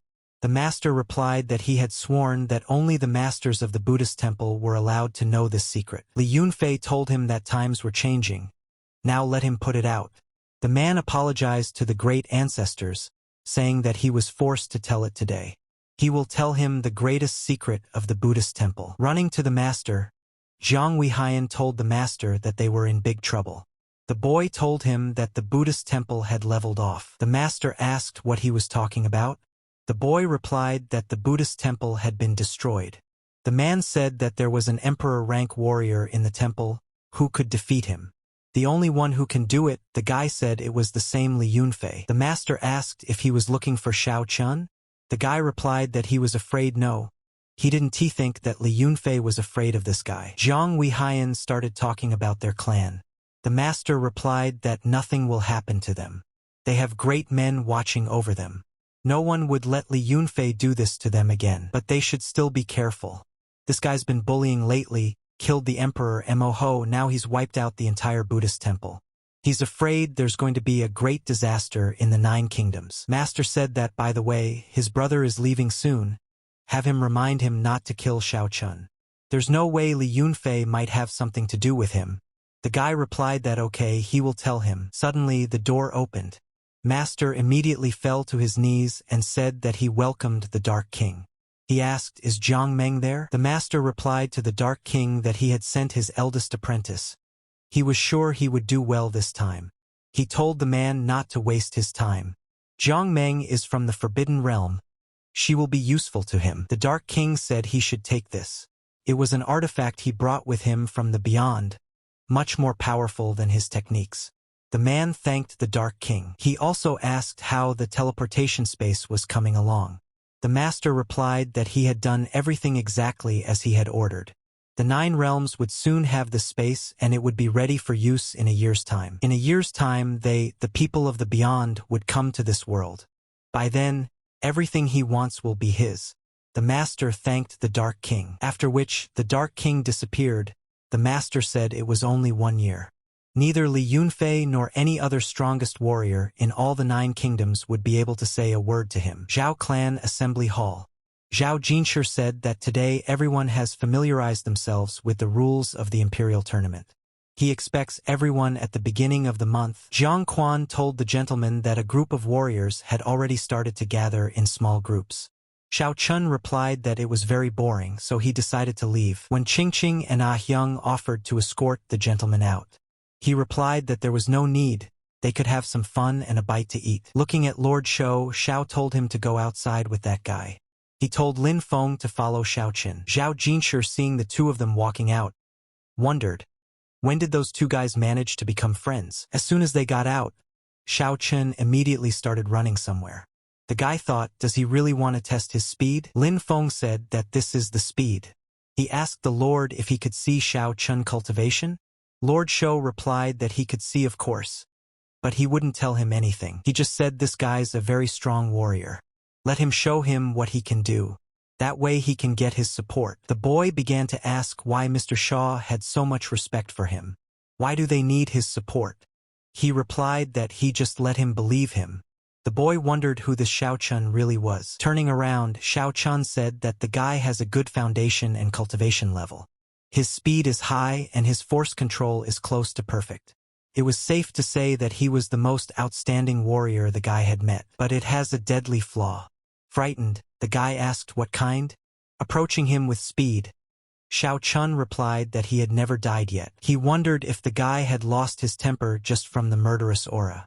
If he dared to kill him, would he have any chance of survival? Xiaoqin, what's fine, he will continue. The boy thanked him for his guidance. Lord Shou told him that this energy was not as little as he thought. He was afraid, among the 9 realms, there was not a single lord equal to him. He replied that he was waiting for her to test the guy. Lin Feng replied that he was willing to use all his power to fight him. Xiaoqin said Mo Ho's weapon is shabby, but it's still better than the earth technique. If you rebuild it, it will be on par with the heaven technique. Lord Shou asked even heavenly technique weapons can't resist him. Lord Shou said that this is the martial spirit of the Emperor's highest warrior. It's accompanied by his spirit. The spirit of the Emperor's highest warrior increases the speed and reaction of his body to the maximum. Mo Yuan, on the other hand, gives him an incredible amount of strength. Xiaoqin replied that it was strong. Xiaoqin told the guy to attack. Lin Feng shouted to him that he might die. He replied that he could try to break his defense first. The master said what a terrible blow. There was only one thing in his mind. This guy managed to injure him. Xiaoqin asked, this is Mo Ho's style, right? Why didn't he remember these attacks? Lord Shaw said it was an unfinished technique. He told the guy he was pretty strong.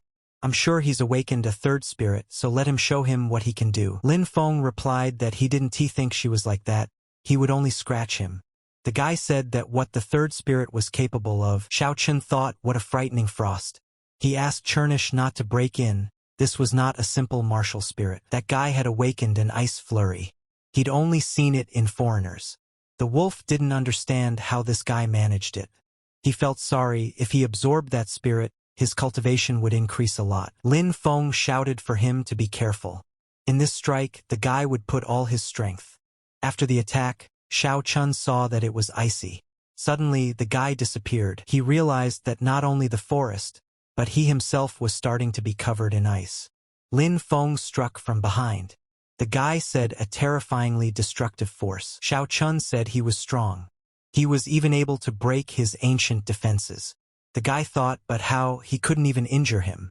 Lord Shou told him that he was already strong enough. Turning to Xiaoqin, he asked, how is he doing?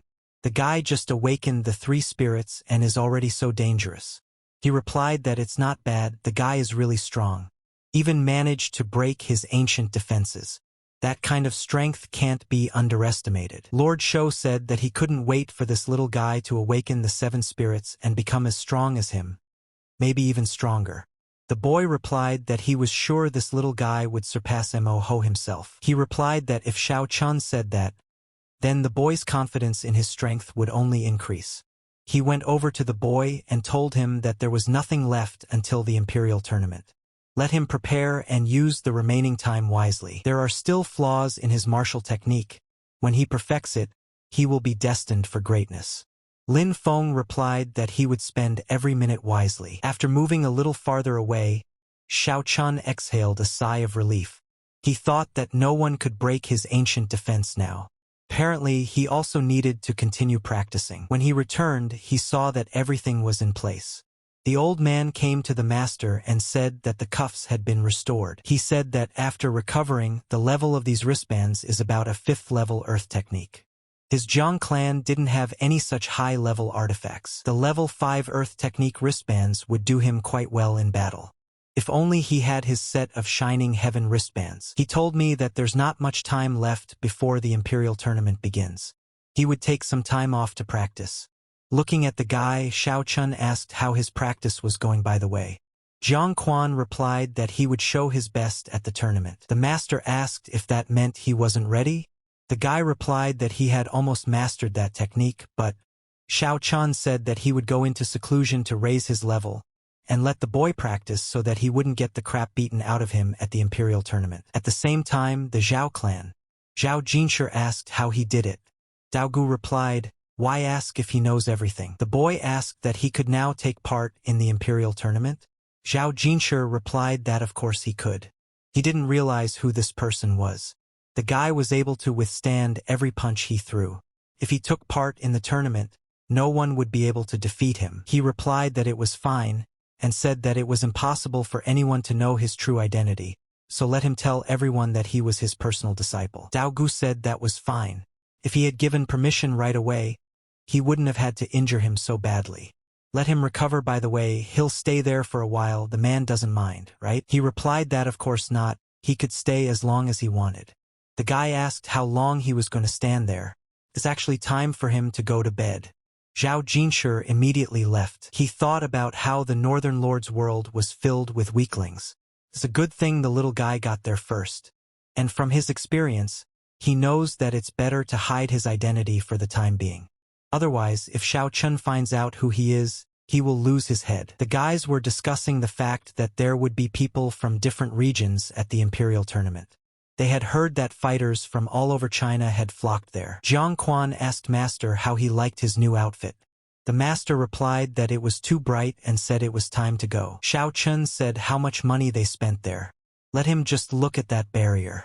He's sure he can withstand the attack of an enlightened supreme level. The boy told the Lord that those elders are fighters of the highest degree.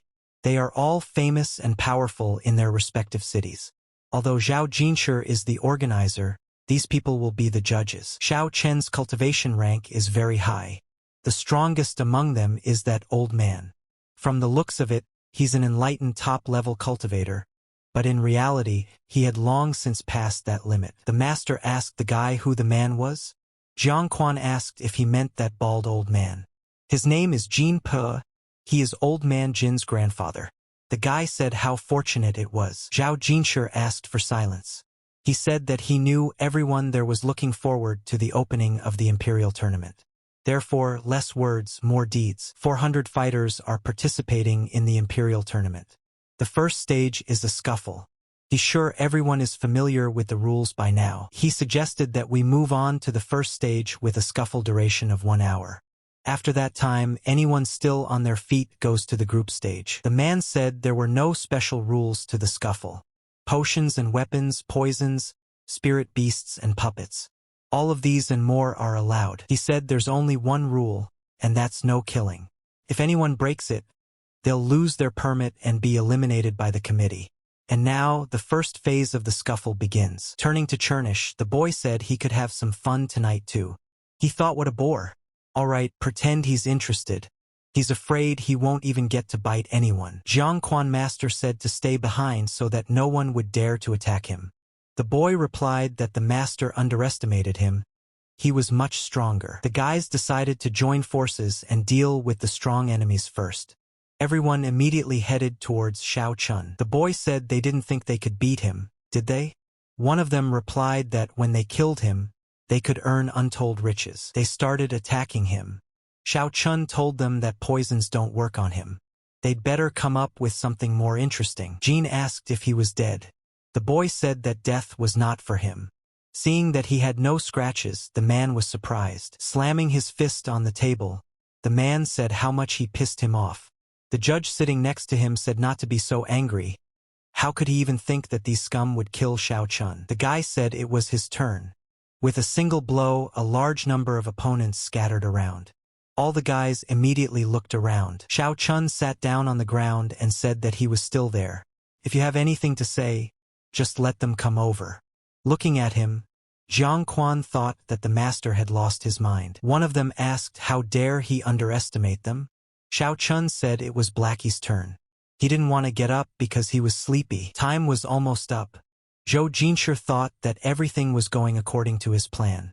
Looking at Xiao Chun, Daogu realized that the black pet on his head was very strong. This guy really isn't that simple, he should watch him closely. The man yelled out that time was up. The guys thought finally. Jiang Quan told the boss that he would be promoted again. The guy asked, could it be otherwise? Looking around, the guy wondered. This time the other participants were quite strong. It was only strange to him why there were so few of them. When he looked towards Daogu, he wondered because the guy looked like Zhang Wuxian, although it is not surprising that the Zhang family is also involved. He started to panic because he thought he was discovered. Although it's impossible, his strength is well hidden, he can't be exposed. Xiao Chun decided to see what the guy would do next. Looking at the other guy, he thought that he didn't pay attention to him at all, probably because his strength is not well developed. Or maybe it was the other way around, he was very strong. Zhou Jinshi said that first of all, he congratulates all those who have successfully passed to the second round, and now will proceed to the draw. In an hour, the first stage of the second round will begin. The man said they could begin. Everyone took turns going to the chest and drawing lots. It was Xiao Chen's turn. Jiang Quan was written on the lot. The guy thought, wow, this doesn't seem like a coincidence. Seeing his name, the guy told the boss that it was not good. Xiao Chun replied that he agreed it's really not good. The man ordered everyone to approach him. He would sort them into groups. They should already know their next opponent. Zhou Jinshi soon called out the name of the first group. It was Tai Xian and Jiang Zhong. The guy yelled for him to surrender before it was too late. The guy replied to him that stop talking and let him attack. As expected, the guy was defeated. The man said that Zhong is strong, but Xian is stronger. Taizheng asked Lao Jiang not to be angry. Unfortunately, his son Taixian was a bit cruel in the beginning, but don't let him worry, he is very merciful. Supposedly, this time the dragon and phoenix rank will undoubtedly go to him. A man intervened and said that he thought it would belong to his son. Zhou Jinshi interrupted the argument and said that it was better to see what would happen next.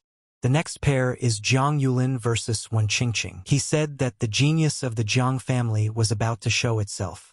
After getting up, the boy said that it was finally his time to play. The girl replied, does the kid really think he's all-powerful? He told her that she would regret it a lot if she always looked down on people.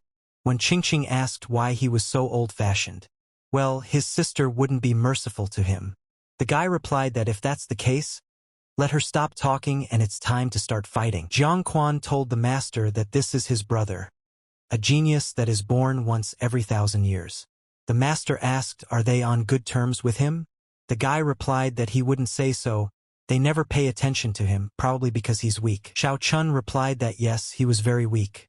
The guy said that if he knew that his first opponent would be a lord, he wouldn't have participated in this tournament. If you look at the other clans, they are even smarter as they just don't participate in this tournament. The master thought that, by the way, that kid still works for him, so he can't participate in this tournament. After Wang Chaoxiang sneezed, he thought that it looked like someone remembered him. Looking at the people, he thought that this group was very talented. The guy was doing some truly amazing things. He ordered them to hurry up. When Qingqing told the younger brother that his sister was about to make her move, the guy replied that finally. As suddenly, she began to drift away. She wondered how he was able to push her into the kill zone. He thanked his sister for giving in to him. People didn't understand what happened there.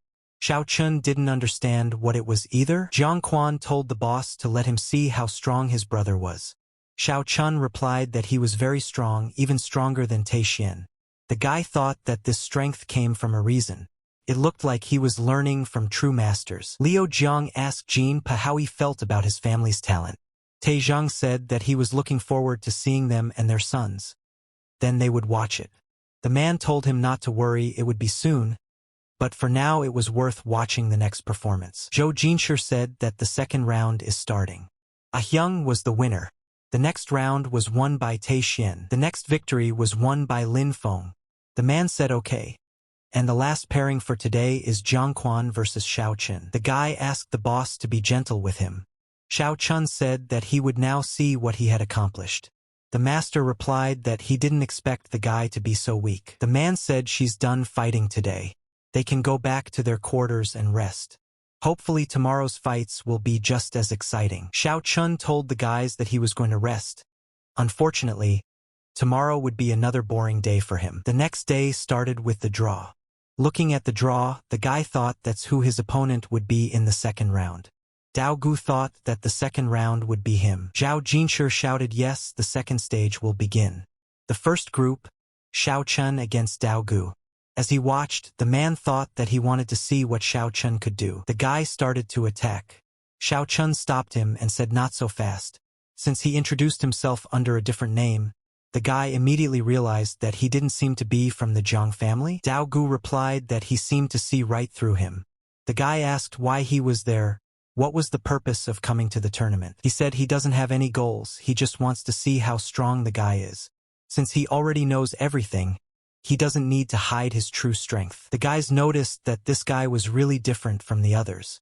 They didn't understand why there was such a strong warrior in the Zhao family. He told Xiao Chun that he would have to work hard.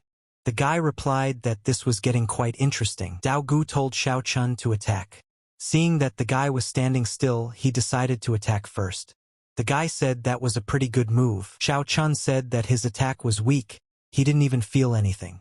The guy replied that it was an attack worthy of him. Zhao Jinshi thought what's wrong with these two?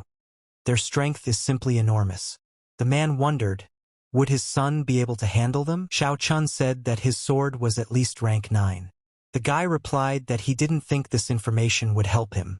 He said to stop talking, he'd rather let him show what he could do. He replied that he wouldn't keep him waiting, then realized that he had a lightning spear at his disposal, and its power synchronizes with any kind of weapon. Lin Feng asked, does he use magic weapons? The boy would like to meet him. Lord Shou said that his weapon was certainly good, but he could have better ones. Guy said he would definitely make one. The guy said lightning spear, a rank 1 heavenly weapon. Could Xiao Chun also show what he can do? The guy said this weapon is worth using all his strength. Zhou Jinshi told his friends to look at what techniques Xiao Chun used. He wondered how strong it was. One of them replied that he was afraid it is a heavenly technique, rank 1, maybe higher. The man said who knows?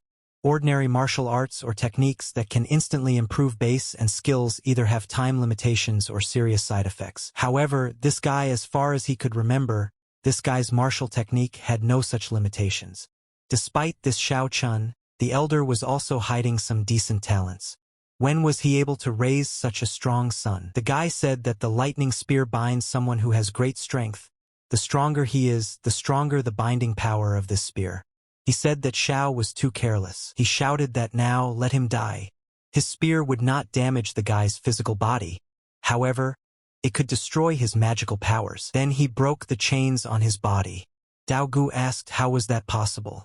Xiao Chun replied that his strength was beyond the guy's comprehension. But his lightning spear is really very strong, especially his ability, for enemies of the same level as him. The guy asked so he wasn't using his full strength.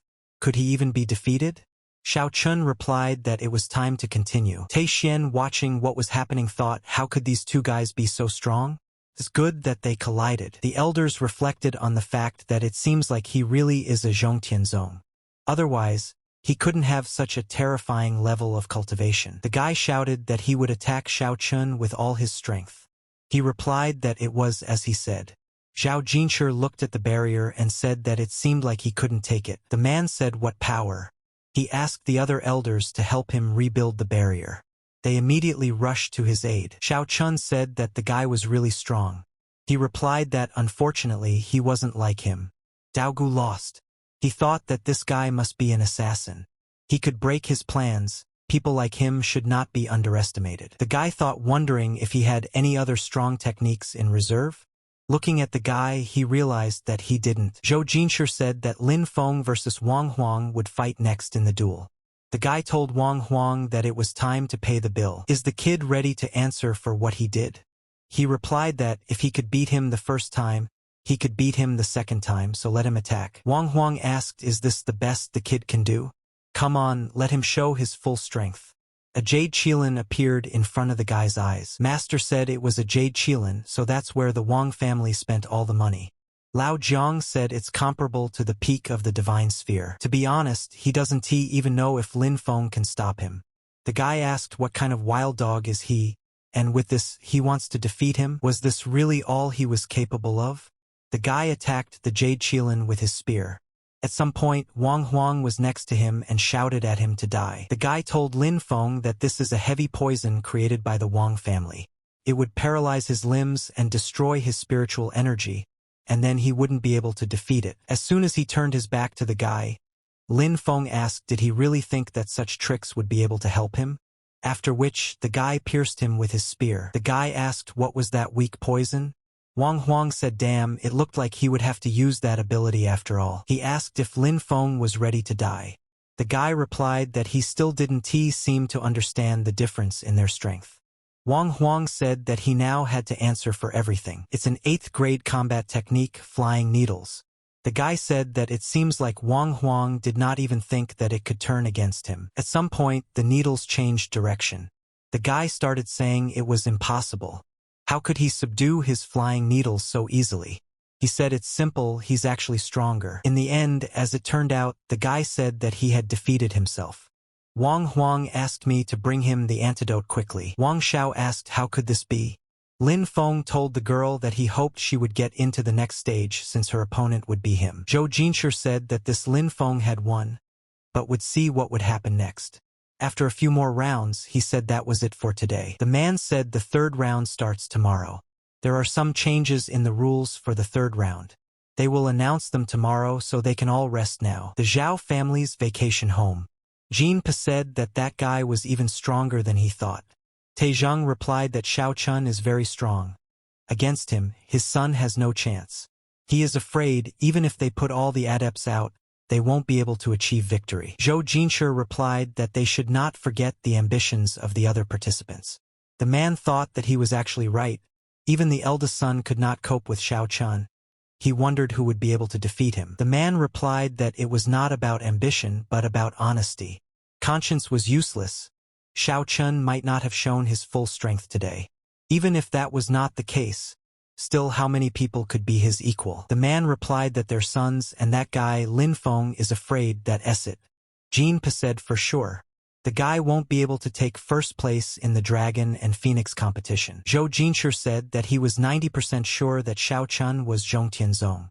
The 2 elders replied that they agreed. Taizheng said that it's not that scary if Xiao Chun is really Zhong Tianzong, but he is worried that he is the rebirth of a much more powerful force. Jin Pa replied that even if he was the reincarnation of a great power, there was some limit to his cultivation level. Would they have to call a master from the mountains? The elder asked if he was talking about the same one. The man replied that he was the only one who could help them. Taizheng asked who were they talking about? Zhou Jinshi replied that about the Beast King from the Northwest Mountain. Even Xiao Chun wouldn't stand up to the Beast King. It could work. The Beast King is quite capable of defeating Zhong Tianzong. But after this incident happens, his spiritual body might be damaged. It is still unclear whether he has become a full inheritor of his powers. But his spiritual energy has definitely become stronger. Now Xiao Chun is very difficult to resist. Jin Pa replied that they shouldn't worry. He would take care of everything as he was still friends with the Beast King. But he was very greedy for money and various vile pleasures, so they would have to splurge. Everyone agreed. In Zhou Jinshi's mind, a plan immediately matured. When the Beast King was done with Xiao Chen, He would kill him, and then the western mountain from the north would belong to him. Turning to the master, the guy said that it was already tomorrow's third round.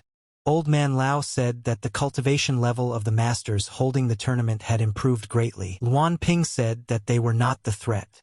Lao Zhao replied that it couldn't be avoided. Jiang Quan asked what were they talking about. Xiao Chun replied that with his intelligence he wouldn't understand. He stood up and said that he would go to rest and let them take care of themselves. Dao Gu had told the head that Xiao Chun was too strong. Now that they found out that he was weaker than him in terms of cultivation, the guy was no match for him. The mentor asked how strong was that guy. He replied that he wasn't sure, but he seemed to be able to suppress him using only 60% of his strength. 80% could cripple him, but if he uses 10% more, the guy's not going to make it. The master asked what would happen if he could use all his powers. The boy answered that he would have destroyed him in the beginning. The elder said that was clear. Let him keep an eye on him until he gets things organized. The boy said all right. The venue for the tournament. People were discussing that today should be something interesting. Xiao Chen asked, what is this? Zhou Jinshi began to say that today was the third round of the tournament, and after discussing with the audience, they had decided to make some changes to the rules of the tournament. Lao Jiang said, what kind of amazing news? That old man was not aware of it. Turning to him, the elder told him not to be so petty. This matter had been discussed with him and others. It was too late to change anything now. He said that this time the rules of the stage are not a simple sparring match, but a survival on the allocated piece of land. Soon, they would all get to the northwest mountain, where they would need to spend 3 days. During this time, only 4 people will be left who can successfully pass to the next stage. In other words, as long as they are on the Beast Mountain, then they will be able to fight and kill as much as they want. This time, they would only have 2 choices, life or death. Teixien asked life or death. He likes it. Jiang Quan asked the old man thinks this is a plot against the boss. He replied that their intention is obvious. Luan Ping said that the crisis has already arrived. Chimei added that these people are disgusting. They think they can get away with anything, so they start playing such dirty games. The elder said that these crystals on the stage will show them the progress of each player, so that any spectator can watch the progression of events. And so, let the fighters begin to take the stage. Xiao Chun realized that those 8 people had the same task. It seems like they were just paid to join all their forces against him to kill him.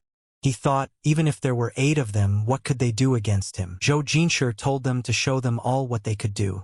The coordinates of the Northwest Beast Mountain had been sent to their tokens. They could set off. Looking at Jiang Quan, the master asked why the fool was standing there with such a gloomy face. Didn't he believe in his boss? Then he told them not to worry and disappeared. After reaching the right place, he thought it seemed the Northwest Mountain was ahead. He also smelled a strong odor of blood. Chernish thought about how powerful the bloody aura was. It looks like there is quite a strong opponent on top of this mountain. A tiger started attacking the guy from behind. After one blow, he flew off to the side.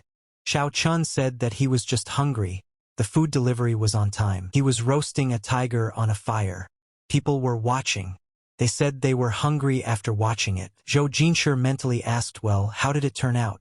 Did they come to an agreement? Jinpe answered him that the Beast King had promised them. Tonight Xiao Chun would die. The elder replied that it was great. Walking through the forest, the guy said that it would be great if he was destroyed. He wouldn't have to hang around in this place. Suddenly, the king of beasts appeared behind him. Is this the supreme deity of this mountain? The Beast King asked if he was able to dodge. The guy called him a scum and said he was disgusted by him. He asked, and what would the guy do to him? Most likely to be his food today. The guy replied, what else? After which they started attacking each other. Lin Feng thought that it looked like there was a worthy opponent out there. He decided to go check it out. Suddenly, Teixien appeared in front of his eyes. He said what good timing, he'd kill him first. The boy asked if he could do it. Teixien replied that he could. Dao Gu didn't understand why he was so calm. Fighting him was even harder than Xiao Chun. Why are there so many monsters there? The Beast King said he can't even break his defenses. Let him be a good boy and let himself be eaten. The boy asked, does he really think he is invincible? It's an 8th grade secret earth technique. It has a small radius, but it can greatly increase a practitioner's strength.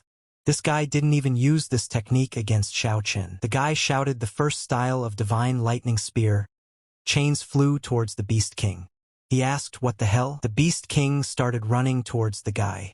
Daogu shouted at him that a brat like him couldn't escape. He replied that even though the guy was very strong, he would still die. Then he shouted the true body of 10,000 beasts. The true body of 10,000 beasts was a secret art that combined the strength of 10,000 beasts into one person. After he started to attack, the guy was able to dodge. Daogu succeeded in chaining him up. The king of beasts shouted that he was pissing him off, wanting the guy to finally die. The guy repeated the lightning spear second style, after which, the spear pierced through the Beast King's body.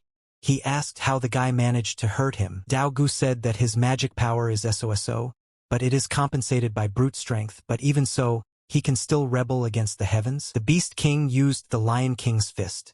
The guy thought what a powerful spiritual attack. He asked if the guy felt its power. After that, he was able to attack. Put it in front of the guy, he said, was stronger. Besides, he's not alone. Daogu replied that he was just passing by after all. Is the Beast King really going to fight him to the death? He told Xiao Chun to stop talking nonsense. He was entrusted with his murder and he would die today. The guy started saying he was wrong, he wasn't Xiao Chun. The Beast King replied that his stench of a person from the upper realms he could smell from afar. Let him not dare to deny it. Today he would die. Did the guy ask the Supreme Kingdom? How does he know Xiao Chun is from there? Please let him stop, the guy has the same goal as him. Daogu thought that damn this damn world. If his cultivation hadn't been suppressed, he could have killed this beast with a single blow. The Beast King kept shouting that he would kill Xiao Chun. After another blow, the guy flew several meters into the rock. The Beast King shouted that everyone from the Supreme Realm deserved to die. Daogu shouted that he was just a barbarian, let him not be arrogant. The Demon King asked, so what? Their force decides everything. This is the true world of war. This isn't a place where people from the upper kingdoms can mindlessly run around and make themselves lords. This is a place where he is the only ruler. The Beast King once again used the 10,000 beast wrath technique. The guy tried to fight back as best he could, but suddenly, an elephant stepped on him. Daogu didn't understand why this brainless savage was so strong.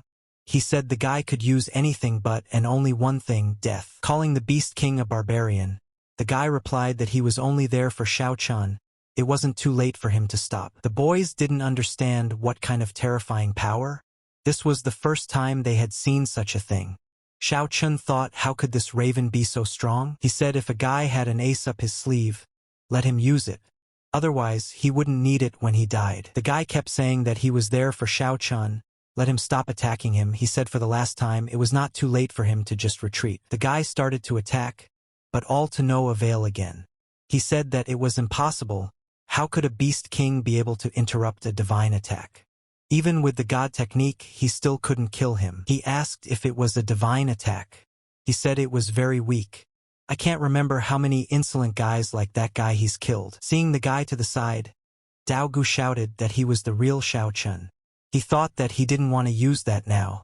The Demon King asked, is that him? He replied that yes, he was the real Xiao Chun. The guy was wondering if the true body of the 10,000 beasts was a type of demon race or just a type of cultivation. The Beast King asked, is he Zhongtianzong? Said the guy's not from the High Kingdom, right? He just doesn't have it on him. Xiao Chun asked who he was. Said he wasn't from the Supreme Realm, right? The King of the Beasts thought the elder had lied.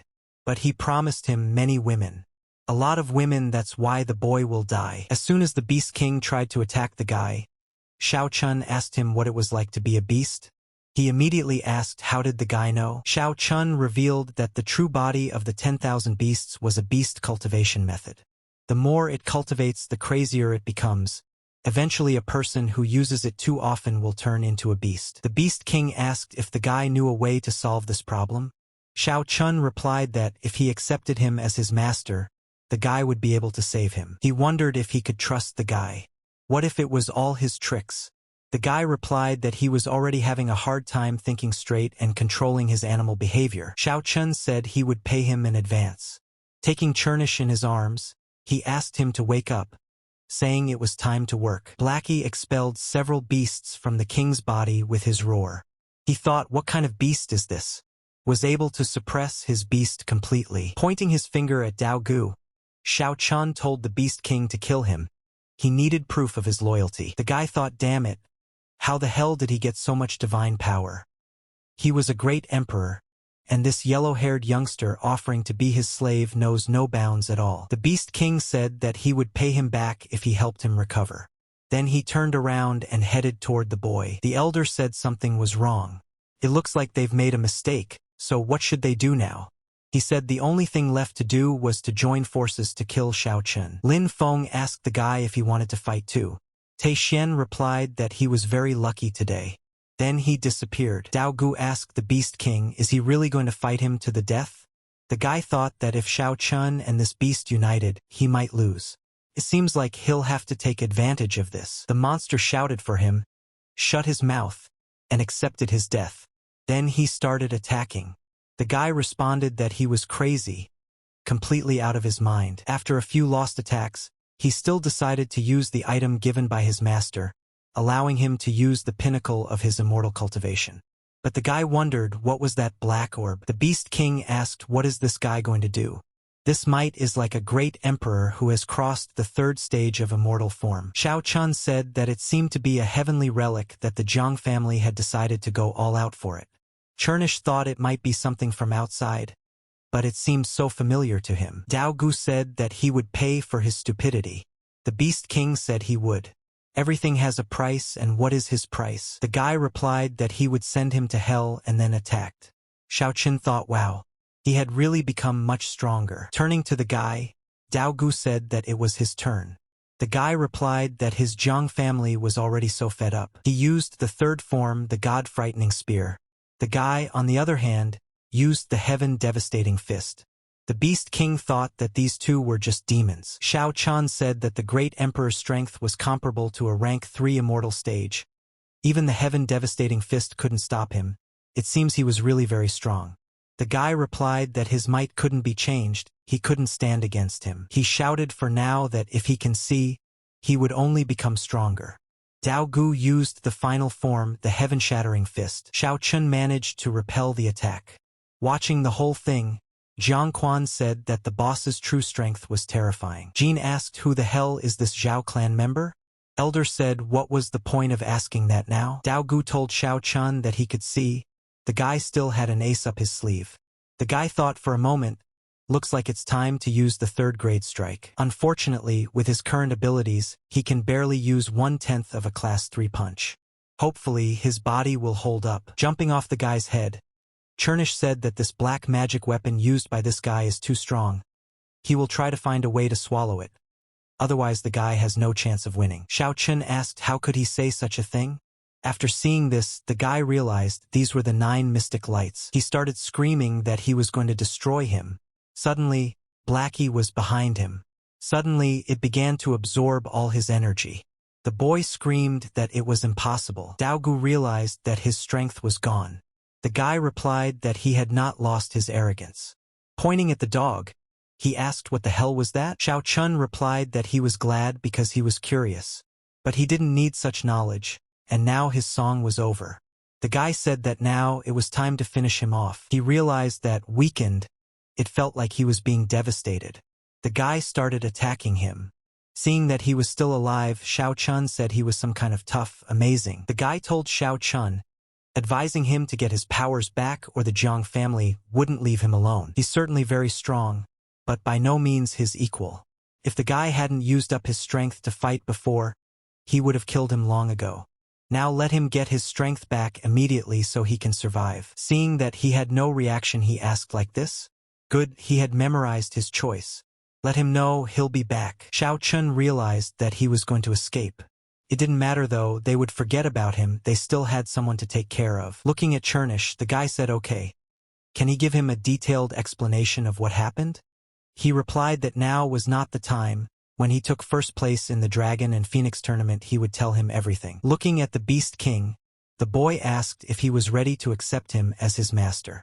He said that he had once been a great king. The boy replied that if he was not a king, he would not even let him be his slave. Shao Chun said that he needed to accept him as his master for 3 years. During that time, he will solve all his problems. And yes, not only would he solve all his problems, but he could even bring him back to his place. The king of beasts asked if he could look like before. The guy replied that yes, he can restore his original form. He replied that it was very good and accepted him as his master. He thought about how this guy is too strong. Afraid he can't walk his grounds without claiming him as his master. Xiao Chun asked him to sit down and they would sign a spiritual contract. Zhou Jinshi couldn't believe that they had become allies. He was afraid that now, none of the participants would be able to defeat them. Taizhang said that he was afraid even if they were alone, they couldn't be defeated. The third elder agreed with them. Lao Jiang said not bad. No one can defeat Xiao Chun. At this rate he will win the tournament. The elder can't let that happen. Looking at him spitefully, the man thought that he couldn't trust him. Zhang Yulin realized that they wanted to mobilize all the forces against Xiao Chun. He thought that it was fine, he didn't care, he would only do as they said. What was the point of worrying about the first place of the Dragon and Phoenix tournament right now? Combining so many chi in one place could be of great benefit to the Jiang family. He was originally going to let Yulin himself deal with Xiao Chun, but now it seems that it's impossible and will still have to join forces. After apologizing to everyone, Zhou Jinshi said that the strength of the participants had exceeded their expectations. The broadcast was no longer working. Unfortunately, they will have to ask them to leave. The king of the beasts felt someone coming. The guy said here they are. Zhou told the guy to surrender and maybe he would let him live. Turning to his master, the beast king asked for permission to destroy this little thing for him. He thought that now that he knew his master's power, he should show himself better. Xiao Chun replied that he was seriously injured. Let him rest. Zhou said that in the Dragon and Phoenix tournament only participants should fight. He asked if the guy was ready. Xiao Chun replied that let him not worry, he is always ready. The guy started to attack. Xiao Chun said 5th level divine origin, the younger generation can also kick up the heat.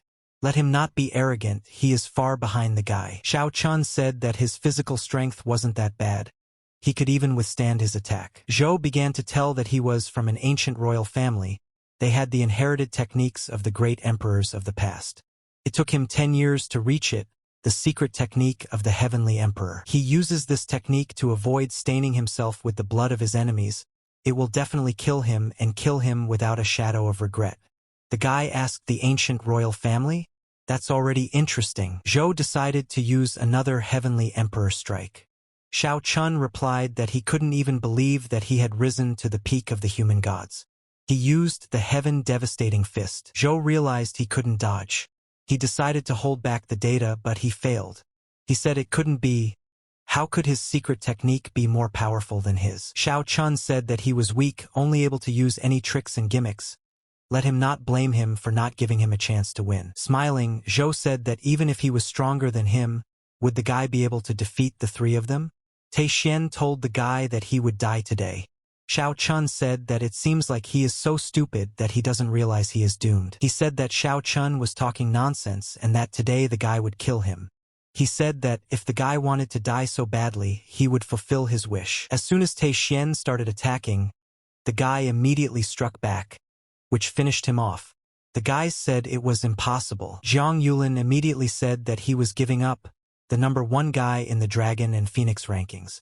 Zhou was dealt with by Chernish. How could this monster have such a high cultivation level? Zhang Yulin saw how the guy had become the Blackfang's food. Xiao Chun replied that he deserved it. Just as suddenly, the guy saw something. This Dragon and Phoenix ranking is practically recognized by the true martial world. The number 1 Dragon and Phoenix ranking can gather all the chi of heaven and earth. Now even the heavens are helping him. Param ordered Chernyshov to guard him. He began to absorb chi energy.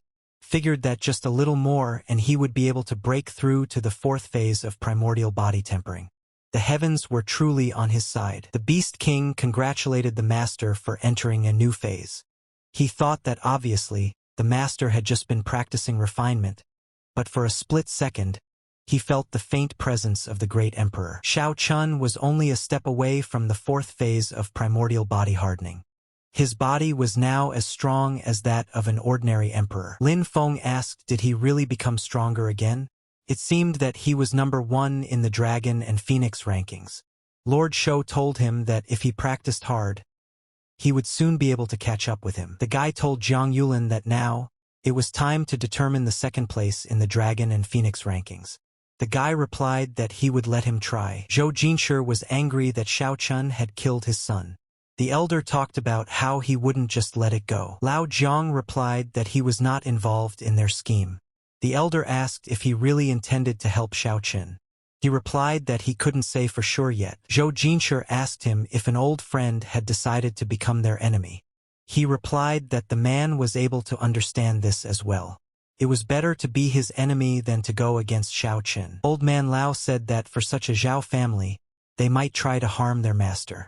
Jiang Quan replied that he shouldn't worry. His grandfather would be on their side. The old man replied that if that was the case, then it was very good. He said there was a message. It was time to go, they had to go back. The elder asked how they thought they would be able to realize this idea. Jin Per replied that it was not bad. He would even say that it was a flawless plan. Turning to Master Wang and Master Han, Zhou Jinshi said that tonight they would go to Kinjimen and use thunder power to wipe them out. Tomorrow, not three will join forces to fight Xiao Chun. As for the others, their task is to take care of those who will try to come to his aid. He was originally going to use the Dragon and Phoenix competition to seize the heavenly power of the Jinwu Kingdom. He didn't think that Xiao Chun would get it, and that was why he now had to die. The elder told Xiao Chun that he was afraid Zhou Jinshi intended to kill him. The guy asked if there was anything to be afraid of. He replied that the guy can be calm. Their Jiang family will do their best to support him. Duan Shiliang told the elder that they had received a report from their scout. 2 powerful forces had been detected. Under the cover of night, a 10,000-strong army rushed to Kinjimen. The guy replied what will allow them to get there to eventually completely destroy. Xiao Chun said that he would see what Zhou Jinshi would do tomorrow. People read that Xiao Chun had been caught cheating during a martial arts competition. Because of this, the Zhou family teamed up with the 10 secrets of the kingdom to punish him. They remembered that the guy seems to be from Kinjimen. This time the city will be finished for sure. They think they're in a bad way. Old man Lao said that that elder had lost his shame. Luan Ping said that's right.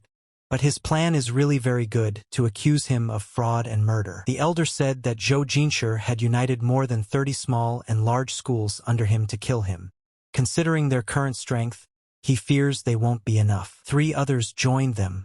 The elder said that even if they joined, however, it would be a drop in the ocean. No sooner had the door closed than 2 more people came in.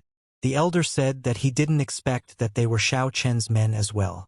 If the people from Lunman and Chufeng Tower joined them, it would really increase their chances many times over. Xiao Chun said that was not all, he had more in store.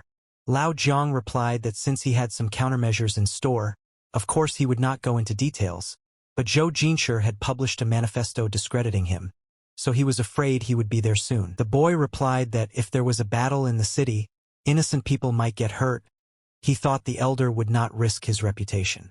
He ordered old man Lao to send him a message. In 3 days, on the back slope of Qingzhou Mountain, they will fight until one side is destroyed, and ordered everyone else to go and bring a tally of his men. Everyone immediately went about their business. Xiao Chun said he didn't think they would come so quickly. It was just in time to use this battle to destroy the Jinwu Kingdom. Turning to Chernish, the lad said he didn't want to tell him anything. He first pretended to be dead, then looked at his master with puppy eyes. Xiao Chun said that if he didn't tell him the truth, he would have dog meat for dinner tonight. Chernish said that actually he's in a tight spot too. The guy asked who the hell is he? He replied that he couldn't tell yet. Xiao Chun wasn't strong enough yet. Knowing too much could be dangerous to his life. When he becomes strong enough, he will tell him then. The guy said that if he didn't want to talk, he wouldn't force him. But if he had his secrets, why shouldn't he have them? Blackus said that was all well and good. But could the owner let him go? Xiao Chun asked what stage of perfection he was at now. He asked his true strength. Would Master believe him if he said that even the great Emperor of Sendai was no match for him? The guy replied that he would believe it. Blackie was surprised and asked if he didn't doubt his words at all. Xiao Chun replied with a laugh that why should he doubt? He knew very well that he was far from being an ordinary beast. He told Blackie that they were facing the fiercest battle in the history of the Jinwu Kingdom. Is he ready for it? He replied that whoever comes is already dead. The boy said, well, They'll level the kingdom together. Blackie, why don't you ask him to let him go first? Or put him on his head, he's more comfortable there. Duan Shiliang addressed the Kinjiman followers. He asked them if they were scared now. They said they were not. The master said they were fine. Today, tens of thousands of warriors besieged their city, intent on destroying their teachings, destroying them all. Who? Master Hu asked Elder Taishan, what is the level of their enemy? He replied that there are over 50,000 martial artists in total. Among them, about 40,000 are at the physical stage. In the neighborhood of 100,000 at the spiritual and heavenly stage. And over 10,000 at the advanced spiritual stage. Duan Shilian pondered, over 10,000 warriors at the advanced spiritual stage.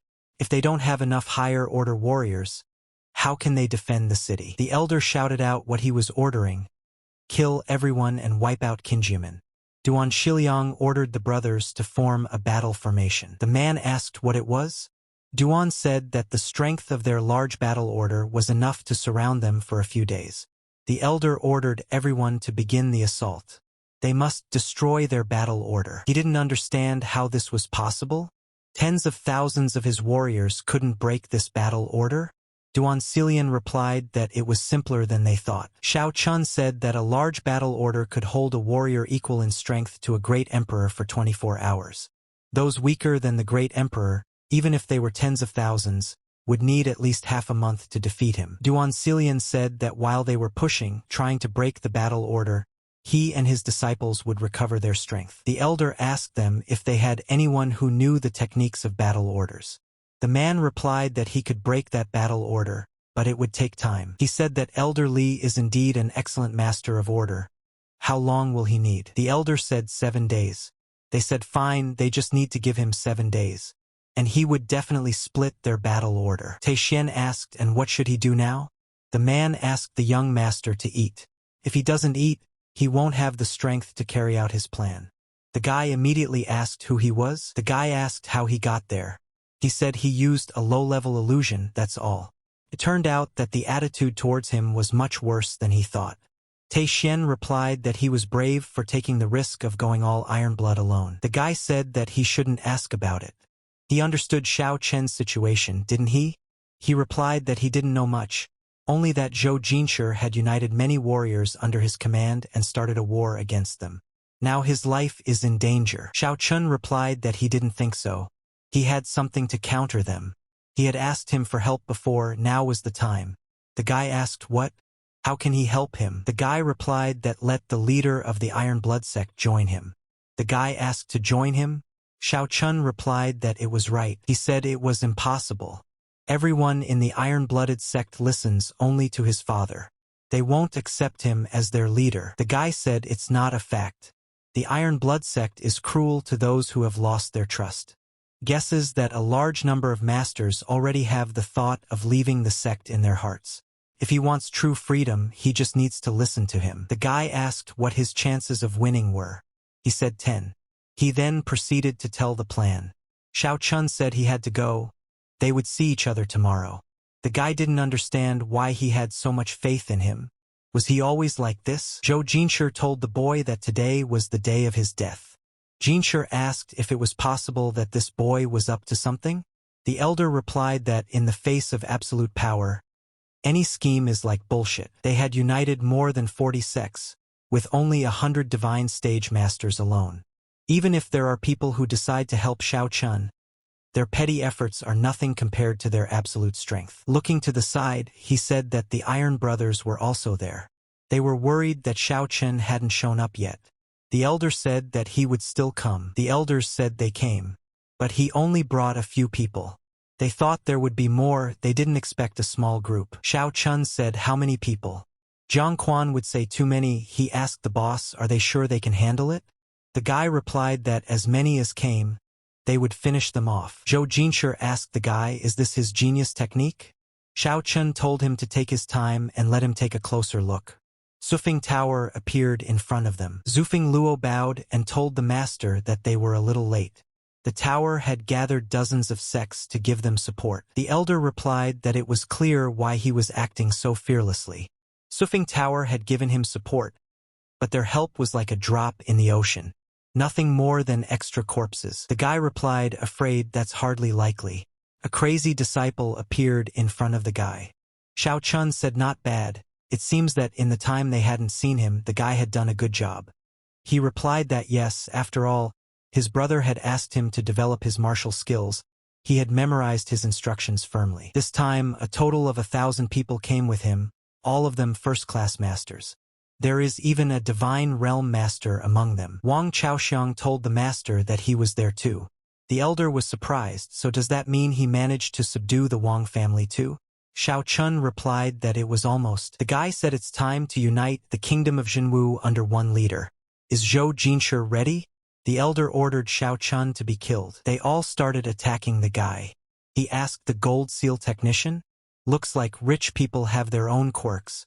This was a power he liked. Blackie jumped down and began to absorb all the attacks.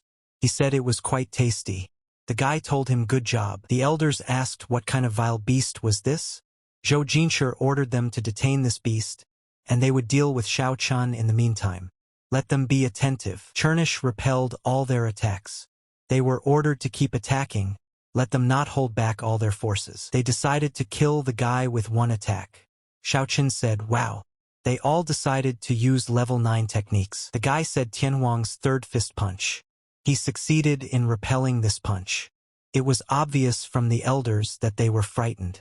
After which, the wave reached them as well. Xiao Chun said that this third fist reflects the opponent's attack and returns it twice as much. Although his body was still not perfect, all the elders were already sitting on their knees. Zhou Jinshi said that the guy was too strong, they were no match for him. Suggested that the elders do it. Chernish saw that things were bad. His master was in danger. Just as he was about to leave, he was immediately attacked. He couldn't get those men. Xiao Chun replied that it was already more interesting. The guy asked, is this the power of an order of 100 people? Indeed, incredibly powerful. The elder told the guy that he was definitely dead now. Even he couldn't handle the ancestor of 100 people. The boy shouted that he was waiting. All the eyes of his buddies were fixed only in his direction. They were all anxiously watching what was happening, followed by a powerful blow, covering himself from the shockwave. The elder was glad that the guy was finally dead. The mad disciple said that the life force had left the body. Looking up into the sky, the elder said that God himself wanted him dead. Chernish ran up to his master. When he touched him, he couldn't feel his life energy. And Zhou Jinshi kept saying that he was finally dead. Zhou Jinshi continued to laugh. Everyone was watching everything that was happening with horror in their eyes. The elder ordered to exterminate everyone so that no one would leave there alive. The guy said, just look at that, his brother has to be saved again after all. Guy's technique 9 turns of the circle of rebirth. He told Xiao Chun that the first circle had begun. The mad students started attacking and yelling that it was for their brother. The elder said that guy was only dead because he relied on them. Still, he decided to see how this upstart's body was different from theirs. As he got closer to the guy, he sensed something was going on. The elders thought, what the hell? Some kind of very scary sound. The guys asked if it was coming from their boss. Blackie felt some kind of aura. The boys asked what was that terrifying throbbing? The elder shouted that it was bad. That guy wasn't dead. Let everyone finish him off quickly. They suggested that they gather all their strength again and do it again. Xiao Chun said that although he had long been planning to use the 9 circles of rebirth to ruin the situation, but he didn't expect that when using this technique, it would be so heavy on his heart. The brother told the kid, that's great. The first turn of the 9 circles of rebirth has been completed. Let him return quickly. He would be waiting for him at the top of the 9 worlds. The guy said that it was time to start the second round of their battle. Zhou Jinshi asked how was this possible?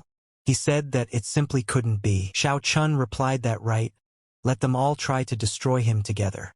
Using the 9 circles of rebirth allowed him to break through to the 4th stage of the ancient art of quenching from the initial body. Now he was only a step away. They began to join forces to do it again. The guy decided to use Tian's fist. The guys asked where this evil energy came from. Xiao Chun replied that they were right, it was indeed an evil energy. The guy uttered for the heavenly calamities to come to him. Watching the showdown, the mad disciple said that, as expected from the master, he had become many times stronger after being resurrected. Lin Feng said that he had become stronger again. The elder didn't understand how just one person could stand against hundreds of the strongest soldiers of this world. The guy said that Tai Xian's way out now. He began to say that they had committed many wrongs, but today was a great day to atone for their sins and change their sect. Tai Zhang said he was a naughty boy. How much he made him angry. The boy apologized to his father. Tai Xian ordered the fearless warriors to kill Zhou Jinshi's henchmen. Altogether, destroy them in one fell swoop. Blackie walked up to Xiao Chun and said that his strength seemed so familiar to him, and yet a little intimidating at the same time. The guy asked him if his strength was familiar. He said that they would discuss it later. Right now they had to deal with the enemy. Zhou Jinshi said that it was over. Jinpa realized that it was bad. The situation had changed dramatically. Right now, the best strategy is to retreat.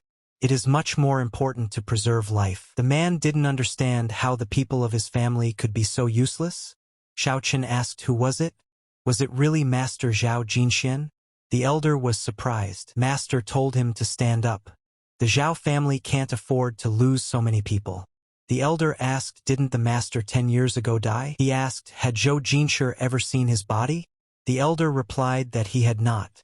He said that he was seriously injured 10 years ago, but because of this, he had a great opportunity. He's been hiding in the Zhao family's domain for 10 years, so I know everything he's done.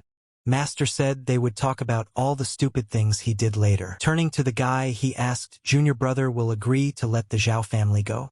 Xiao Chun said that he was on the edge of the Lord level. The master replied that was correct, although he had only crossed the third stage of the Sendai realm, but he was considered a full-fledged lord. Xiao Chun replied that funny, he wants the guy to let the Zhao family go? But that's impossible. After all, this family will be destroyed today. The king of beasts asked if it was him. Then he decided to kill him and started to attack. But the master managed to strike back. After that, the beast king was on the ground. He was saved by the master. The master said it wasn't bad. His level of refinement was quite high. But it's a pity. It's not enough to match the power of the Lord. Xiao Chun told the beast queen that he was only getting in the way. Let him feel the power of the great Lord. Lord Shaw said it was dangerous. A lord who had crossed the third step of the light dye sphere. If it were an ordinary person, there was no doubt that he would lose, but Xiao Chun, he would definitely be able to handle it. The master said that at the lord level, when he crosses each Sendai stage, there is a sudden leap of perfection. The power of the blue Sendai he just used is only of the first stage. He wants to see if the guy can resist the Sendai's second stage power. Xiao Chun realized that the second Sendai's strength was much greater than the first. However, the guy said that he knew that he was practicing physical refinement, right? Master asked, so what? He said that the path of physical perfection is the most difficult way to harden the body. But it is also the best, because nothing can surpass the powerful external force that continuously hardens and perfects the body. The master asked, does he want to use his Sendai as a tool to train his body? The boy replied that he did. You could see from his face that he was angry. Zhao Jinxian began to attack. Chernish asked the guy if he needed his help to swallow some of Sendai's power. The guy asked if he could even absorb this power. Xiao Chun replied that there was no need. He wants to use all his strength to break through in a flash. The guys wondered, could he really resist Sendai's strength? Master told the guy that he would add some more things. The 9th level technique, Heavenly Frost. Then he added the 9th level Black Wind technique. Master was wondering what kind of refinement technique this guy was using.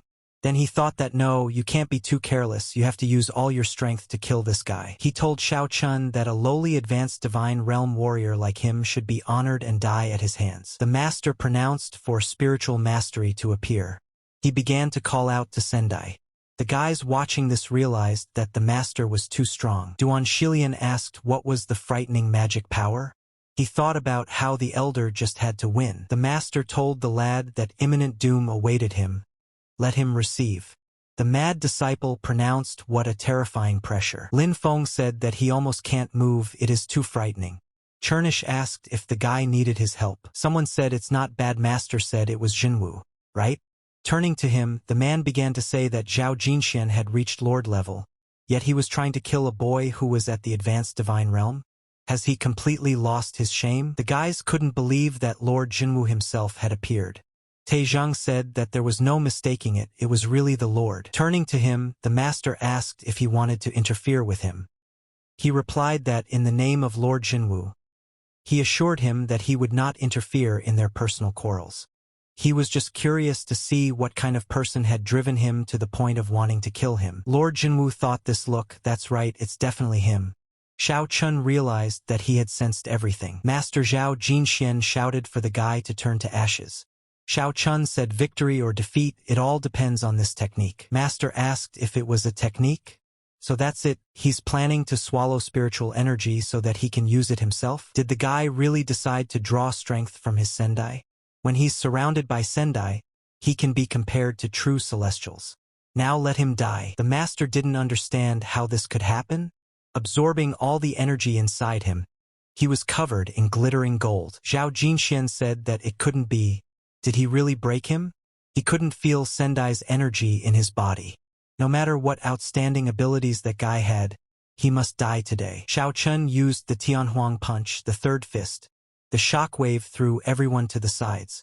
Lord Jinwu said that this was not a simple technique. The boy shouted another blow. The overlord wondered if this was indeed him. There was only one person in the entire world who could use this technique. He was called a legend for a reason. The Lord told the master that he had put so much effort into reaching that level. But unfortunately, he had met someone along the way whom he had failed to deal with. Xiao Chun didn't expect that with his current body, it would be so difficult to withstand Sendai's strength. He barely survived this attack, even having to sacrifice. Blackie asked if he was okay. His arm, before he could say anything, the boy replied that it was just an arm. Just a small wound. He didn't think that the guy could actually absorb Sendai's strength. Had his current cultivation already reached Lord level? Xiao Chun replied what could be said, almost only a single step away. As soon as the guy shouted the word wind, the overlord's body immediately began to dissipate. Lord Jinwu said he was still as strong as ever. The guy replied that it had been a long time since he had seen him. He still hadn't made it to Sendai 8. The Lord told the boy they'd see each other again when they were healed. The boy asked what about the Valkyrie pills? He loves these pills, the results don't wait long. The Lord said this Valkyrie pill was the last one he could get his hands on. Something happened that day, why would the Overlord treat him that way? By the way, how did he learn the art of Buddha reincarnation? Xiao Chun said that this technique is not a secret technique in the Buddha temple, so don't really understand what exactly he is interested in. The only thing he can tell him is that their world has millions of secrets and a great many possibilities. And all of them are inaccessible even to the best of them. You live forever and learn. The Lord replied that let him remember. Sooner or later his secret would be revealed. He asked where is Li Yunfei now? He answered not to shake his fondle. Right now, he was still trying to break the barrier between the 9 worlds. Even if they found out that he was alive, it was unlikely that they would decide to visit him so soon. But he still hopes that the Lord can keep his secret to the last. Of course, but everything he's achieved so far is only because of him. Lord Jinwu said he would do his best. He asked then what would be their future plans. Xiao Chun replied that it was time to leave this place. The atmosphere here was getting too heavy. He thinks that he can't stop here and plans to travel to other worlds to strengthen his body and get closer to the next spiritual breakthrough. He asked, where does the guy want to go first? Xiao Chun replied that unfortunately, the upper 3 realms were not yet open to him. Even he was not yet able to overcome the barrier set up there. And even so, there is no better place and no better place to climb to the top. Lord Jinwu said it was for him, and he hoped it would help him in times of need. The boy replied that he could be sure he would use it. Looking at Chernish, the Lord said that this beast is very strange. He said that a mythical beast of such a market could only be born in the Jinwu realm. This is just amazing, this guy is really incredible. Xiao Chun told Lord Jinwu that there was another person he wanted to introduce to him. Seeing Lord Shou, Lord Jinwu asked, is he really alive? Lord Shaw replied that it was just a coincidence. Jinwu replied that alas, this world is changing so quickly. Shou's supreme body is destroyed, and shortly thereafter the demon falls as well. And even after that, it turns out that both he and Lord Shou survived.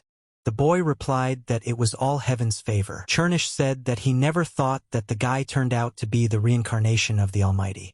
Xiao Chun replied that even so, they are still in the same position. And he is no different from him. However, he is still curious about who he really is. The guy said that, by the way, what about the 9 worlds after what happened? Lord Jinwoo replied that they would discuss it elsewhere. After their deaths, things have really changed a lot in the 9 worlds. They will reschedule this conversation for another time. Xiao Chun revealed that Zhao Jinshi is dead and his family has been wiped out. But the other 2 have been tasked with cleaning up the mess. And now he must urgently return to Kinjiamen to help quell the rebellion. The man said it's impossible, too hard.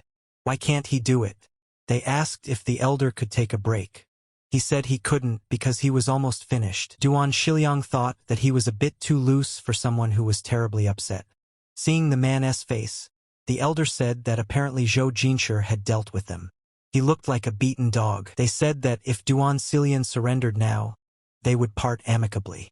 Master replied that he would see who would set the conditions. The man wondered. They hadn't broken the barrier yet and the Zhao family was already out of the picture? The master asked those clever men if they dared to repeat their threats. They said it was impossible, simply unrealistic. Duan Xilian said that they had almost succeeded. It's a shame because he's got it all figured out. His luck's always with him. The man started yelling that they wouldn't be intimidated. They wouldn't stop fighting.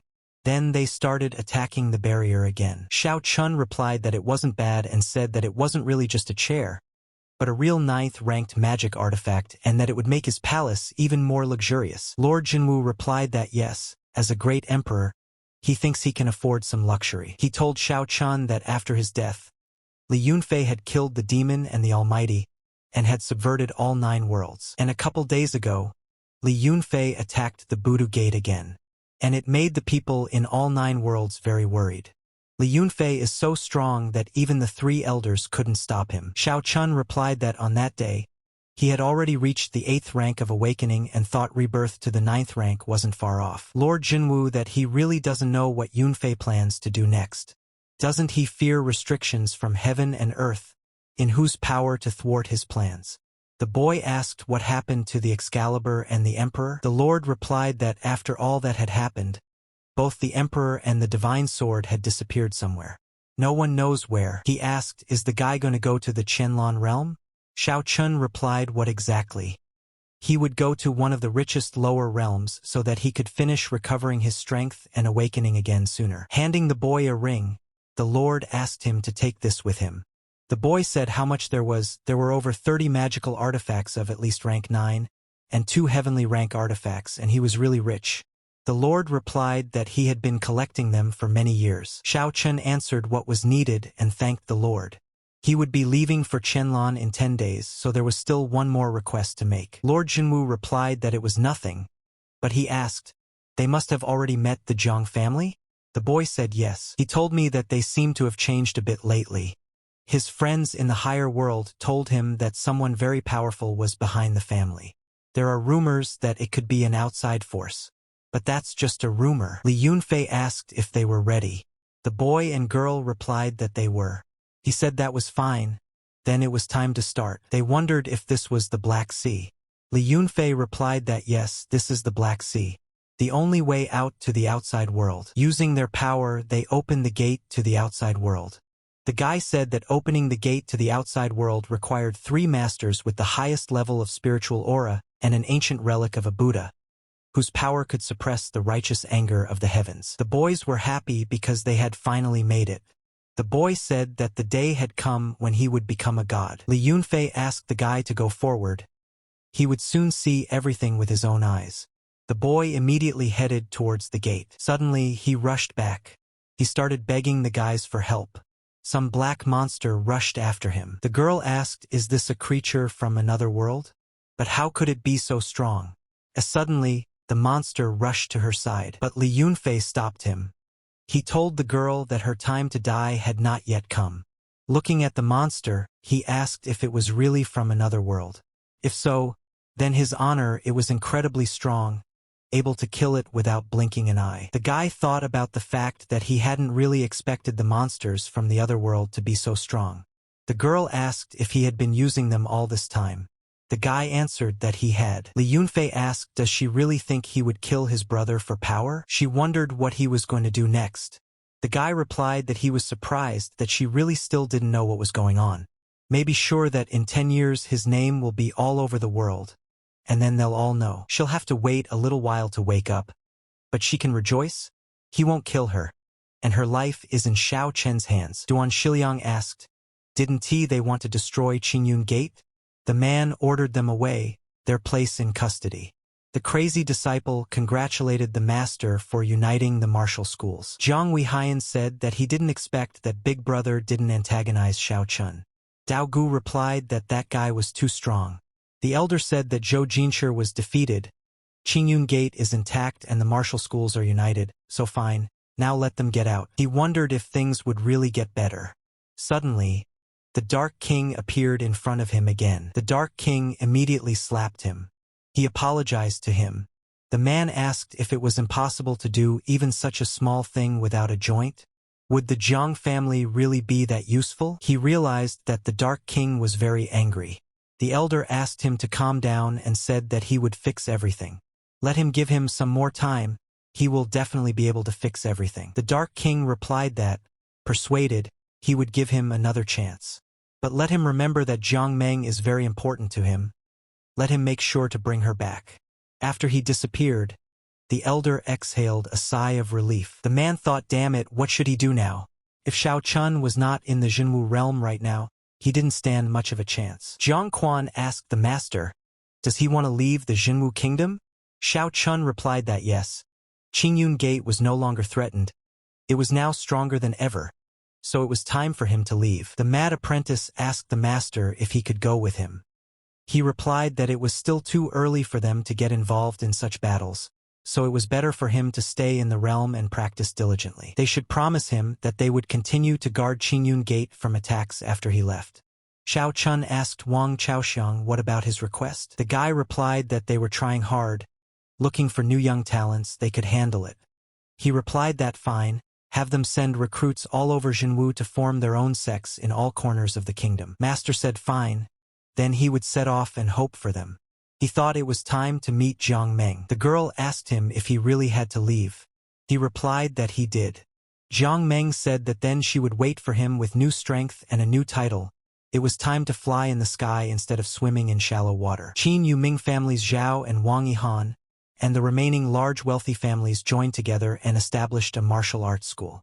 In Qingyun, divine creatures are considered the supreme elders. Qin Yuan thought about the fact that the master had left him there to temper his body and train his spirit, developing his martial skills, promising to work hard to follow him to the next realm as soon as possible. Lord Jinwu told the guy that he didn't say he wanted to take such a crowd with him. Xiao Chun replied that he didn't say he would go alone. He replied that it was all the same, there were too many of them. It would cost him dozens of years of perfecting true qi. The guy asked him to hurry up. Old man Lao said that he had never left this world before. Not even interested in other kingdoms. What awaits them there? Luan Ping replied that he had never even dreamed of leaving this realm in his lifetime. It was as if he was in a dream. Lord Jinwu said that the realm of Qianlan is the next strongest. Although it is not comparable to the top 3 worlds, it is much higher than this world. They will realize it themselves when they get there. Lord Shaw asked the lad what the plans were. Was everything all right? He replied that he was fine. When the Jiang family found out that he had left this world, they would definitely send someone after them. And by then, they'll have time to surprise them. Jinwu said that this is it. They will get there faster than the lady has a cup of tea. Everyone thanked Emperor Jinwu. Qianlan Kingdom. He thought to himself, damn Jinwu. Couldn't he have found a better place to land? Blackie thought that even by the aura in the air he could feel the difference between the 2 worlds. He was more comfortable here. Lao Zhou asked if there was a massacre. The master replied that there was indeed a lot of blood. They decided to go and see someone was calling for help. The guy said that they should finish with these cats and go and have some wine. The guys immediately began to say how horrible it was. There were many innocent people killed. Xiao Chun asked them to restrain their emotions. Such cruelty was the order of the day in Qianlan. The boy asked if it was another group of hunters. He shouted for them to stand still. Were these cats their prey? Or did they dare to trespass? Xiao Chun said that the demon cat race are the most popular slaves in Qianlan. but this kind of rampage is too much even for a gang of hunters. Laughing, the guy replied that they were just a bunch of rookies. But they had already decided to cross the road to them, the professionals? Aren't they afraid of getting their hands dirty? He said that if they didn't leave there now, don't let them blame him for the polite welcome either. The king of beasts asked the master to save those demonic cats. He replied that, if he wanted to do so, the guy said he's probably holding zeros to see their prey after all. Well, then let them not accuse him of being cruel. Shao Chun said that he was leaving it to the Beast King. He replied that, understood. The king of beasts started to deal with them. The guy shouted that he was too cruel. He said that it was impossible, they were all at a high level of vitiation, how could this happen? The guy asked him not to kill him, saying that he was from Tian Yuchenmu's family. If he dared to touch him, his family wouldn't leave it like that. The Beast King told them that it was fine. They could return home. The demonic cats bowed to him. Shao Chun said that it looked like they wanted to follow him. It would be okay if he took them. Chimei asked the master if they understood human language. He said that demonic felines were most often used as personal slaves. Males are used for defense and fighting, while females are used for personal service to their master and assistants. If a specimen dies, their meat can be called a delicacy, but hunting gangs most often catch them alive. As far as language comprehension goes, their QR is no different from humans, so they are quite capable of speaking human language. They are fully socialized and understand everything, except for certain settlements living in remote locations. The girl said that the realm of Qianlan was really terrible. Shao Chun replied that a person's wealth is his own ruin caused by the greed of others. The master told the king of beasts that those kittens he saved would follow him, so let him take good care of them. Old man Lao said that they had just arrived in the Qianlan kingdom and had already run into trouble. Apparently, there's a lot of trouble ahead of them. Laughing, the guy replied that is, he doesn't look for trouble, they find it on their own. Shao Chun suggested taking a short break before continuing on their way. The guy said, wow, caught that many demonic felines by himself? Where's their crew? He said okay, he got it, stop scaring him.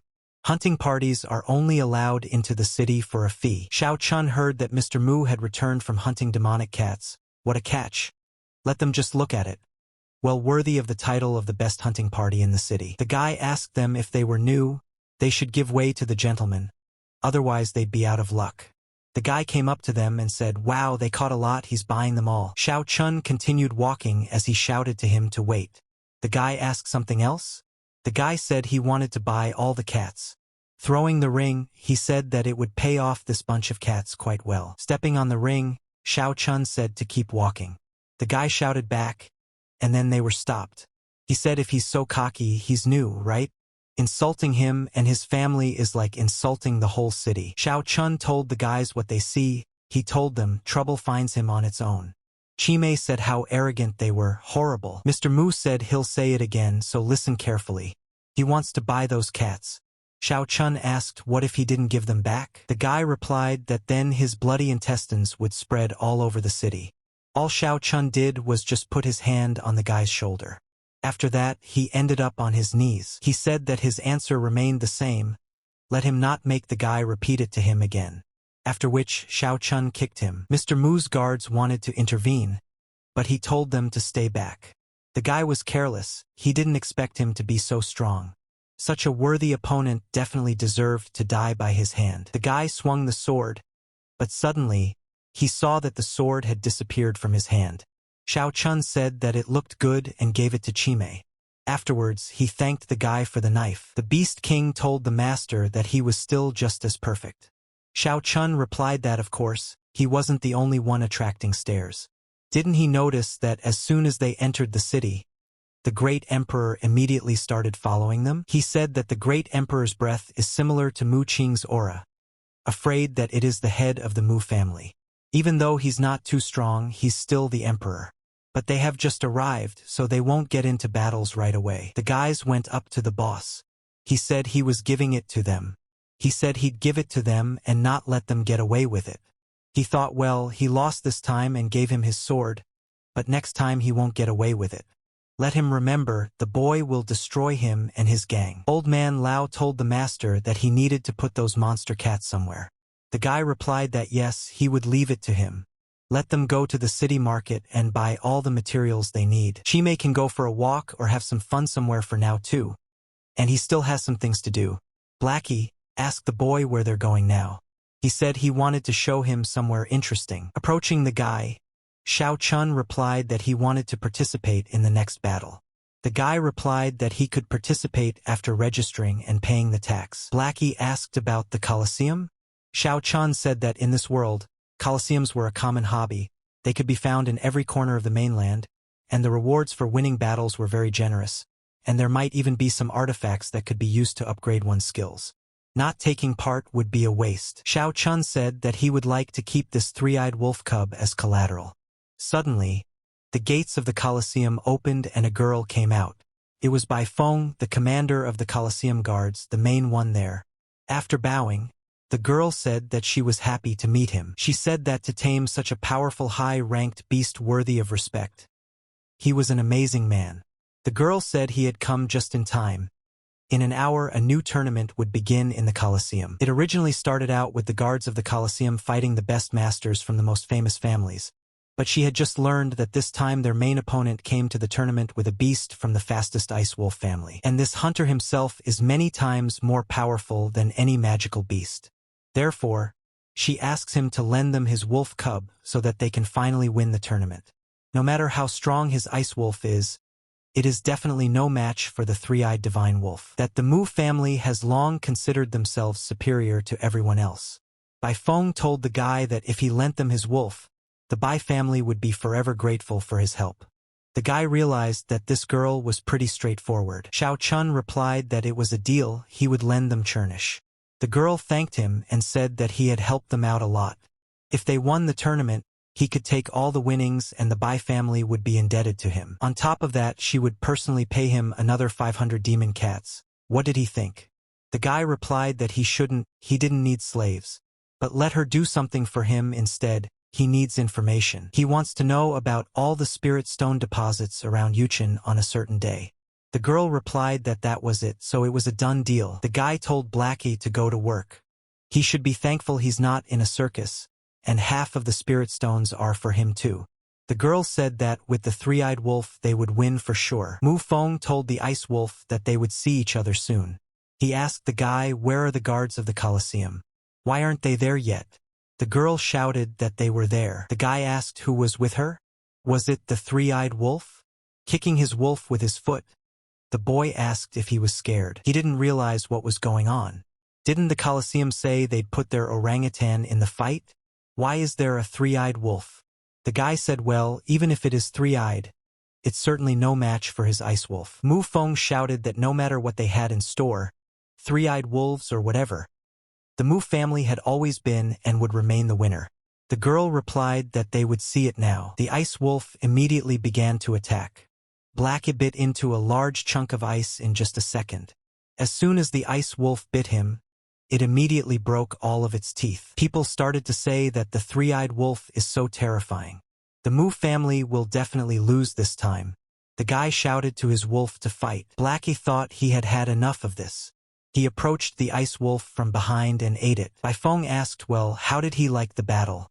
She thinks there is no need for them to appear in the Colosseum anymore, otherwise she will ask for it again. Turning to Xiao Chun, the girl said that this was his reward for winning the tournament.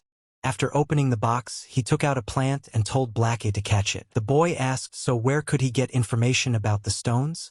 The girl said, well, here's all the information they know about all the spirit stone deposits around Yuqing. He replied that it was quite obvious that the large birthplaces were already protected. Only small deposits remained. She replied that yes, but even in small birthplaces one can find stones of very high quality. If one wants to dig up treasure, she advises going to the vein in the south.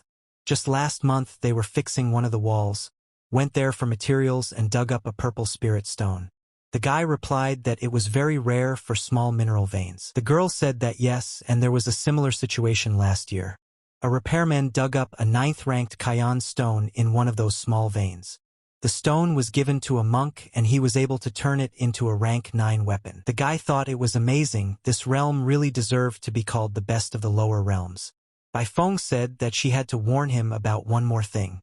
It was better to stay away from the nucleation site belonging to the Mu family. This family has a certain power there, and in the area they are very powerful. The lands in their domain are guarded by the strongest masters, who will kill anyone who comes near them in a heartbeat. The boy replied that it was very interesting. She said that Xiao Chun was wrong. The guy replied that let him understand, he had already made the first step. There was no point in retreating. The boy asked why the brother was so angry. What could have happened that was so terrible? Did something happen in the arena? He replied that they lost. Mu Feng replied that they had lost. Brother asked how was that possible? How could his ice wolf lose? The boy said that the opponent was a three-eyed wolf. He asked since when did the Bai family have such a ferocious beast? The boy said he didn't know, but that they had caught them off guard. He asked, by the way, is brother not back yet? Mu Feng replied that he should have been here by now.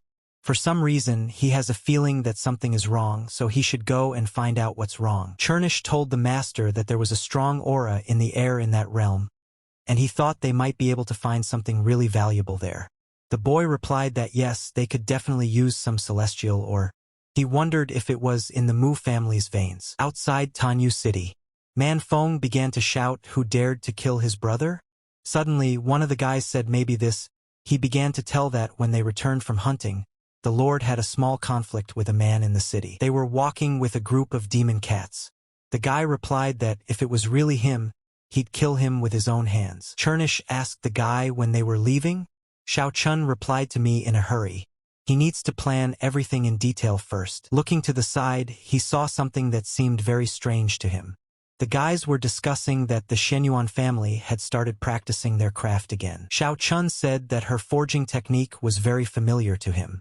Chernish asked if this was not the method of the previous great Emperor Xian. Pushing the young men around, the boy walked a little closer. He watched her every move. Xiao Chun said that her technique was not perfect. Her punching power was less than her predecessor, but she had a certain talent. Looking at him, the girl wondered, does this guy really doubt her? A few strokes later, a sword appeared on her desk. Lightning bolts appeared in the sky and swiftly flew towards that ball. It began to float in the air. Xiao Chun said it's a shame. It was such a good stone and ended up in the trash. It's painful to even look at. How can you even take up tools with such skills? The girl yelled at him to get out of there. How much more can he take? The guy started talking about how mean you have to be to try to get a girl's attention like that. She asked why he was talking to her like that. The guy said he just misspoke. The guy said that he had just misspent the energy in the stone when it was forged, so he blurted it out. She asked him to be clearer or she would work her technique on him. He started saying that she was a young girl, why talk so rudely and threaten her? If she wants to learn something, just let her ask and he will help her. People started asking him if he even knew who he was. How dare he talk to Madame Shenyuan like that? Madame's family is the best in the business for the past 1,000 years. Shenyuan asked if he meant to say that he had a better mastery of stone processing than she did. The guy replied that he was not bad with tools, but his knowledge was enough to point out a couple of mistakes to her. Then let her find out what the problem is with her technique. She said it was impossible to control the ball with one hand. Xiao Chun said he would crush anyone in his path. She wondered if he was really threatening her with her own sword. He replied that her knowledge of recycling materials was commendable, but she had made 7 unforgivable mistakes in the forging process.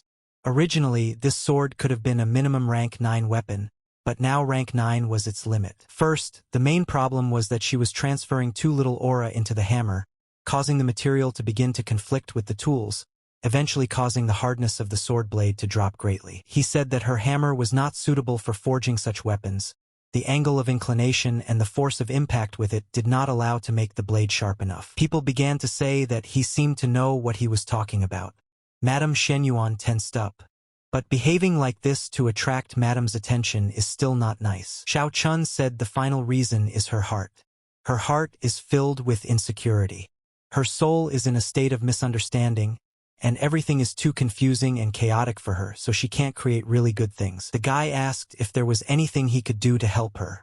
Suddenly, their conversation was interrupted by someone. The guy asked if she was there again. He told her to go home. The girl told Shen Yuanyu that she wasn't going anywhere with him. The boy told her to stop being stubborn, He was responsible for her. He asked if she realized what day it was. A messenger from the higher realm has been waiting for her for an hour. Not thinking about her family and her duties, standing here, not disgracing her family name. The girl shouted that if it was so important to them, then let them marry themselves to their adored by family. After she said those words, the guy took a swing. Xiao Chun stopped his hand and said let him speak to him if he had something to say. The guy asked who he was anyway, and let him stay out of family matters. Xiao Chun replied that family matters are not handled that way. He told the girl that they are going back right now. She knows the character of the Bai family very well. If the Shenyuan family will be in trouble, thinks she is worthy of bearing this surname? Xiao Chun wondered, is the Bai family the most famous in this kingdom? Turns out to be interesting how things are shaping up. The girl replied that she would return home. The guy asked her if she really wanted to sacrifice herself to her family or if she wanted to live for herself. The girl answered that of course she wanted to live for herself. He said okay. Then he would go with her. Xianyuan Yu asked what is he talking about? Grabbing him by the throat. Xiao Chun said that he could kill him with one left if he wanted to. He didn't realize who this person was. The guy was incredibly strong. The guy said he advises against helping strangers. Does he even know what he's up against? Xiao Chun replied that you can do without the nonsense, it's time to go already. The guy wondered who he was. Okay, if he wants to die, let him do what he wants. Master Bai asked. Shenyuan Yuta decided to play with him? The man asked him to wait a little longer. The guy replied that he would wait another half an hour. If Shenyuan Heiji did not show up there, they could not worry about their family's future, for they would not have one. Seeing them, the man was glad they were back. He told the master that everything was in place. Master Bai replied that they were not lying. This beautiful young lady was indeed worthy of his status. Approaching Shenyuan Heiji, Master Bai asked does she know how long he had been waiting for her? Watching all of this, Xiao Chun wondered how fast things were spiraling. The guy told Shenyuan Yuta that he was taking his daughter. The man replied that fine, of course. As soon as he pulled his hand towards the girl, Xiao Chun slapped his hand. He said that Shenyuan Huiji would not go anywhere with him. Pointing his finger at the guy, he asked Shenyuan Yuta who it was. Shenyuan Yu answered for his father. The guy said that he met this man by chance. He is very strong, but the guy had already told him that his younger sister would marry him. However, despite this, he continued to insist on his own and wished to meet him in person. Shenyuan Yu said that insolence will not add strength, so they can deal with him how he is doing. Xiao Chun replied that the little guy didn't bother. He didn't need an introduction. Master Bai asked if he liked that woman too. The boy answered what exactly. He said it was expected, women like this aren't born every century. Of course he wasn't the only one attracted to her. But she would be his alone. He would kill anyone who got in his way. The guy started to attack. Xiao Chun asked, is that it? That would be funny if the most famous family in blacksmithing had such a worthless heir. The guy asked yes, how dare he laugh? Xiao Chun said that of course, and he could be understood, wanting to cultivate as soon as possible, no matter how. The guy began to attack with a killing craft. With just a heavenly shout, Xiao Chun knocked him off his feet, then called him a lowlife. Mu Feng said that he was a show-off and would definitely regret it. The guy yelled that he had pissed him off. Everyone was surprised, for it was Sendai's power. He said that as soon as he stepped into the lower realm, he never imagined that he would be able to show his true power. But thanks to his excellent combat skills, he had thought in advance about possible problems that would have to be solved by brute force rather than diplomacy, so he carried a restraining seal with him. The fifth technique of blacksmithing. Xiao Chun replied that even though he had Sendai's strength, he was still too naive. Looking at him, the guy asked why, was he also from the realm of the great emperor? All the guy did was point his fist in the direction of his seal. It shattered into several pieces, and the guy fell to his knees. Walking up to him, Xiao Chun said that since he was also from the Bai family, should know that guy who recently went to the Jinwu realm, is he right? The boy asked the sixth brother. Was he really the one who killed his sixth brother? Xiao Chun replied that it was. Mu Feng began to say he killed his sixth brother. If he kills him too, he will be sorry. The Bai family will not forgive him so easily. He cannot. Looking at Shenyuan Heiji, he asked if she wanted to go with him. The girl replied that of course she did. Turning to Mr. Shenyuan Yuta, Xiao Chun said that he was taking the girl with him. Handing him the scroll, I told him to think of it as compensation. As soon as they left, the man fell to his knees. Taking the scroll in his hands, he said that it was a sacred heavenly scripture on first-rank martial skills. The man shouted that he was lucky. What a great opportunity. Shenyuan Heiji said thank you to him. From now on, she would do her best to please him. The guy replied that she actually has an innate talent for purifying metal. He doesn't need her gratitude. Just let her be a good student. The girl said that he helped her, but he doesn't like her? Xiao Chun replied that of course not. Is the 17th brother dead too? The boy shouted, who killed his 17th brother? He told Giant Pain to order someone to go down and check what happened there. The man needs to find out everything in detail. 2 people in the Bai family have already died. He vowed not to take revenge, but he wants to know the truth. The guy started to rejoice. He said how lucky. They are both dead. 17 was one of his father's favorite sons. Now that he's dead, he has only one rival, Lao Ligio, left. As long as things are going so well, he, by Giant Pain, will be the best of the family. Suddenly, the guy told the young master that he had news. He said that the intelligence team had discovered that the killer of the 17th master was Xiao Chun, who had also killed the 6th master a few days ago. The boy asked who else knew about it besides him. He said that the master was the first person he told about it. Giant Pain said that it was very good. Grabbing the guy by the throat, he said that meant he was now the only one who knew about it. After which he strangled him. Master kept repeating Xiao Chen's name. He said that if he could kill the 17th guy, he could kill the old 9. Shenyuan Heiji only had a lot of questions. The guy asked and where only she got them from. The girl replied that all she had done since childhood was to study instruments, their features, and various martial arts around the clock. She hadn't even been to many major areas of this realm. The girl said it was a black caravan. Xiao Chun asked what it was. She said that it was the largest ceremonial caravan of the Qianlong kingdom. They hold a vast amount of incredible treasures and secrets of various techniques. She never thought that someday they would visit her town as well. The last time she had been there, though, seemed to be about a year ago. Shenyuan Heiji said it was a 3-tiered caravan. The black caravan is divided into 4 tiers. The highest is a 4-tiered caravan. The higher the tier, the better goods they bring. A level 3 caravan can definitely buy high-quality DGS spiritual stones, martial arts scrolls, and other artifacts from a level 3 caravan. In addition, all caravan leaders of the 3rd level and above caravan have incredible strength comparable to the emperor's own abilities. Xiao Chun was surprised. Looking at the leader of the caravan in question, the guy said it looked like he was dying. The man came over and asked the boy if he thought it was inappropriate to gossip about someone behind his back. Xiao Chun replied that he was dying, so why worry about that? The rest of the guys stood up for the leaders. People couldn't understand who it was. Who in their right mind would provoke a caravan? When they saw a girl beside him, they asked if it was a young lady from the Shenyuan family. The leader asked the guy to the black caravan's response. Surely he wants to die? Then he attacked, but the guy didn't even move. The man said that he didn't expect that the guy was also a high-level master. Xiao Chun replied that if he wanted to try to at least scratch him, let him use Sendai's strength. The leader replied, what insolence! Does he think he is worthy to fall from Sendai's power? Let him have it, after which something strange began to happen. Shenyuan Heiji struck the dome with her hammer. People immediately began to scatter in different directions. She realized that the dome was too strong. The girl said she couldn't break it. She has no idea what happened to Xiao Chun inside that energy field. Boy, they wouldn't dare use Sendai's power. They all started to attack him together. Guy said that indomitable determination, then broke off their attack. Xiao Chun asked, have you tried all your tricks? The leader moved as close to him as possible.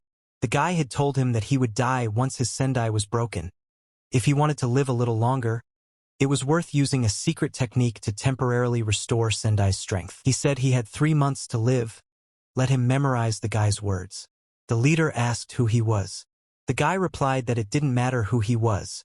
If the man didn't find a way to restore Sendai, his name would never be of any use to him. Xiao Chun said that he knew how to help him.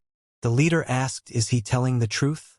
The guy replied that it was true he could restore Sendai to his body, but everything has its price. If one wants to get something, one has to pay. The man replied that if he is not lying, let him ask for whatever he wants. He will give whatever he asks for.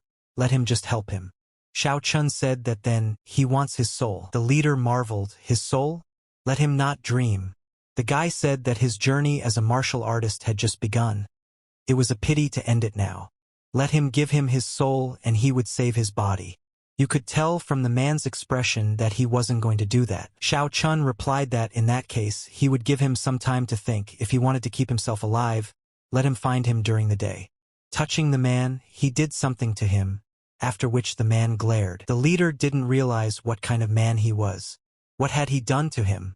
The boys approached the man and said that if the man could really help, they were ready to join him. He said it doesn't matter anymore. His sendai is indeed damaged. If he doesn't go to the higher realm, it can't be repaired. But you can't put your own interests above the black caravan. Old man Lao asked his host if he liked the town. The guy replied that yes, it was not bad. Let them get to know each other. This is Shenyuan Heiji, a rare genius in material processing. Thinks they'll have fun socializing. Luan Ping asked the recycling genius. The old man said that she is simply beautiful.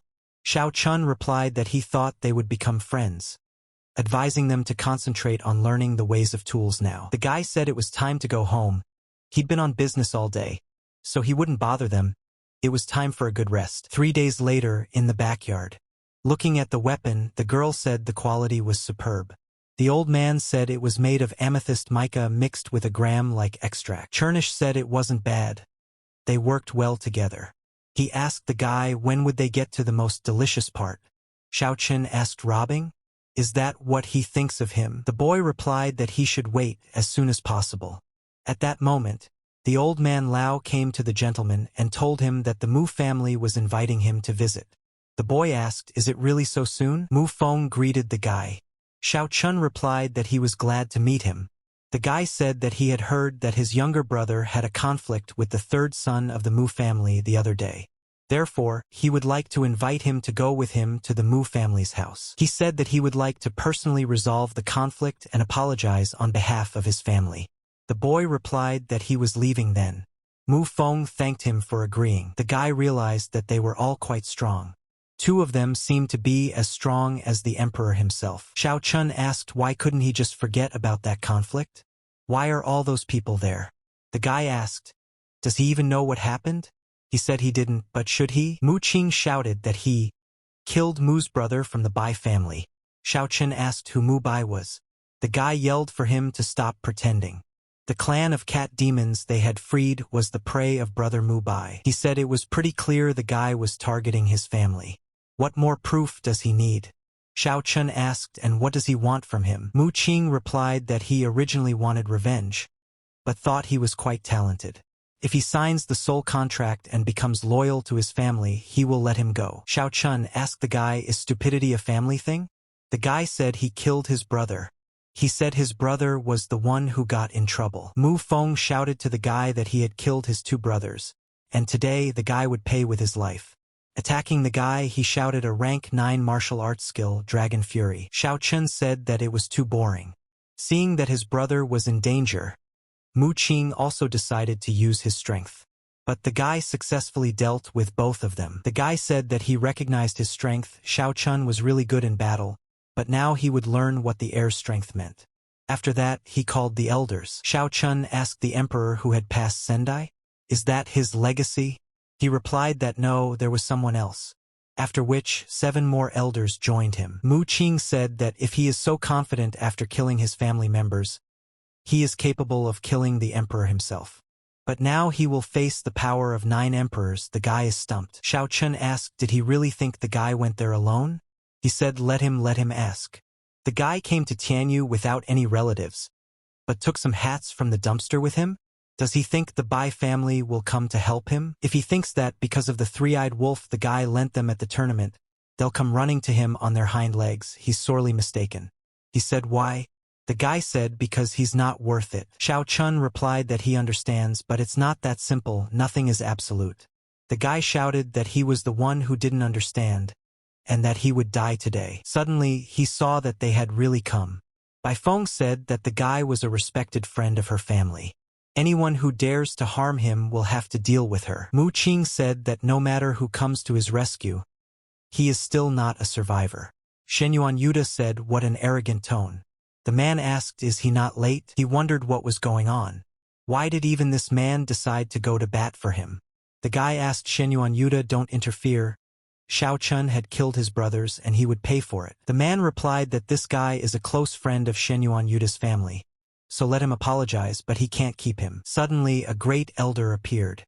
He told Shenyuan Yuta that this guy had killed a disciple from the Mu family and should be punished. Why is he interfering in this? The elder said that he had recently made his 5th breakthrough.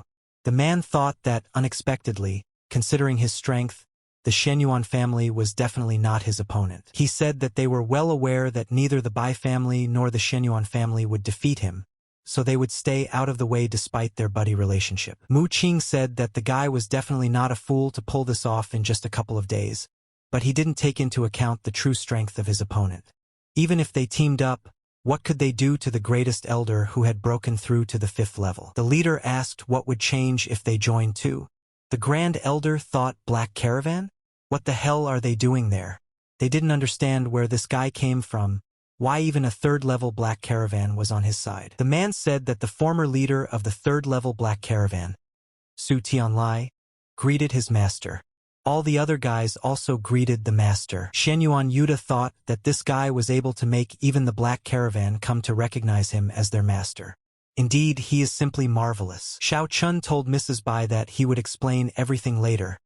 They needed to solve their problem first. The guy asked them, "Are they going to have fun?" The Grand Elder told Su Tianlai that he knew the rules of the Black Caravan well. Anyone who betrayed his laws would end badly. The man replied that it shouldn't bother him. Blackie thought about it. The Black Caravan has a rule of total submission, but this guy is untruthfully determined and willing to follow Xiao Chun. The Grand Elder said that he had reached the same level of awakening. If they started fighting, it wouldn't be like playing in a sandbox, and they were in his house now. Su Tianlai replied that unlike him, he was not afraid of battle. The elder thought that he was strong enough to fight the Black Caravan leader. But besides him, the Bai and Shenyuan families are also there. Even though his family is strong enough, they're no match for them with this group, so we'll have to wait. The elder wished them good luck on their journey. The boys began to resent him, but he told them to give it up. Xiao Chun sat down on the chair and said that you only want to ask him one question. Who does he think he is? The elder replied to him, "Quit these games. This is not the right time to fight, but that doesn't mean he is afraid of him. He won't back down, even though most of his family will die or be badly wounded, but he won't let any of them get out of there alive." Xiao Chun made the great elder see something in his eyes. The guy told Blackie that instead of encouraging him to steal, maybe it would be better to help him. The wolf asked what did he mean? Was it to destroy the Mu family's insolent men? The guy said that the Mu family no longer needed to exist on this earth. Bai Feng asked the guy not to make impulsive decisions. After all, killing the whole family was wrong. Not to mention that they didn't have many allies. Even if the Black Caravan captain and the head of the Shenyuan family team up, it wasn't certain that they would be able to handle it. The guy asked to leave it to him and let them control the situation themselves. Xiao Chun ordered Su Tianlai to proceed. The elder said okay. They had asked for it. The guy had driven himself into a dead end. Bai Feng told the boys to attack if they had the strength. They started attacking one by one. Each one had a different opponent. Xiao Chun said he would start with the 2 of them. The boy asked who will help them. Suddenly, a man appeared in front of him. The Grand Elder said he had finally arrived. The man apologized for showing up so late. He didn't really want to get involved in the battle between the families. Shenyuan Yuta asked Mu Hong didn't he fight to the death with his own father? The man replied that it was a lie. He only wished to hide for a while and went to meditate. The man thought about the fact that the Mu family had spread out like ants all over the world. He was sure that all 3 top masters had died in the war 9 years ago, but Mu Hong was alive and standing right in front of him. What to do? Xiao Chun said to look the Buddha himself in the flesh. He had been silently watching him since the guy entered this city, and now he is finally ready to appear in front of him. The man replied that if he hadn't come, his younger brother would have dealt with them without regret. Xiao Chun replied that he misunderstood. Even if he is already there, the Mu family still can't escape the sad end. Mu Hong told the guy that he had too much arrogance and that he would be in trouble. He took the skulls off his neck and threw them at the guy, causing him to fly a few meters away. He said that Buddhist Lao Na's clear-cut Buddhist never fails. Let him thank his long nose for that. Xiao Chun managed to repel his strike once again. The man thought what a strong secret technique. The guy said it was the first time he had seen such an evil monk. It's been a while since he remembered the secret art of body-hardening taiku. Lucky him, today would be the perfect opportunity to break through to the next level. Mu Hong tells the guy that he has a proposition for him. He and the guy will fight one-on-one, and if he loses the battle, the Mu family is at his disposal. If the guy loses, his life will be at his disposal and no innocent people will be killed today. Xiao Chun replied that the old donkey had an interesting position, you can try it. He ordered everyone to move away from each other. It was forbidden to continue fighting.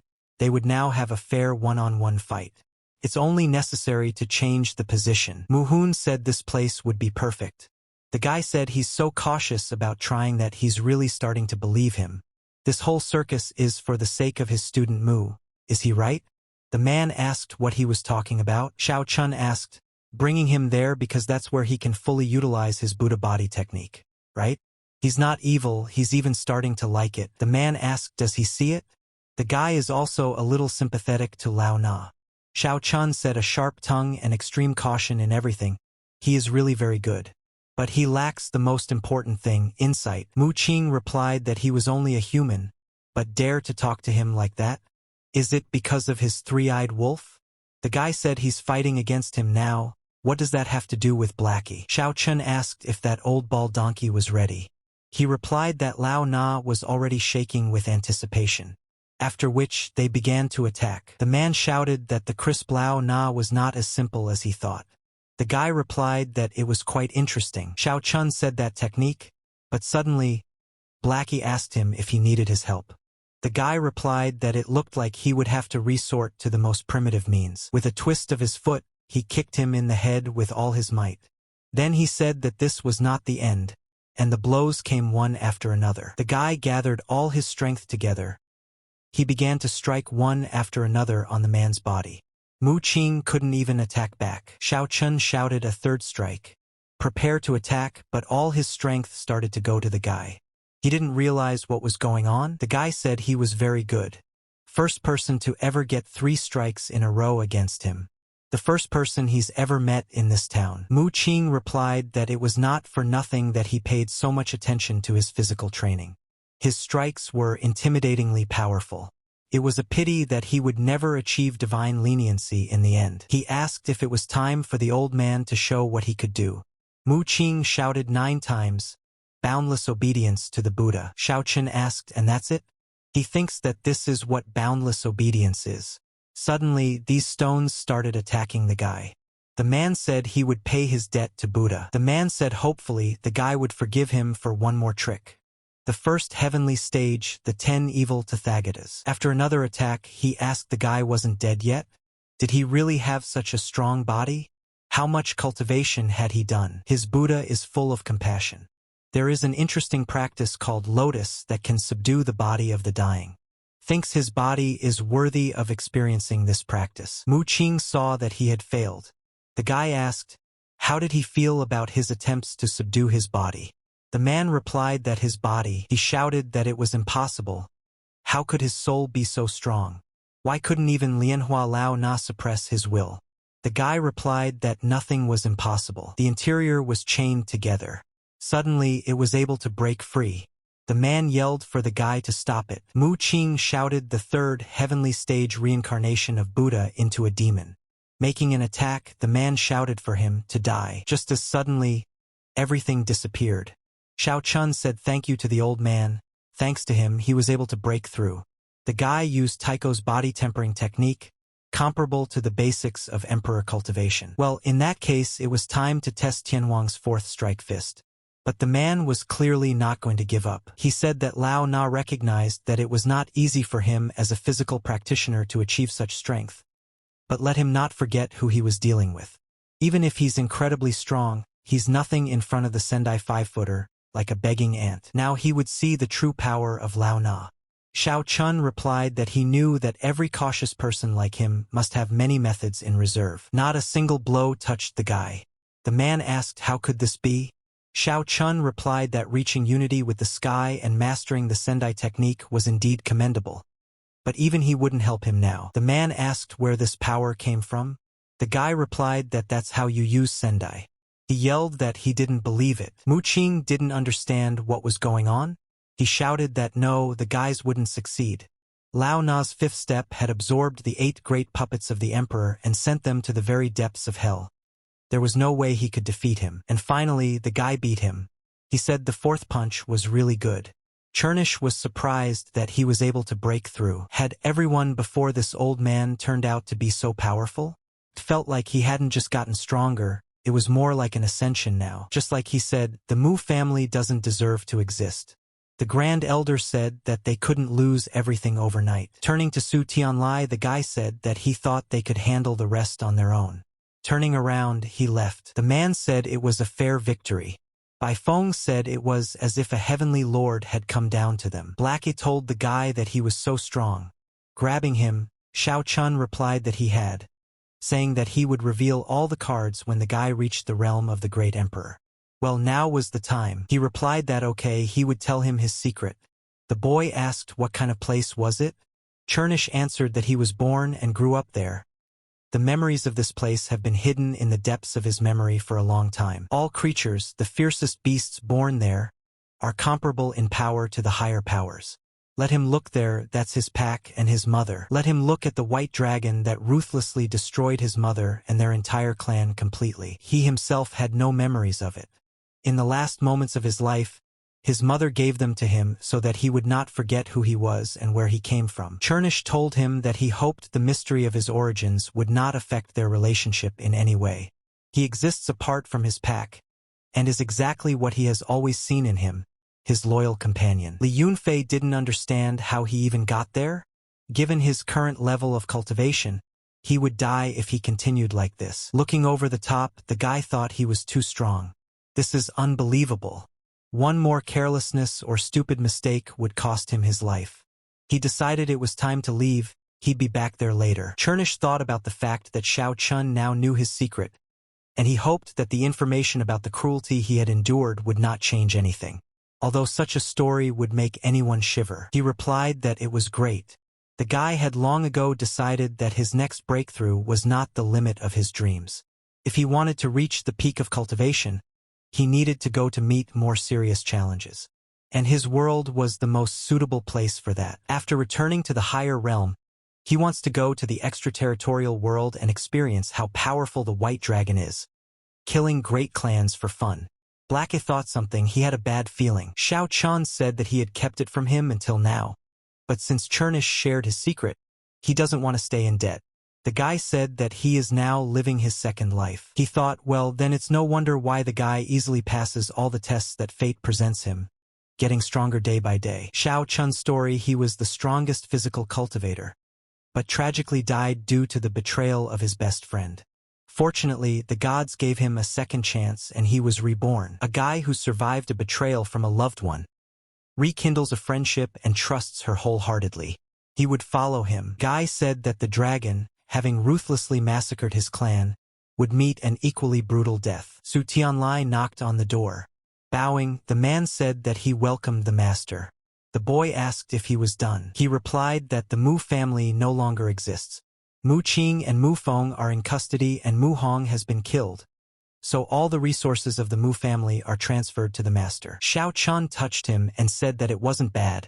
He would restore his Sendai to its original form. The man replied that he relied completely on the master and his abilities. From now on, his life was in his hands. Boy, does he have something else to say to him? Su Tianlai told the master that he had to attach Heishan. Perhaps they would cause him problems in the future. He replied that they would deal with problems as they came. The man told his master that he shouldn't underestimate the strength of the Heishan faction, although he had a 5th-level Sendai, but he was only a 3rd-level commander there. The 4th-level Heishan leader now has a Sendai of at least the 6th step. The 4th-level leader has 3 black guards under his command. They are incredibly strong. It is said that they are all at least at the 7th stage of Sendai's development. In addition, the strength of Heishan's ruler, He Luan, should not be forgotten. It is said that he had almost reached the supreme level of perfection. The guy asked He Luin again. In his mind, he immediately recalled the memories of this guy saying that he would definitely surpass him. And the guy told him that if he wanted to overtake him, he would have to train hard. If he cultivated well and reached the level of a supreme, Su Tianlai said Heishan has a very strict discipline. Any traitor will be put to death. He is afraid that soon the 4th level commanders will come there for his life. Xiao Chun replied so he wouldn't panic. The guy had just recovered his sendai, now he just needed to consolidate his progress. Handing him a scroll, he said that he should take this technique and practice it well. Looking at the scroll, he asked a heaven-rank technician. Heishan had only demanded from him. He couldn't remember getting anything in return. And here it was so simple. Outside of Tianyu City, the guy asked, "What the hell is this?" Xiao Chun will pay for daring to kill the Bai family's men. The treasure of the Mu family. Chernish told the guy that this spirit stone would be enough for him to break through. The guy replied to him to eat, have a good appetite. Xiao Chun said that after being reborn, his improvement is pretty damn slow. Even if he ate all those pills, his strength would only increase by 10% at most. Su Tianlai thought that the master was so strange. His body would surely be able to withstand absorbing all these pills? The guy asked if these were really Hanyuan pills. Where did the Mu family get such valuable items? Chernish asked the guy what it was. He said that this thing is called the Heavenly Hanyuan Pill. With it, a martial artist at the peak of the spiritual stage could instantly break through to the peak of the divine stage. They had consumed everything they could. Chernish asked the guy how much longer they would be in the Sanglon realm. He replied that as soon as he broke through to the 5th stage of the secret art of body-hardening Taigu, they would go to the higher realm. Taigu's level 5 strength was comparable to Sendai's level 8, so this level of cultivation would be enough in the higher realm. The Mu family's treasures were not enough, so he would probably have to go to Chenyuan City. The master said there's still some left. Su Tianlai could take it and divide it amongst everyone. He replied that he would. Chernish told the guy that he could smell someone from the Bai family. Xiao Chun replied that his canine sense was really good. The guest came just in time, hopefully he brought a lot of useful things with him. Xiao Chun asked if he was bored drinking alone. Bai Wui replied that what he didn't expect was that the guy would find him. The guy asked why not. He replied that Xiao Chun killed the Bai family's men, so he came to take his life. Count them drinking this wine in honor of his wake. The guy replied that he should drink more, or he might not get this opportunity again. The men said that the 3 of them had come there to solve 3 problems. First, Su Tianlai betrayed Heishan, so he must die. Xiao Chun forcibly seized Heishan's property, so he should also die. Thirdly, Bai Wui killed the 4th level head of the Heishan faction. For this crime he also deserves to die. Chernish asked the guy, is he sure he can pull those 4? Xiao Chun replied that he didn't think so. However, although he wouldn't be able to win, he wouldn't lose. The boy shouted for those pathetic people to get out of there. One of them replied that as soon as the 2 of them were dead, they would leave immediately. The man asked, and isn't it lonely for the 5 of them to drink? Should they accept him into their company? Bai Wui asked, who are they all? He asked, why is the brother so young and so angry? His name is Dao Gue. He heard that the guy is very strong, so he wants to fight him. Bai Wui shouted for the lowly brat to get out of there, and began to attack. Grabbing it, the man said that if it twitched, he would finish it off. The guy asked what he did to him. Why couldn't he feel his spiritual energy? Dao Gue replied that it was nothing special. He had just suppressed his power a little. Looking at the 3 men, he asked if they were going to bother him too. After tying the guy up, he threw him to the 3 men. Said it was their problem, so let them deal with him. He's only interested in the guy. Dao Gue said to the guy they left, can they start now? Xiao Chun asked, did he just use the heaven-level mystic law technique? The man said it was nothing. He's just taking care of unnecessary garbage. But there's something bigger in store for him. Blackie said the man was really strong. Xiao Chun replied that yes, although he was only at the level of the first Sendai, but in fact he was almost as strong as the guy.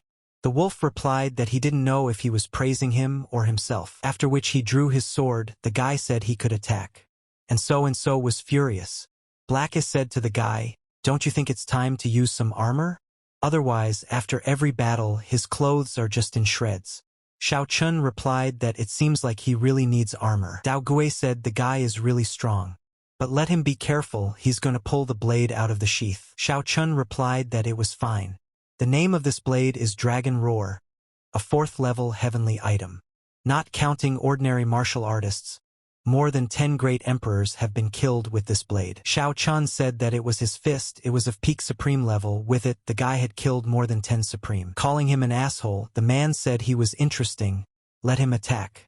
The beast quickly rushed towards the guy. Xiao Chun decided to use Tianhuang's fist. The guy's attack was completely ruined. He said it wasn't bad, and again. The man shouted out what technique, what cultivation level. After the failed attack, decided to use a 4th level heavenly item, but that didn't help him at all. 2 powerful arms surrounded him from both sides. They slowly moved closer to him until they closed around him. The storm clouds have cleared. The man said that the guy was really strong. Xiao Chun asked him who he was. He replied that his name was Dao Gui. The guy said he would ask again, who is the man really like? Chernish said Xiao Chun is so caught up in his neck that the man just physically can't speak. He asked to be let go, said he just wanted to fight the guy, that's all. The guy said let him talk if he didn't want to die. Dao Gui replied that so let's say he'll kill him because he really doesn't know what the guy wants to hear. Chernish told the guy that he didn't recall having such drastic mood swings. What happened to him? Xiao Chun told him that he saw Li Yunfei's shadow on the man. Since the man refused to talk, the guy decided to check it out himself. But he couldn't believe his eyes. He said it couldn't be. He has no memories of Li Yunfei outside the city. Bai Wui asked, don't they know who he is? A fellow swordsman from the Bai family. The man replied that anyone who dares to kill Heishan people deserves to die. That's where the people he killed are buried, so that's where he will die. The guy started screaming that they couldn't do that to him. His Bai family is one of the strongest in the Blade World. After that, he didn't say another word. Blade World, Bai family, secret room. Bai Giant Pain shouted that, dead, he was finally dead. He decided he needed to celebrate. Xiao Chun residence.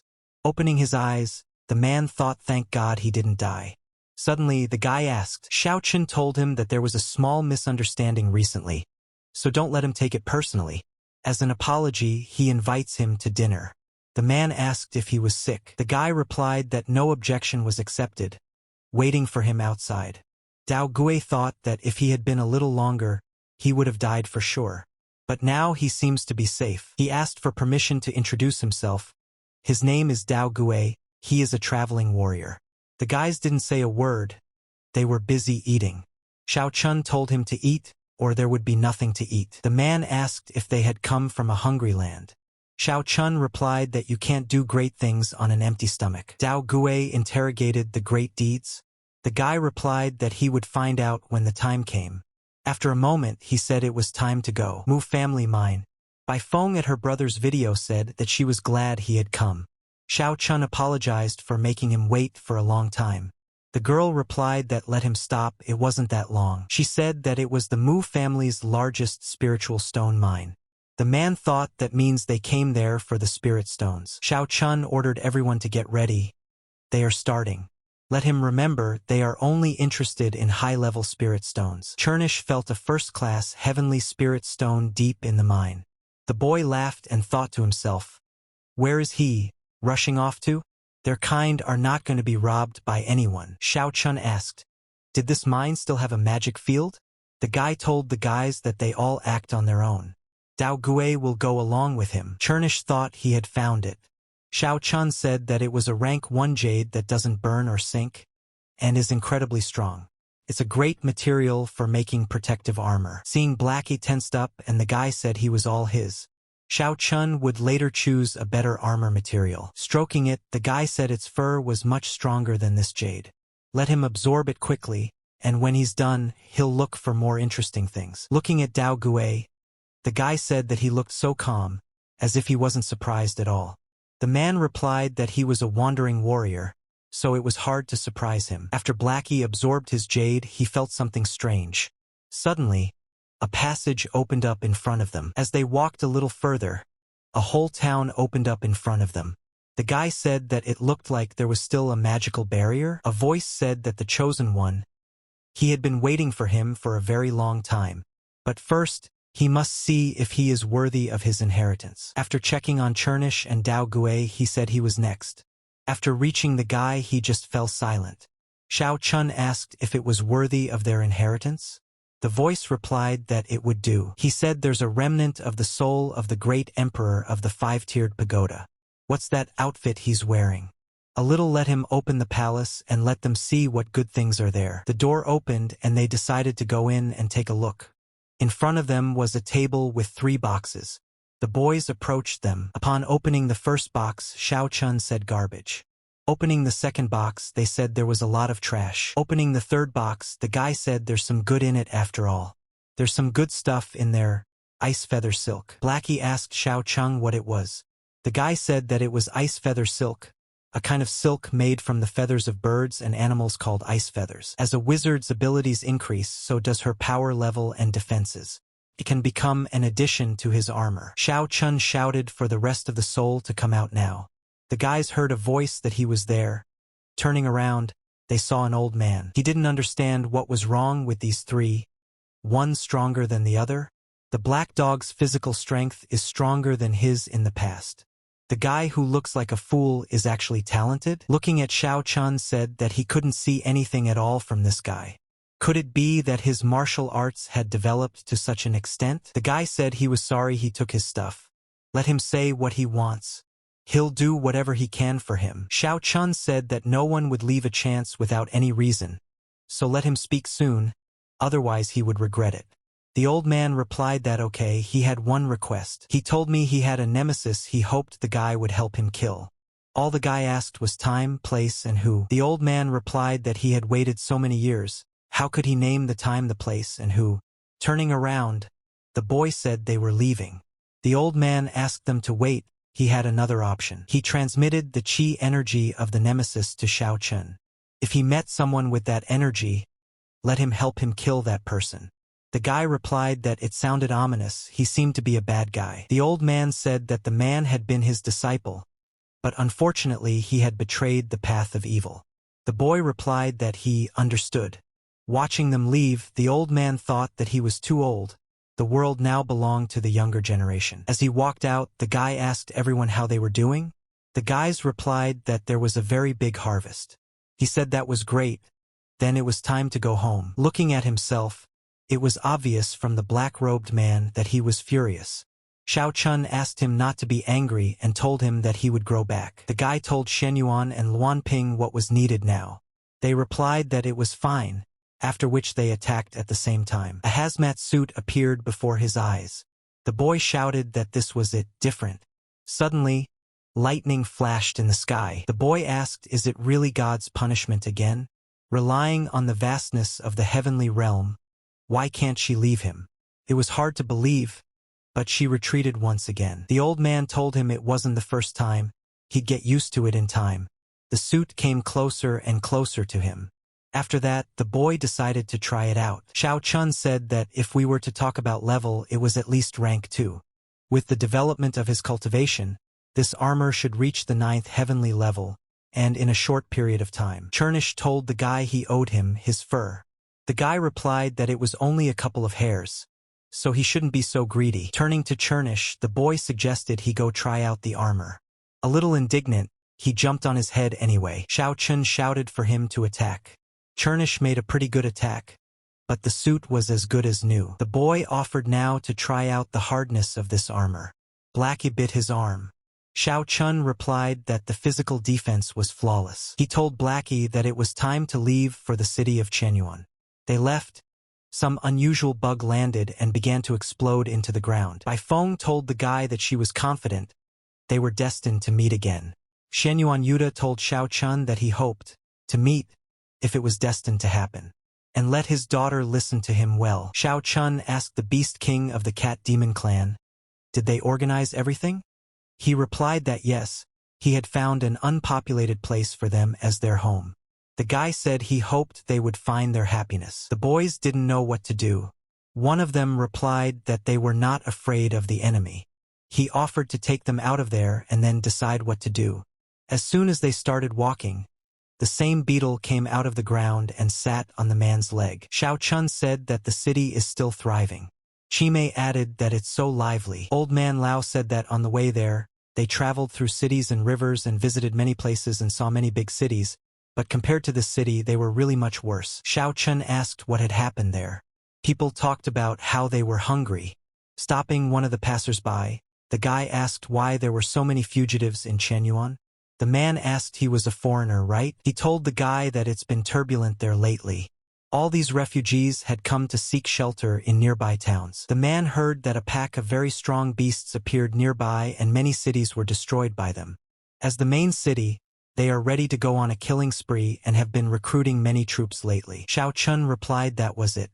The man said that it was said to be a pack of ferocious beasts coming from Tianyu, and added that it was simply terrifying. Shenyuan Heiji thought that she had a very bad feeling. Seeing the girl's condition, he said that it was fine, we should go. In fact, there was no one left alive in the city anymore, not even her family. Looking at the guards in scarlet armor, the guy said that they were all cultivating on human and divine energy. Could this be the new generation of guards? Whereupon one of the men put up an announcement. People began to ask what it was.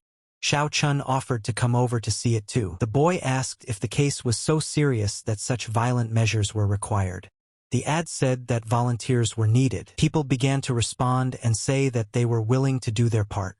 The man thanked them on behalf of all the guards in scarlet armor. Looking at the master, old man Lao asked whether to be involved. Xiao Chun replied that they should go back first. On the way, they were met by men and asked they were also a team of hunters, right? So why don't they participate with them too? But they kept walking on. The man yelled that he was the guy asking for the guy.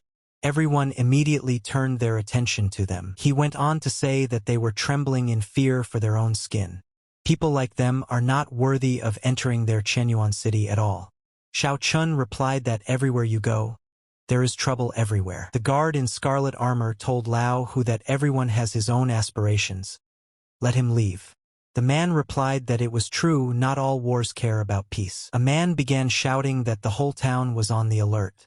A large number of ferocious beasts have been discovered more than 100 miles south of the city, and the whole town is on the alert. Lao Hu said, okay, good job. Time for everyone to go with him outside the city to kill them. The guard in scarlet armor shouted that he was asking all the righteous people to unite with them to discuss countermeasures. Xiao Chun said, does she really want to ask why they are not participating?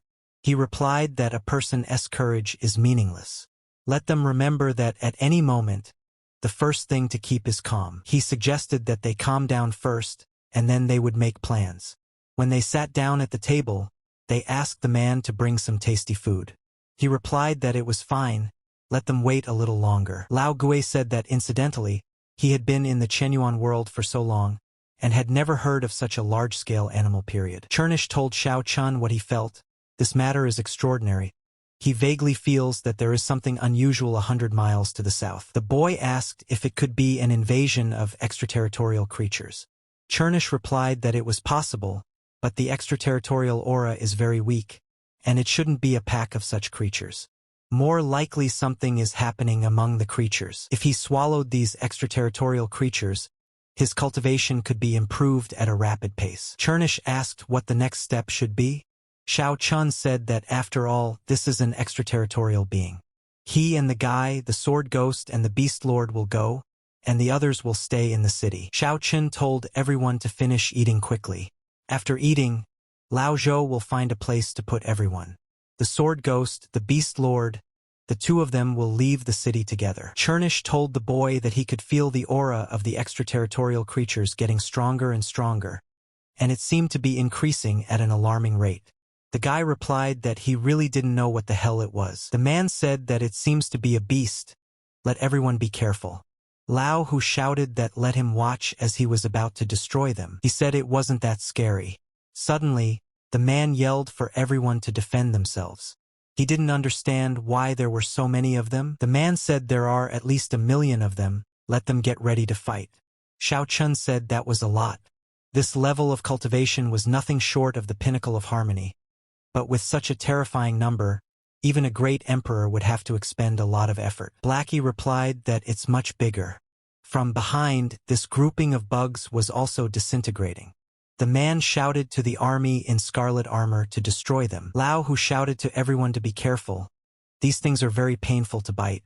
Let them use the most powerful strikes to destroy them in one blow, otherwise they will multiply endlessly. Everyone could barely stand on their feet. The boys could hardly breathe. The man asked if everyone had been wiped out in time.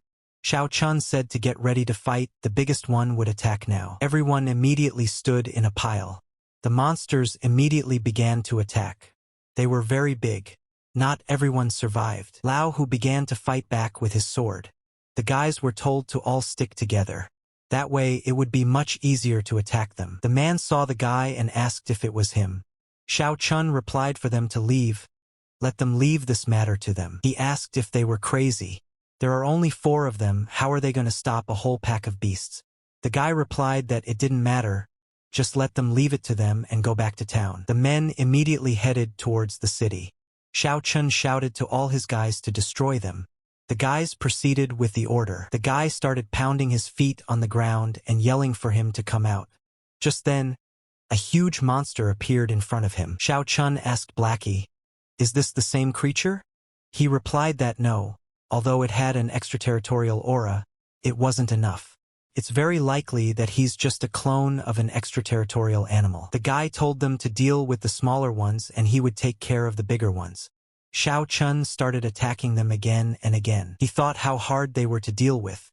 These extraterritorial creatures are quite interesting.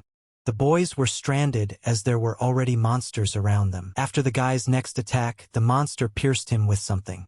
Xiao Chun asked if it was poison, after which the strength of his attack increased. Thanks to a powerful punch, the guy still managed to deal with him. But another one had already appeared in its path. Xiao Chun shouted that he wanted to see how long the monster could still hold on. Xiao Chun asked if this beast was changing its cover again. The guy saw that it rapidly began to approach him. He decided to use Tianhuang's fist, and it was only because of that blow that he was able to deal with the monster. The boy thought about how hard it had been to sweat. A small bug caught his eye.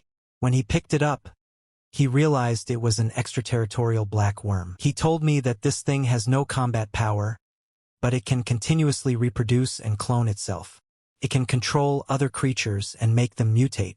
It can also control biological processes in the body. The guy asked Chernish if he could feel where the guy's body was. The wolf replied that the body was too far away, he couldn't feel it. Xiao Chun replied that it was a pity. Then it was time to go back. The guy asked the clone if he was dead. He said okay, dead and gone. It's so beautiful there. Decided never to go back to that dark place outside the grounds. The man shouted to everyone to hurry up. If they fell behind, they wouldn't be able to catch up later. Suddenly, the guys appeared before their eyes. The man realized that they did come back safe and sound. These people are so powerful. Lao Hu said he was glad they were whole, but he was worried about them. Xiao Chun replied that of course, he is so kind after all. The man said that it was natural.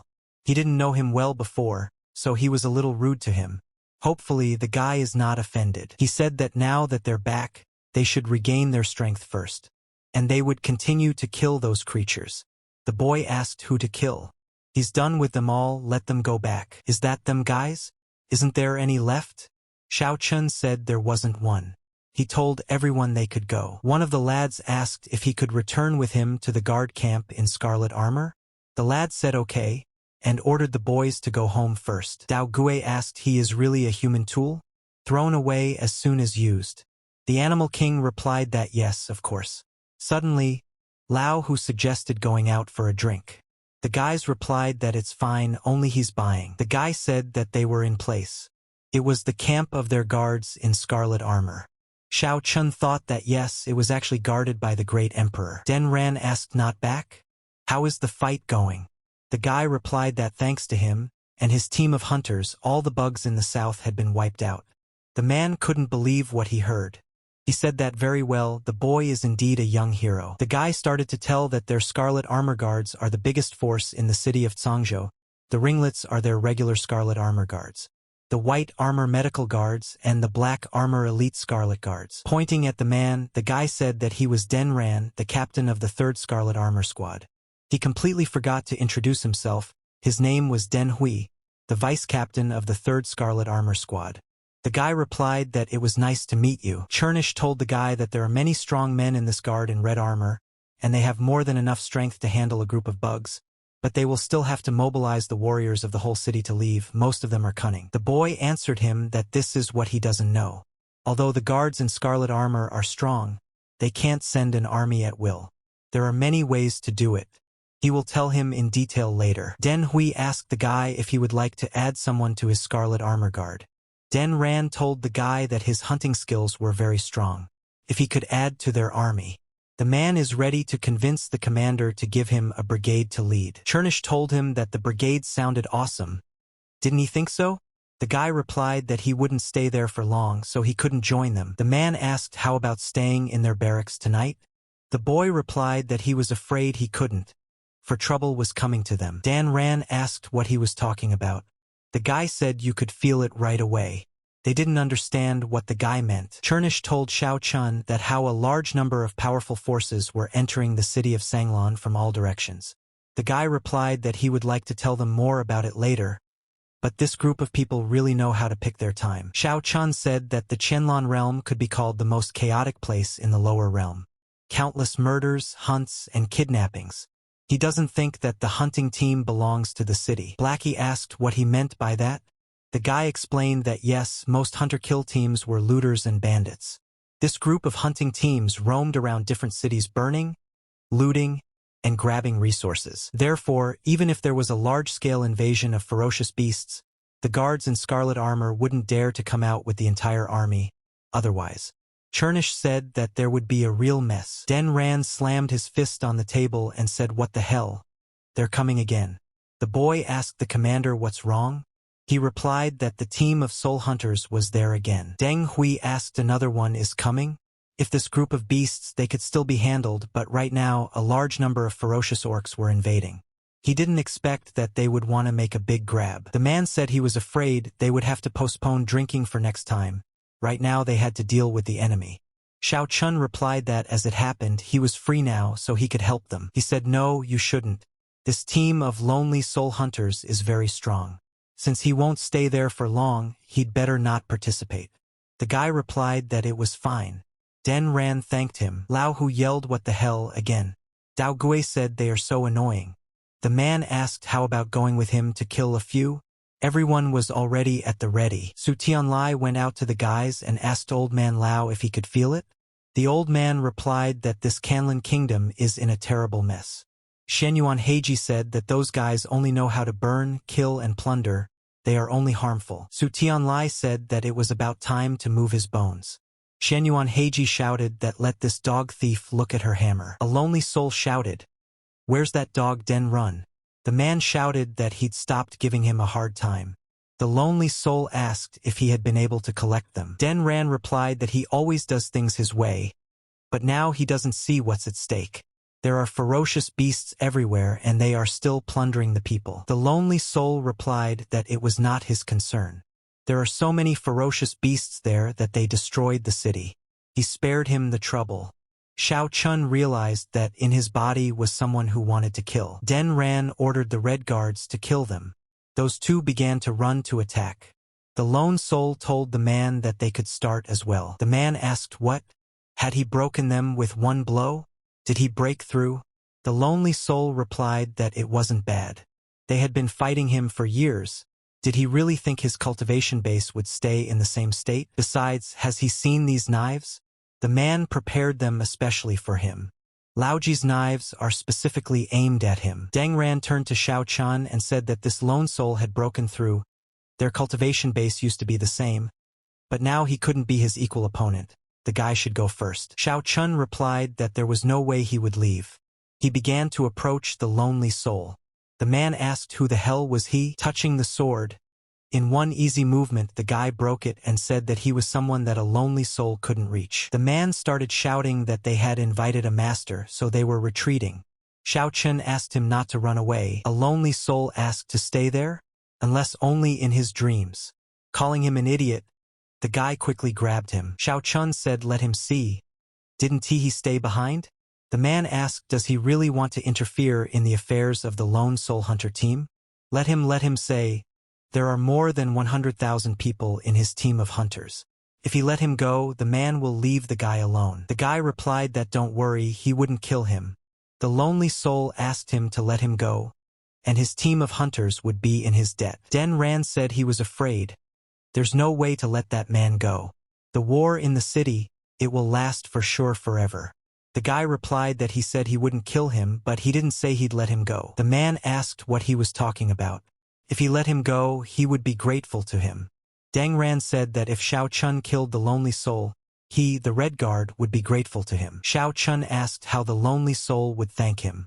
The man replied that he would make any terms he wanted. Chernish said that his way to improve his base is to go and grab everything in sight.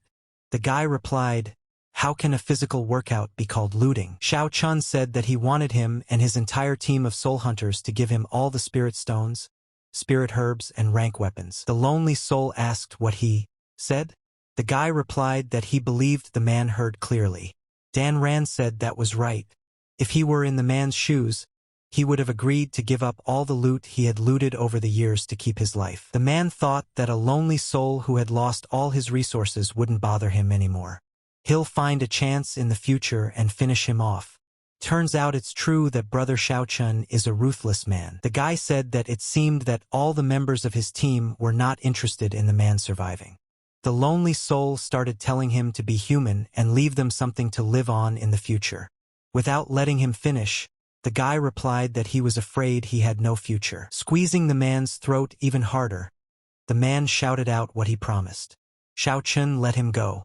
The man thought, who the hell is this guy? But Lao Ji has a backup plan. The guy said let him start giving everything he had. Lao Ji ordered everyone to give everything they had. Holding out the rings to him, Xiao Chun replied that he was sure he still had supplies or something. Have him take him there. The man said yes, of course. But he thought about the fact that when the guy got to the territory, no matter how strong he was, the guy would die. Deng Ran asked Xiao Cheng's brother not to go with him, he's a crook. The guy told him it was fine. The rest of the people bothering him are waiting in the city. Let him catch as many as he can, only find a ring to keep. The man replied that all right, but let the boy be careful. The man said that the lonely soul is defeated. All the members of the hunting team immediately surrendered on the spot, waiting for the red hunters. Dao Gui wondered if this was the end. Old man Lao said that it looked like the master would have another fight. The lonely soul said that the place where he kept his treasure was in the mountains over 300 miles away. The guy told him to cut the crap and go. A few hours later, leading the guy, the man said right there. Xiao Chun replied that everything was well prepared. Let him lead the way. The girl said that she had asked her older brother to take them with her. The man replied that she was not stupid. The older brother had just sent him a message. He had already set foot at the foot of the mountain, so they would be there soon. The older brother told him that that guy had no less than a level 5 Sendai cultivation base. They couldn't be careless. The girl replied that wasn't the case. Their group had never killed even a person with a 5th level Sendai. He said that even if he was level 6, the guy would fall if they attacked him all at once. Everyone was already in their seats. Chernish told the guy that he feels a very strong tension, he should be careful. He is afraid that the power of this crowd will make even a level 6 Sendai man dead. The guy replied that right, he might not be able to defeat them, even though he is full of fighting power. He is afraid that he won't be able to break through their tight formation. Chernish asked why he was so fearless then. The guy asked, doesn't he have it? Another work day for the little dog. The lonely soul said they had come. His brothers and sisters saw that they were here. He said they came, the reward is right here. Xiao Chen asked if he could help him with that. Wouldn't he want to let him in first? He replied that he knew that the guy saw right through him and he also knew that he was too arrogant. Even if he had figured out his plan, he would still go because of his arrogance. Lonely Soul ordered everyone to spread out. He said he couldn't help but think about it. The scope of his formation could be expanded at his will. With his large aura, even if he has the strength of a level 6 Sendai, it's a dead end for him. He will pay for his arrogance. Xiao Chun replied that arrogance is destined to fail. But he is definitely not someone who is arrogant, it is a certainty. Lonely Soul replied that he would see what the guy had to say when he showed up. Pharmacia could combine the power of the 3 of them into one, and the power would increase several times over. With the blessing of this formation, All three of them, brothers and sister, had obtained a cultivation base of 5 times Sendai. The combination of these 3 Sendai is comparable in strength to a 6th level Sendai. The man said, "Come on, let him show him what he can do." Xiao Chun replied that he didn't want to. Blackie jumped off the guy's head. The lonely soul asked if he really wanted the 3-eyed wolf to fight the 3 of them. Sitting down on the ground, the boy answered yes. He replied that very well, then let the boy watch him skin him. All 3 of them began to attack Blackie at once. The 3-eyed wolf dealt with all the attacks pretty quickly. He said that the 3-eyed wolf seemed to be his trump card, but he underestimated them too much. They reunited their hands together. Watching this, Chernish told the boy that their trick was a little scary. Xiao Chun replied, "So let him stop them, or can't he?" Chernish said, "Let the guy call him to show him his last awakened ability." The guy watched and thought, of course, this is the power of the 5-element universe. Chernish was already at the ready. From his force, those 3 landed on the ground. The girl asked her brother, where did he provoke such an enemy? He replied that the 3-eyed wolf is strong, but in the great aura, their power is limitless. He is indeed strong, but it is a pity to die at his hands. Chernish told the guy that the cultivation base of these 3 wasn't very strong, but this aura was really causing trouble. If it continues like this, sooner or later they will lose all their strength. Xiao Chun told the 3-eyed wolf to leave it to him. Blackie asked if he had a plan. The guy replied that he had it under control. Did they say the power of their aura was limitless? The lonely soul replied that yes. As soon as Xiao Chun started to approach, the man shouted that it was a futile attempt and they all started to attack together. After getting hit, the guy changed into his costume. The guy started yelling for them to try again. The girl told her brother that the guy was pretty sneaky. He replied that they couldn't afford to be too careful now, so let them keep going. Xiao Qin used her defense once again. The lonely soul asked again. The girl replied that yes. The guy withstood this attack as well. He again asked them not to stop, let them continue. Crying, the girl told her brother that this guy was obviously a demon. The man said they have a lot of energy, but that guy's defenses seem impenetrable. If they keep this up, they'll run out of energy and they'll all die of exhaustion. The lonely soul suggested that they use a forbidden technique. He told the guy that he was unexpectedly strong, but now he was definitely finished. Told him that the next trick was a forbidden technique that the 3 of them had studied for decades. The technique could be called reversing the yin and yang of the 3 heavenly orders. He told Xiao Chun that this reverse technique could turn all the energy of the heavens and earth into a soul that had obtained the power of death. If it touched him, his body would crumble into rubble. After the guy listened to everything the lonely soul said, he started laughing. The man asked what he was laughing at. Xiao Chun replied that he's laughing at nothing. He's just having a little fun. It's hard for him to stop laughing. The lonely soul shouted that he was going to have a good laugh. Now let him go to hell.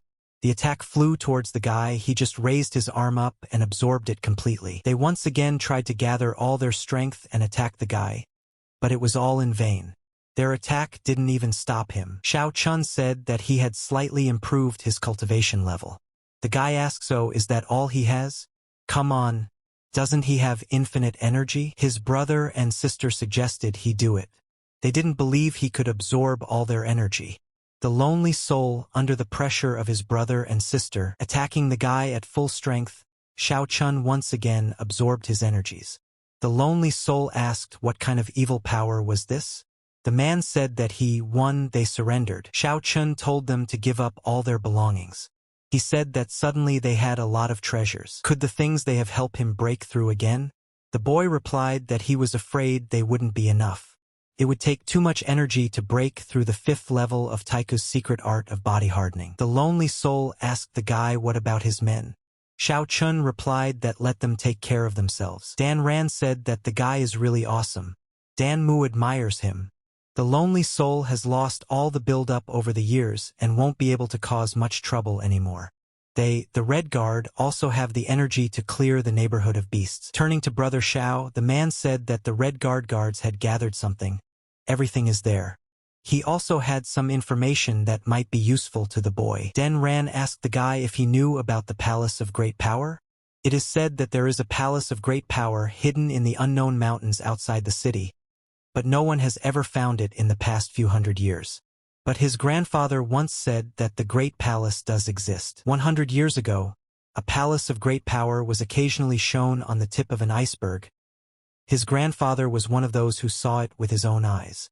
This palace seems to have a pagoda that can change the passage of time. Xiao Chun asked, "Can it change the speed of time flow?" The man replied that yes, only by possessing great abilities and great luck, one can get the right to enter the palace of a great power. If he was not busy in the future, he could go give it a try. Xiao Chun replied that okay, he would take it into consideration. Then the guy leaves first. The man said goodbye to him. Back at his mansion, old man Lao asked, "Did the master really come?" The boy asked, "Is he alone? Where are the others?"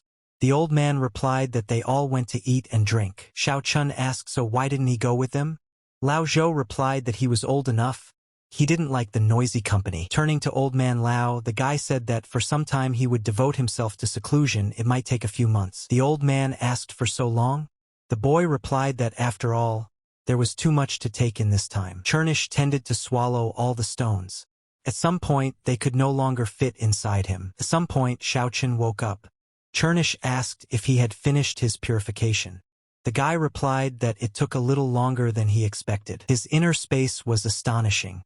The guy said that if he were to face those lonely souls now, he would be able to completely destroy their aura with a single blow. Old man Lao was glad that the master had finally come out.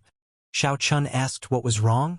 Why are they all so serious? Turning to the master, the old man said that during the 3 months of his seclusion a great deal had happened. The Beast King and Dao Gui were sitting under the dome.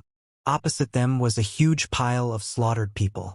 Some strange guy was sitting next to them. Heading towards that beast, the guy yelled that he was going to kill it. In one-hand motion, he made the guy end up on the pile. The boy asked if he was the one who was too strong, or was the other one too weak. He complained that he was very bored. He shouted to the martial arts masters of Qingyun City to listen.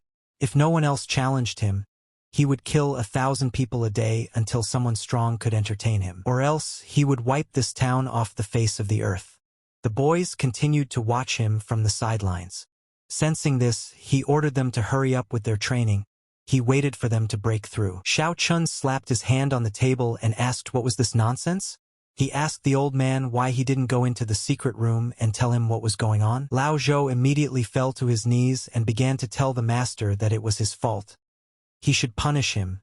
Just let him punish him. The boy wanted to help him up, but he felt something strange. When he opened his robe, he saw that his hand was petrified. Xiao Chun asked what was wrong with his arm. Old man Lao said that just that man was too strong and outrageous. In one move, he defeated all of them. Even the Beast King and the Sword Demon could barely last him for 2 rounds. At some point, a guy shouted out what kind of heavy breathing. The Beast King and the Sword Demon immediately realized who he was talking about. They said that the guy would be finished soon. Chernish told the guy that this person was very strong. Moreover, the extraterritorial qi in his body was so strong that it caused even him to feel a little dizzy. The guy replied that he would break him with a single blow. He kept saying that Xiao Chun was very strong. The guy in turn replied that he was disgusting. Are these territorial creatures all like him? He replied that no, he was not like them. Said he doesn't want to go back there anymore. He just wants to be here. Kill all the masters and enjoy a comfortable and harmonious life. Xiao Chun asked if he had a name. He replied that he didn't. Can he give him a name? The guy said that for someone who is about to die, a name doesn't matter. He said that if that was the case, then it was time to start. Only Xiao Chun was about to launch an attack when he didn't notice that the guy was already striking. He stabbed him in the back. Xiao thought, what a terrible guy. His physical strength is much more than a guy. He thought it was a tough job? Very good, just in time to test his new power. The guys attacked at the same time. After another attack, Xiao Chun still surpassed him. He asked, can they continue? The guy didn't understand. How could he be stronger than him? Xiao Chun replied that it was because his heart was stronger than the guy's. He started to say that martial arts are strong, he wants to try it too. Xiao Chun asked how he was able to use his Tianhuang fist. The guy said that he could learn any martial arts skill with just one look at him. Looking at Blackie, the guy asked him if he was a bit intimidating or... The three-eyed wolf replied that he couldn't defeat him, Xiao Chun could only rely on himself. He said that extraterritorial creatures are terrible. The guy asked if he had any other skills. After another attack, Xiao Chun realized that it was all in vain, he was still alive. The guy replied that it was a strong move, then so was he. After that, the same attack was made on Xiao. He said it didn't make any sense, and the guy today stopped saying he was so strong. Then he asked what else he could do. Xiao Chun replied that he didn't want the guy to steal the skill from him again. When he got as close to him as possible, he grabbed his hands and twisted them. With one blow, he knocked him to the ground. The guy recited the 9-ranked conclusion of the God of Heavenly Order. Suddenly, a memory appeared in front of his eyes. Xiao Chun said that even in his past life, he had a hard time with that crazy woman. He asked the guy, "Did you understand this trick?" He kept hitting that guy over and over again, but he wasn't succeeding. Xiao thought that it was very difficult, the guy was just immortal. Chernish asked the guy if he could try it. He immediately asked him a counter-question, why didn't he get involved before? The three-eyed wolf tried to bite his head off, but he failed. Blackie wondered if this guy had evolved. Xiao Chun said what kind of monsters these demons are. Since he can't destroy his physical body, the guy can only destroy his soul. The guy said that the 5th punch of Tianhuang's fist, possessing soul-crushing power. But his current ability wasn't enough to maintain the ability. He asked Blackie to lend him his power. The guy threw a 5th fist punch, he still managed to destroy his soul. Blackie immediately asked if the boy was all right. Xiao Chun realized that even with Blackie's strength, the 5th strike had severely depleted him. He needed to renew his strength as soon as possible. Suddenly, he thought that it was impossible. The guy stood up and asked, did Xiao Chun really destroy his soul? But why is he still alive? He kept saying it was completely impossible. The guy kept saying that without a soul he's still alive, which is weird. How could he still be alive without a soul? He got up and headed off in a direction. Li Yunfei's mansion. Watching what was going on, the guy was wondering what kind of monster they had gotten. Suddenly someone knocked on the door. The girl said that he killed Xiao Chun, but she hadn't calculated with him yet. Today he decided to call her. What did he want to say? He said he called the Snow Maiden today to tell her the truth. The girl questioned the truth. Opening the portal, he replied that if she wanted to know, just the way to follow him. He walked forward, the girl followed him. It was the lower world. The same guy kept saying, why didn't he die? The sword demon replied that he would die now. With one swipe of the ball, he decapitated him. Old man Lao said that it was unexpected that someone whose soul had been destroyed was able to survive. He added that there are so many beings in this world who are separated from the universe. Lao Zhou asked the teacher, what's next? What are they going to do? Xiao Chun replied that the top priority for them was to quickly improve their cultivation. Next, they must go somewhere. Blackie said he had found it. The guy asked where? He said there was a faint fluctuation of energy more than 300 miles north.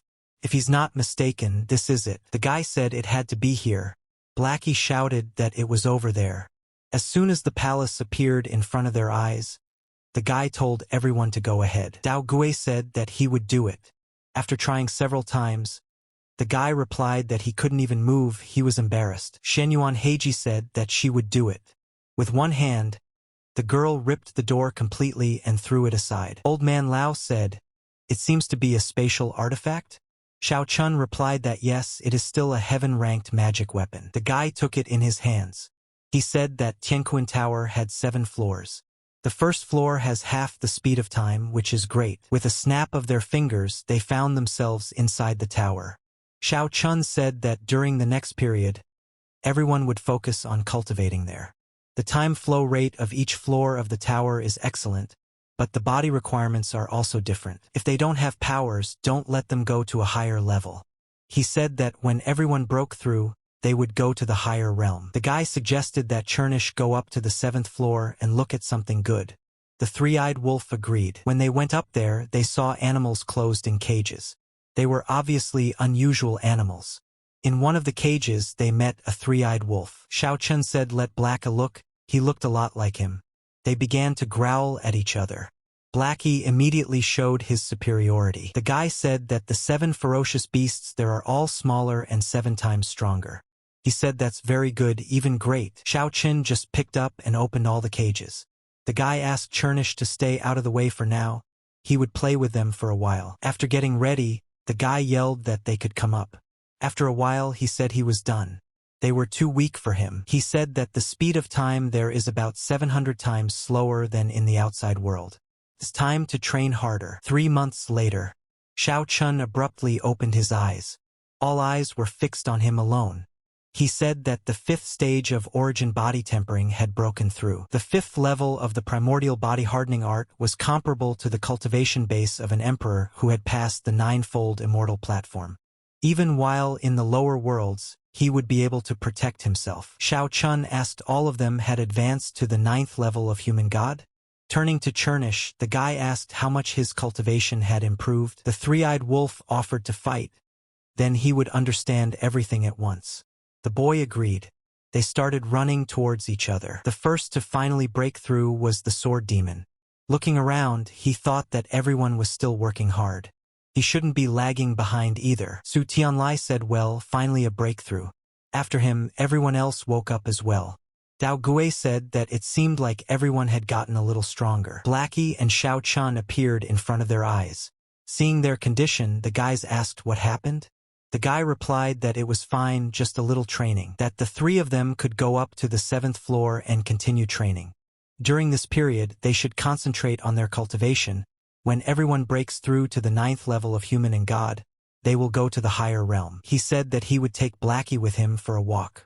Going downstairs, the wolf asked the boy where they were going next. Xiao Chun told before going to the other upper realm, there is still a good place there, they should go for a walk. Blackie asked the good place. Guy replied that yes, great emperor of Kanglan Kingdom, it was time to meet her. After all, without her, there would be a lot of problems in the upper realm. He said that, in short, they go there looking for riches and adventure. Just a guy hoping she's forgotten his casual promise to her. Kanglan Mountains. Looking at the waterfall, the guy said that it was here. Suddenly, a voice rang out. Who dared to invade her mansion? Empress Rance appeared in front of him. She said that she dared to ask why he had entered her mansion. All they began to do was to immediately attack. She asked who he was and then attacked immediately. The girl asked how could this be? She wondered how he knew Tianhuang boxing. The guy asked in response. She didn't even recognize him. He said what he thought. A slap on the butt is a small price to pay. The girl said, what does that mean? He's Xiao Chun. The guy asked who else. She jumped on the guy and started yelling that she knew he wasn't dead. He replied that of course he wasn't dead. But could she let him go first? Chernish said that he believes Xiao Chun has an old girlfriend.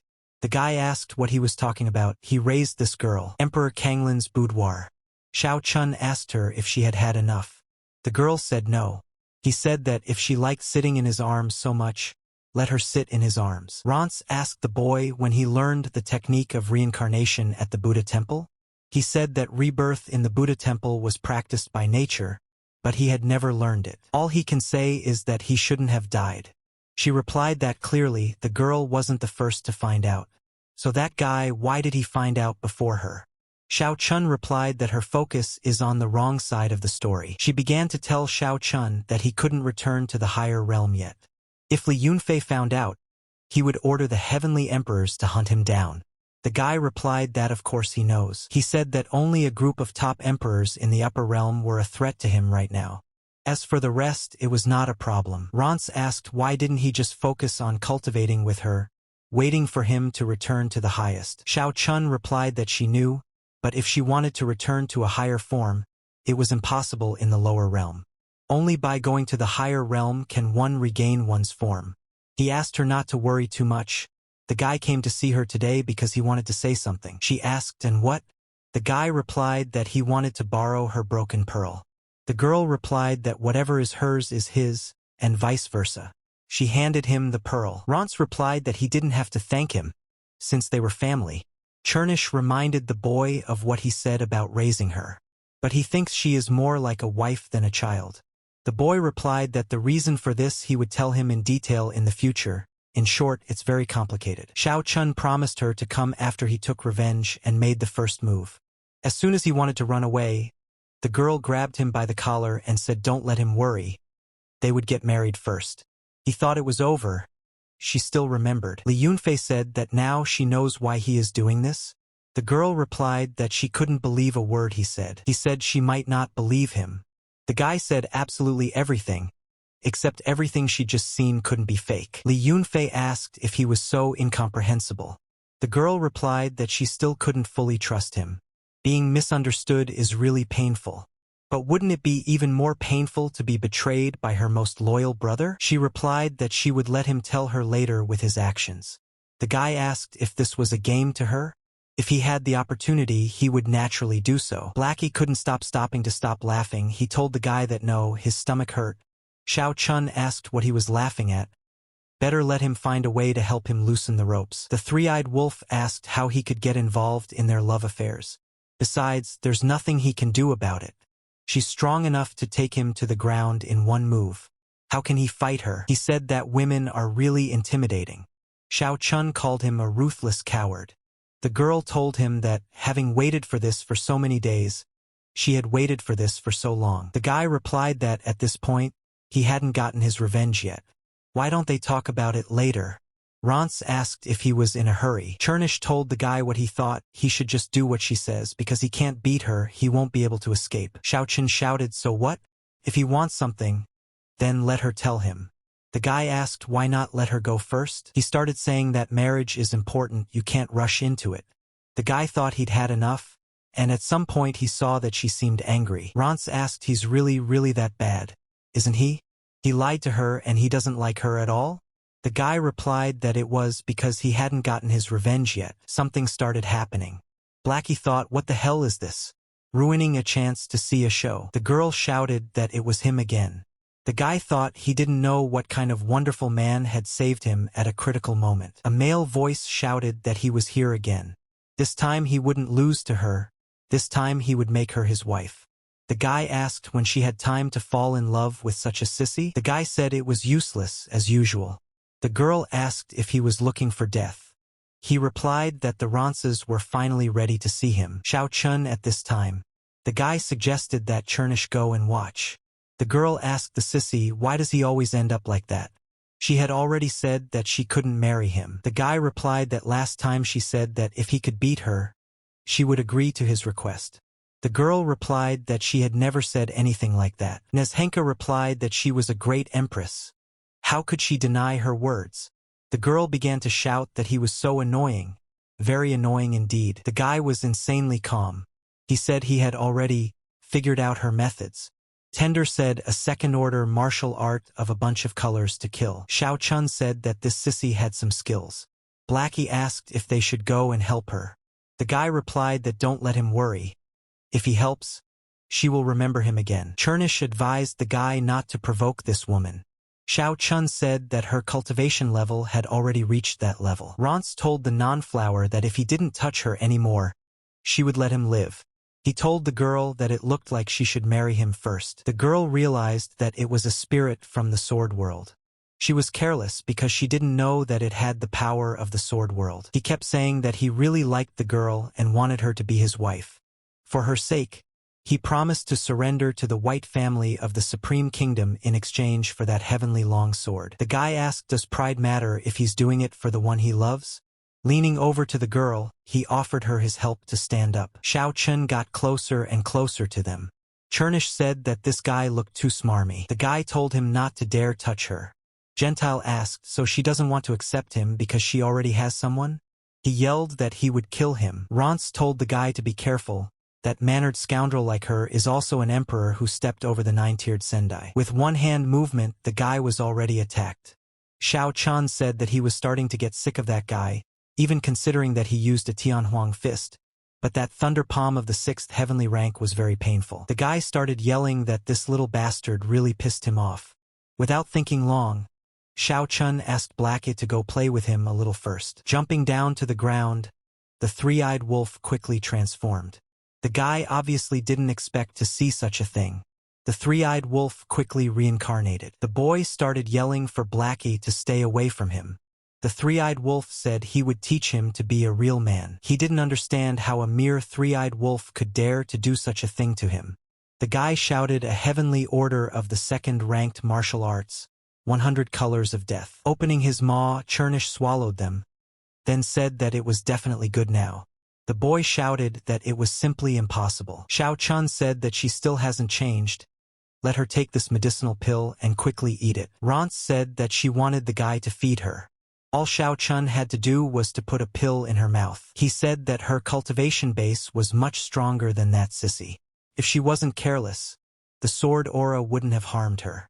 She seemed to have forgotten everything he had taught her before. When all this was over, would he still continue to teach her? He replied that he would let her rest there while he went to deal with that mannerly fool. Xiao Chun told Blackie to go take a break and he would get to know him. The three-eyed wolf replied that it was fine, especially since he had already played enough. The guy started yelling how dare he seduce him, Rance, and he attacked him when he wasn't ready. He talked about wanting to kill him. Xiao Chun decided to use Tianhuang's fist once again.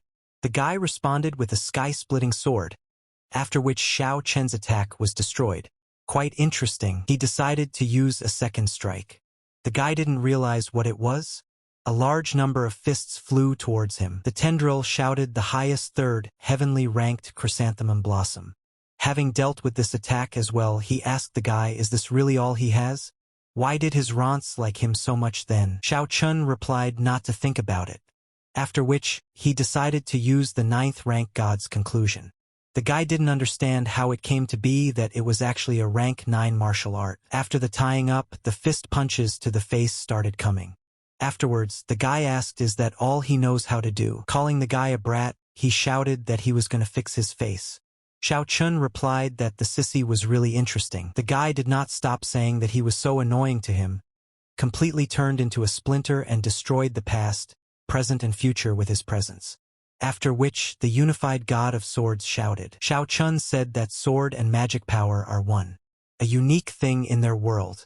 The guy said that the old man of the sword world really appreciated him a bit. The guy replied that he would take his life, after which he stood up to attack.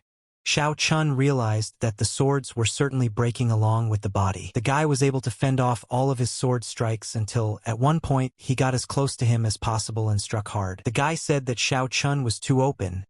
There was clearly something wrong with him.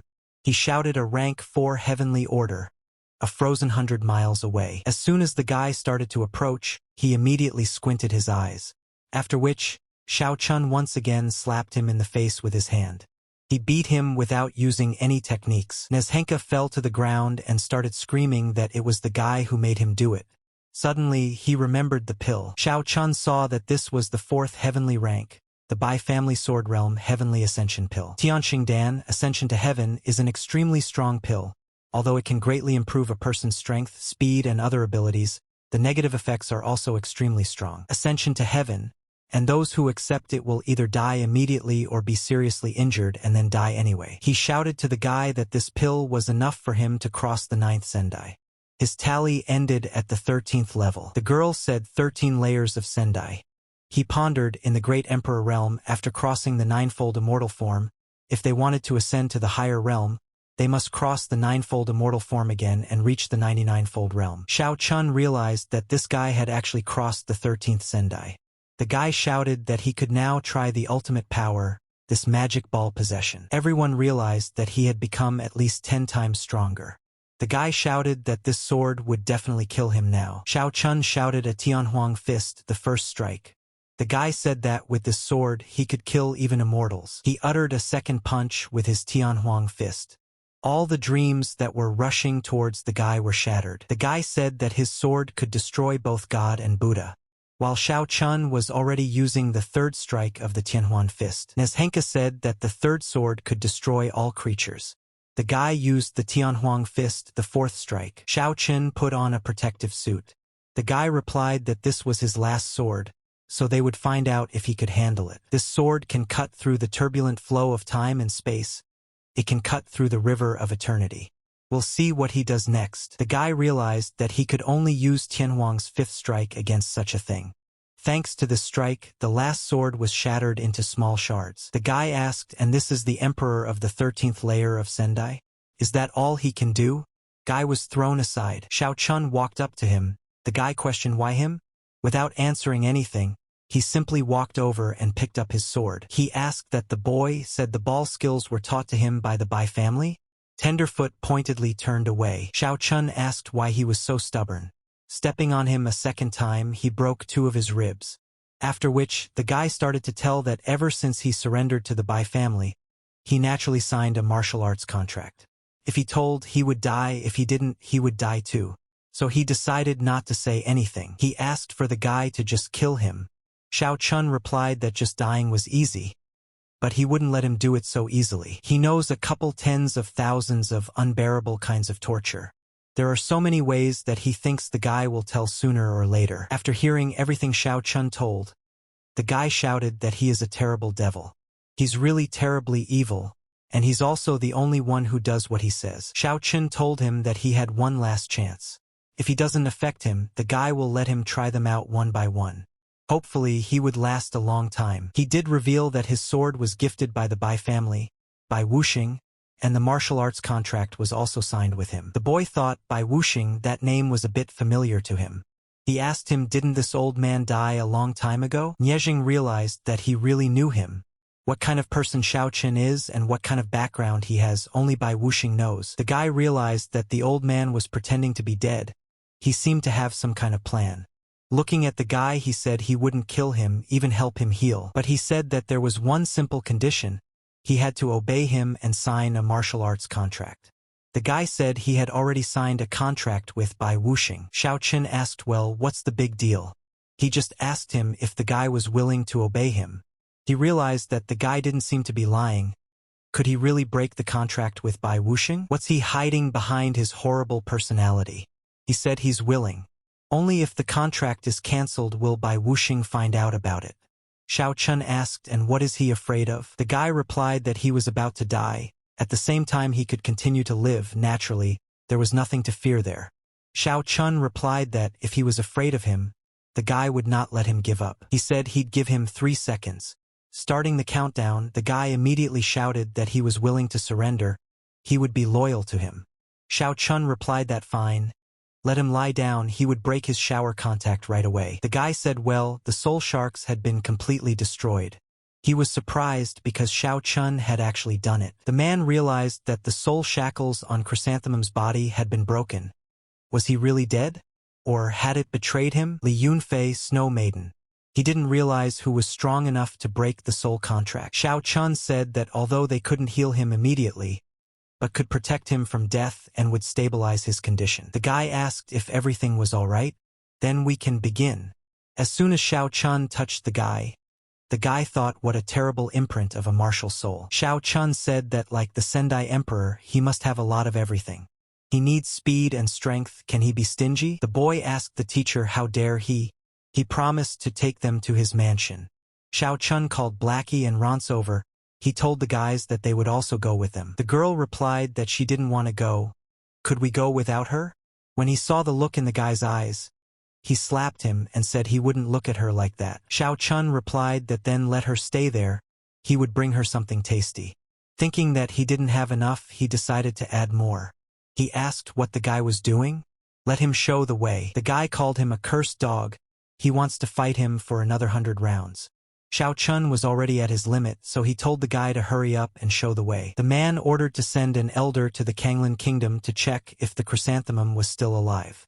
If it is alive, have them remove it and check the people behind it. He replied to the ancestor that of course he would send someone to the kingdom at once. The ancestor replied that he would wait for news and disappeared. The man immediately called Zhao over to his place. The girl asked the teacher what she could do for him. He replied that he wanted to send her to Kanglan Kingdom. The girl asked what happened. He told her that in the kingdom of Kanglan, there is a 9-level Emperor Sendai. The man wants her to go and see if he's still alive. If he's still alive, Zhao told the teacher not to worry. She would definitely complete the task. The master asked the girl to stay a moment longer. He told her that Giant Pain had also recently traveled to Kanglan. If he saw him, he should bring him back. She walked and thought, the 9-level Great Emperor of Sendai and the mysterious people who might be above the 9-level Great Emperor. She was curious about this. The Chrysanthemum Mountains, as the name suggests, is planted with chrysanthemums everywhere. Thanks to special remedies used by the Emperor, the chrysanthemums there bloom all year round. When some of them wither, some of them bloom, and so in a circle they are reborn. They entered the treasure room. Looking around, the guy thought so many things, and they are good enough for improvement. Xiao Chun said a decent collection for a 9-layer emperor, very rich. The guy replied that his family had been collecting all of these for thousands of years. The guy told him not to worry, he'd do him another favor. Now let him protect them. He replied to the teacher that he would listen. Various parts and treasures of heaven, matter and earth soared, and were directly absorbed by Xiao Chun and Blackie. In a short moment, all the treasures of heaven, matter and earth turned into flying ashes. All the parts shattered. That energy was quickly absorbed by his innate supernatural abilities. But it took a few more hours to put it all together. The guy couldn't imagine such a huge amount of energy, but it only strengthened his original tempering ability. It seemed to him that it would be quite difficult to break through to the 6th level. Zhao asked the guy to tell her where the Chrysanthemum Mansion was. He replied that he really didn't know. Maybe she's asking about the great Chrysanthemum Emperor? It's just that he doesn't know where his mansion is. She pronounced the lord of a worthy city, the 6th-level emperor of Sendai, doesn't even know such trivialities. With one move of her hand, she killed a level 6 Sendai emperor. Everyone realized that this woman was very dangerous. The guys immediately fell to their knees and began to say that they would like to find the whereabouts of this person for her. But please let her not kill them. Zhao replied that they have 3 days, and if they don't find him in 3 days, everyone will die. This is her unique ghost curse. After 3 days, if there is no news she wants, then they will die in the purgatory of more and suffering. Xiao Qin said that everything was done, so he could go home. Turning to the master, the guy asked what he wanted to bring for Rance. The boy realized that he had almost forgotten about it. He asked the guy if he had anything good for Rance. Chernish replied that he sure didn't have any good ideas. The guy said okay, he always wanted to give it to her, but he never got the chance. Seeing that he was stalling, the guy shouted that he should give her something quicker. While he was thinking, Chernish was already heading in his direction. After just one movement of the three-eyed wolf, the guy left his body imprint in the wall. He handed the ring to the master and said that he had prepared it especially for Rance. Xiao Chun took it in his hands and thought, the crystal jade made of phoenix dragon blood was unexpectedly so large. The crystal jade from the blood of the phoenix dragon, not to mention that it can be used to make equipment just by wearing it, it can greatly increase the wearer's strength in various aspects, which is extremely rare. Xiao Chun said that he didn't expect the guy to give it to the girl. Xiao Chun said that he would definitely give this to the girl for him. He hoped that the guy would learn the 4 heavenly rank techniques well. He couldn't believe himself, 4 celestial rank techniques and a 7th level celestial rank technique. Master suggested going back to Rance's place. He returned to the girl's possession. Holding out a ring to her, he said it was for her. The girl replicated the crystal jade from the blood of the phoenix dragon. She would like the guy to put it on her. The guy thought a woman is a woman, so it started all over again. The girl asked him if he didn't want to. He lied to her all this time, since he doesn't even want to put the ring on her. Xiao Chun asked how could this be? Of course he will put the ring on her finger. The girl asked why doesn't he stay with her today and go out tomorrow. She wanted the guy to try how she cooks. He thought it was impossible and told her no. His partner's waiting, he has to go. Next time he comes back, he'll try her food. Xiao Chun said he would return the pearls to her when he was done with them. They would see each other very soon. The girl replied that it was fine then. They both ran away from there as fast as they could. The man told his mistress that he had news of that man. As soon as he told her everything, he thought so quickly returned, the Bai family is worthy of the upper realm. When he opened the door, he saw Giant Pain standing in front of him. The guy said that he didn't think he would come so soon. Giant Pain asked if he really knew the guy was coming. Since he already knew, then let him give him the crystal jade made from the blood of the phoenix dragon. He didn't understand how this guy knew about the ring. However, he didn't seem to know about him and the Bai family. He asked what kind of crystal jade from the blood of the phoenix dragon he didn't have. The guy said if he didn't want it the hard way, he'd take it the hard way. Then he'd kill him and take it himself. A person whose cultivation had been suppressed by the Kanglan realm, and whose cultivation only matched the 7th level of a great emperor. After Giant Pain easily dealt with the guy's attack, he saw his family's sword in his hands. He said that he took the Bai family's sword, nevertheless released against him. Now he would definitely die. Watching his attack, the guy thought for a moment. An innate ball body, no wonder he was so confident. Giant Pain hoped that he could freeze him with this, as he suddenly realized that he couldn't break this ice at all. The guy said Heaven rank 4th grade. Using the sword fire, all the ice melted away. The guy said okay. Basically what was expected from an innate ball body. Giant Pain said that everything is confused in one sword. It is the sword of all things. He realized that this guy wasn't easy at all. If the guy wasn't so badly injured, he wouldn't be so pitiful. He kept saying that the only sword of all things, one sword to crush all things. His body hasn't recovered yet, but he can't help but fight. After all, what kind of power does a 7th level celestial ranked martial art have? They both attacked with the most powerful force. Giant Pain said that he didn't expect this guy to have such a twisted 7th level martial art. The guy asked if he wanted to kill him. First then he would send him on a date with Yen Wang. Suddenly he felt he couldn't move at all. The guy didn't realize who it was. Zhao said it was good that she arrived on time. Otherwise she wouldn't have been able to explain it all to the head. Looking at the girl, Giant Pain asked what was she doing there. After curing Giant Pain, she replied that they would talk about it later. Grabbing the guy by the throat, she asked, is he the Chrysanthemum Emperor? Pretty good. Who would have thought that he would dare to betray an ancestor of the Bai family? So this man had betrayed the Bai family and Zhao had come to kill him. He was already scared that his case had been solved. She said that 10,000 deaths wouldn't be enough for someone who betrayed the Bai family. However, the girl won't let him die right away. Chernish asked the guy what's wrong. Xiao Chun told him that the chrysanthemum was dying. They need to go back to the chrysanthemum mountain. He thought very well. Bai Jiao had entered a state of human fixation, waiting for the person behind the effeminate man to appear. He thought he had finally succeeded.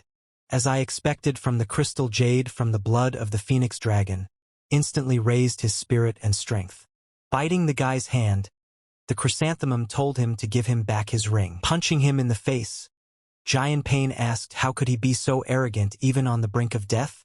If he wasn't useful, the guy would have killed him long ago. Lightning bolts appeared in the sky. They all rushed towards Giant Pain. The guy saw the jaws rapidly flying towards him. Using any techniques was useless as it absorbed everything. The guy decided to use a rank 3 heavenly sword barrier. He couldn't believe his eyes. This power was stronger than even the fire of his sword. When Jiao saw something happening, she rushed towards them as quickly as possible. She was speeding toward Blackie. The three-eyed wolf flew a few meters away from her. Heading in her direction, he heard Xiao Chun say that the guy would take care of her himself. He was frustrated because he was on target. Jiao said he's finally there. The guy asked if it was the Bai family. He said she hurt his servant too. As she watched him quickly heading in her direction, she said that he was going to die. Then she realized she had to act. Did Xiao Chun really take the chrysanthemum as a servant? At this moment, Chernish was already approaching him. Giant Pain shouted the bloody beast. He immediately began to use his innate sword. That huge sword was already flying towards Blackie. All it did was merely open its mouth. The guy thought it was impossible. Later he realized that the blood of the crystal phoenix was in his hands. It was time to leave. So he yelled that he'd kill the damn beast next time. Blackie saw what he was doing and started to disappear.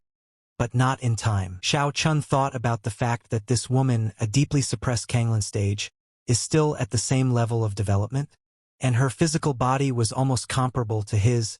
He thought that it was quite interesting. She realized that Bai Giant Pain was out of breath, so she immediately thought that it was about the Blackie. Screaming cursed beast, she headed in its direction. Standing in her way, Xiao Chun asked where she was going. The girl asked if he was looking for death. Seeing his defense, she shouted that it was useless. Jiao shouted the 6th rank of the heavenly order, heaven and earth. Xiao Chun thought that he would now imprison her. The guy shouted 9th rank, imprisonment of the gods. She couldn't believe that it was a rank 9 combat skill. He still managed to deal with her. The girl was tied up. Walking up to Blackie, the guy said that they weren't far from Kanglan Mansion. Have him take the chrysanthemum there and don't let him die. Suddenly, he saw that she was able to break free. The girl said that he was really strong, but her family's methods were far from what he had imagined. The guy uttered a fighting spirit to Taiko. They started attacking each other again. Guy asked, how did she do it? The desert is far away from the Chrysanthemum Mountain. Giant Pain said that, unexpectedly, met Xiao Chun and barely left. It seems that he was right in his judgment. He is by no means an ordinary person. Giant Pain said he hoped Xiao Chun would kill Jiao Bai. Then Bai Ziji will be completely furious. He will definitely send his elite and the guy will take over as the patriarch of the Bai family. Their battle was still going on. Xiao Chun decided to use the war without. The girl clearly didn't expect this. The guy shouted a 6th rank heavenly thunder palm. From the powerful impact, the girl flew back towards the mountains. She said the 7th heavenly rank. Xianluo Shengtai's shooting star. Xiao Chun replied wondering. The guy realized it was coercive force. He decided to use the second punch of Tianhuang's fist. Said 7th heavenly rank, but nothing more. He thought that even if the cultivation base is suppressed by the Kanglan stage, there are still 14 Sendai. It seems like this woman's true stage at least has 20 Sendai. Jiao asked, and how would the boy handle it? Xiao Chun replied that he would smash them with his fist. The girl shouted that he chose to do it himself. He decided to use the 3rd strike of Tianhuang's fist. After quickly dealing with that attack, he thought he was done. Suddenly, the girl shouted forward. 2 monsters ran towards the guy. He decided it was time to use the 4th Tianhuan strike. Xiao Chun asked, is that all, or is there more? The girl said that this was her maximum attack. The guy realized that she was borrowing from the Kanglan Heavenly Dao stage. He shouted that the Heaven's Path stage Kanglan was not worth his attention. It was just trash.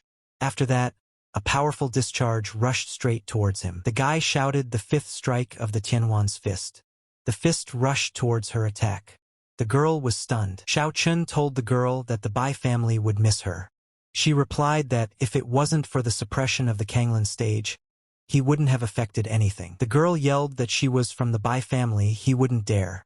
The guy replied that her family is just a lowlife.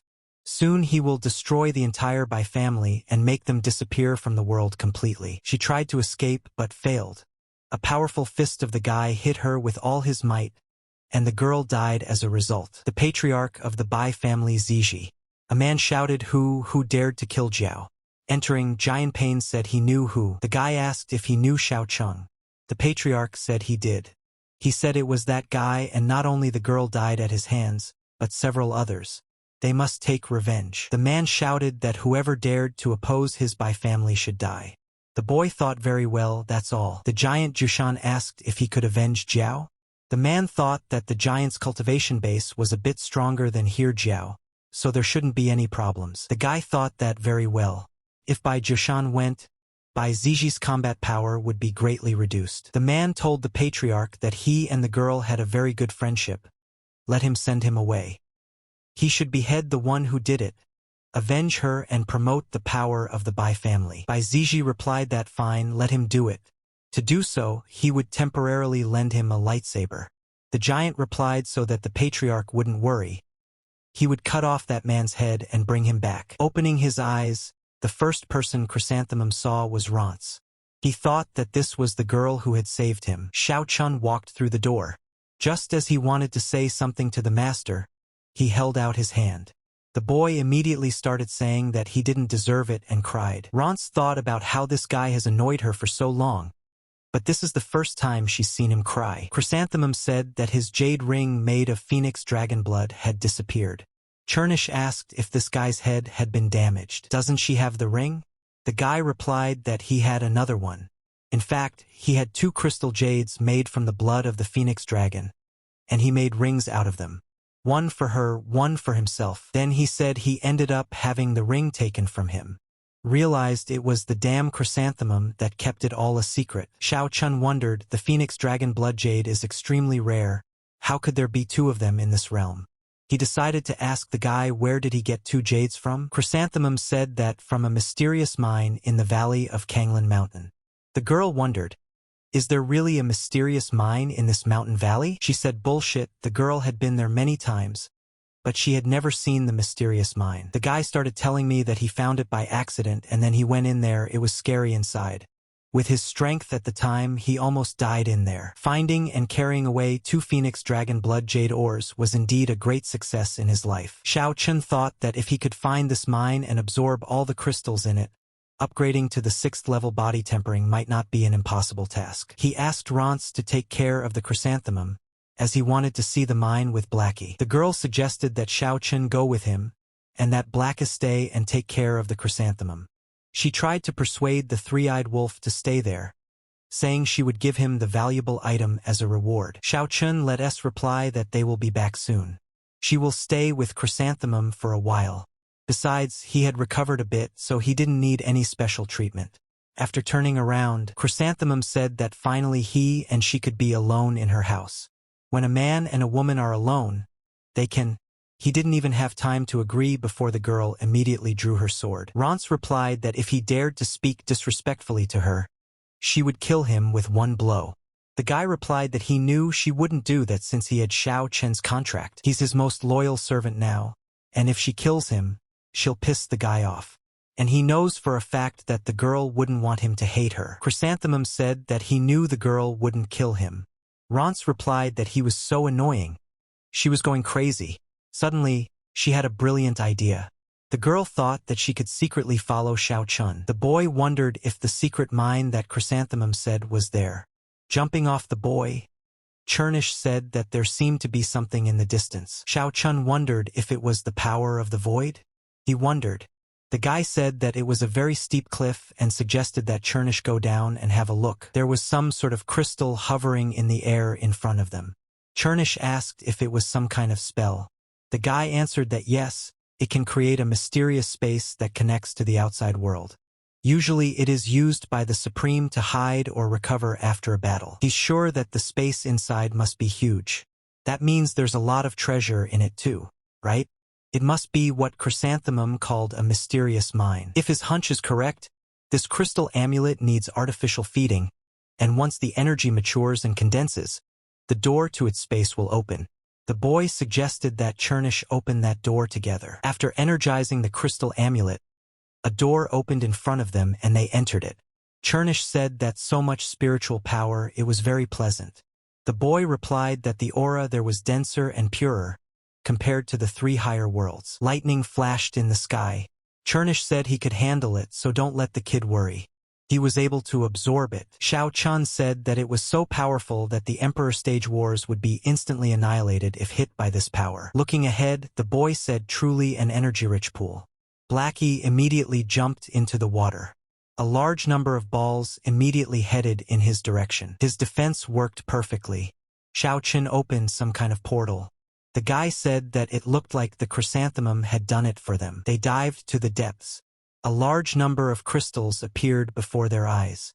The guy said that this vein was comparable to the richest mineral deposits in the 3 higher worlds. It turned out to be a high-quality lightning crystal. Looking to the side, the guy shouted for the old boy to come out.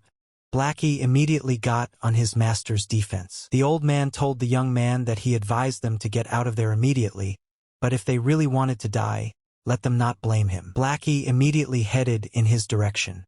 He started to attack the old man, but he managed to dodge. He said that such a strong attack could be matched by such a wolf, I wonder.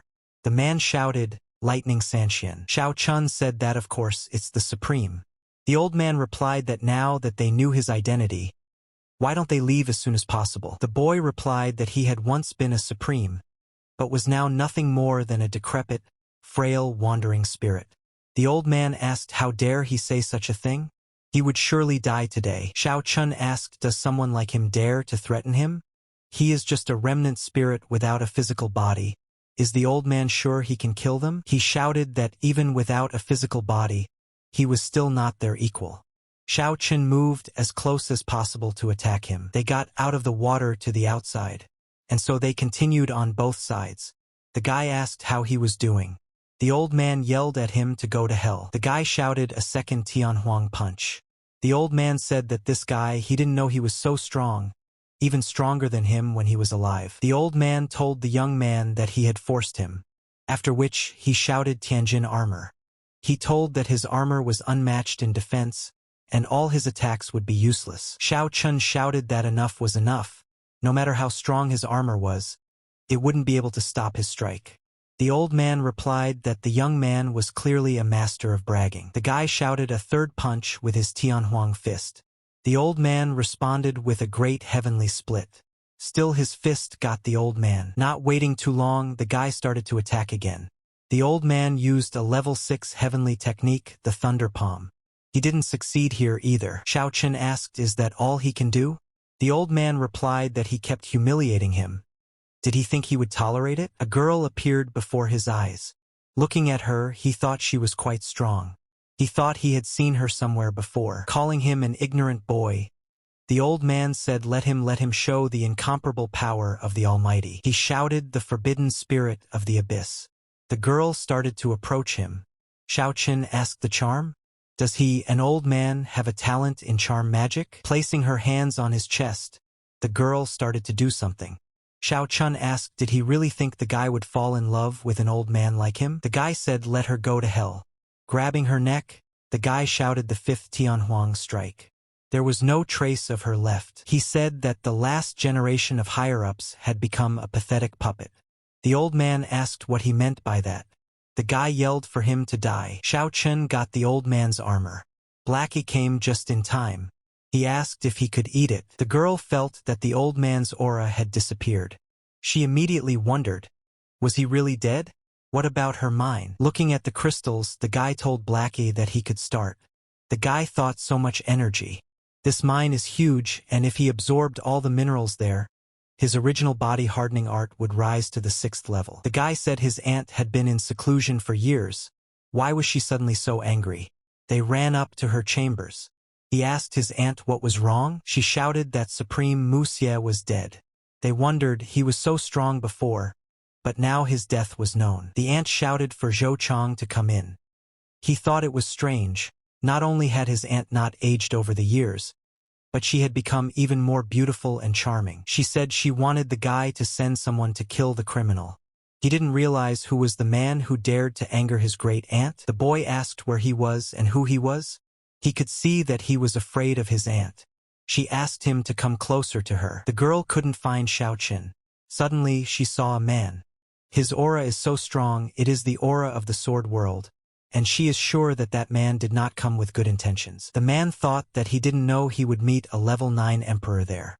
I guess I'll have to kill her. Rance asked the man from the sword world. He said that was correct, and asked a counter-question. She's the Empress of Kanglan. The girl replied that it was true and asked what of it? He shouted that since he had met her there, he would kill her and take power over this kingdom of Kanglan. They began to attack each other. Seeing a huge sword above her head, the girl shouted a 3rd-level heavenly technique, void fragmentation. Thanks to her defense, she was able to suppress that sword. 3 dragons flew towards him. The man said it was nothing. He just grabbed them with his bare hands and crushed them. Then he said fire, it's no use to him. A huge palm on 2 words right above the girl. All she had time to scream was Kanglin's shield. It was the only thing that kept her alive. Jushan said that a great empress who was just lucky. That's all. He began to head towards the girl. She uttered a rank 4 heavenly ice spear. The spears were pointed straight at the man. In just a couple of blows, there was no trace of them. Rance realized that he was very strong. She tried to dodge his blows as best she could. The blow was so strong that the girl began to fall down the mountain. As she flew, she still tried to fend off his blow. She saw the entrance to that very closed cave. The girl managed to run in, but he saw her. Jushan shouted that she couldn't escape him. Xiao Chun realized that someone else had entered. In front of him was Rance. She was happy that they were really there. The boy saw a man come in after the girl and said it was the Bai family again. He said that the love who dares to run away from the fight with him will die a horrible death. Xiao Chun said okay. Let him calm down. He just got here and he's already grumbling. The girl had time to warn the guy to be careful because the man was very strong. The guy replied not to worry. It's just a puppy. Jushan heard the guy's name and asked, so is it Xiao Chen? He shouted that he would kill him. Turning to Blackie, the boy asked him to play with him for a bit. The 3-eyed wolf replied that familiar words. The next suggestion would be for Rance to let him take care of her earlier. That's exactly what happened. Leaning towards the boy, the man shouted at him to die. Seeing that Blackie had reincarnated, the man asked the tiny monster if he wanted to fight him. He put up a barrier with his hand, but the three-eyed wolf was quick to deal with it. Joshan asked how dare the beast underestimate him. He shouted a 5th-rank heavenly technique sword Saishan. Pointing his sword at Blackie, the man shouted for him to die. All he repeated was a celestial absorption. As soon as the sword came near him, it immediately engulfed him. He didn't realize what kind of monster it was. The man thought, maybe Jiao had also been devoured by this beast? He shouted a divine technique, looking at what was happening, and at his technique Chernish thought, and that's it. Let him at least give him some more to eat. None of his attacks went to waste. Chernish absorbed everything. He wondered if they'd keep going, if they'd just use everything he had. Xiao Chun told Blackie that he would take care of him. Looking at this man, the three-eyed wolf thought that he was definitely dead now. The man started saying that the guy provoked the Bai family and killed their patriarch's children. He'll turn the guy into dust. Xiao Chun replied that he had killed people from the Bai family because they were all lowlifes. Looking at the guy, the man thought what kind of strength he had. He said that good skills. No wonder Jiao, with her suppressed Kanglan stage cultivation base, was able to lose to him. Xiao Chun started to attack. The man asked punching with his fist. He also decided to display his fist, but as it turned out in vain, all the bones were covered in cracks. Jushan thought, how was this possible? He did this to his arm with just one punch. The guy asked him not to move, after which he struck his face with his fist. Xiao Chun said a Tianhuan fist, the first strike. After such a powerful attack, the man was left without a few teeth. His size increased several times. The giant Jushan shouted at the boy to go to hell. Xiao Chun replied that he would take him there first. The guy used divine rebirth. Tianhuang's fist, third strike. Thanks to one blow, the man was not only unable to stay on his feet, he was also without an arm. Xiao Chun told the lowlife to get up faster. The man shouted he was pissing him off. May the guy be cursed. Chernish thought, is that a lightsaber? After all, it is the most delicious part of this encounter. Xiao Chun said to let Firefly try it. Chernish and Rance also joined the guy's attack. Xiao Chun shouted a fist Tianhuang second strike. He said that it was getting more and more interesting. The man didn't understand what the hell was going on. A lot of fists were hitting him on all parts of his body. These punches made him fall aside. The guy said that the Bai family from the sword world was such a waste of time. Joshan said that humiliating the Bai family is an unforgivable sin. Let him show his strongest technique. Does even the Kanglan realm forbid him from using this technique? He shouted, come on. Xiao Chun thought that this man with this sword could use the lightning tribulation of the Kanglan realm. The lightning bolt of grief that should have hurt him, on the contrary, increased his strength. Rance hadn't expected the ball giant from the Bai family to be so strong. Xiao Chun said that it was all nonsense. The man shouted that the guy was really reckless.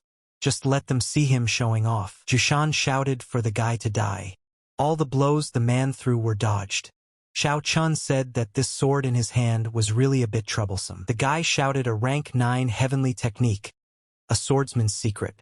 In an instant, the sword from the man's hand went into Xiao Chen's hand. He thought that fortunately, after absorbing so many high-quality crystals, his strength had increased significantly. Otherwise, he wouldn't have been able to use this trick successfully. The man was furious. 24 Sendai appeared in front of the guy's eyes. Jushan shouted that let the guy try this. With a few moves of the ball, there was no trace of them left.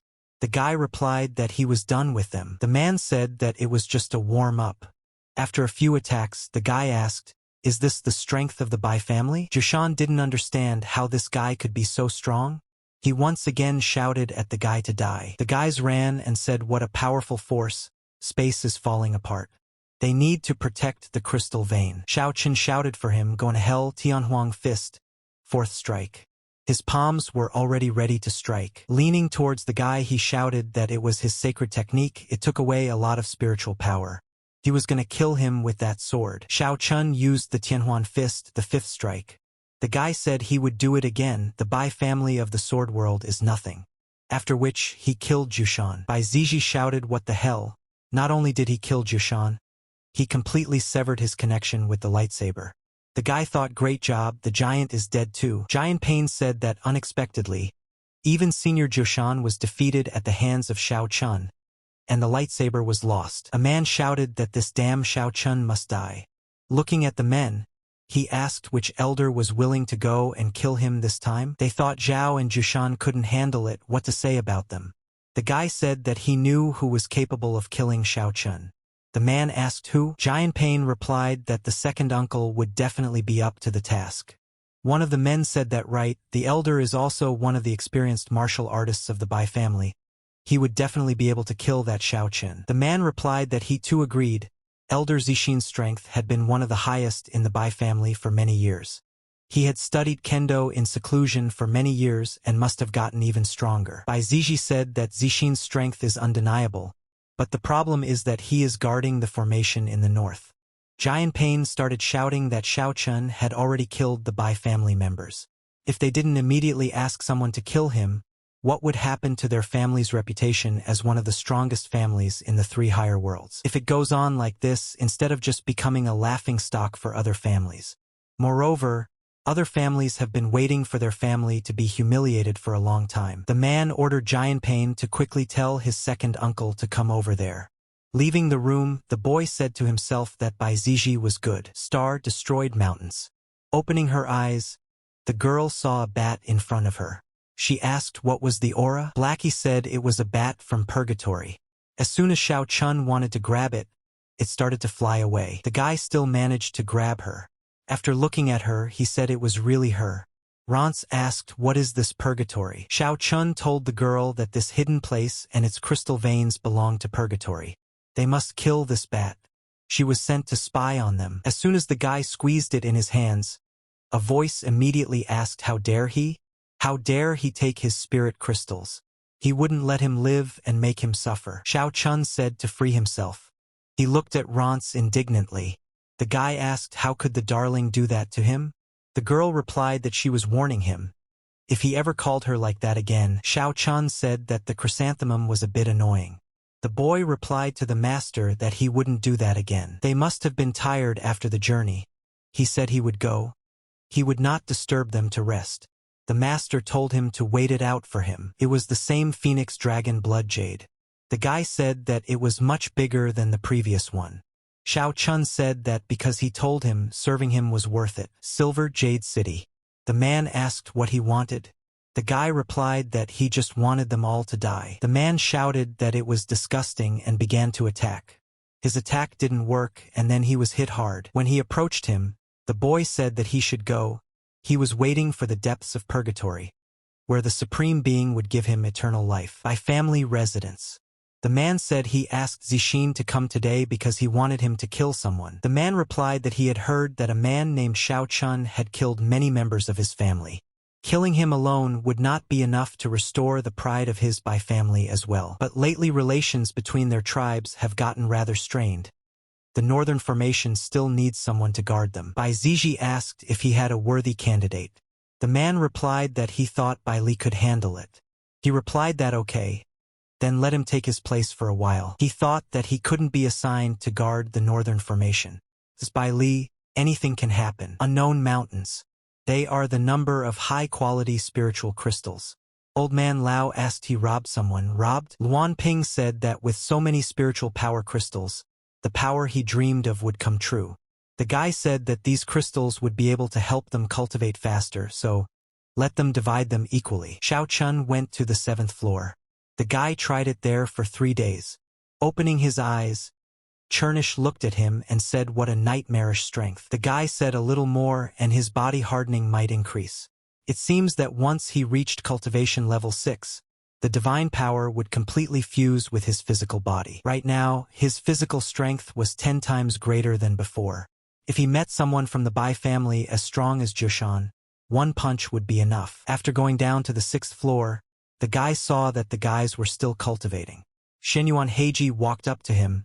The guy asked what was wrong. The girl told him that someone wanted to kill him. He laughed and said that there were many people who wanted to kill him, but only a few were capable of it. Shao Chun asked her to elaborate. Her brother sent her a message that a powerful black-clothed swordsman was looking for him. The great Emperor stage warriors from Silver Jade City and several nearby cities were killed by him. The guy asked the swordsman, Is he from the Bai family or from purgatory? Xiao Chun replied that let her cultivate there, and he and Blackie would completely deal with it. Except it looked like the wolf didn't seem to agree with that. Silver Jade City. The guy asked, is it still impossible for anyone to tell where that person is? Well, then they would just die. Pointing his finger at the man, the guy said that it was his turn. Shenyuan Yuta replied that he was treating them like meat on a cutting board. Isn't he at all afraid that someone would treat him the same way? The guy immediately attacked the man. The guy said that the lowlife was just talking nonsense. Shenyuan Yuta shouted that then let him try this. He dealt with the old man's attack very quickly. Just stopped it with his hand. Then he said what he said. The man was nothing. When he came as close as possible to the man, he struck him. As a result of the blow, the man flew aside and fell to his knees. The guy walked up to Shenyuan Yuta, grabbed him by the hair and threw him aside once more. Stepping on him, he asked, is this really it? Feeling some power, he asked another lowlife. Turning around, he saw a huge one that was approaching him as fast as possible. The guy asked, is it really him? Xiao Chun replied that yes, it's really him. He replied that now hell awaits him. Today he will die. Xiao Chun asked, wanting to kill him? Would he be able to do it alone? The swordsman replied that in this lower realm, they, the members of Purgatory, were no match for him. The guy shouted a level 3 heavenly technique, Purgatory Strike. The attack hadn't even started before the hand had already struck the guy. Someone said his name. Looking to the side, the guy thought again, the Bai family? They came just in time to clean up the mess. The guy said that the Bai family is already like a pesky fly. One person is replaced by another. But they are all useless and deserve to die. Then let him look at the sword. With just one attack, the sword shattered into small shards. Zixin thought about the fact that this guy is really strong. No wonder he was able to kill many people in his family. The man shouted a sword wanting to kill. Xiao Chun managed to get rid of them as well. He shouted to the guy that he was indeed strong, but the man was fundamentally different from the other members of the Bai family. He has already surpassed the 70th level of Sendai, although his cultivation has been suppressed by the Kanglan realm. His strength is still at the 30th level of Sendai. Not even Bai Jushan could compare to him. The guy thought that since he had absorbed all those heavenly treasures and many spirit crystals, he still hadn't tested the limits of his abilities. Just happened to be a lab rat. Xiao Chun shouted out the first punch. Looking up, the man was surprised. The pressure of his energy alone rendered the man unable to move. He asked how was this possible? Zixin, because impossible, he shouldn't have been so strong. The man asked what his cultivation base was. The guy replied that in any case, as long as his opponent was below the highest level, he was invincible. He said that the guy couldn't be invincible. Xiao Chun replied that if he took his time, he would be happy to play with him again. Glaring at both of them, he said that he would send them to hell, then shouted a third Tianhuang fist strike. After the attack, there was no trace of them left. Shenyuan Yu tried to bring his father to his senses. Xiao Chun held out a pill to him, telling him to take it. It would help stabilize his condition. As soon as the man swallowed it, he felt much better. As soon as Xiao Chun entered the tower, Shenyuan Heiji immediately asked about the black-clothed man.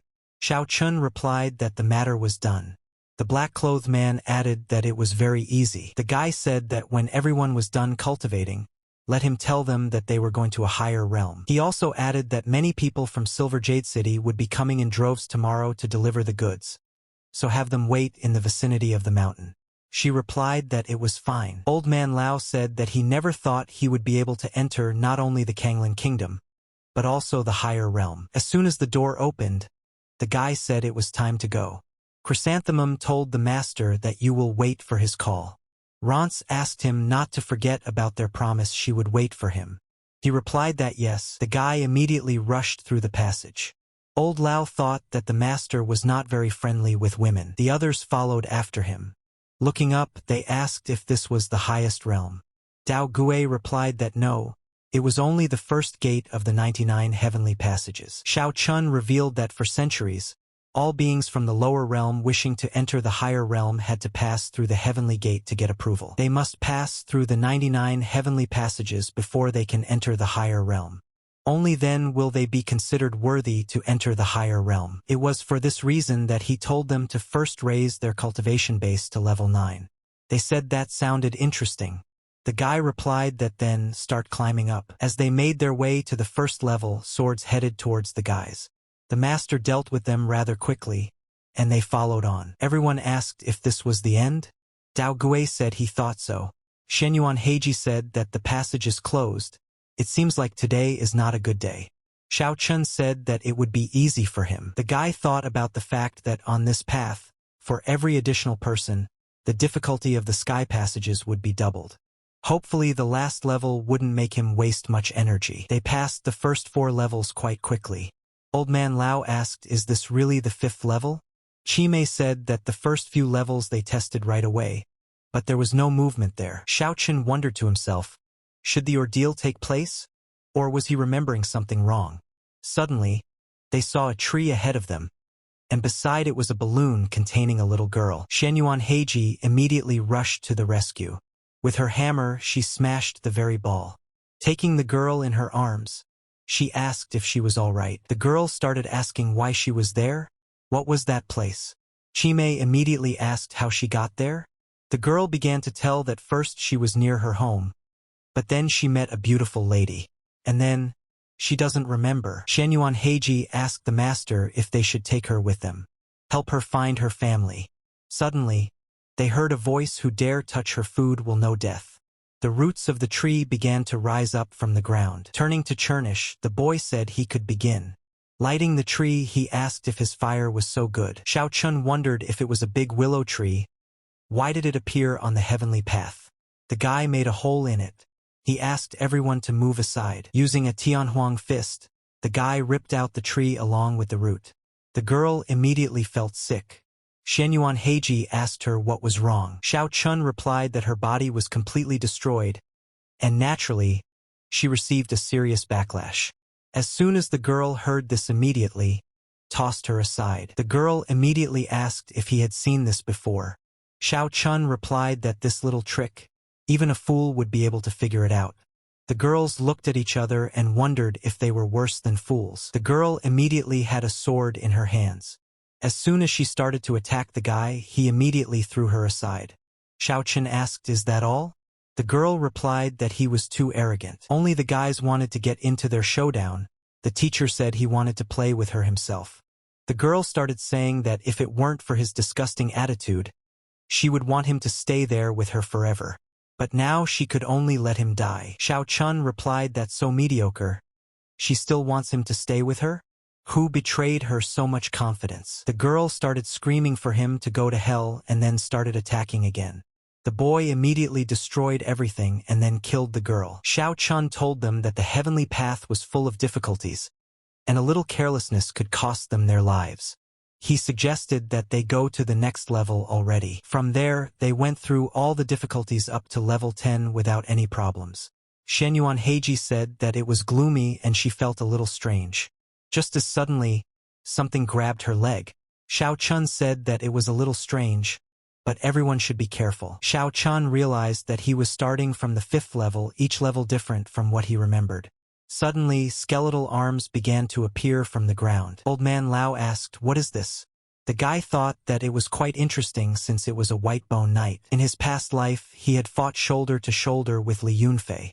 Together, they had killed tens of thousands of white bone knights. The guy immediately thought, what kind of bad memory is this? Suddenly, that knight started to attack. Xiao Chun stopped him, grabbing his weapon and saying the word rip. There was no trace left of the spear. It shattered into small shards. White bone knights began to appear from everywhere. The boys realized that the battle wasn't over yet. Xiao Chun said that in that case, let them have a good fight with them and test their strength. He also told them to stay close to him. If there was any danger, he would be able to help them in time. Everyone replied that they understood and immediately rushed into battle. They dealt with everyone pretty quickly and then followed to the next level. In the next level, the king of the white bone had to be destroyed. Level 32 ball formation, level 88 ancient ferocious beast. And now they have finally reached the last level of the heavenly passages. Sword World by family. The elder said that not only is Chrysanthemum not dead, but the person behind him is still alive. Not only were several masters from his family killed one after another at the hands of that brat, How did he become the patriarch of the family? That brat has to be killed. Otherwise, he doesn't think he needs to continue to be the head of the family.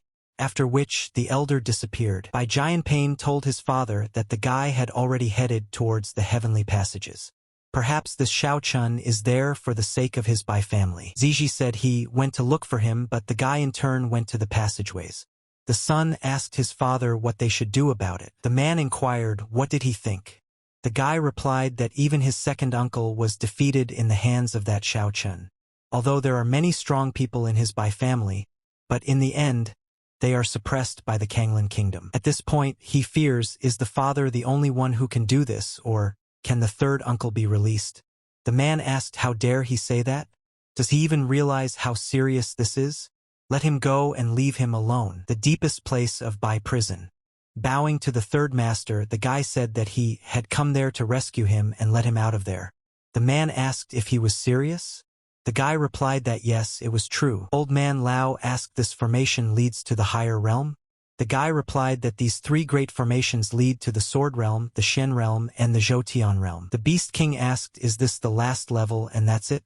The guy replied that naturally, no, each of those great formations has a guardian spirit. Only by defeating him would they be able to pass on. Xiao Chun thought that this last level was exactly as he remembered it. Next, by choosing one of the great formations, the spirit guardian would appear by himself. He thought about the sword world being too dangerous. The Shen realm wasn't that bad. But unfortunately, there was a strange taboo in that world. Not all wars will be able to enter the supreme realm. It seemed that only the Zhoutian realm was left. Just as suddenly, the guy shouted for everyone to be careful. After they managed to take cover under the dome, there was a massive explosion. Everyone except Xiao Chun and Chernish were lying on the ground. The guy realized that it was a supreme body cultivator. Suddenly, behind his back, someone said that he hadn't seen a supreme body cultivator in a long time. Did he forget the difference in power between a great emperor and a supreme emperor? It means there's no point in improving your body. After the powerful punch, Xiao Chun thought that he was really strong. After which he said it was a pity that the guy could never set foot there again. He used the palm of the earth and body. Blackie immediately tried to protect his master, but Xiao Chun was already unconscious. The three-eyed wolf increased in size. Tried to attack, but the guy said too confidently, it was a worthless attempt. With one attack, he even took down Chernish. No matter how strong his body's cultivation was in his previous life, at this moment, his cultivation base was only limited to the great emperor. Suddenly, the boy felt something. He wondered why this energy was so familiar to him. Looking at what was going on around him, the guy said he knew it wasn't going to be that easy. Seeing the three-eyed wolf, he didn't know what was going on. Could this be the awakening of the bloodline? Walking over to his master, Blackie asked if he was all right. Xiao Chun replied that he was. The guy said it was interesting. However, even if he mastered the 9 reincarnations of life and death, and his dog awakened his bloodline, they were still no match for him. Xiao Chun decided to use the Tianhuan fist, the third strike. The guy realized that he was much stronger. After which, he decided to use his palm in the shape of a Buddha's heart. He attacked him again and again. The guy didn't understand what was happening. The longer he fights, the stronger he gets. At some point, the guy decided to use the Heaven and Earth Destroyer's attack. Xiao Chun realized that he had to endure it. This power could help him level up the secret art of body hardening. The guy shouted that until he touched the higher realm, the difference in their strength was still like heaven and earth. He was sure he would definitely die this time. Xiao Chun thought that it was still not enough. Chernish's awakening of the bloodline hadn't fully occurred, and still felt some pressure. He shouted out that if that's all the guy had, don't let him hope to kill them. The guy replied that it couldn't be. How are they still alive? He said that the supreme body cultivator was still just as good. Xiao Chun replied to, stop talking nonsense, it's time to get down to business. The guy offered to see how long he could last. He once again used the heaven and earth art. Thanks to the strong shockwave, the guy realized that he had broken through, tempering Tycho's body. By combining his supernatural strength with his innate strength, he gained unlimited power. Chernish realized that the bloodline he had awakened had finally fully stabilized. He said that it was a secret summoning technique that could only be used by someone with a soul connection, and his body had to have boundless power. He and Xiao Chun are perfect partners. The three-eyed wolf told him that he had awakened a very powerful secret technique. Let that guy try their power. Xiao Chun said that he only needed 3 seconds to master such a secret technique. The guy answered them that it was useless anyway. Xiao Chun shouted to the Supreme that now, he wouldn't be able to kill them. He realized that not only was he not dead, but he had also become stronger. As expected of a supreme body cultivator, he continues to get stronger. In that case, he is forced to use his strongest technique. Thought that enough fooling around, he must end this immediately. Xiao Chun asked the strongest technique? It was better to let him test their strongest attack first. After which, the guy was gone. He realized that Chernish's secret technique is truly terrible. It drains all his strength, he doesn't think he should use it often. It's finally over. Everyone slowly began to come to their senses. Xiao Chun told them that the teleportation system had been destroyed. At this moment, except for him and Chernish, no one could forcibly enter the higher realm. The boys immediately understood everything. They said that when they had strength, it would not be too late to enter the higher realm. Old Man Lao asked the master for permission to see him enter the higher realm. Looking at everything that was happening, they thought that, as expected from the master, the void hole had opened again. The Beast King said that it was monstrous. He was afraid that if he went in with his strength, he would turn into ashes in an instant. Xiao Chun shouted to the guys that he would be waiting for them upstairs. Chernish said that the power of the turbulent currents at this time was so great. The previous 3 teleportation systems had heavenly Dao authorization, so it would be very easy to get to the higher realm through them. Xiao Chun replied that by forcibly opening the channel, it could be said that they were now going against the heavens. Originally, with the teleportation system, one could surely go to the higher realm. But now, they couldn't control the direction. They went through the passageway. Chernish asked the guy where they were. Xiao Chun replied that obviously it was most likely the Sword World. Blackie interrogated the Sword World. Isn't that good? The boy replied that it was both good and not so good. The three-eyed wolf said that from the way he was talking, it sounded like the Sword World was pretty dangerous. Xiao Chun revealed that in the Sword World, there was a person who had obtained a power capable of killing a body cultivator. This meant that while he was there, the guy should act calculatingly. Does that mean he can't do whatever he wants? After a moment's thought, the boy replied that it could happen too. Sword World, by family. The man asked, could Bai Ziji have thought that he would ever release him? He seemed to be really confused. The guy told the third master that he needed to go through the lobby with him. He replied that it was fine, especially since he wanted to meet the patriarch as soon as possible. He seemed to have reached a dead end. Bai Ziji told the elder that freed him today in hopes that he could fulfill one request for him. If he could solve this problem, he would be truly free. The third master asked what made him release. The man said that someone had killed many martial artists of the Bai family. Even the second brother had died at the hands of that person. He wants the man to get rid of him. The man asked, wondering if the second brother was dead. Let it go to his head, though. It was a good thing he was dead too. Otherwise, how would he have even been able to take his place as the current patriarch? How could he sit in such a dark place for so many years? Bai Ziji told the elder that he didn't have time to discuss such nonsense. This was about the safety of their family. Did he agree or not? The third master replied that he was crazy. Wants a man to do something for this family after all that has happened? Bai Ziji replied that indeed, let him out, but let him not think that he would refuse to finish him off. He replied that he doubted a man could do it. Bai Jianpain said he thought so too. The guy just killed his father. The third master said that his time was up and it was time for him to retire. Then he struck the patriarch with his own strength. The barracks of the Bai family troops. The boys noticed that the profound sword had flown up. It was in the hands of the third master, after which the man stabbed the patriarch with it. Bai Ziji thought if he had his sword. Damn that Shaoqin. Bai Jianpain shouted to the man that he was going to die today. The man replied that the ancient ancestor is still there. Does he know what the consequences will be? The guy replied that before he dies, let him tell him one thing. Does he know why they dared to do it? Because the ancestor himself approved of it. He had long been dissatisfied with his work. A man can't lead the Bai family to glory. All he's doing is dragging it down. The ancestor has long hinted at replacing the family patriarch. Giant Pain shouted that the Bai family now belonged to him. The man was killed after all.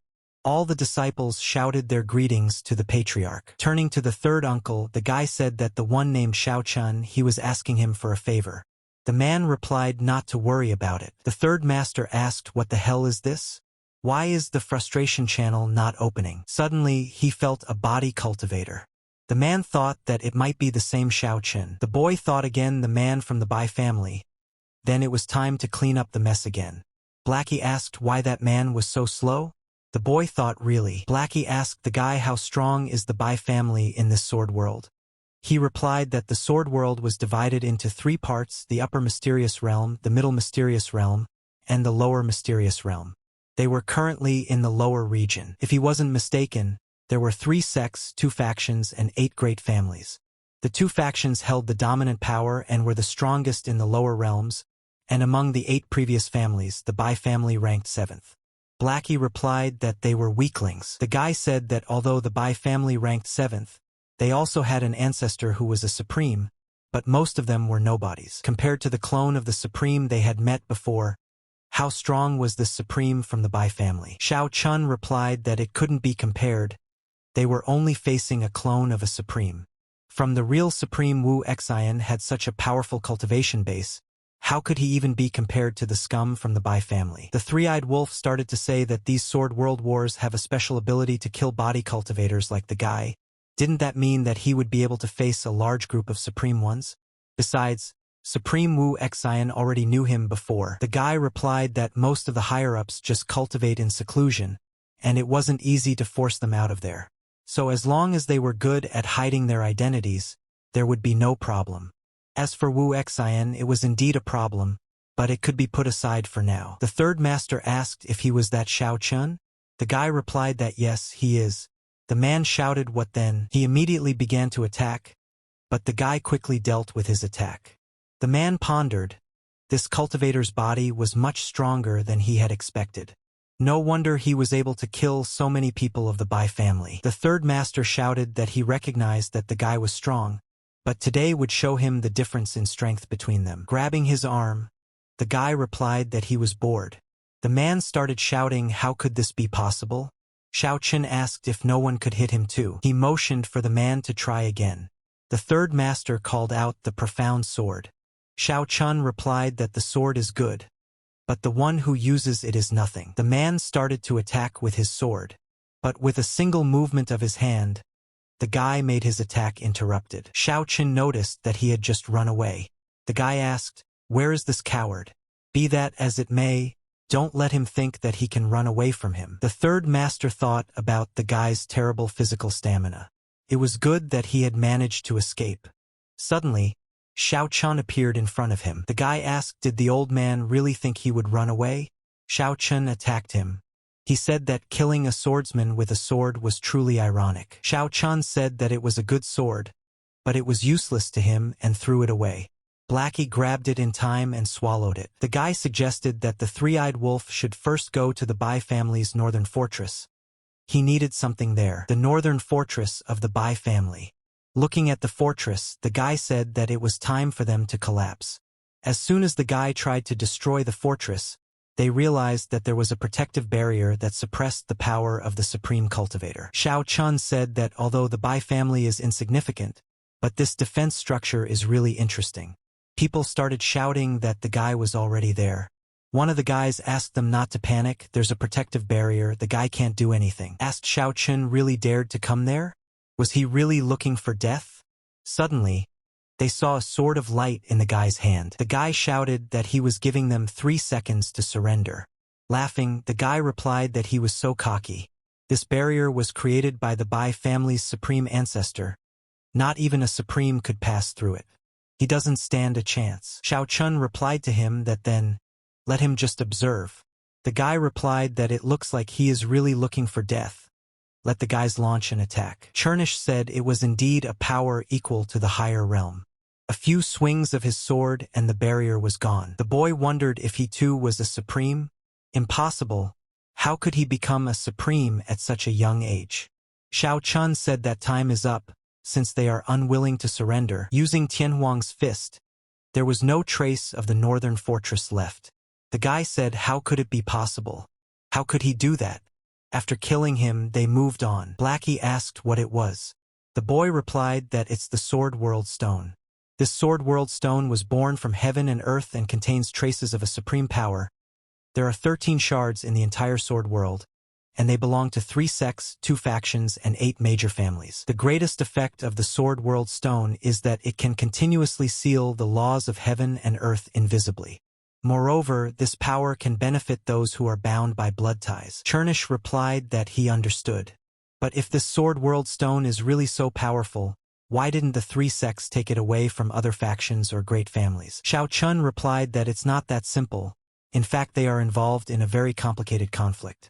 They are holding back passions and resentments against each other in search of the safest position. Chernish said that it turns out humans are complicated creatures. The boy replied that the stone of the Sword World was already in hand. Now it was time to deal with the Bai family. The elder realized that the Sword World Stone had disappeared. He wondered what kind of person Xiao Chun really was. Wu Xian told the man that it had been a long time. His cultivation had increased again. Bai Wuxing replied that compared to the Supreme, his improvement was just a drop in the ocean. It shouldn't be exaggerated. Supreme said that he had something to tell the man. Xiao Chun was an outstanding body cultivation master. The Supreme Body Cultivation Master was still alive, and this Xiao Chun possessed his soul. Bai Wuxing fell to his knees and began to say that it was all over. His family was finished. Wu Xian shouted for this coward to get up. Currently, the guy only has the soul of a Supreme Body Cultivator, but his cultivation base is still lower than him. What is he afraid of? Although a Supreme Body Cultivator was invincible, but at this moment, he had not yet recovered to a Supreme Cultivation base. He had come there to tell him how to conduct himself with Xiao Chun. Bai Wuxing must kill him with a single blow. The man replied that he wasn't sure. Wu Xian said that it was a 9th level celestial sword. He only needed to use this sword to kill him in 1 strike. Bai Wuxing realized that it was an unusual sword.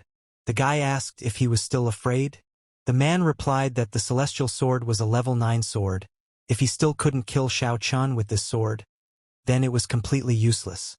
Let the Supreme not worry, he will definitely kill that guy. Mysterious space.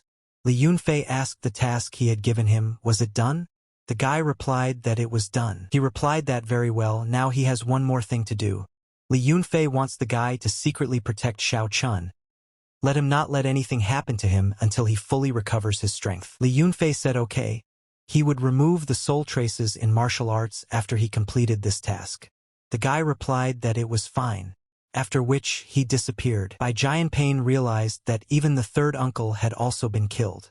The guy wondered, who the hell was that Xiao Chun? Bai Wuxing told Jianpain that they had clearly underestimated Xiao Chun. It looks like they provoked someone they shouldn't have bothered. He's afraid the Bai family is finished. The guy replied that from the way the ancestor spoke, even though he was a Supreme, he still couldn't handle him. The man asked if the guy knew about the Supreme Body Cultivator. The guy started saying that the Supreme Master of Physical Cultivation, the strongest cultivator of the heavens and all worlds, he was on par with Supreme Master Yunfei. But what did this have to do with Xiao Chun? The guy asked, could it be that Xiao Chun was the disciple of that Supreme Body Cultivator? The ancestor replied that no, Xiao Chun was the reincarnation of a Supreme Body Cultivator. He realized that it meant that Xiao Chun was a Supreme Body Cultivator. Falling to the ground, the guy started to say that it was over. The ancestor had told the guy that right now, all he had to do was fight him as hard as he could, to hope that his current cultivation base was still not that high. Turning to the ancestor, the boy asked if he could not contact his higher friends and join forces to straighten him out. Bai Wuxing replied to the guy that it wouldn't help either. The people who were once his brothers won't side with him now. He is even afraid that they will stab him in the back. The ancestor noticed that the boy had wet his pants. He told him to take the main disciples of the Bai family and get out of there. If he kills Xiao Chun, everything will be fine. The man hopes that one day the guy can restore his Bai family. After that, the ancestor disappeared. Bai Jianpain thought about the fact that he was finally the head of the family. Why did he have to face things like this? Why did something like this happen to him? Xiao Chun pronounced Bai Wuxing. The man replied to the Supreme Body Cultivator that it had been a long time since their last meeting. The boy asked if he already knew everything. Did the superior tell him? The ancestor told him that his family begged him for mercy. If he let his family go, the man would repay his kindness. Xiao Chun shouted that his answer was no. He didn't believe a single word he said. Bai Wuxing replied that he expected this, so they can only solve the problem by fighting. Xiao Chun asked Blackie to step aside. Bai Wuxing thought about the fact that he had to kill the guy with just one blow. The ancestor used a wushu sword, a killing technique. Xiao Chun replied that it was a pretty good technique and attacked back. Blackie thought such a strong killing aura, so horrible he wouldn't piss him off. Predoc thought that, as expected of a level 9 heavenly sword. Bai Wuxing turned to the Supreme Body Cultivator and said that based on his attack, he realized that the guy wouldn't be able to kill him today. His strength is not yet enough to destroy the wushu sword. Until it is destroyed, the man will not die. Therefore, let him go to hell. He thought about the fact that the title of Supreme Body Cultivator really wasn't a figment of imagination. This kind of physical strength was truly terrifying. But Xiao Chun can't destroy the wushu sword, he still has a chance to kill him. It seems the ancestor can only use this method. Observe everything going on. Black shouted how strong it was. Let Xiao Chun be careful. The man shouted that this was his strongest attack. Bai Wuxing said that this technique would age him by a decade. By defeating the guy, he would live as a true supreme for the rest of his days. Just as suddenly, the ancestor saw that the body cultivator was still alive. The guy asked did he really think that he wouldn't be able to destroy his wushu sword as well? Xiao Chun decided to use the Tianhuang fist, the sixth strike. Meanwhile, the ancestor used the heavenly technique. He asked isn't the guy afraid of the power of the heavens? The boy replied that he wasn't afraid of anything. The ancestor kept yelling that he couldn't break his wushu sword. Suddenly, he noticed that the sword was cracking. Xiao Chun realized that his fighting style was getting out of control. The ancestor was happy that the guy still couldn't break his sword. He thought that, of course, with his current cultivation base, the guy can't destroy a wushu sword. Looks like they'll have to use that trick. Xiao Chun attacked, and with a single hand movement, the wushu sword was destroyed. The ancestor realized that, obviously, compared to him, he was still just a pawn. The boy shouted for the supreme of the sword world to wait for him. He would crush his bones with his own hands. Blackie asked the guy what happened. He replied that he didn't know yet either, but Bai Wuxing was dead. This supreme soul is proof of that. Seeing Blackie looking at it, the boy replied that he couldn't give the soul to him. He would rather take the shards of the wushu sword. Bai Jianpain said that he would remember the Supreme Body Cultivator for this revenge. Suddenly, the guy realized that time and space had stopped. He didn't understand what was wrong. Since he was the only one who could move, someone appeared in front of him. The boy asked the older man what he could do for him. The man replied that his name was Kaiwan and he had come from outside this world. He is there to find him. There is one thing he needs to do. The boy replied to the older man that he was listening to him. After which the patriarch disappeared. Xiao Chun said that this was it. Of course, all the good things were taken away, only a pile of trash was left. There were no high-level stones, no spiritual heavenly stones, not even heavenly weapons left. Chernish asked the guy if he thought they should take over the Bai family and develop their own power there. Xiao Chun replied that the news of the Bai family's collapse would soon spread, and after that, other families would invade there. Wouldn't they be targeted if they stayed there? The three-eyed wolf asked what would they do next. The guy replied that of course they would focus on cultivation. 9 high mountains, Gobi Desert, Ice Sea, these 3 places are rare and suitable for cultivation. Let him choose one of them. Sword World was among the top 3 worlds, and its territory was unimaginably vast. It was true that the mysterious realm alone was several times the size of the entire Kanglan realm. In any case, they should be on guard. Blackie replied that he was right. Eastern border of the Sword World. Blackie told the guy that he was dying from the heat. Have they come yet? Xiao Chun replied that they would be here soon. More than 1,000 miles ahead is the Sunset Tribe. Chernish saw that there was someone ahead and asked if they were already there. The guy didn't understand how they had met the tribe of Titans.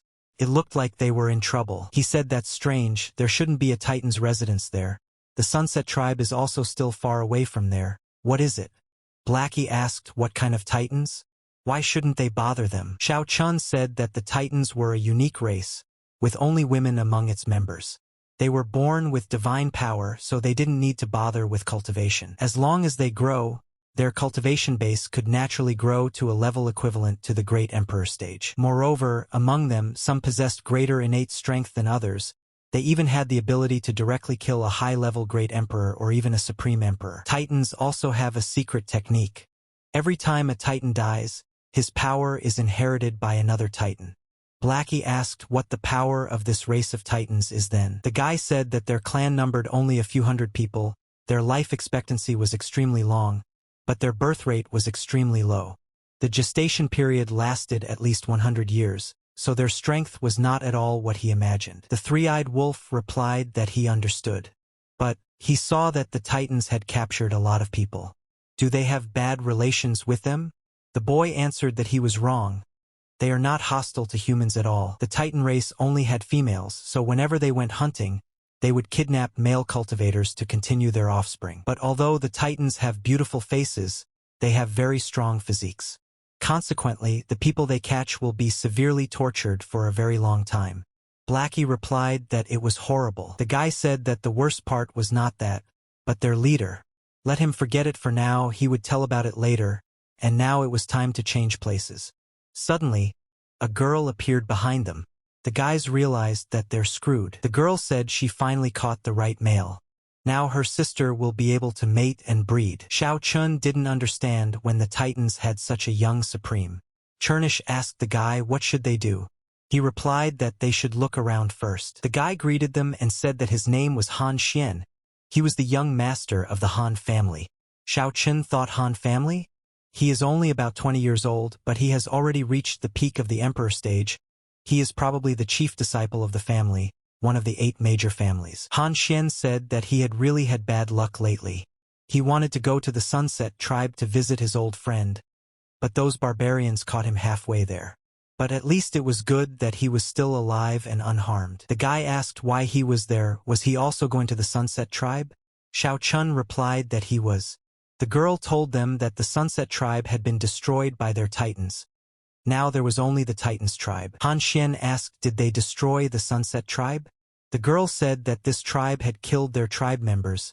They deserved to be destroyed. But don't let her worry. After they continued their lineage, they would let them go. Tribe of Titans. Chernish told the guy that he had a question. Xiao Chun replied that he really wanted to ask why these people didn't escape. Even if their cultivation level is low, there is always a chance to escape, right? Didn't he notice that since they were put in that cage, there wasn't a single bit of power left in their bodies? The Titan clan has a secret technique called the Titan altar. This altar can block the aura of heaven and earth in the entire sword world. Therefore, even after reaching the heaven stage, if he is within sight of the altar of Titans, there will be no use of this power. Checking something, the guy said, well, she's not here. Blackie asked who isn't here? Xiao Chun replied that there was no one. After stopping the carriage, the girl told Xiao Chun to get off. Pulling him by the arm, she said it was time to go. The boy asked where to. The girl replied that just to let him know. Her older sister is the most beautiful woman in the Titan tribe. She told her older sister that she had found a good man for her. The girl replied that she was bothering her. Turning to Xiao Chun, she said okay. Then he will stay there with her big sister. The girl will call him when the time comes. The girl told him to come over and show his face. When she looked at him, she said he was a very handsome man. Xiao Chun replied that it was a pity. She didn't have long to live. She couldn't have offspring after all. The girl said it was like that. He immediately said she was poisoned. The girl asked him if he knew what kind of poison was in her body. Xiao Chun replied that he was not the king of medicine, so he could not understand what kind of ecotoxic substances were in her body. Without thinking long, the girl told him to go and take a shower and change his clothes. Even though her condition couldn't be changed, her sister was doing her best to help her. She mustn't let her down. The guy started to reply that although he is not a medicine king, but he knows a powerful medicine king, if he takes action, he can definitely cure her. The girl asked, is this true? Xiao Chun said that that guy just has a strange temperament. It's not easy to get him to move. If she could meet the requirements, perhaps he would agree. The girl replied that it was no problem. He said that there were only 3 things that could make this person come down from the mountain where he lived. First, they could give him a level 9 Hong Yuan Xiao heavenly item. The girl asked, what's the second thing? He replied that secondly, let them find him an apprentice who could inherit his things. She said that his demands were rather strange. Xiao Chun said that the qualifications of the disciple he was willing to accept must be very high. He must possess at least 3 magical abilities and be born with innate fire power. So this requirement is 100 times more difficult than the first one. The girl asked, what about the third requirement? He told her that third, let him practice quietly there, wait until he is strong enough, and then let him directly force him to heal her. Smiling, she replied that the guy knew how to make a girl laugh. Xiao Chun said that he wasn't joking at all. Let him practice in the cultivation room, and when he improved his cultivation level, he would definitely bring that old man to her. At some point, something went wrong. Throwing them outside, the girl replied that she didn't like people who wanted a lot. The main cultivation room of the main titans was not a place where he could just walk in. While walking down the street, someone grabbed the guy's arm. Han Xian asked the guy to calm down, it was him after all. Xiao Chun asked what was the matter. The guy said to come to his room at midnight tonight to discuss something important. His room is in the 3rd stone house on the north side. Then he left quickly. The girl asked if her sister didn't like him. Xiao Chun replied that she did. Taking his hand, she said he could go with her then. When he saw the portrait on the wall, he wondered if it was Wu Ling. His mind immediately flashed back to the memories of the girl who had chased him halfway across the sword world just because she wanted him to marry her. The girl said that she was the strongest and youngest supreme in their clan of titans. Unfortunately, in order to find a way to save her sister, she had to leave for a long time. The boy thought that was very good news. Pointing to the bed, she said he would sleep there tonight and she still had work to do. From tomorrow he would start working too. Then the girl left. Xiao Chun said that of course, even his secret body tempering technique under the influence of the Titan clan, he couldn't concentrate even a speck of energy. But since it happened, he should be careful. He must find a way to get into the main cultivation room of the Titan clan. Chernish asked the guy what the main room of the Titan clan looked like. The guy said that it was the place where he used to meditate and cultivate his body hardening technique. It is a mysterious place that was born at the same time as a Titan. Every newborn Titan must enter the room during the full moon to gain the power of the Titans. Once this power is infused into the body, the Titan will instantly become hundreds or even thousands of times stronger. The power of the Titans is extremely great, except for the Titans themselves. No one seems to be able to resist this power. Chernish asked what if he could get into the main room. The guy replied of course, his body hardening technique would improve greatly and his cultivation would also increase. After that, even if he had to deal with a mid-level supreme, he would still have the strength to fight back. That person called Han Xian asked the guy to meet him tonight. He's sure it's also related to that room. We'll see what his plan is. Xiao Chen walked into that very room. Looking at him, the guy hesitated. He knew it was him. Said his name was Liang Wendao. He was from the Endless Sword sect. After which the guy introduced a few more. Soon he asked what faction was he from. Xiao Chun replied that he was just a free cultivator.